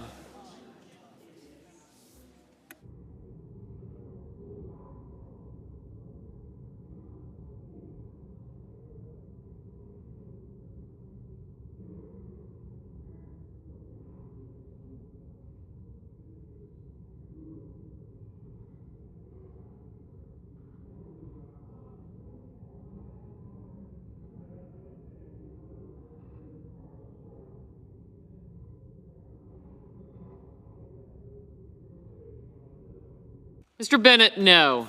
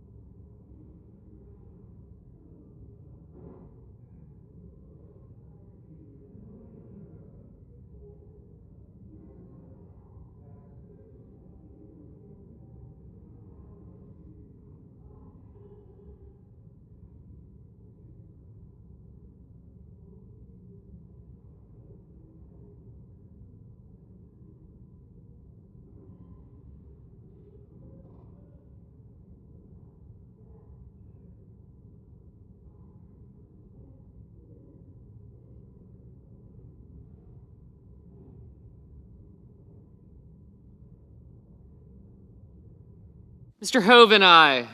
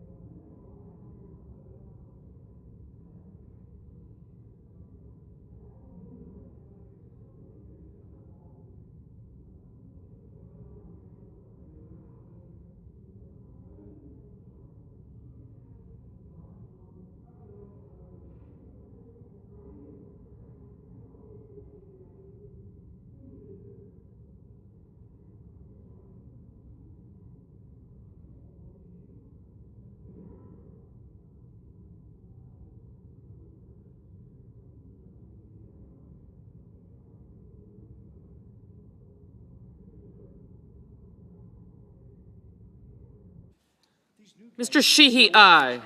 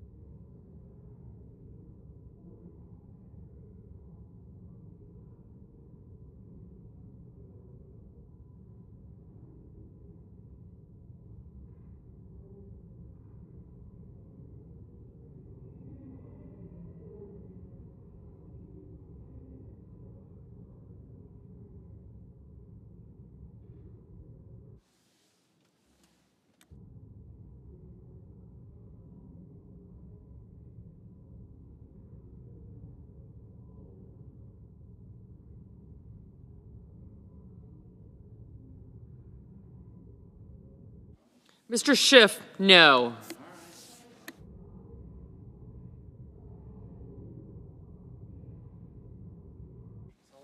Mr. Sullivan, aye.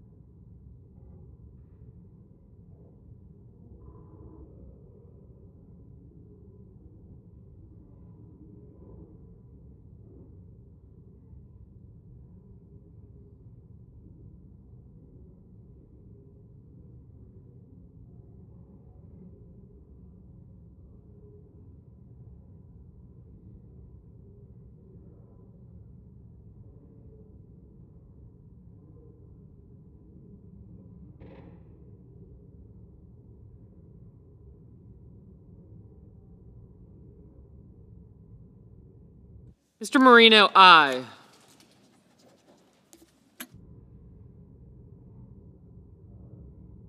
Mr. Banks, aye.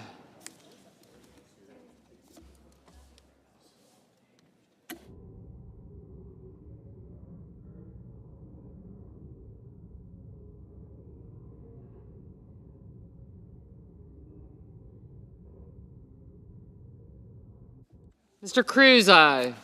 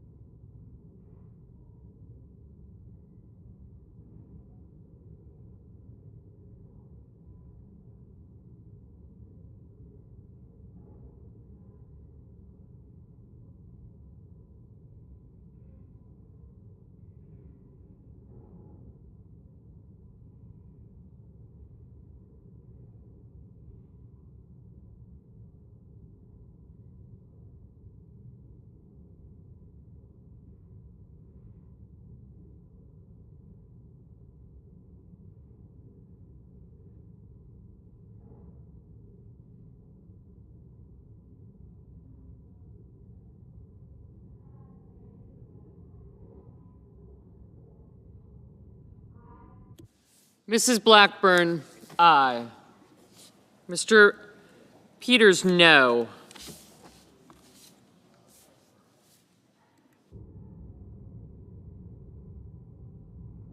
Mrs. Shaheen, aye.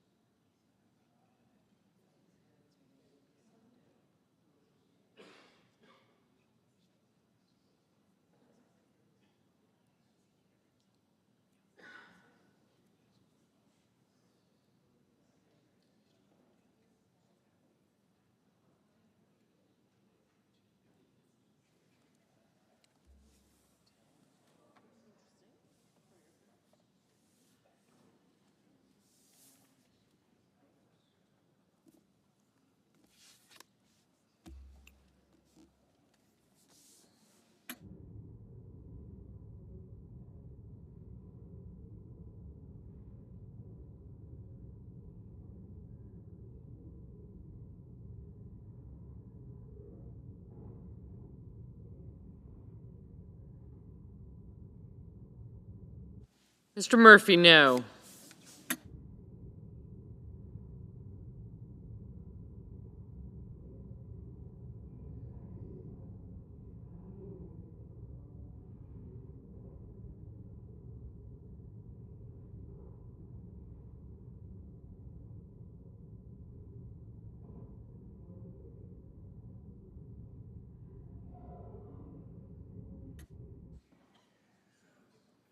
Mr. Reed, no.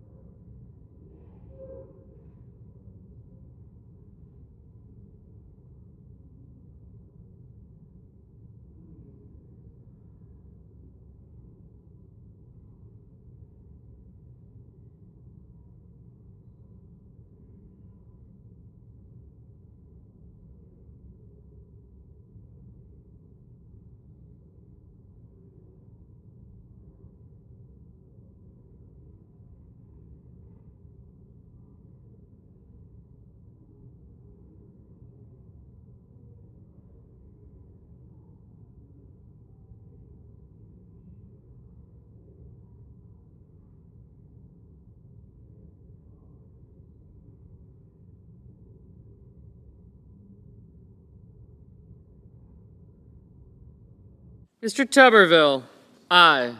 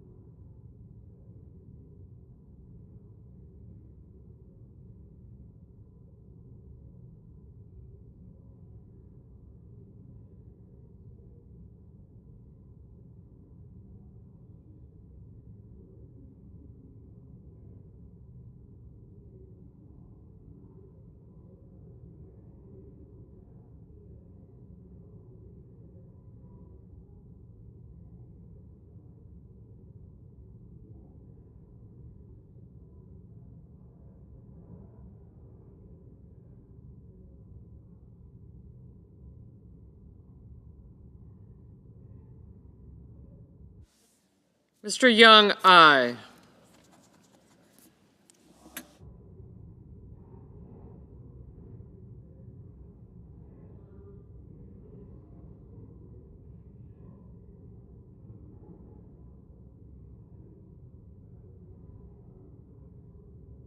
Mr. Blumenthal, no.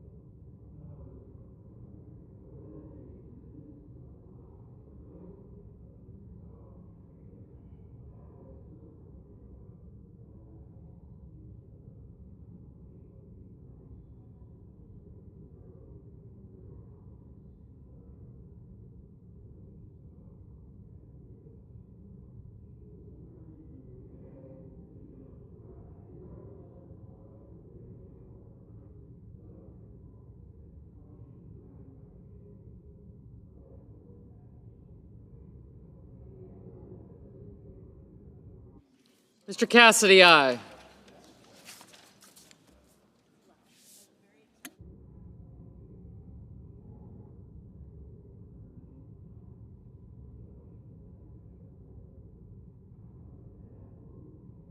Mr. Van Hollen, no.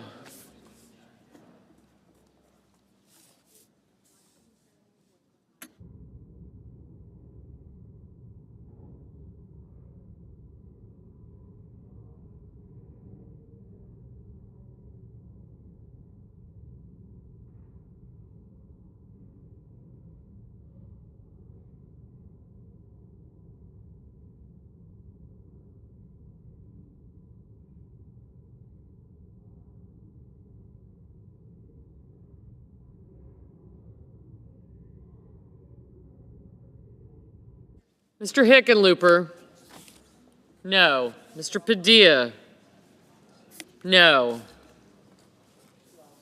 Mr. Rounds, aye.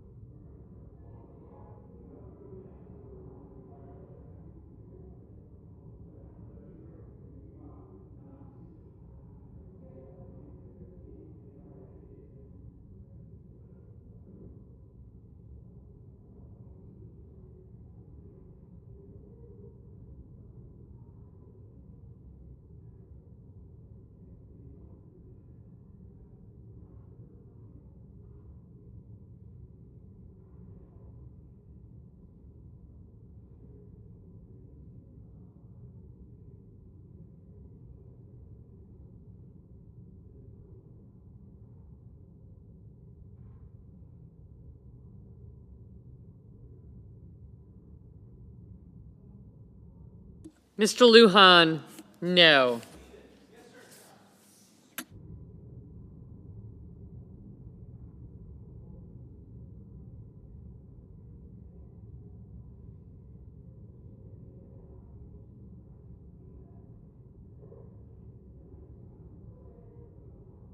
Mrs. Gillibrand, no.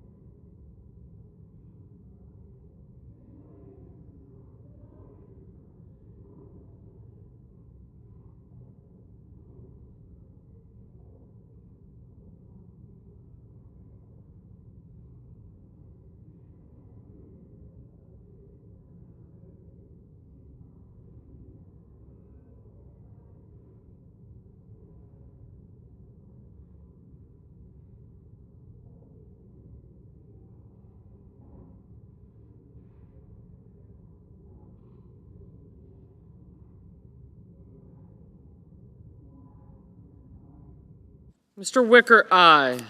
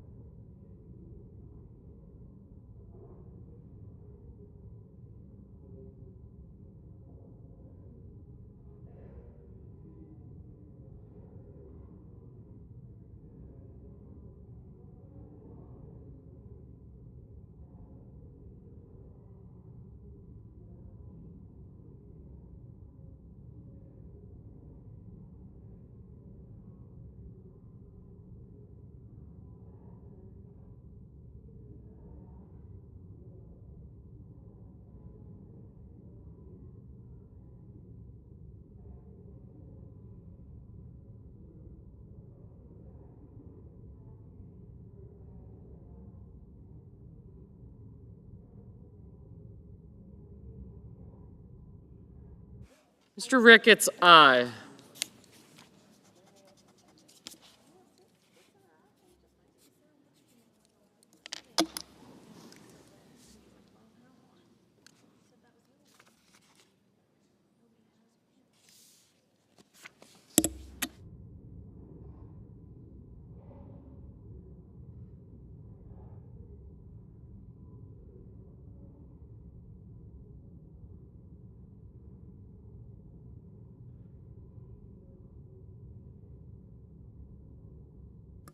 On this vote, the yeas are 56, the nays are 44, and the motion is agreed to. The clerk will report the nomination. Department of Health and Human Services, Martin Macri of Virginia to be Commissioner of Food and Drugs.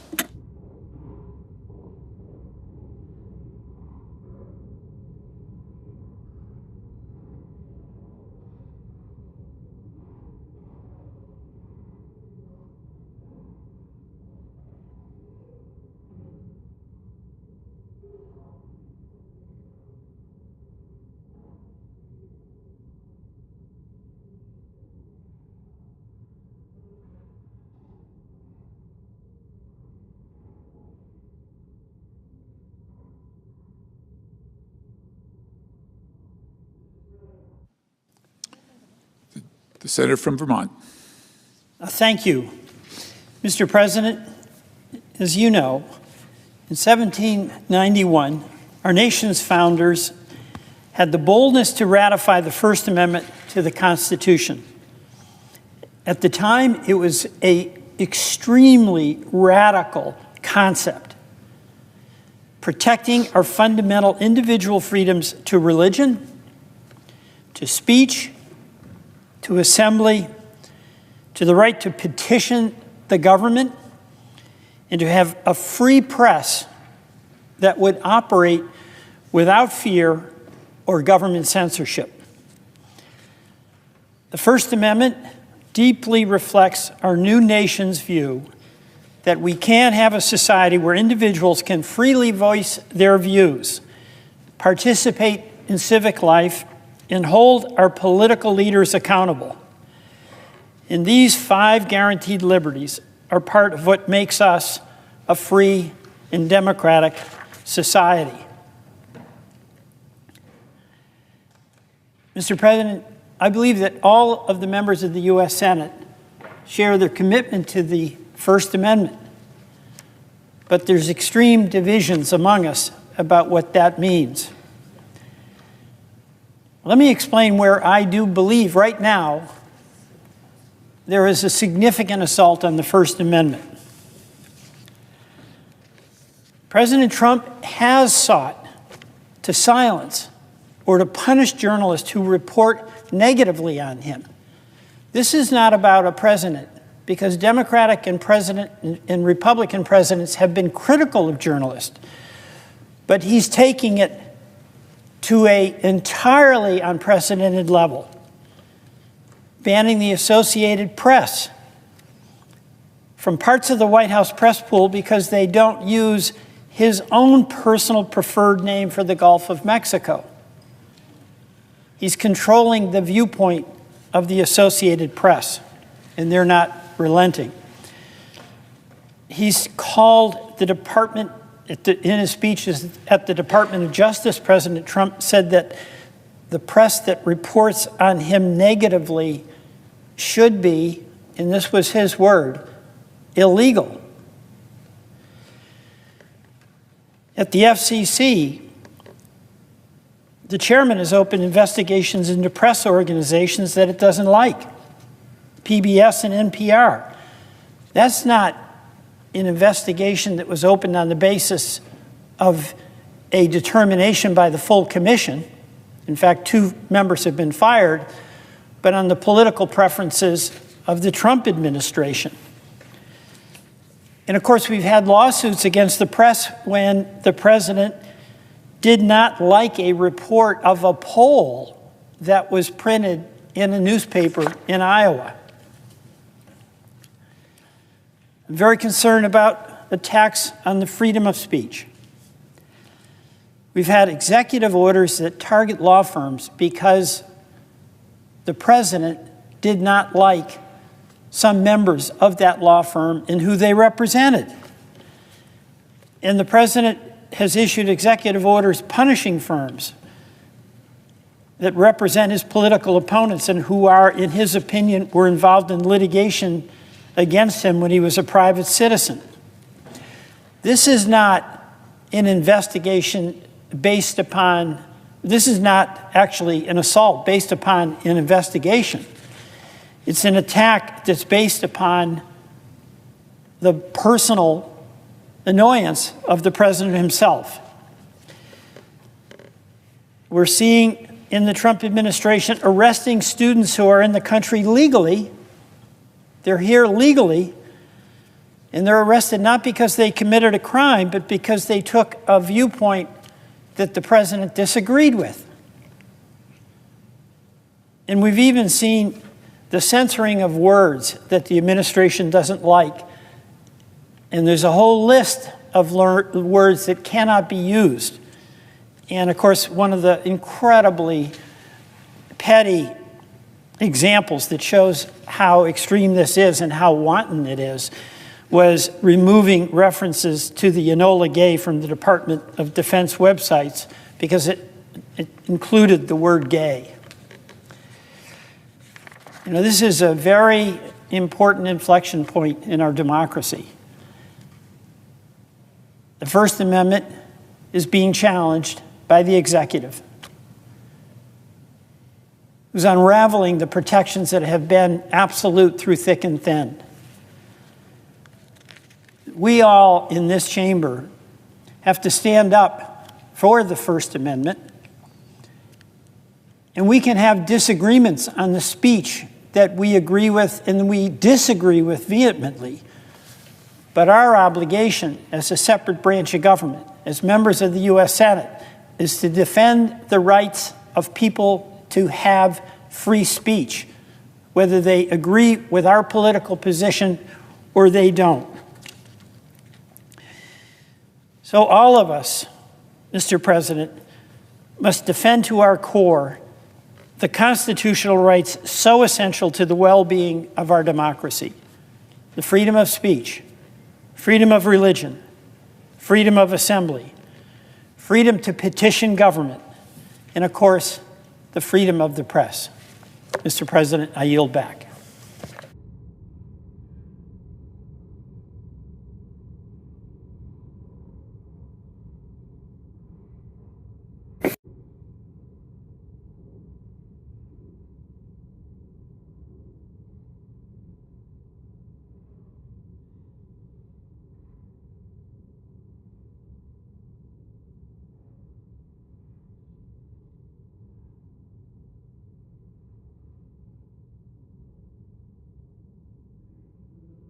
Senator from Louisiana. Thank you, Mr. President. Mr. President, I want to talk a few minutes tonight about a couple of topics, only one if I run short of time, because I don't want to delay our vote. The first topic I'd like to talk about, I know it's very sensitive, is trade and tariffs. They have both been much in the news lately. There are really only two reasons why a country would impose a tariff. And every country in the world, to my knowledge, does have tariffs. But there are only two reasons for a country to impose a tariff. First, for national security. I think it's virtually unchallenged that China, if it could, would destroy the United States of America. Not the people of China, but the government of China. I regret to say that, and I hope someday we'll live in a world where that isn't the case, but I think it's undoubtedly and unconditionally the truth. So if China is determined to let me try to use a more neutral word, to undermine the United States of America, I could see where we would want to limit some of our goods, such as, let's say, semiconductor design equipment. We would limit the sale of some of our precious technology to China. That's what I mean by national security. But the other reason, and the reason that most countries use a tariff, is to protect the domestic industry. Let me give you an example. These are not two countries, but they're two states, and this would be unconstitutional, but I think it'll serve my purpose. Let's suppose that Louisiana, which has the best king cakes in the Milky Way, can produce a king cake for $10. And our friends in Alabama, they can produce a king cake, not nearly as good as Louisiana's, but their best they can do is to produce it for $12. Well, I would not agree, but I could understand why the elected officials in Alabama will say, well, Louisiana's king cake's $10, our king cake is $12. We want to produce our king cake bakers here in Alabama, so we're going to impose a tariff. What would that do?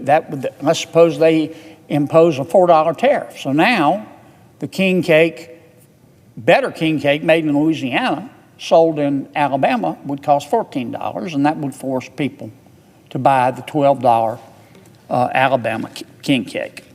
Now, my personal opinion is that most Alabamians, who are very smart people, would pay extra for the Louisiana king cake because it's so much better. But that's how tariffs work.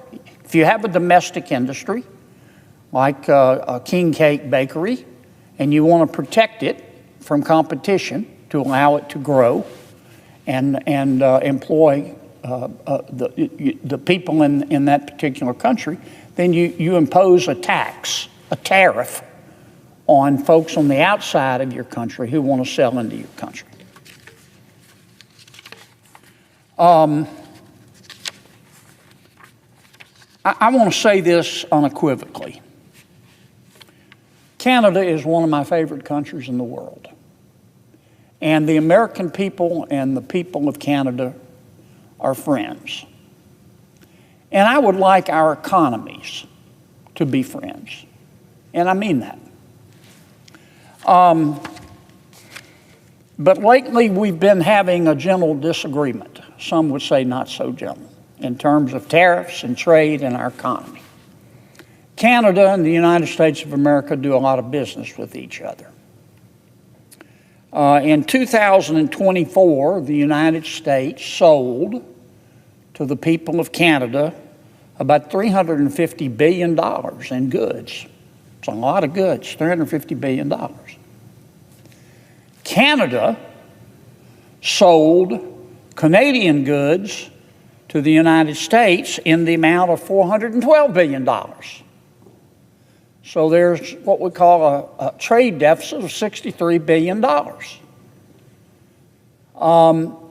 And then you drill a little deeper and you realize that the U.S. economy is 10 times bigger than the Canadian economy.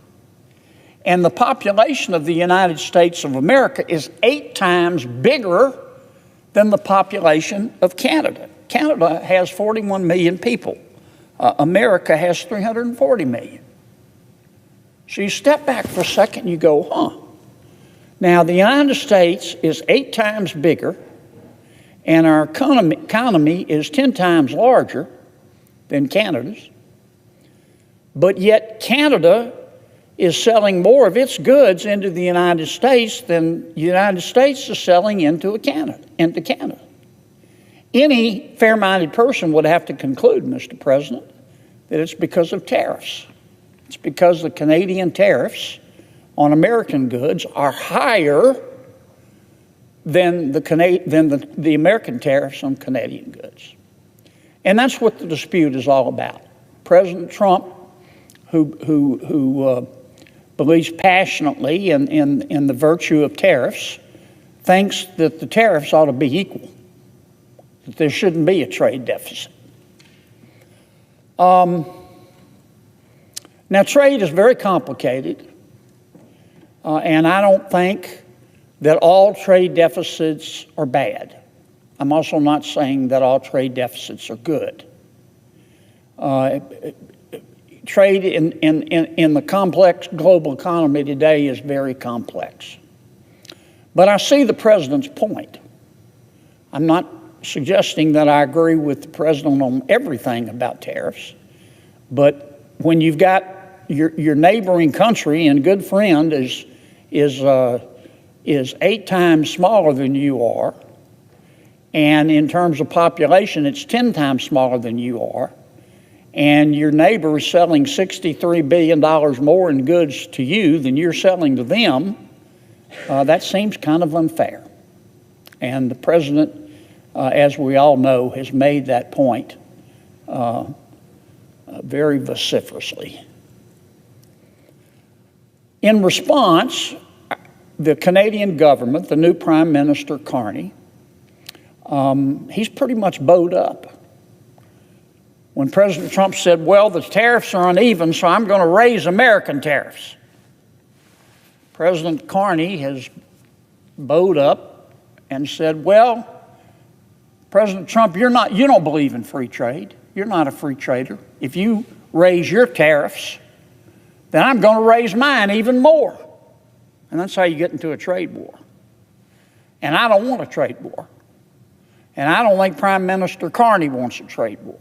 And I don't think President Trump wants a trade war.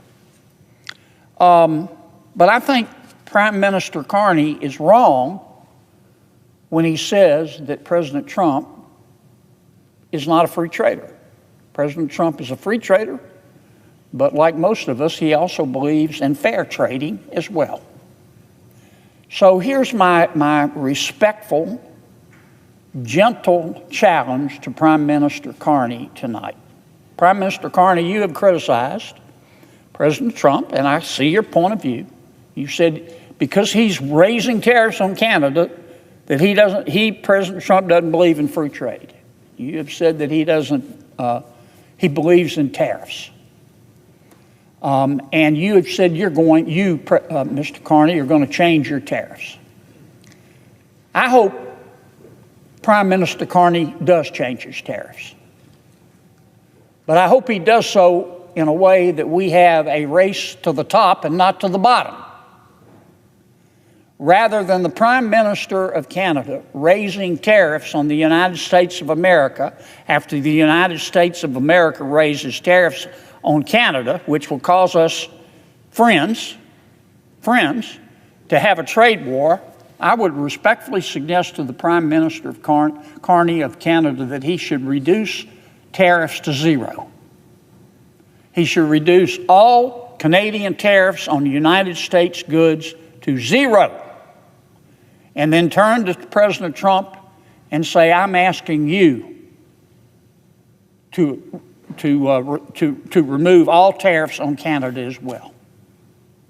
Now, if Prime Minister Carney believes in free trade, and I take him at his word that he does, and if President Trump believes in free trade, but fair trade, and I take him at his word that he does, then let's both go to zero.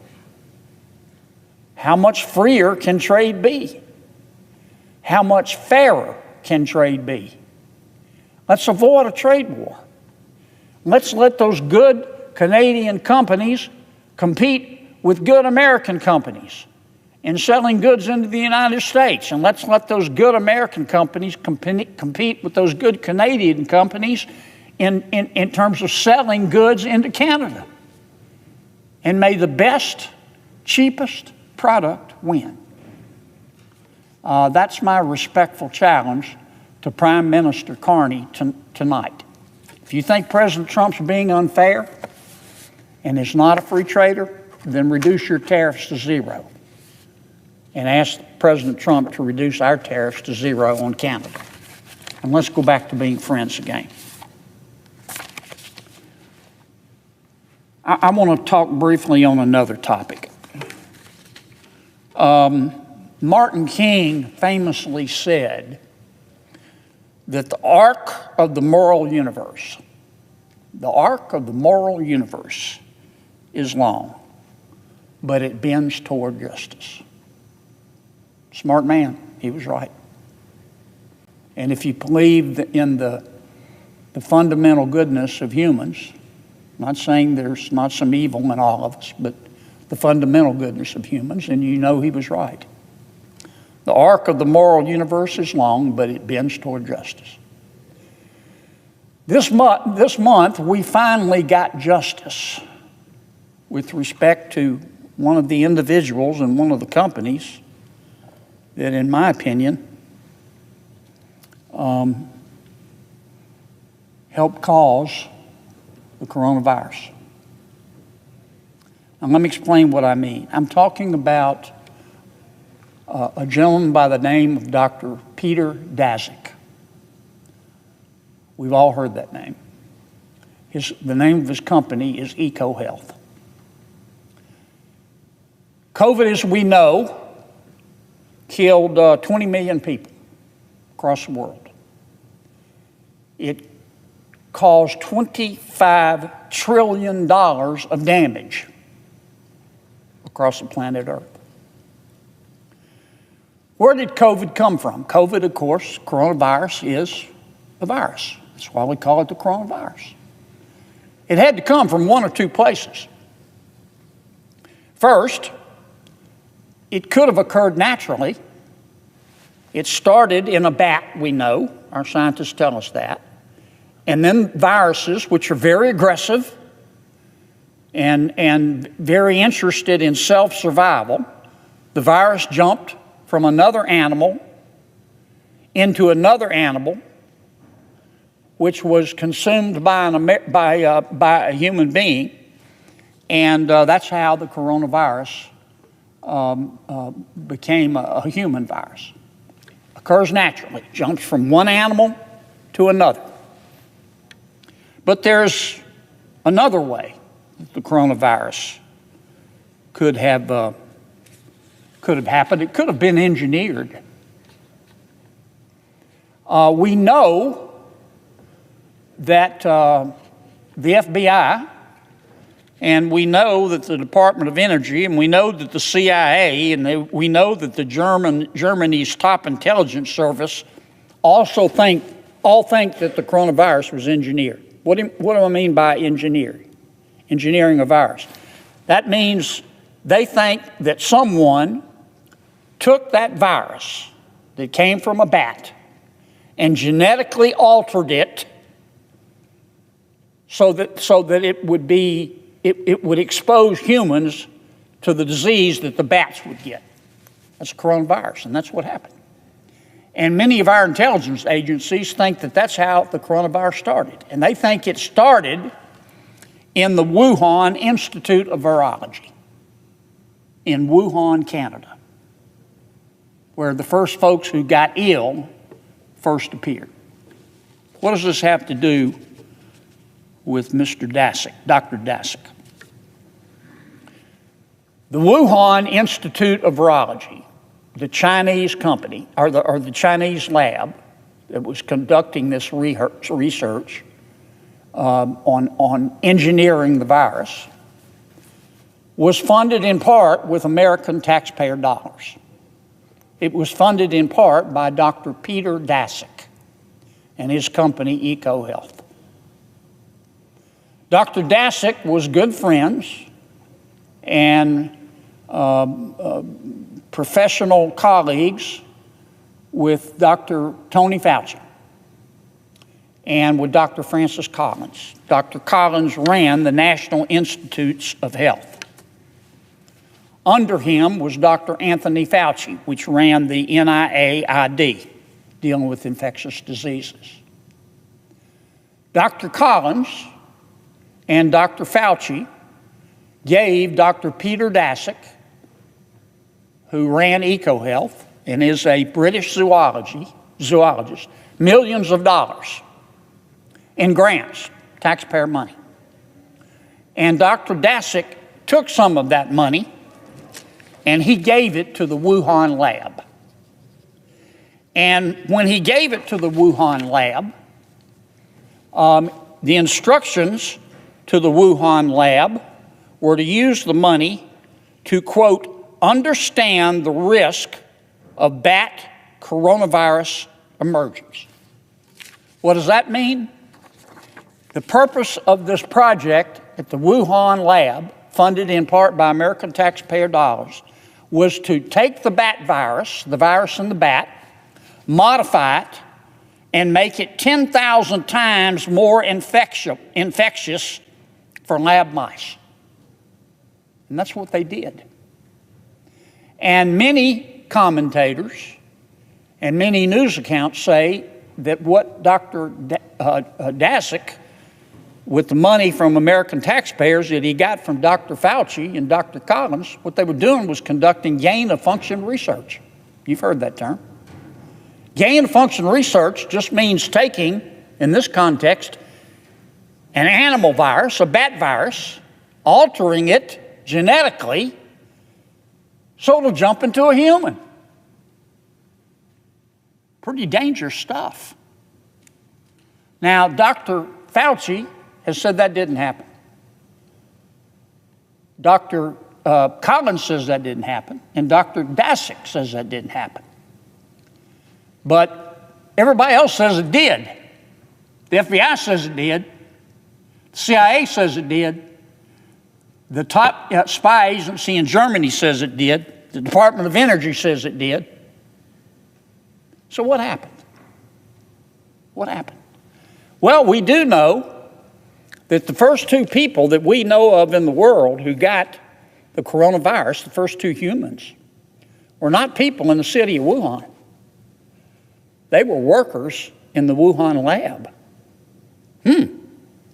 Remember, the coronavirus supposedly hit, what, January, February? These two people working in the lab got it in November. We also know that when the virus became really contagious, other than these two people who were working in the Wuhan lab, it became contagious in Wuhan, China, a few miles away from the Wuhan lab. Pretty curious. We also know that when word first broke of the coronavirus, Dr. Fauci learned about it. You know who one of the first person he called was? Dr. Peter Daszak, and said, what's going on? We also know that Dr. Daszak was trying to convince the American people and the people of the world that the virus started naturally, that it didn't start from his gain-of-function research. We know that he rounded up a bunch of epidemiologists to write a fake article and start publishing it and others in a lot of scientific, professional scientific magazines to try to convince the world that the bat virus jumped to human beings naturally. We know that. That's all come out.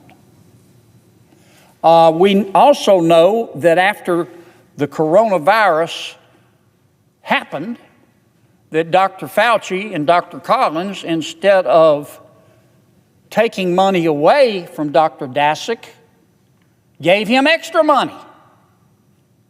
We're not sure why, but he did. Now, as a result of this, and let me say, you say, how did it escape the Wuhan lab?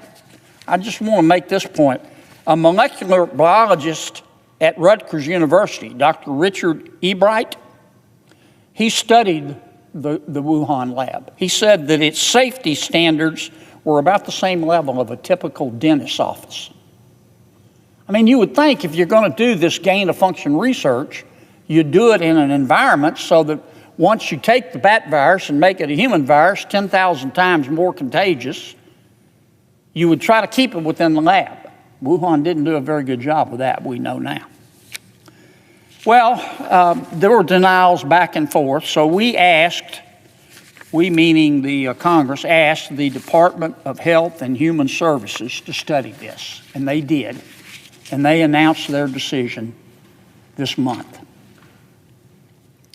The Department of Health and Human Services has cut off all funding and formally debarred Dr. Peter Daszak and Eco Health Alliance, of which he was the former president, for 5 years, based on evidence uncovered by a congressional committee.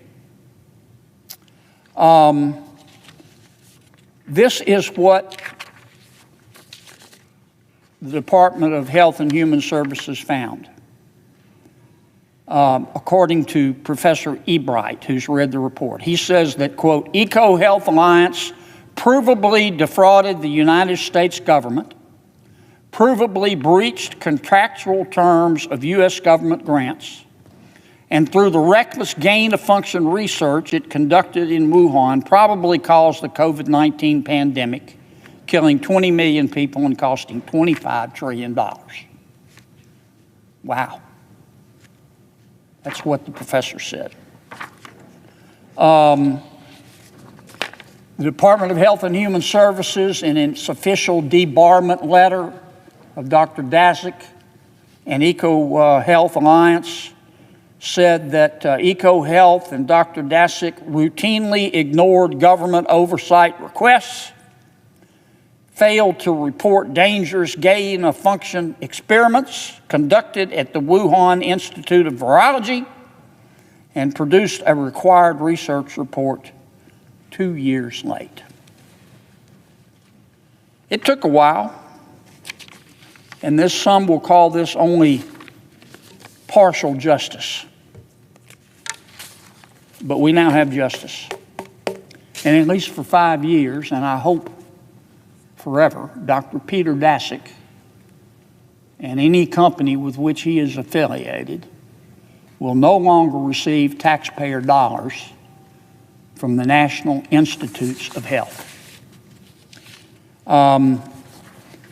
Because he was doing, according to many people smarter than me and many news reports, he was funding gain of research in Wuhan. And he also was given money by Dr. Fauci and by Dr. Collins to study viruses in Bangladesh, Myanmar, Laos, Vietnam, and other Southeast Asian nations. Pretty scary stuff.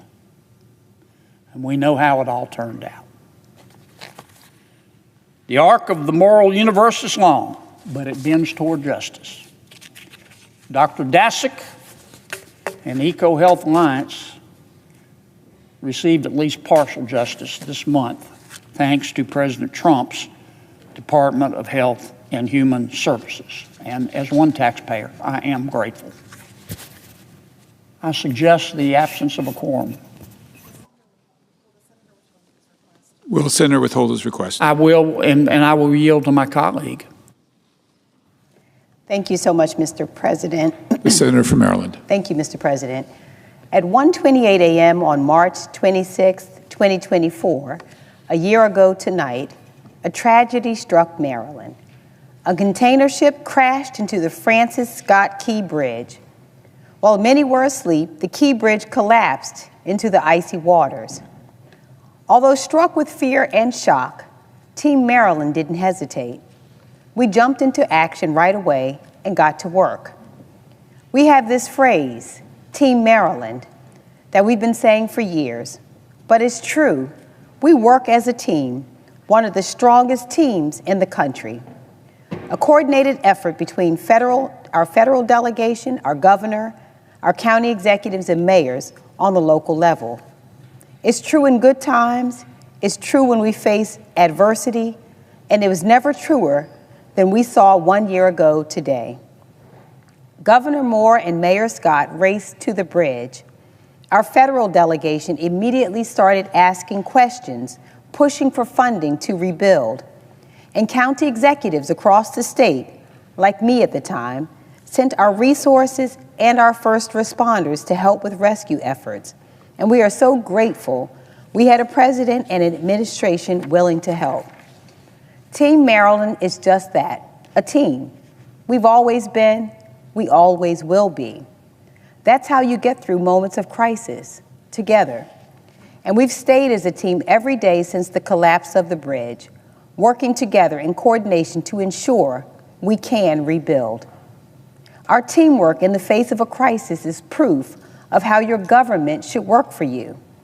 Jumping into action when tragedy strikes, asking questions, demanding answers, and rebuilding. Doing what needs to be done on behalf of the people.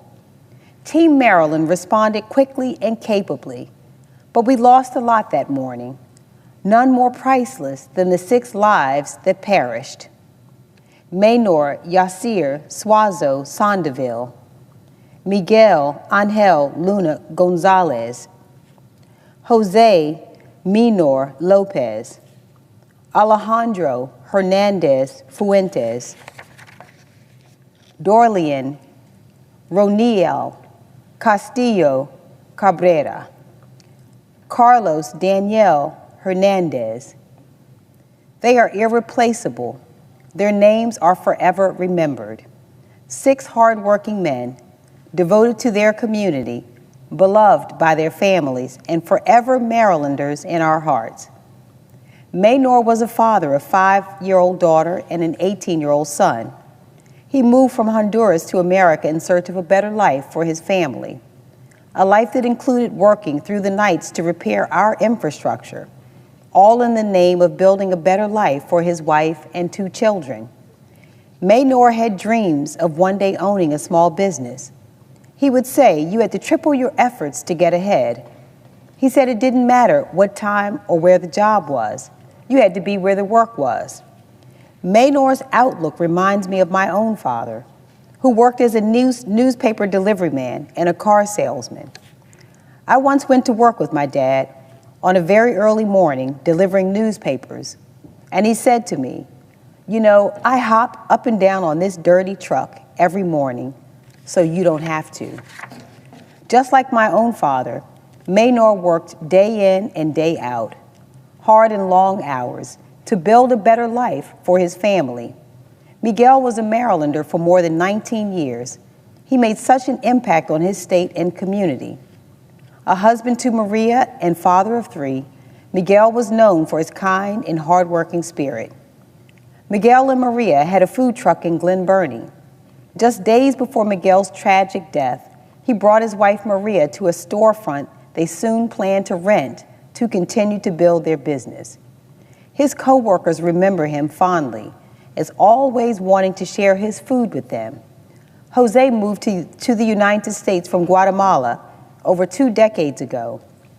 His life surrounded his family, his wife Isabel, and his children. Alejandro was a man of faith, just like me and so many others in this chamber. He was active in his church and devoted to his loving family. A father of 4, Alejandro was a big personality. Some even described him as a fireball. Dorlian moved from Guatemala to the United States to pursue his dreams and to help his mother.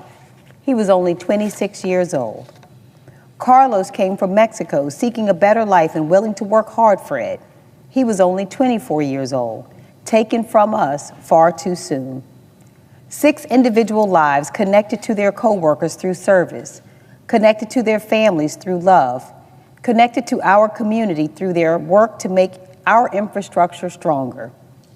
1 year later, we remember their loss. They are greatly missed. 1 year later, their families and communities are still grieving. May we continue to pray for their strength and peace. We also remember the 2 men, including Julio Andrian Cervantes Suarez, who miraculously survived the devastating collapse. As Julio was falling into the Patapsco River, he prayed to God, giving thanks, asking for protection over his wife and family, and asking for forgiveness. Determined to survive, he was able to hang onto a piece of the bridge to stay afloat. He immediately started calling for his co-workers, including his brother-in-law and his 18-year-old nephew, who unfortunately lost their lives. Thanks to a light on his work helmet he was still wearing in the water, search boats were able to rescue him. And today he continues to keep the memories of his coworkers and friends alive. These men were essential workers, working the dangerous jobs that build and strengthen our state's infrastructure. It's in their loving memory that we dedicate our own efforts to rebuilding the Key Bridge. When the bridge collapsed on that early morning, people across the globe immediately predicted our economy would crash.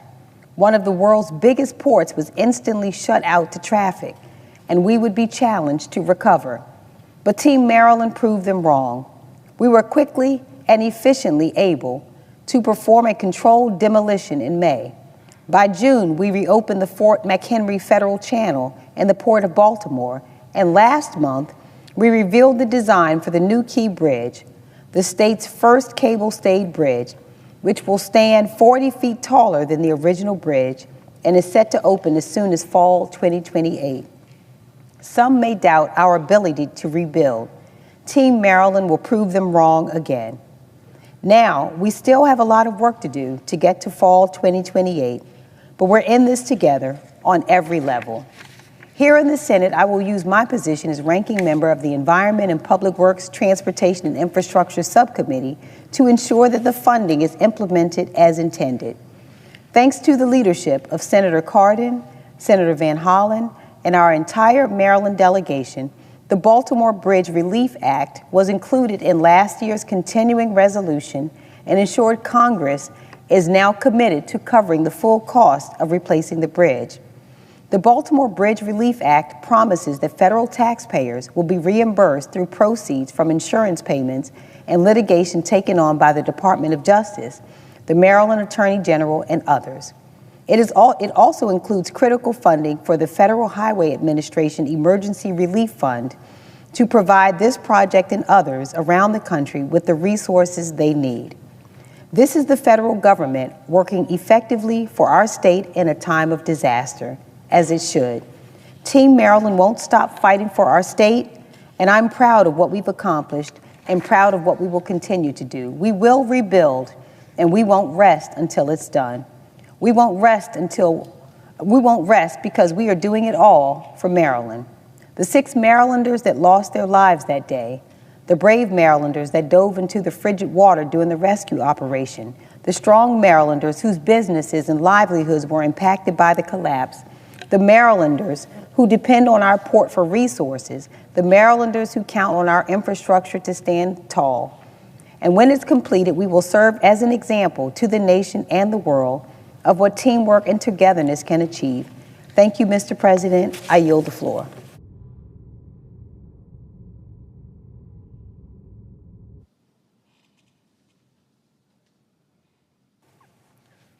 Mr. President. The Senator from Maryland. Mr. President, I rise to join my Senate colleague, Senator Alsor-Brooks, to talk about the one-year anniversary of the collapse of the Key Bridge in Baltimore. We speak today on the floor on the eve of that solemn anniversary, and we remember those who died that day. We probably all remember, at least all of us in Maryland, where we were when we learned that the Key Bridge had collapsed. It was a local, national, and in fact, international tragedy. It echoed around the world, and its impact was felt far from Maryland's shores. First and foremost, it was a human tragedy for the 6 Baltimore construction workers who were working the overnight shift that day. As my Senate colleague, Senator Alsor-Brooks, has said, each of them had loved ones who depended on them. 4 of them were fathers. And I, too, would like to read their names into the record on the solemn anniversary eve of their passing away. Alejandro Hernandez Fuentes was 35 years old. Dorlian Roniel Castillo Cabrera, 26 years old. Minor Yasir Sawazo Sandoval, 38 years old. Carlos Daniel Hernandez Estrella, 24 years old. Miguel Angel Luna Gonzalez, 49 years old. and Jose Minor Lopez, 37 years old. Mr. President, these 6 men came to Maryland in search of better lives, and they made our state and indeed our country a better place. Their tragic deaths came as they quietly worked on the overnight shift to maintain the bridge that millions of people depended on. We know that 1 year does not take away any of the pain or grief of their families or their loved ones. We know that this anniversary can be an especially difficult time, bringing up the most painful memories. And today we grieve with them. Mr. President, the Key Bridge collapse also disrupted the lives and the livelihoods of countless Marylanders. For 47 years, the Key Bridge was an indelible part of the Baltimore City skyline and a vital part of our lives. More than 34,000 travelers crossed that bridge each day. It was the gateway to the Port of Baltimore, which welcomes 1,800 ships every year and supports 20,000 direct jobs, including 2,400 union longshoremen, as well as 24,000 jobs spurred by local purchases, and then an additional 7,200 indirect jobs. So you can see its huge economic impact. In fact, it generates $70 billion annually of economic revenue for the city. The Port of Baltimore is the busiest in the nation for farm and construction machinery and imported forest products, and the second busiest for automobiles and light trucks. And when the bridge collapsed that morning, the debris blocked the channel to the Port of Baltimore, putting 8,000 individuals temporarily out of work and halting the flow of trade for millions of Americans. But as the bridge came apart, we came together. And out of this tragedy came unity of purpose and unity of action. We'll remember the first responders, including the 3 Maryland Transportation Authority officers who were on site and quickly acted to stop additional traffic from going onto the bridge, preventing further tragic loss of life. Sergeant Paul Pastorak, Corporal Jeremy Herbert, and Officer Gary Kurtz. Those officers and all of the first responders on scene that morning deserve our thanks and enduring gratitude for preventing more loss of life and rescuing the 2 workers who did survive the crash that day. After the bridge fell, I woke up sometime in the middle of the night, the early morning hours, to a call from my team. And immediately, everybody sprang into action. First of all, President Biden and Secretary Buttigieg quickly reached out to the Maryland congressional delegation. At that time, Senator Cardin, but also Congressman Anfume, and at the state level, to Governor Moore and Mayor Scott and our state and local partners, all of whom quickly rallied to the site of the bridge collapse to both get briefed on what happened and to plot the early stages of the way forward. Federal, state, and local agencies established what was called the Unified Command, led by the United States Coast Guard, to manage the scene and begin the recovery effort. The Maryland State Police worked to recover the bodies of the 6 workers from the depths below the river. We were grateful for their quick and their careful work. Mr. President, today is Maryland Day, and I want to commend our first responders for embodying the very best of our state. Following the recovery efforts, the U.S. Army Corps of Engineers led the charge at the Unified Command to clear the debris from that channel. They deployed precision explosives to remove a large section of the bridge from the top of the Dolly. The Dolly was the ship that crashed into the bridge. and they coordinated the response across agencies. On May 20th last year, the ship was finally floated away from the site. And on June 12th, just 78 days after the bridge collapse, the Port of Baltimore was fully reopened, a testament to the unified efforts of federal, state, and local partners. Mr. President, I'd like to thank Colonel Este Pinchason, who was the Army Corps of Engineer person in command of the effort to clear the debris from under the bridge, for her leadership as commander of the Baltimore district at the time. As the colonel noted, when we all spoke about reopening the Port of Baltimore, quote, "It is not a hope, it is a plan," unquote. And as the Army Corps and others cleared the channel, Federal Team Maryland worked to secure the resources that Baltimore City and our state would need to rebuild the bridge. Senator Cardin, Congressman Anfinsen, and I worked to coordinate the federal response, and we quickly secured the Biden administration's approval of Baltimore's eligibility to receive emergency highway funding to aid in the recovery effort. That was a critical first step. We then introduced the bipartisan Baltimore Bridge Relief Act, legislation to ensure 100% federal funding for the bridge replacement, with bipartisan support in the entire Maryland delegation. We also ensured that any government litigation regarding the bridge, that the proceeds from that, as well as insurance proceeds stemming from the collapse, would go directly to the costs of replacing the bridge. Mr. President, this bridge merited the 100% federal match because of the scale of the disaster and the precedent that we have applied to similar disasters of that scale. It was not simply a Baltimore City tragedy. It did have economic consequences across our region and indeed rippled across the nation. But securing those funds required a months-long effort and an all-hands-on-deck mission.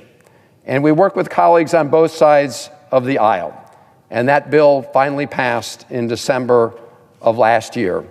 And included in that legislation was an increase in funding for the National Emergency Relief Fund.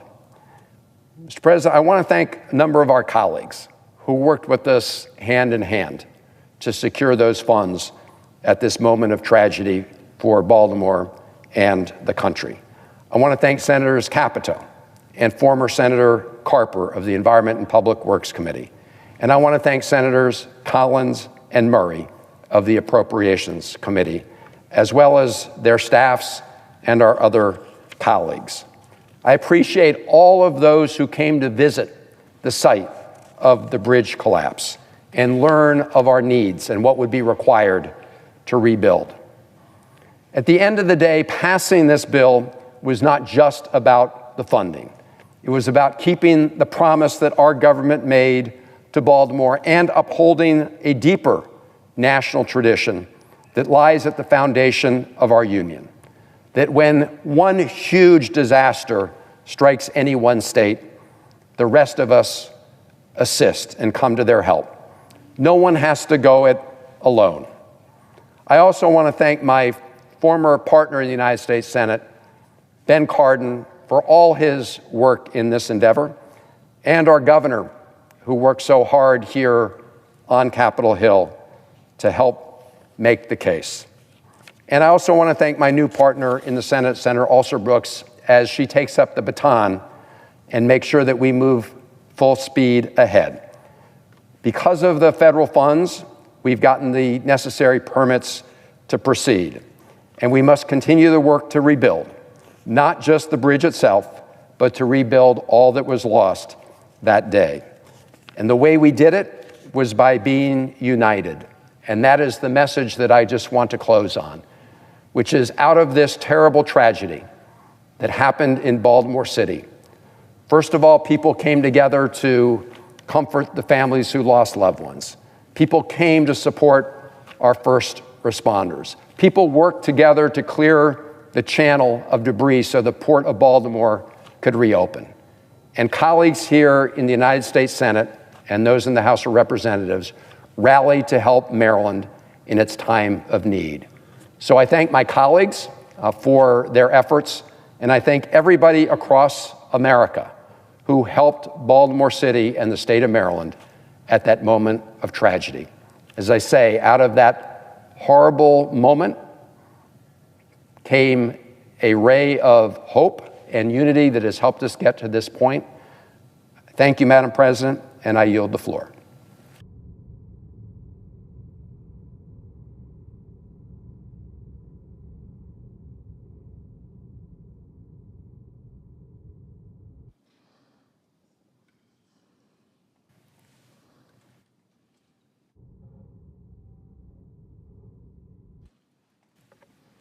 Madam President.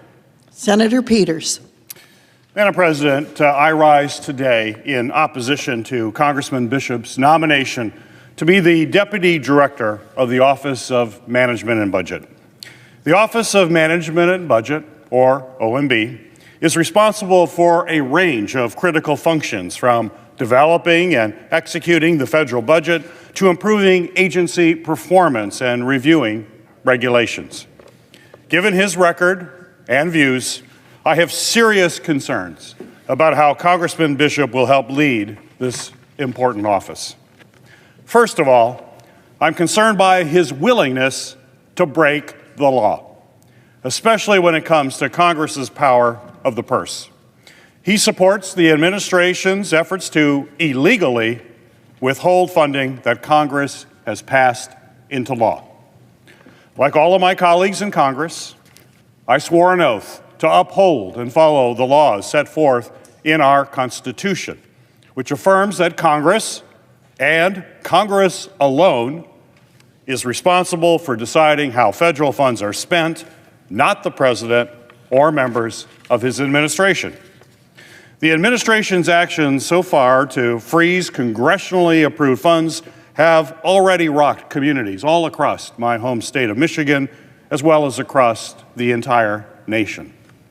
These communities count on the funds appropriated by Congress to upgrade their roads and bridges and pay their police and first responders. If confirmed, Congressman Bishop will only be a rubber stamp for Donald Trump and Director Vought's flagrant disregard for the spending laws passed by Congress. Congressman Bishop has also been a staunch supporter of mass layoffs within the federal workforce that undermine our government's ability to provide vital services to the American people. Our nonpartisan civil servants play vital roles in protecting our national security, caring for our veterans, and ensuring the safety of our transportation system. If we allow the Trump administration to indiscriminately fire these nonpartisan experts and replace them with their political cronies, it will only put our nation and our people at risk.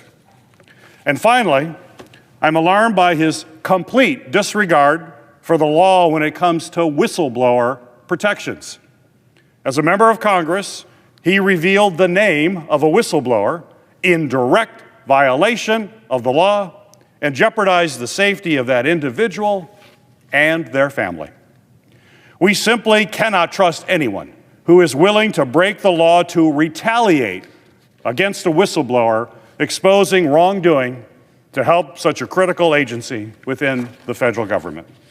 And if Congressman Bishop is confirmed, I am concerned that he will defy our duly passed laws and our Constitution to continue President Trump, Elon Musk, and Director Vought's assault on the federal government and the critical services that it provides all Americans. Because of this, I oppose Congressman Bishop's nomination, and I would urge my colleagues to do the same.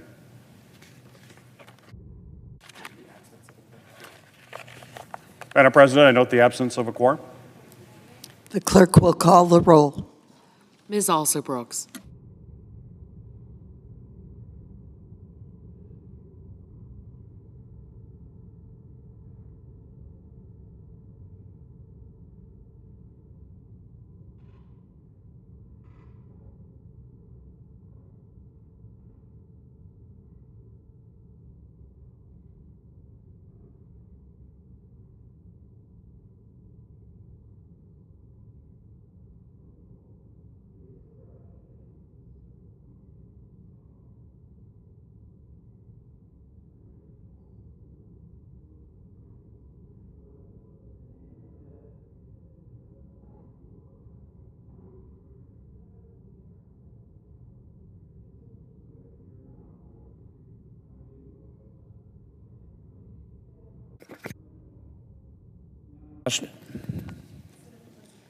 Senator from Louisiana. Thank you, Madam President. Madam President, I ask unanimous consent to waive the mandatory quorum call with respect.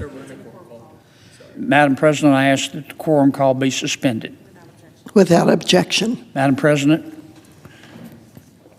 now that Brian has rudely interrupted me, I ask unanimous consent to waive the mandatory quorum call with respect to the bishop nomination. Is there objection? Without objection. Madam President, I know of no further debate on the nomination. If there's no further debate, the question's on the nomination. Madam President, Brian, do you have anything else? Okay. Madam President, I ask for the yeas and nays. Is there a sufficient second? There appears to be. The clerk will call the roll. Ms. Alsobrooks.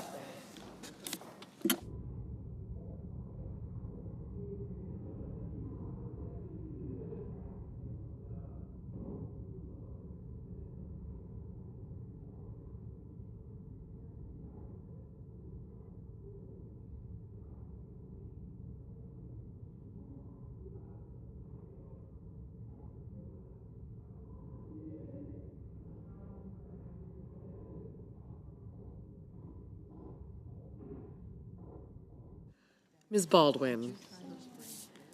Mr. Banks. Mr. Barrasso. Mr. Bennett. Mrs. Blackburn. Mr. Blumenthal. Ms. Blunt Rochester. Mr. Booker. Mr. Bozeman. Mrs. Britt. Mr. Budd. Ms. Cantwell.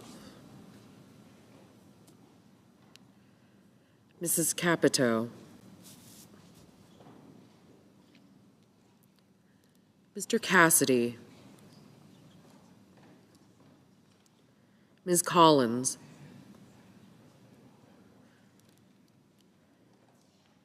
Mr. Coons.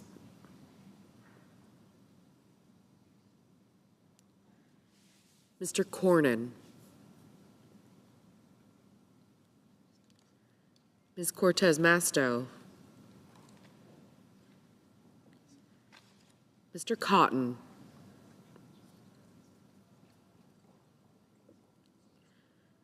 Mr. Kramer. Mr. Crapo. Mr. Cruz. Mr. Curtis. Mr. Daines. Ms. Duckworth.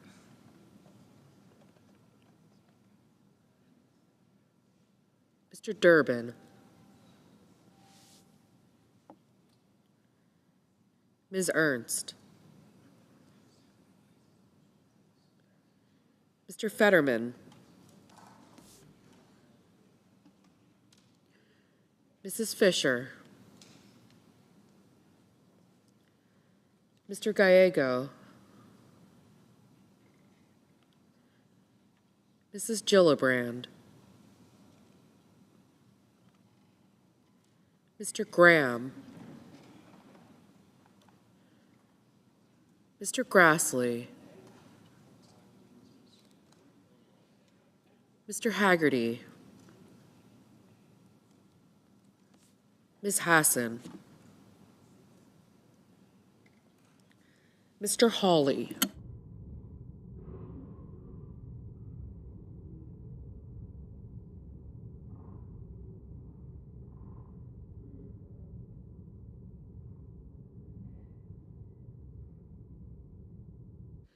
Mr. Heinrich. Mr. Hickenlooper. Ms. Hirono. Mr. Hoven. Mr. Husted, Mrs. Hyde-Smith, Mr. Johnson, Mr. Justice, Mr. Kane, Mr. Kelly, Mr. Kennedy, Mr. Kim, Mr. King, Ms. Klobuchar, Mr. Langford, Mr. Lee, Mr. Lujan, Ms. Lummis, Lummis, aye. Mr. Markey, Mr. Marshall,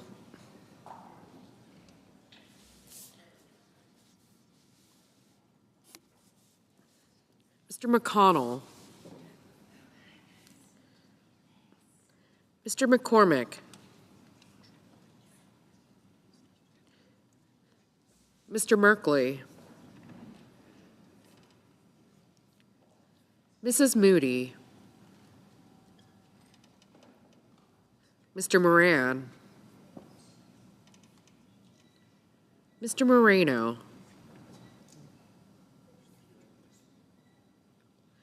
Mr. Mullen,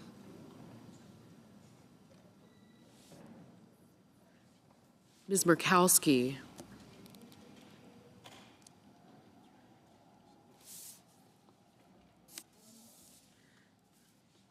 Mr. Murphy, Mrs. Murray, Mr. Ossoff, Mr. Padilla, Mr. Paul, Mr. Peters, Mr. Reed,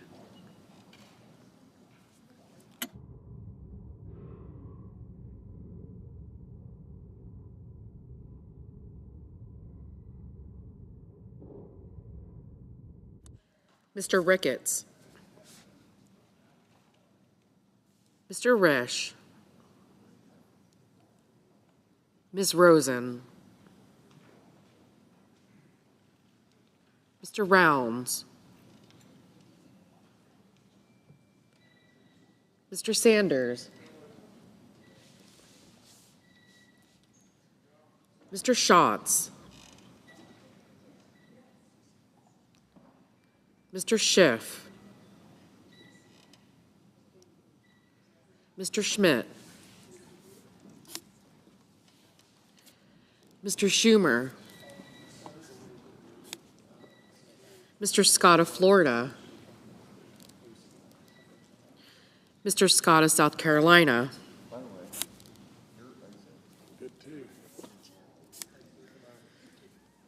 Mrs. Shaheen, Mr. Sheehy, Ms. Slotkin, Ms. Smith, Mr. Sullivan, Mr. Thune,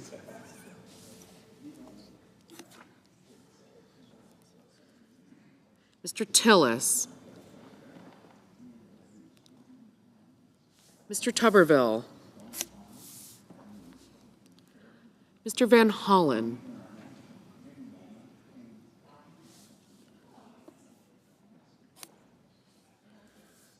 Mr. Warner, Mr. Warnock,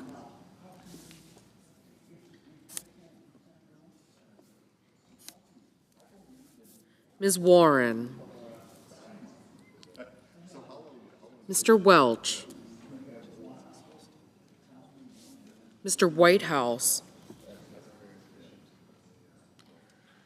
Mr. Wicker, Mr. Wyden, Mr. Young,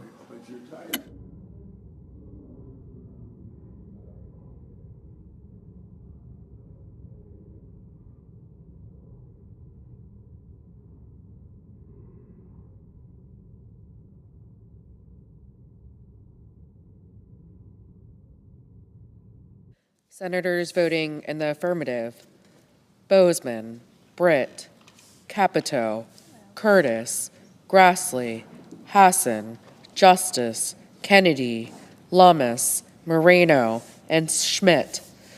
Senators voting in the negative: Alsobrooks, Cortez Masto, Duckworth, King, Peters, Van Hollen, and Warren.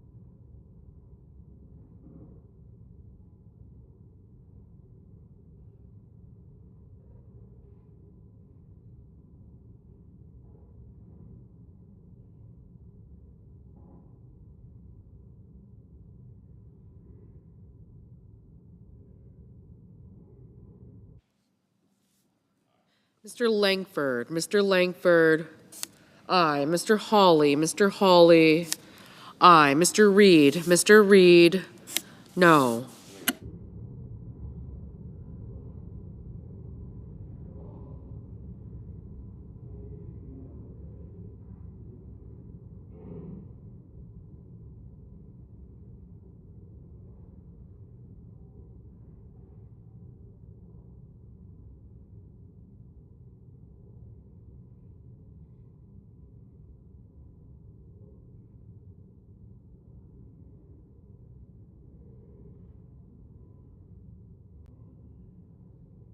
Mr. Sullivan, aye.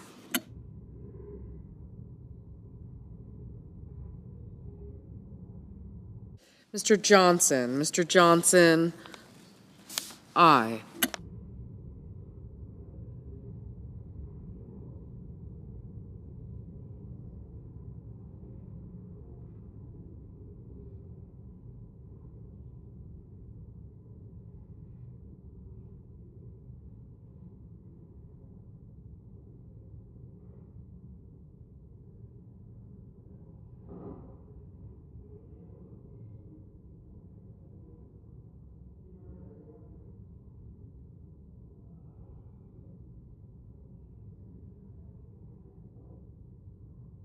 Mr. Welch, no.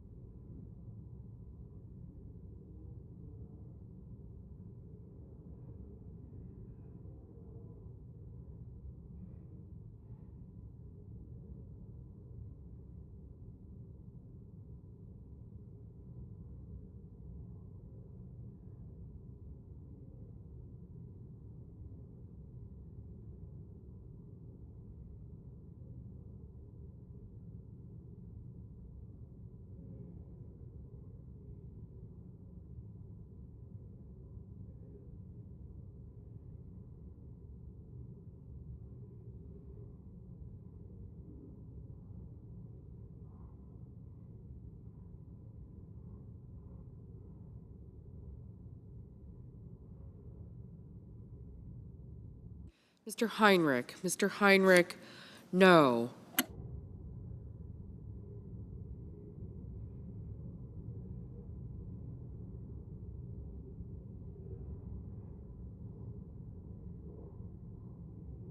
Mr. Mullen. Mr. Mullen, aye.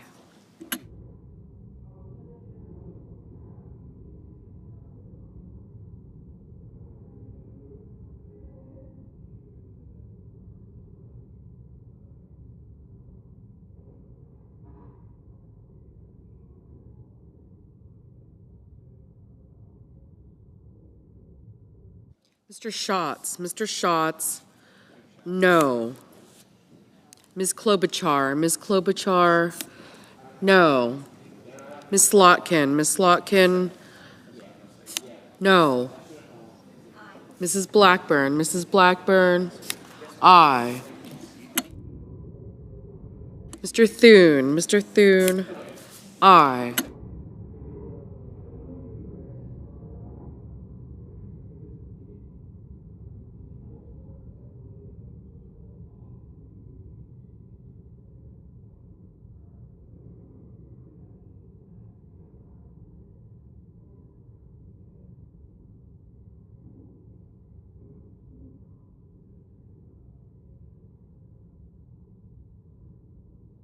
Mr. Paul. Mr. Paul, aye.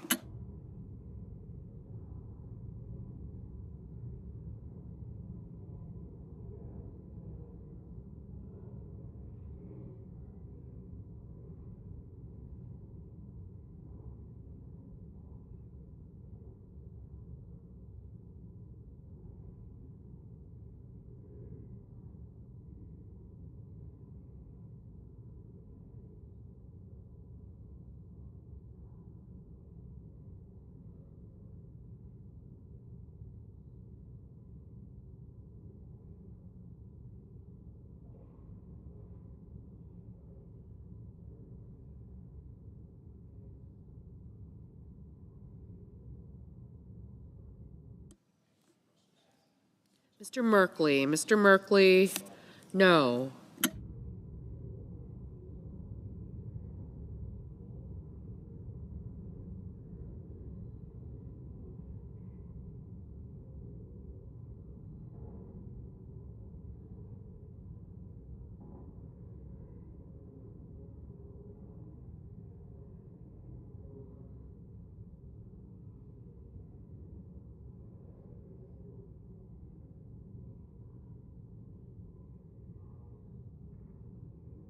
Mr. Marshall. Mr. Marshall, aye.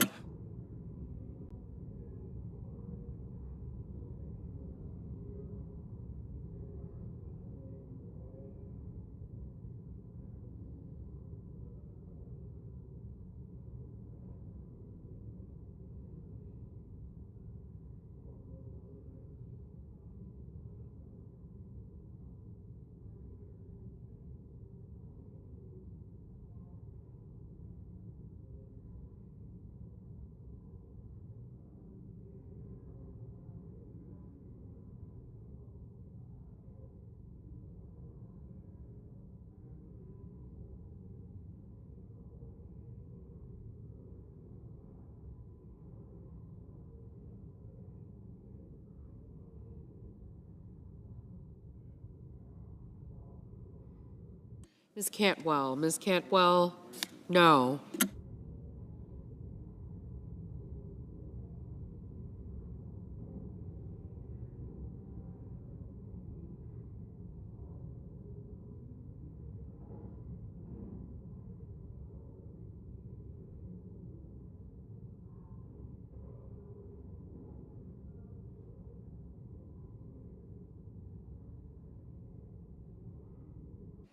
Ms. Hassan. Mrs. Shaheen. Mrs. Shaheen, aye.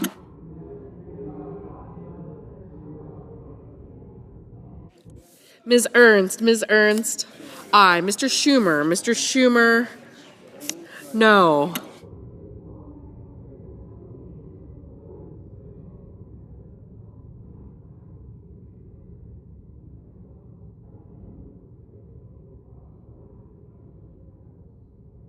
Mr. Gallego, Mr. Gallego, no.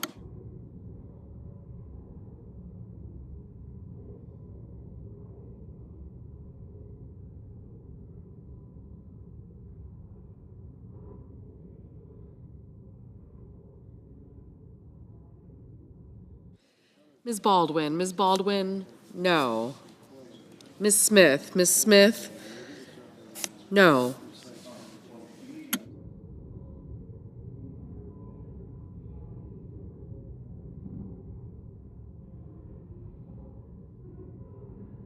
Mr. Tuberville, aye.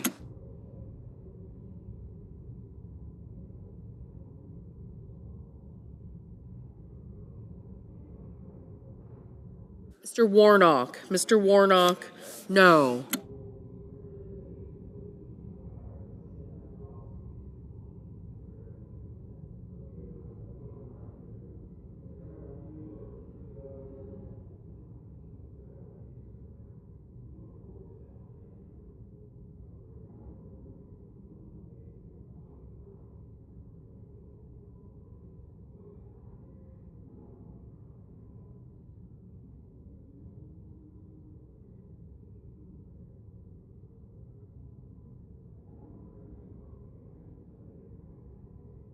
Mr.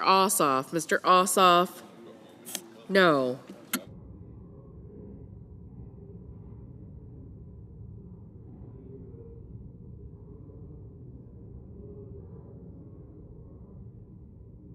Ms. Blunt Rochester, no.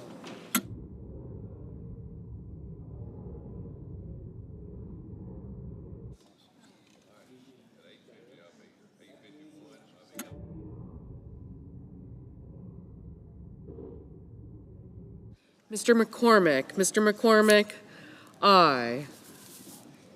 Mr. Tillis, aye. Mr. Barrasso, aye. Mr. Kelly, no. Mr. Wyden, no.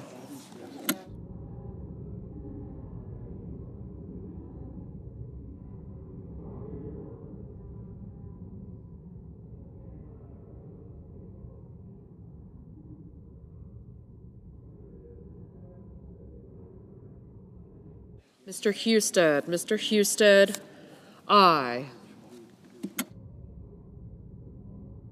Mr. Graham, aye. Mr. Lee, aye.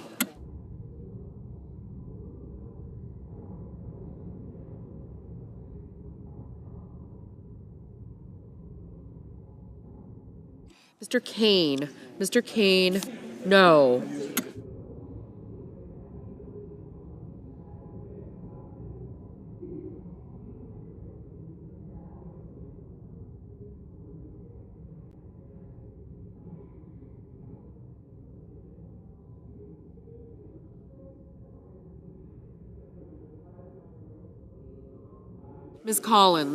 Ms. Collins, aye.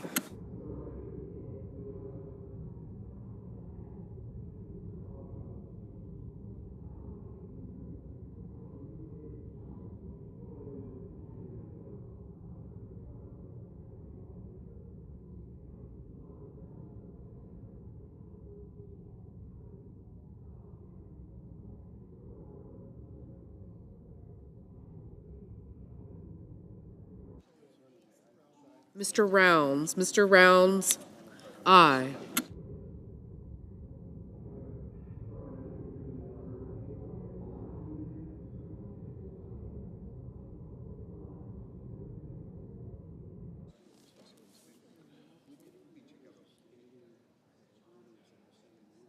Mr. Crapo, aye. Mr. Blumenthal, no.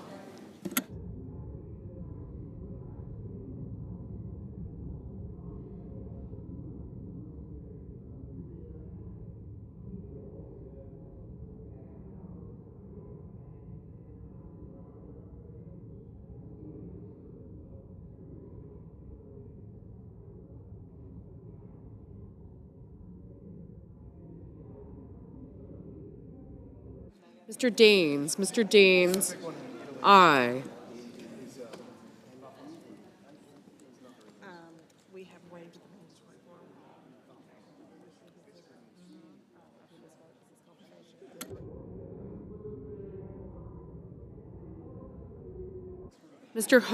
Mr. Hoven, aye.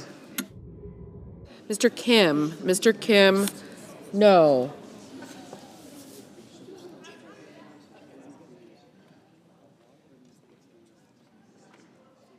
Mr. Murphy, no. Mr. Wicker, aye. Mr. Kramer, aye. Mrs. Murray. Mrs. Murray, no. Mr. Scott of Florida, aye.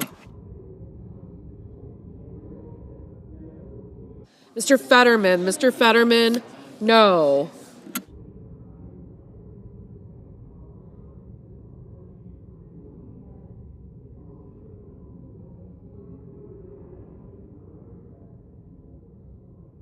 Mrs. Moody, aye.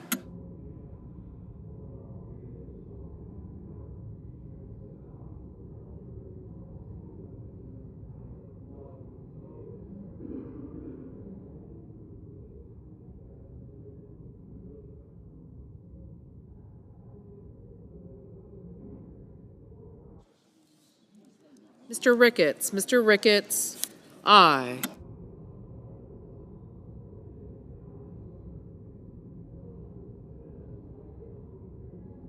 Mr.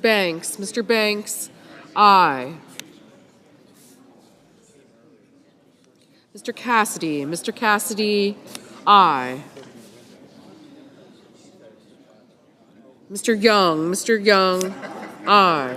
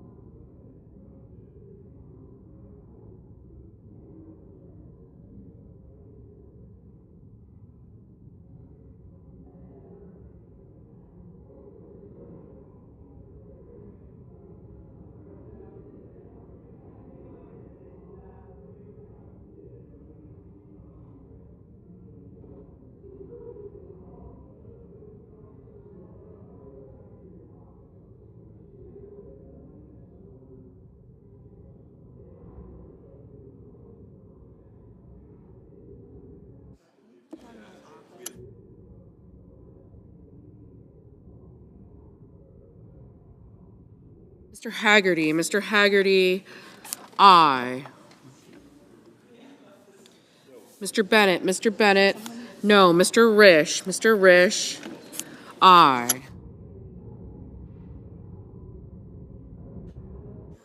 Mr. Markey, no.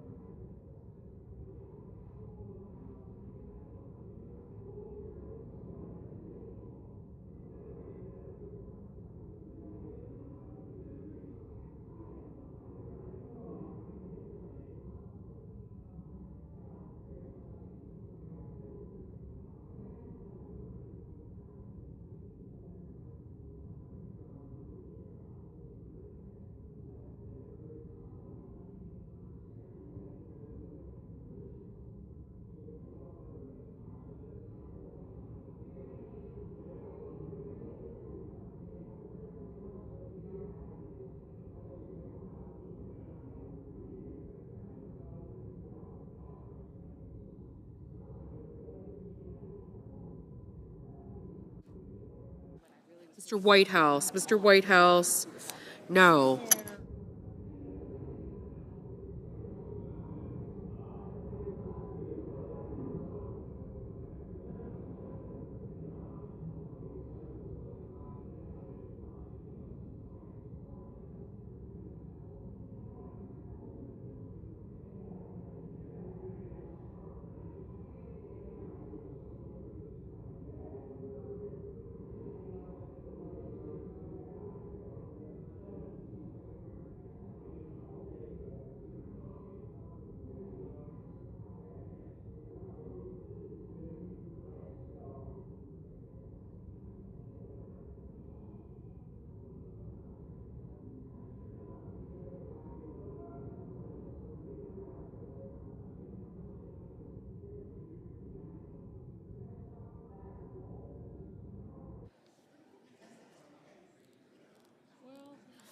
Mrs. Fisher, aye. Mr. Sanders, no.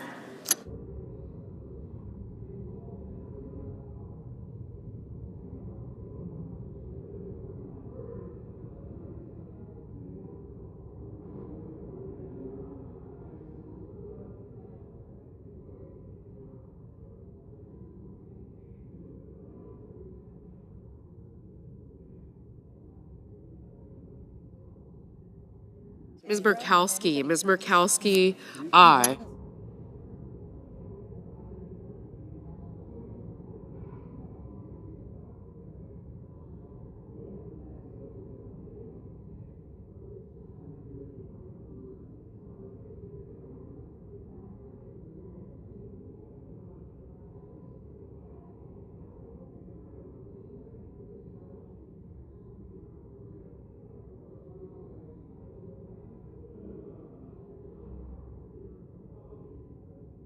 Ms. Hirono, no.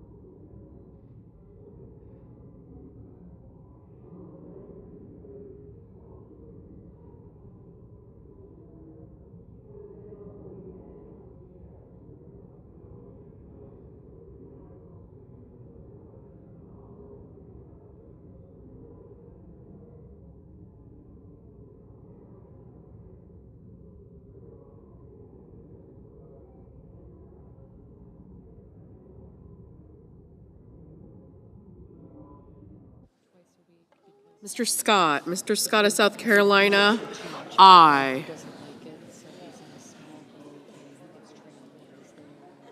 Mr. Lujan, no.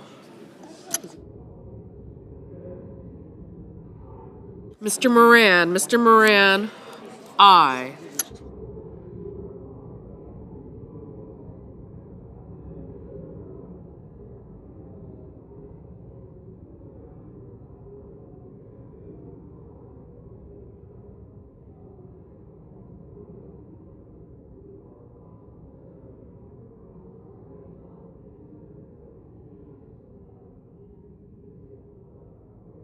Mr. Cotton, aye.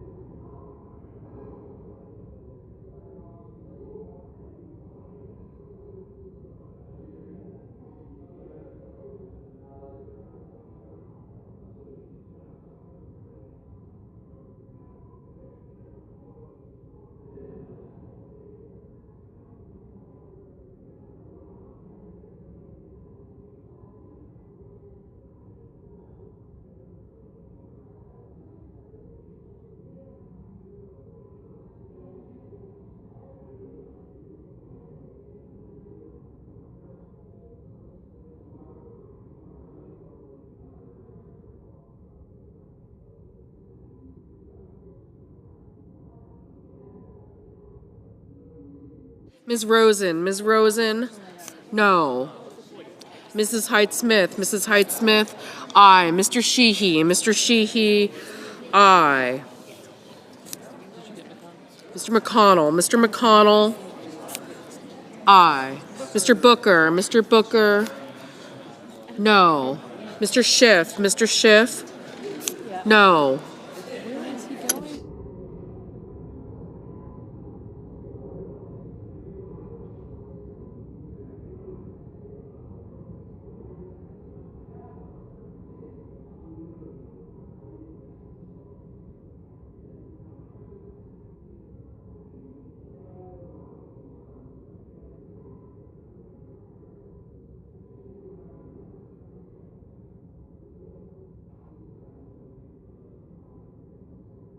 Mrs. Gillibrand, no.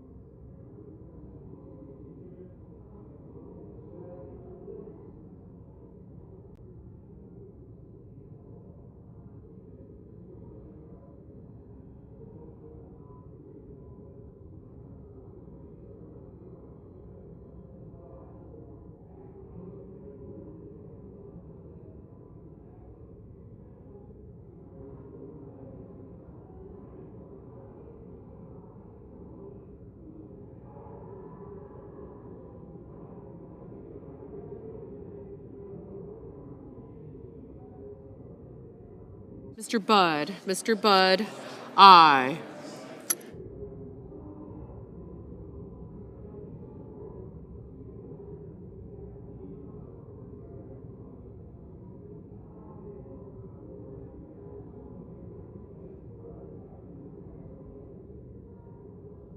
Mr. Coons, no.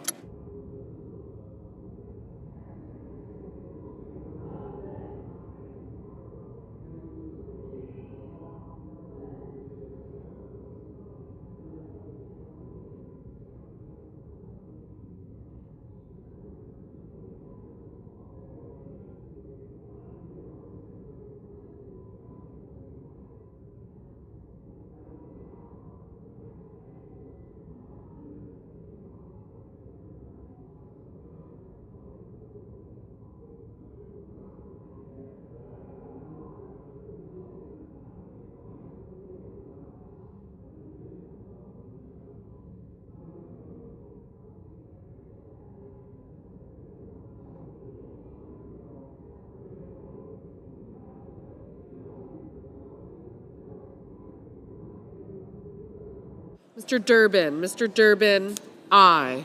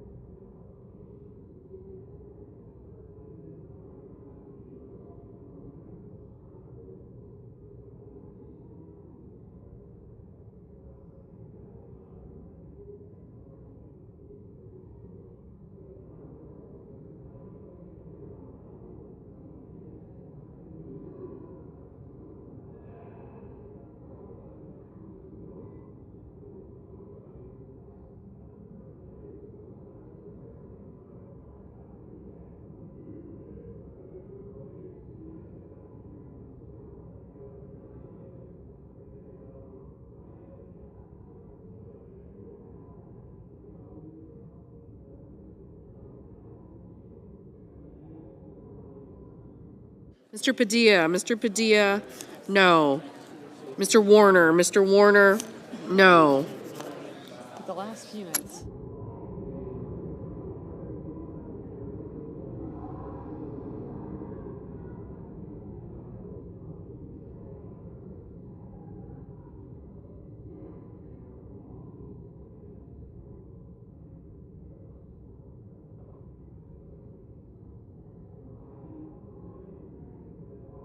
Mr. Hickenlooper, no.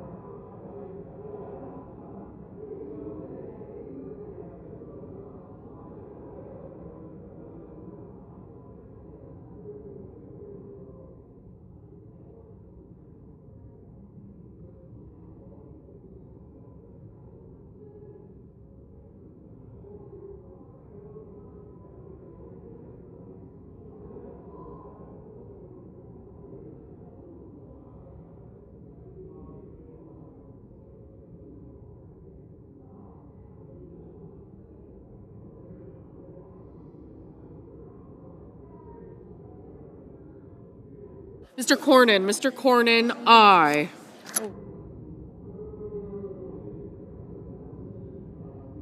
Mr. Cruz, aye.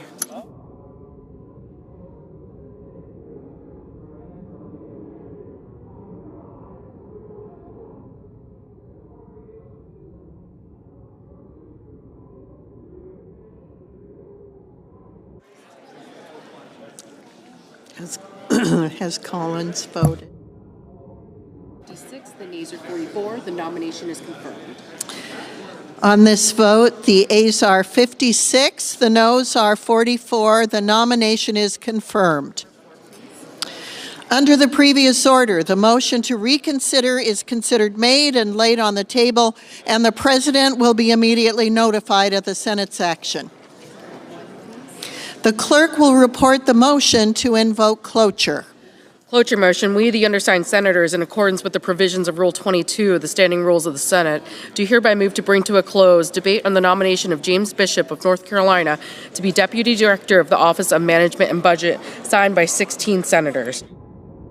The question is, by unanimous consent, the mandatory quorum call has been waived.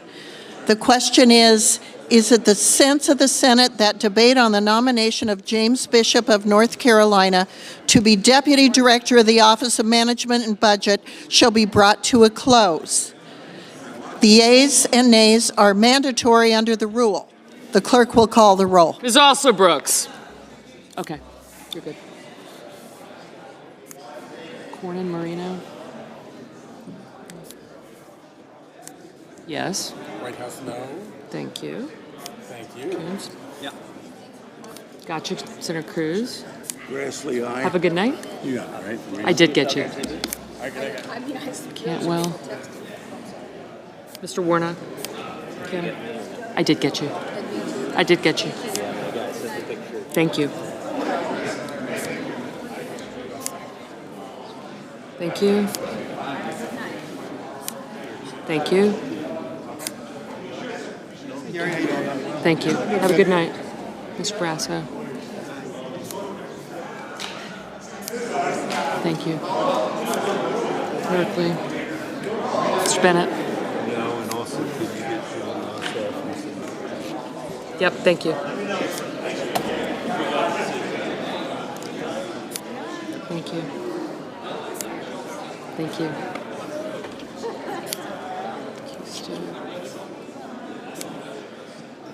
I got it. Ms. Baldwin.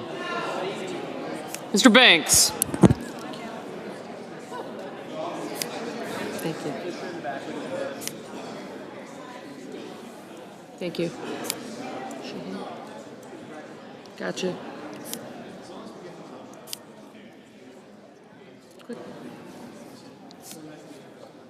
Mr. Barrasso, Mr. Bennett, Mrs. Blackburn. Thank you. Mr. Blumenthal, Ms. Blunt-Rochester. How you doing, sir? Thank you.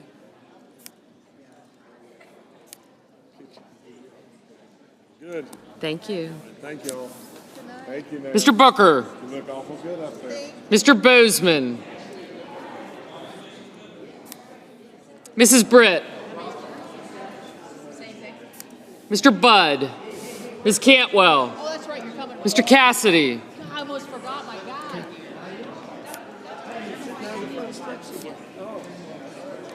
Ms. Collins.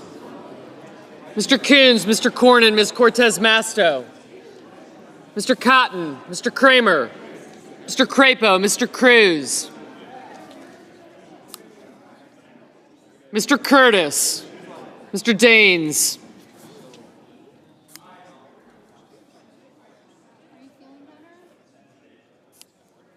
What? Kelly, thank you. Thank you. Have a good night. Ms. Duckworth, Mr. Durbin, Ms. Ernst, Mr. Fetterman, Mrs. Fisher, Mr. Gallego.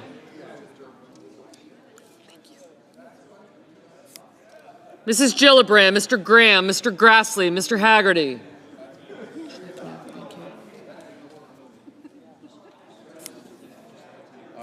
Thank you.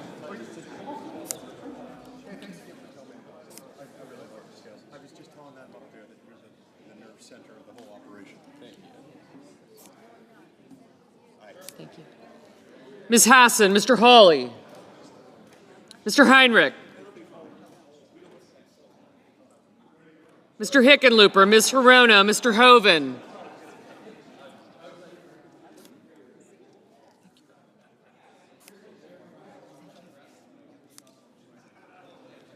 Mr. Husted, Mrs. Hyde-Smith, thank you. Mr. Johnson,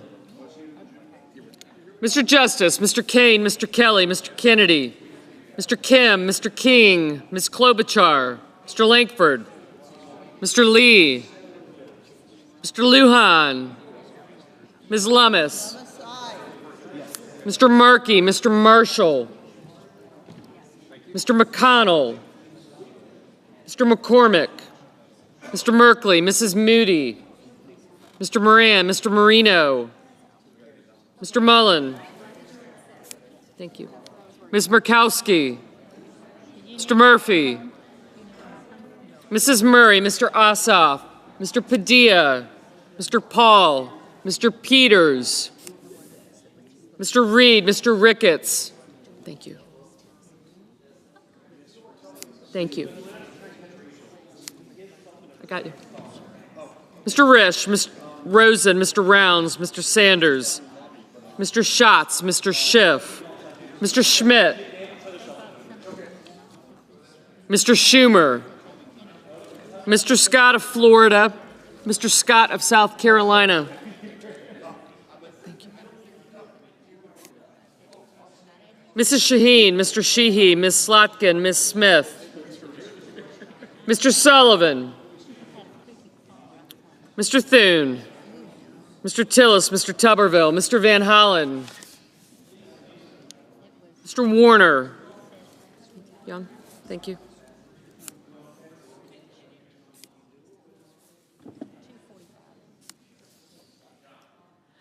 Mr. Warnock, Ms. Warren, Mr. Welch, Mr. Whitehouse, Mr. Wicker, Mr. Wyden, Mr. Young.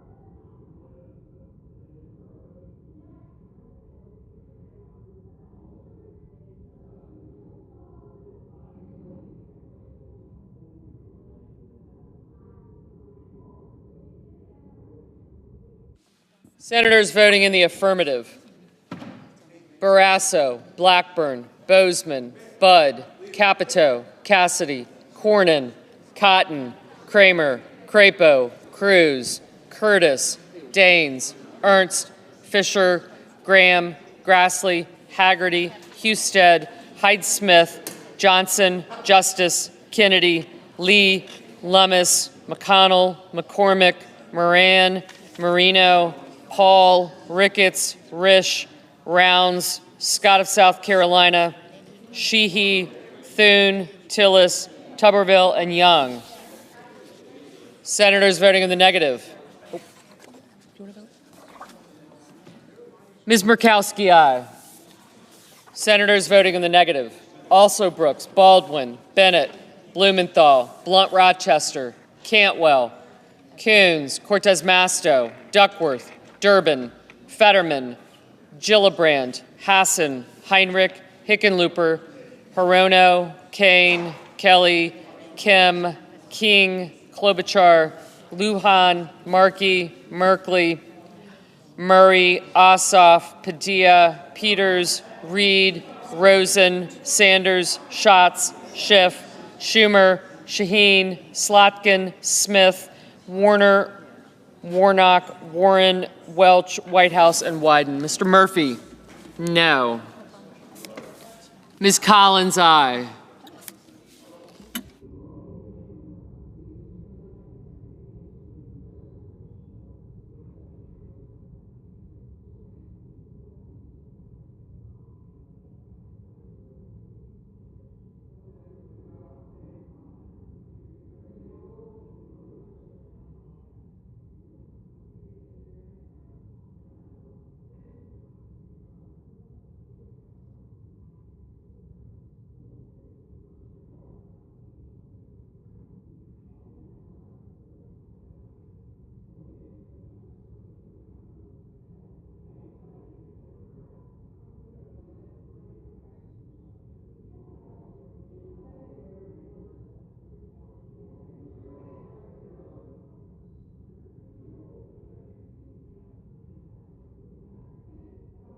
Mr. Banks, aye.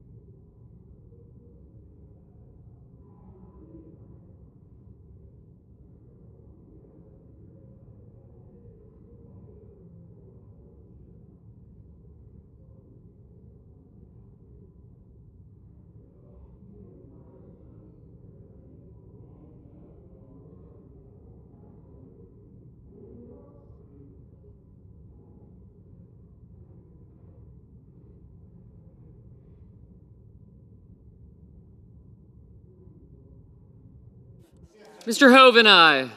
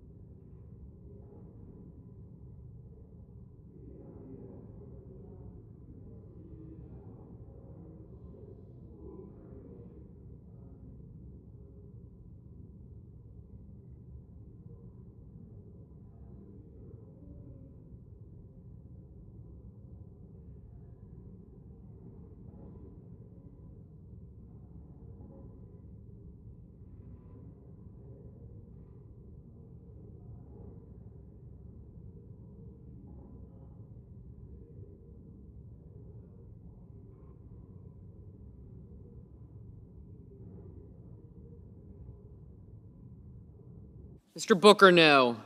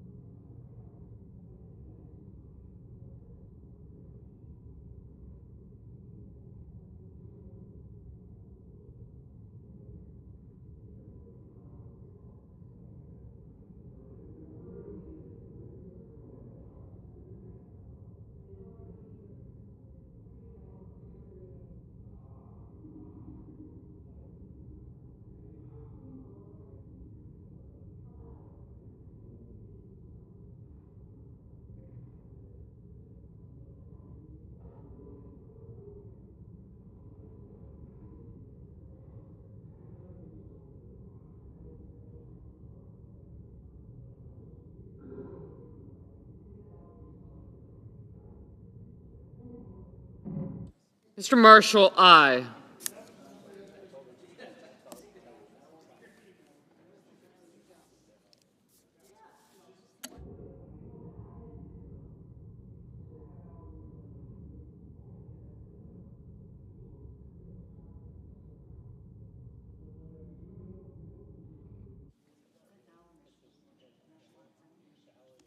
Mr. Van Hollen, no.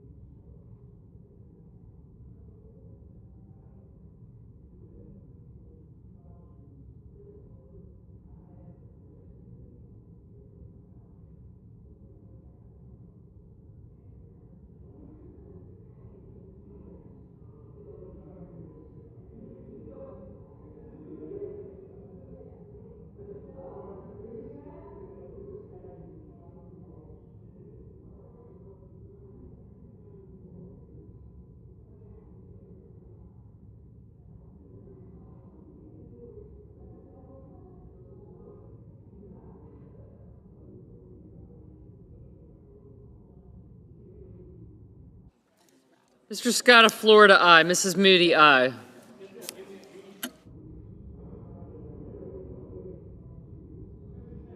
Mr. Schmidt, aye.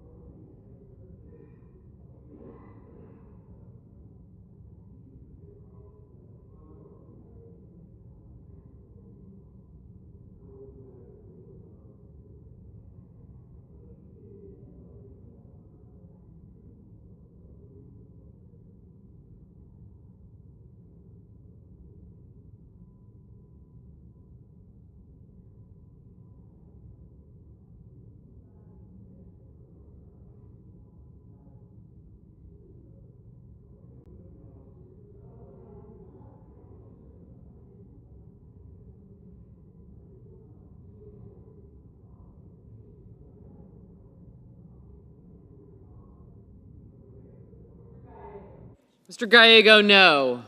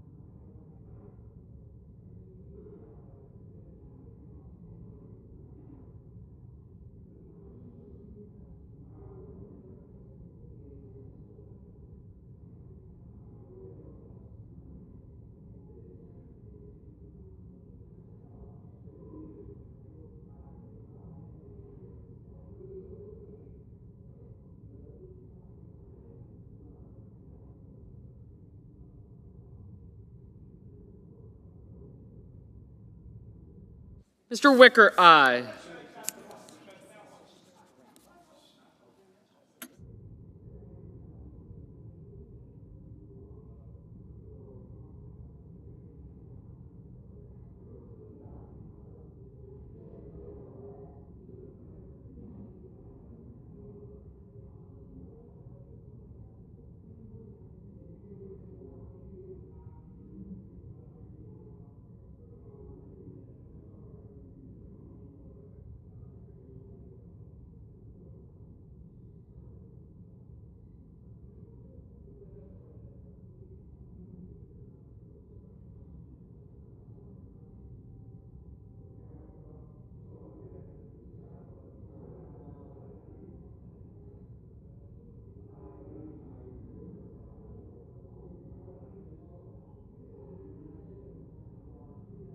Mrs. Britt, aye.